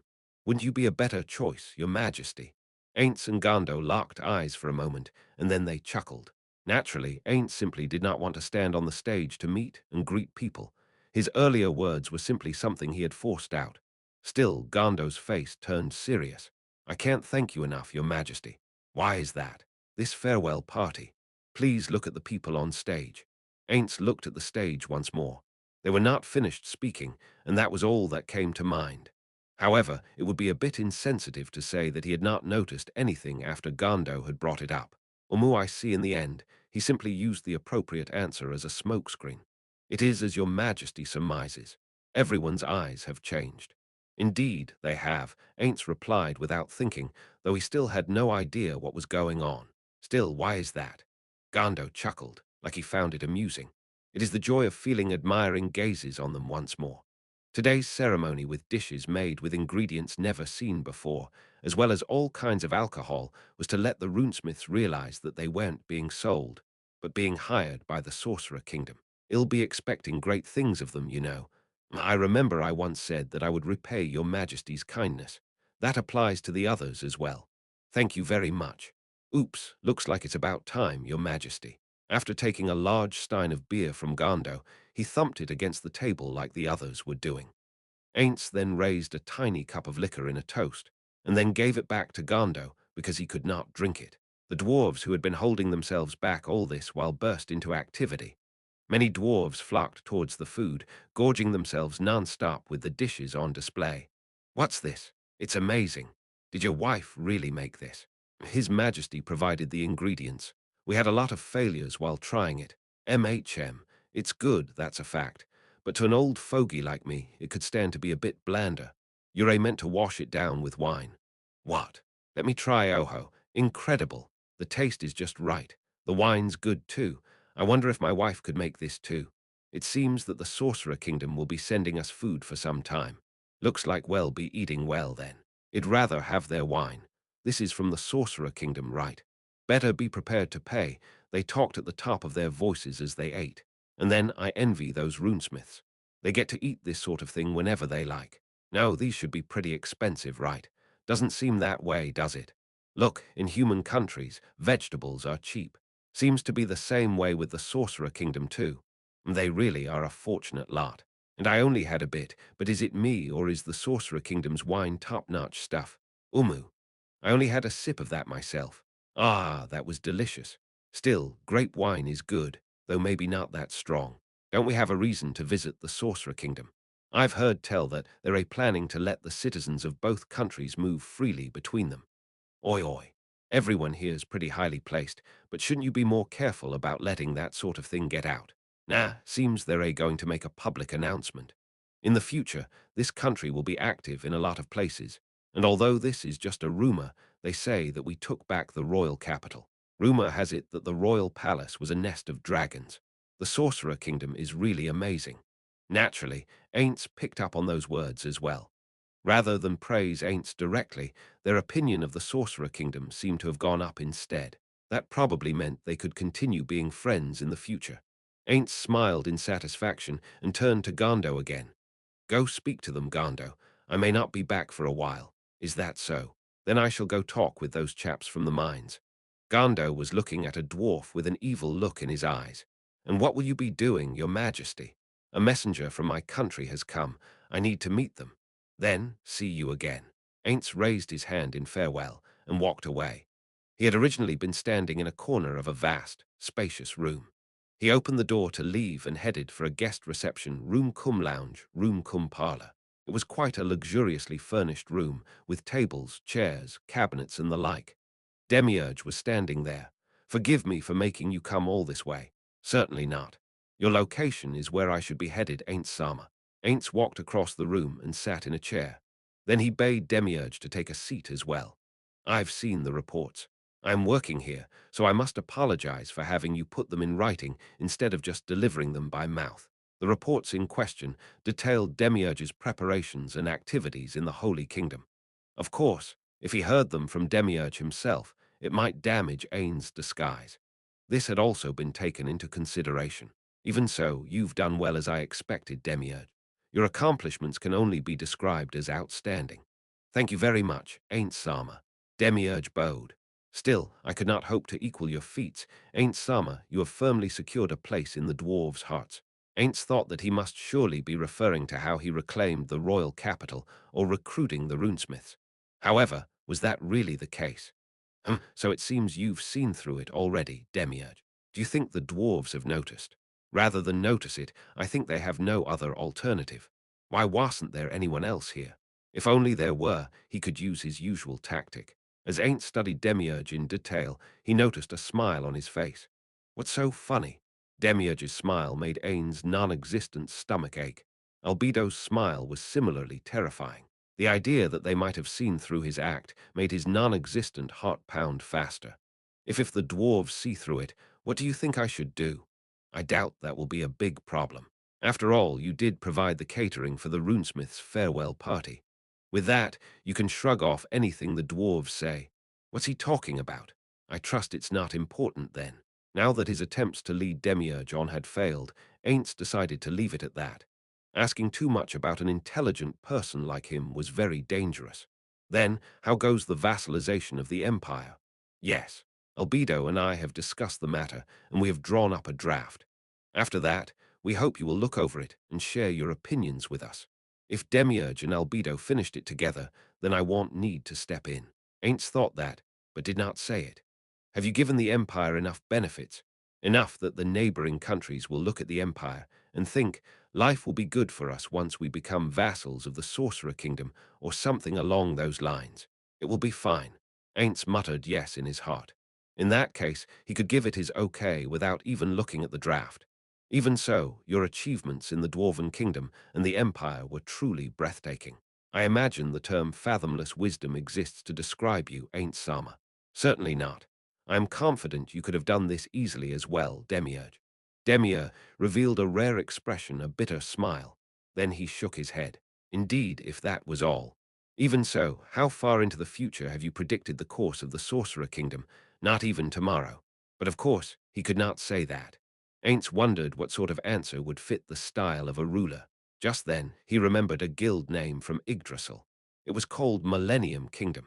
If only the Sorcerer Kingdom could really last 1,000 years. Perhaps it was because of that thought, but a relevant memory came to mind. He had no idea why the guild's emblem was that of a crane, and so Aints had asked Yameko about it.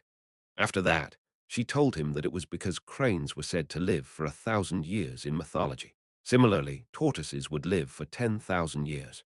Ainz frowned as the words slipped out. He had accidentally overstated the scale. Just as Ainz hurriedly looked toward Demiurge, intending to correct himself, he realized that it was already too late.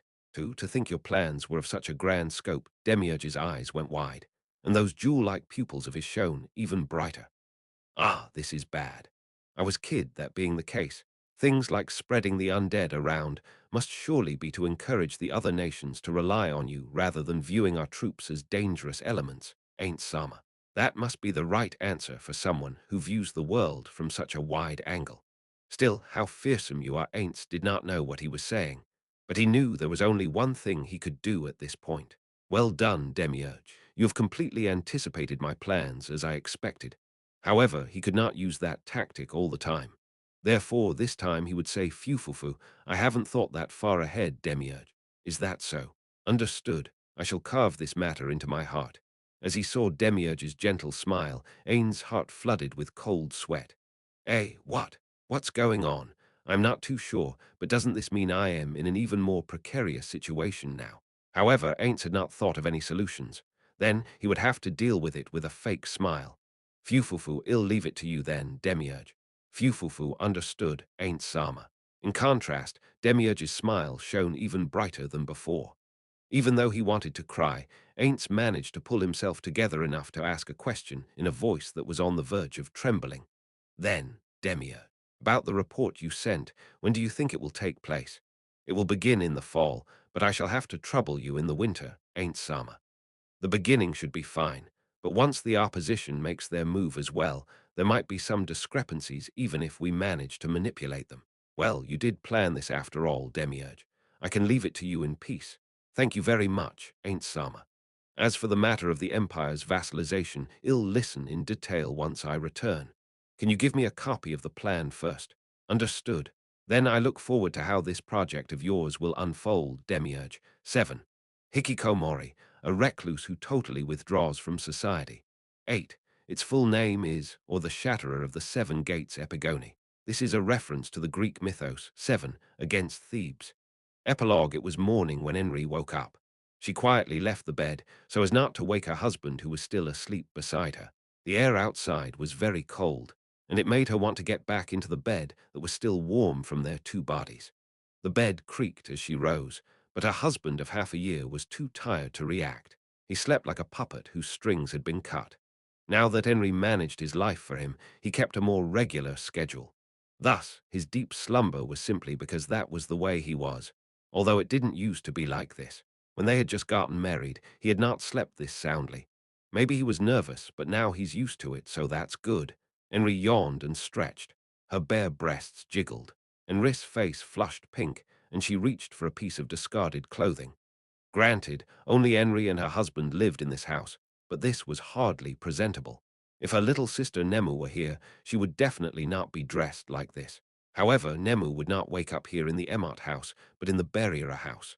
Let's not disturb the newlyweds, her mother-in-law Lizzie had said. Nemu had listened because they had decided not to rebuild the Emot or Barriera houses, and so this had happened. It had been 2 years since the incident where they had lost both their parents. That said, Nemu was still scarred by the incident and was unwilling to leave her big sister at night. It was only by the grace of some unknowable instinct that she had managed to accept the new arrangement. Since Henry lived in a farming village, she often saw animals engaging in those activities. She might also have heard about what young couples did when they vanished into the forest after leaving the dancing circle on harvest festival nights. Before she realized it, she had also learned what husbands and wives did at night. However, nobody had explained it to her in detail before. Henry and Nemu were not old enough to have heard such things. Still, someone needed to teach her what to do, but knowledge was as much a poison as a cure. Lupus Regina-san does say a lot of weird things. Everyone in the village treated the aid of the nation's ruler with respect. Henry was one of them as well. However, they could not fully accept every aspect of her personality. Over the long time they had known each other, Henry had realized one thing. Lupus Regina was a criminal who delighted in people's reactions to her crimes. and she was the type who could watch someone fall into a trap with a smile on her face.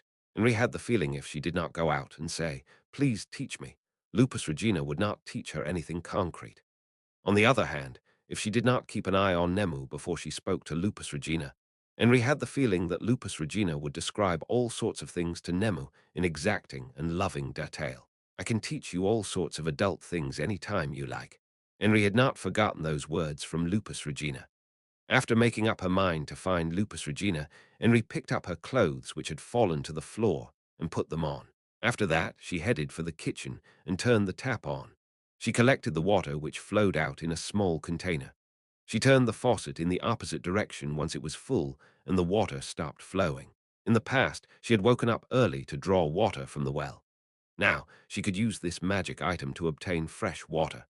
Its temperature stayed the same even in freezing or warm seasons. This magic item, the faucet of spring water, could make 200 liters of water a day. Apparently, it had been designed by the sage of a certain country. This was not a common item, even in big cities. She had heard that there were certain places where gigantic versions of this item served as a city's water supply. Henri wiped herself down with a moist towel. Ooh, it's cold. While the water's temperature was fixed, one would still lose a lot of heat from wet skin if the air was cold. However, Henri grit her teeth and bore with it, then rubbed herself down with the towel. She had done so before she slept, but still she did it again. Henri still remembered that incident when Lupus Regina had called out to her while humming, a playful grin on her face, and vowed that she would never drop her guard. Still, magic items were really great. Henri had thought that countless times. Caen village had a lot of residents now. Over 90 of them belonged to the goblin army Henri had summoned, and this village could not support all of them. The first problem was accommodation. The goblins had solved that by chopping down logs from the great forest of Tarb and building simple housing. However, the problems of insufficient food and water were harder to deal with. Their initial solution to the lack of food was the produce of the forest, but they could not forage enough to support all the goblins. Therefore, they had asked Lupus Regina for help, and in return they had received food aid. Of course, that food was only borrowed and would have to be paid back, though fortunately there was no deadline attached. The next problem was a lack of water. In the past, the village well had been sufficient, given that there had not been that many people. But now that the amount of people in the village had increased so drastically, they had to set up a roster to draw water all day long. Even then, they could not collect enough water, so they had to dig new wells very far away. If they dug them nearby, they would be tapping the same water source, and there was no telling if the wells would dry up.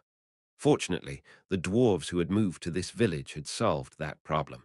They had come in the summer, and during the course of fall and winter, they had become close friends. Are those people still making new magic items? Until about 2 months ago, the sound of explosions and flashes of light had been a common occurrence, but now everything had settled down. At most, some of them would drink outside and get into fights, but that was all.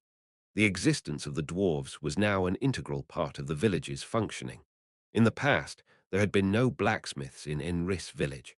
Thus, she had to go to the city to buy tools or beg the very rare traveling blacksmiths to make them for her. There had been a blacksmith in the goblin army she had summoned, but having him bear the heavy burden of the village's repair work would surely lead to problems. And then the dwarves appeared, and they had taken up that job. The most important thing was that their loyalty to the Sorcerer King rivaled that of the humans from Caen village. This village had been saved several times by the magic caster who became the Sorcerer King, Ainz Ooal Gown. Anyone who heard someone badmouthing His Majesty would immediately go up and beat the offender into a pulp. The dwarves seemed to feel the same way, and they often said things like, "That celebration made me feel proud of myself again. Did you see how jealous they were?" Drinking time. And so on while they imbibed. Henri did not quite understand what they were talking about, but they could feel their gratitude to the Sorcerer King in their words, so the villagers opened their hearts to them. After she was finished, Henri put on her clothes. Her husband did not seem to have woken up yet, so she decided to get the chores done. Until recently, her husband had been handling the task of potion making. But recently, he had stopped working on such tasks. Instead, he was involved in the storage and preservation of herbs, which would be important in the future now that the village's population had increased.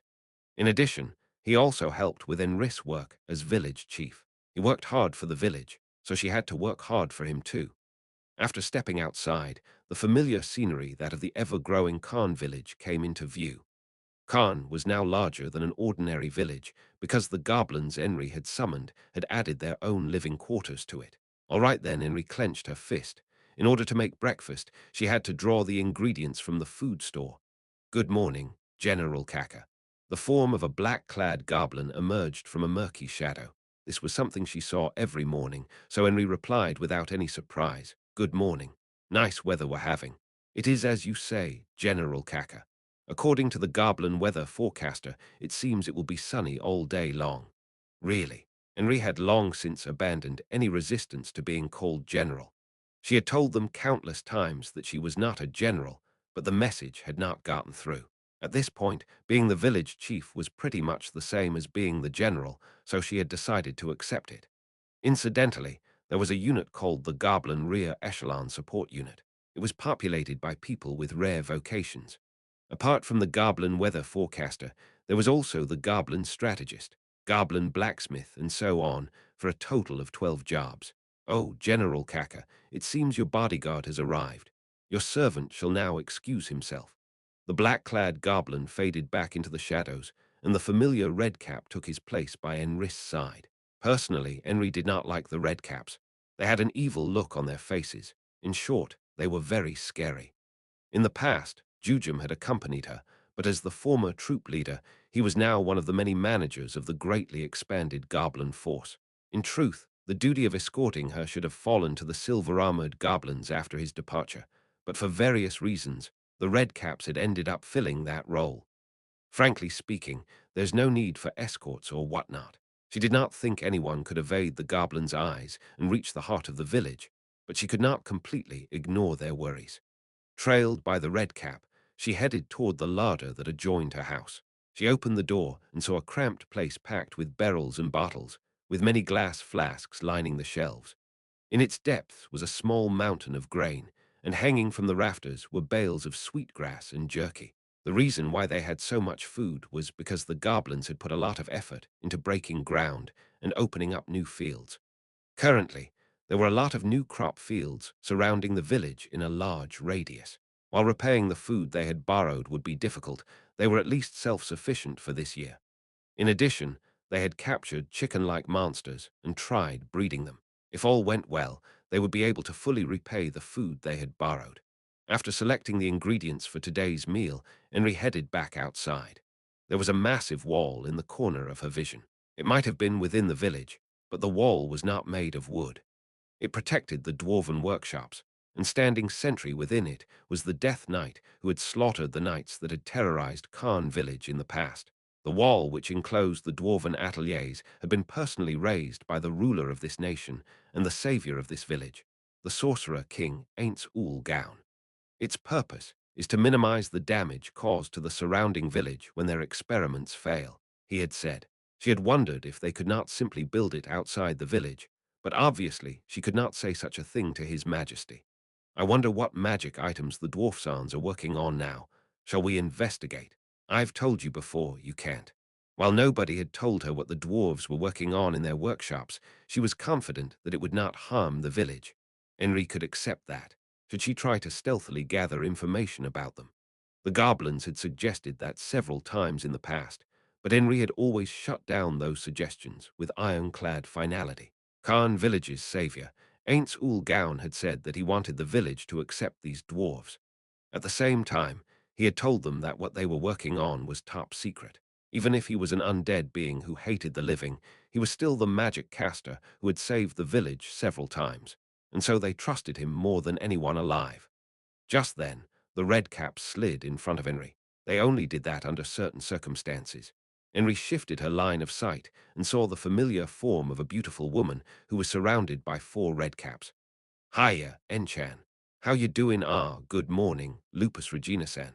Things had been like this ever since the person called Lupus Regina met the goblins. The Redcaps were few in number, but whenever Lupus Regina showed up, they appeared in groups. In addition, they wielded weapons that they would not normally carry around. It was said that there were other goblins present in the vicinity besides the Redcaps. But Henry had never seen them before. Even Henry could tell that the reason why they had gone to such lengths was because the Redcaps know the goblins were wary of Lupus Regina. That said, Lupus Regina might be a mystery, but Henry did not think that she would do anything to a village which hosted a bronze statue of her master. In addition, she had saved Henry and Enfira's life in the past. On the contrary, Henry could not help but worry that this would upset her. She had spoken to the goblin strategist, and he had said that he would talk to them about it, but it would seem nothing had come of that thus far. The sole saving grace was that when she had told Lupus Regina about this, she told Henry not to worry about it. I've only been here a while, and already there's people dashing out. Poor me, there's no way we wouldn't be on guard against you when you arrive in that way. You should know that. The answer came from one of the red caps surrounding Lupus Regina. His voice was calm, but there was a clear sense of wariness in his voice. Ah, Henry raised her voice as she considered that the situation was developing in a bad direction. How exactly did you come here anyway? I took Flatchist Vampire Airlines Frost 5 from Nazarick to Carnay. Flatchist Vampire Airlines. Yup. It's the name of the person in charge of all outdoor movement Peten Ketsuki Kukusen, then. 9. Yup, pretty much. Oh, and if you meet her in person, just tell her I said it. Or rather, I hope y'all mention my name. Otherwise, who knows what'll happen to you. As she looked on Enris' puzzled face, Lupus Regina broke into a smile. En-chan, you're a really funny. Really, you're a quite interesting. Lupus Regina's eyes narrowed in an instant. Really, Lupus Regina's bright red tongue peeked out from her slightly opened mouth and licked her lips. It was not a seductive gesture. However, Henry felt something crawl up her lower back. In that moment, the red cap standing by her sprang into action. He pulled Henry back and slid into the gap in front of Lupus Regina which had appeared. In this highly tense atmosphere, Lupus Regina shrugged, wearing her rarely seen serious face. I won't do anything to her. Is that enough to calm you down? Still, if you don't believe me, why don't you all come at once and have a go? That way I can deal with you without holding back. The red cap lowered his head and returned to his original position. And that's that. By the way, frost refers to frost dragons. Frost dragons. By dragons you mean the dragons from legend, right? Amazing. Are those dragons Gownsama's servants as well? Yup. Air transport is flourishing in the Sorcerer Kingdom. That's amazing. Enris' eyes were sparkling. The dragons in question were incredibly powerful monsters, sung about in legends. Anyone who could subjugate them was no ordinary magic caster. Gownsama is really amazing. Well, that's true. A troubled expression came over Lupus Regina's face. A dragon like that. Someone like me. Well, it's fine. There were some things Henry wanted to ask, but since she seemed to have come to terms with things, it was all right. Probably. Ah, why did you come around today? Ah, yes. I might not be able to come by for a while. I came to tell you that I hope you can take care of yourself. They had known each other for over a year, but this was the first time she had said such a thing. What happened? I guess it's okay to tell you, En-chan. Actually, it seems Ainz Sama was defeated in battle and died. Henry pondered the meaning of those words, and then their meaning sank in. Her response was equally understandable. 9. Peten Ketsuki Kuku, Flatchist Vampire Airlines. Intermission, he walked to the balcony, a glass of amber liquid in his hand. The balcony was located on the tallest building in this city. From here, he could see the city which he ruled. His people lived between the myriad pinpoints of light below. He smirked as he took in the view and pressed the glass to his lips. The hot, smoky sensation spread through his body from his belly. The wind was quite comfortable. Now that he was in a good mood, he asked the weakling who knelt in his room a question. So what? The weakling drew in a breath, but he had no interest in that. All he felt was displeasure in not receiving an immediate answer to his question. However, he was not angry enough to kill someone yet, so he did not make use of his might. He was a merciful king. Also, the scent of blood would linger. Even if he had someone clean it up, he would still feel annoyed for a while. That being the case, the cleanest way to do it would be to push the weakling off from here. The most important thing was that the extreme circumstances of the fall might awaken the power of the weakling. He wanted to say that it would be a good idea, but unfortunately, the weakling opened its mouth before he could do so. The theocracy is building a field camp nearby. If this carries on, they will attack our royal capital in the coming years. So what? If this goes on, we will all be destroyed. Please, I beseech your majesty to use his might worthless. He the king laughed it off. Why should I use my might on behalf of you weaklings? If he turned his head over his shoulder to look, he would see a citizen of his country kneeling there, a female elf. How stupid she looked.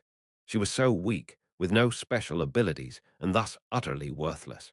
Because of that, she could not understand how wonderful the theocracy's invasion was. Don't be stupid. Do you lack the will to muster up the strength to defend your own country? Or do you expect me to save you from any difficulty that crops up? But the theocracy is very strong, and our strength alone, there was a distinct difference between the power of the theocracy and that of his nation, be it in the number of magic items, the skill of their troops, the resources they could allocate, their tactics, everything. The only reason why the elves could still hold the line in the face of the overwhelming power of the theocracy was due to their guerrilla tactics, the only field in which they surpassed the theocracy, and the fact that the theocracy feared losing troops to the monsters of the great forest of Ivasha. Thus, they had slowed their advance. However, the theocracy had recently committed the Holocaust scripture, which had hitherto been assigned to the defense of their home nation, to the fray. They were experts in assassination, guerrilla warfare, and counter-terrorism, and thus the theocracy's advance had sped up immensely. How surprising. Are you at your wits' end because you are all weaklings? This is truly a country of idiots. All the children that I sired turned out to be nothing but useless. People born in wartime were stronger than those born in peace. That being the case, warfare was an opportunity to awaken the power latent in all living things. However, he had not heard about anyone whose power had awakened so far. Still, he should not hold the people solely to blame. His many children had turned out that way as well. Their true number meant nothing to him, so he paid it no heed. Why would anyone bother counting pieces of garbage? It was probably because their mother's blood was too strong. None of the offspring he had bred from them possessed even a fraction of his power. Get lost. You are loathsome in my sight. Better yet, train up the children you bore for me. The woman bowed deeply and left. He finished the wine in a single gulp. The children born of weaklings would only be weak. Thus, he needed strong mothers.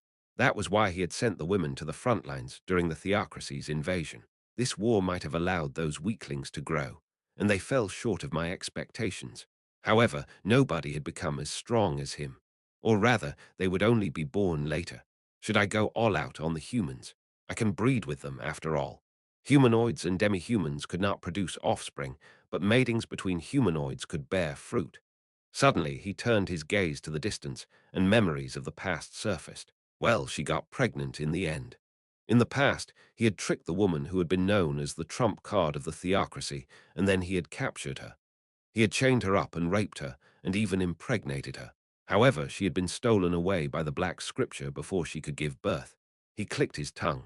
That child was his. Since it had been born, they should give it back.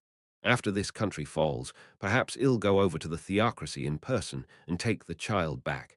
This was not kindness of any sort. After all, that child was the get of himself and that powerful woman, so it had the potential to become even more powerful. I do look forward to that. Someday he would use an army of his mighty children to encompass the world. He walked back into the room, imagining the glorious future that would soon dawn. Facing him was a full-length mirror which reflected his image. It was that of an elf whose eyes had mismatched colors.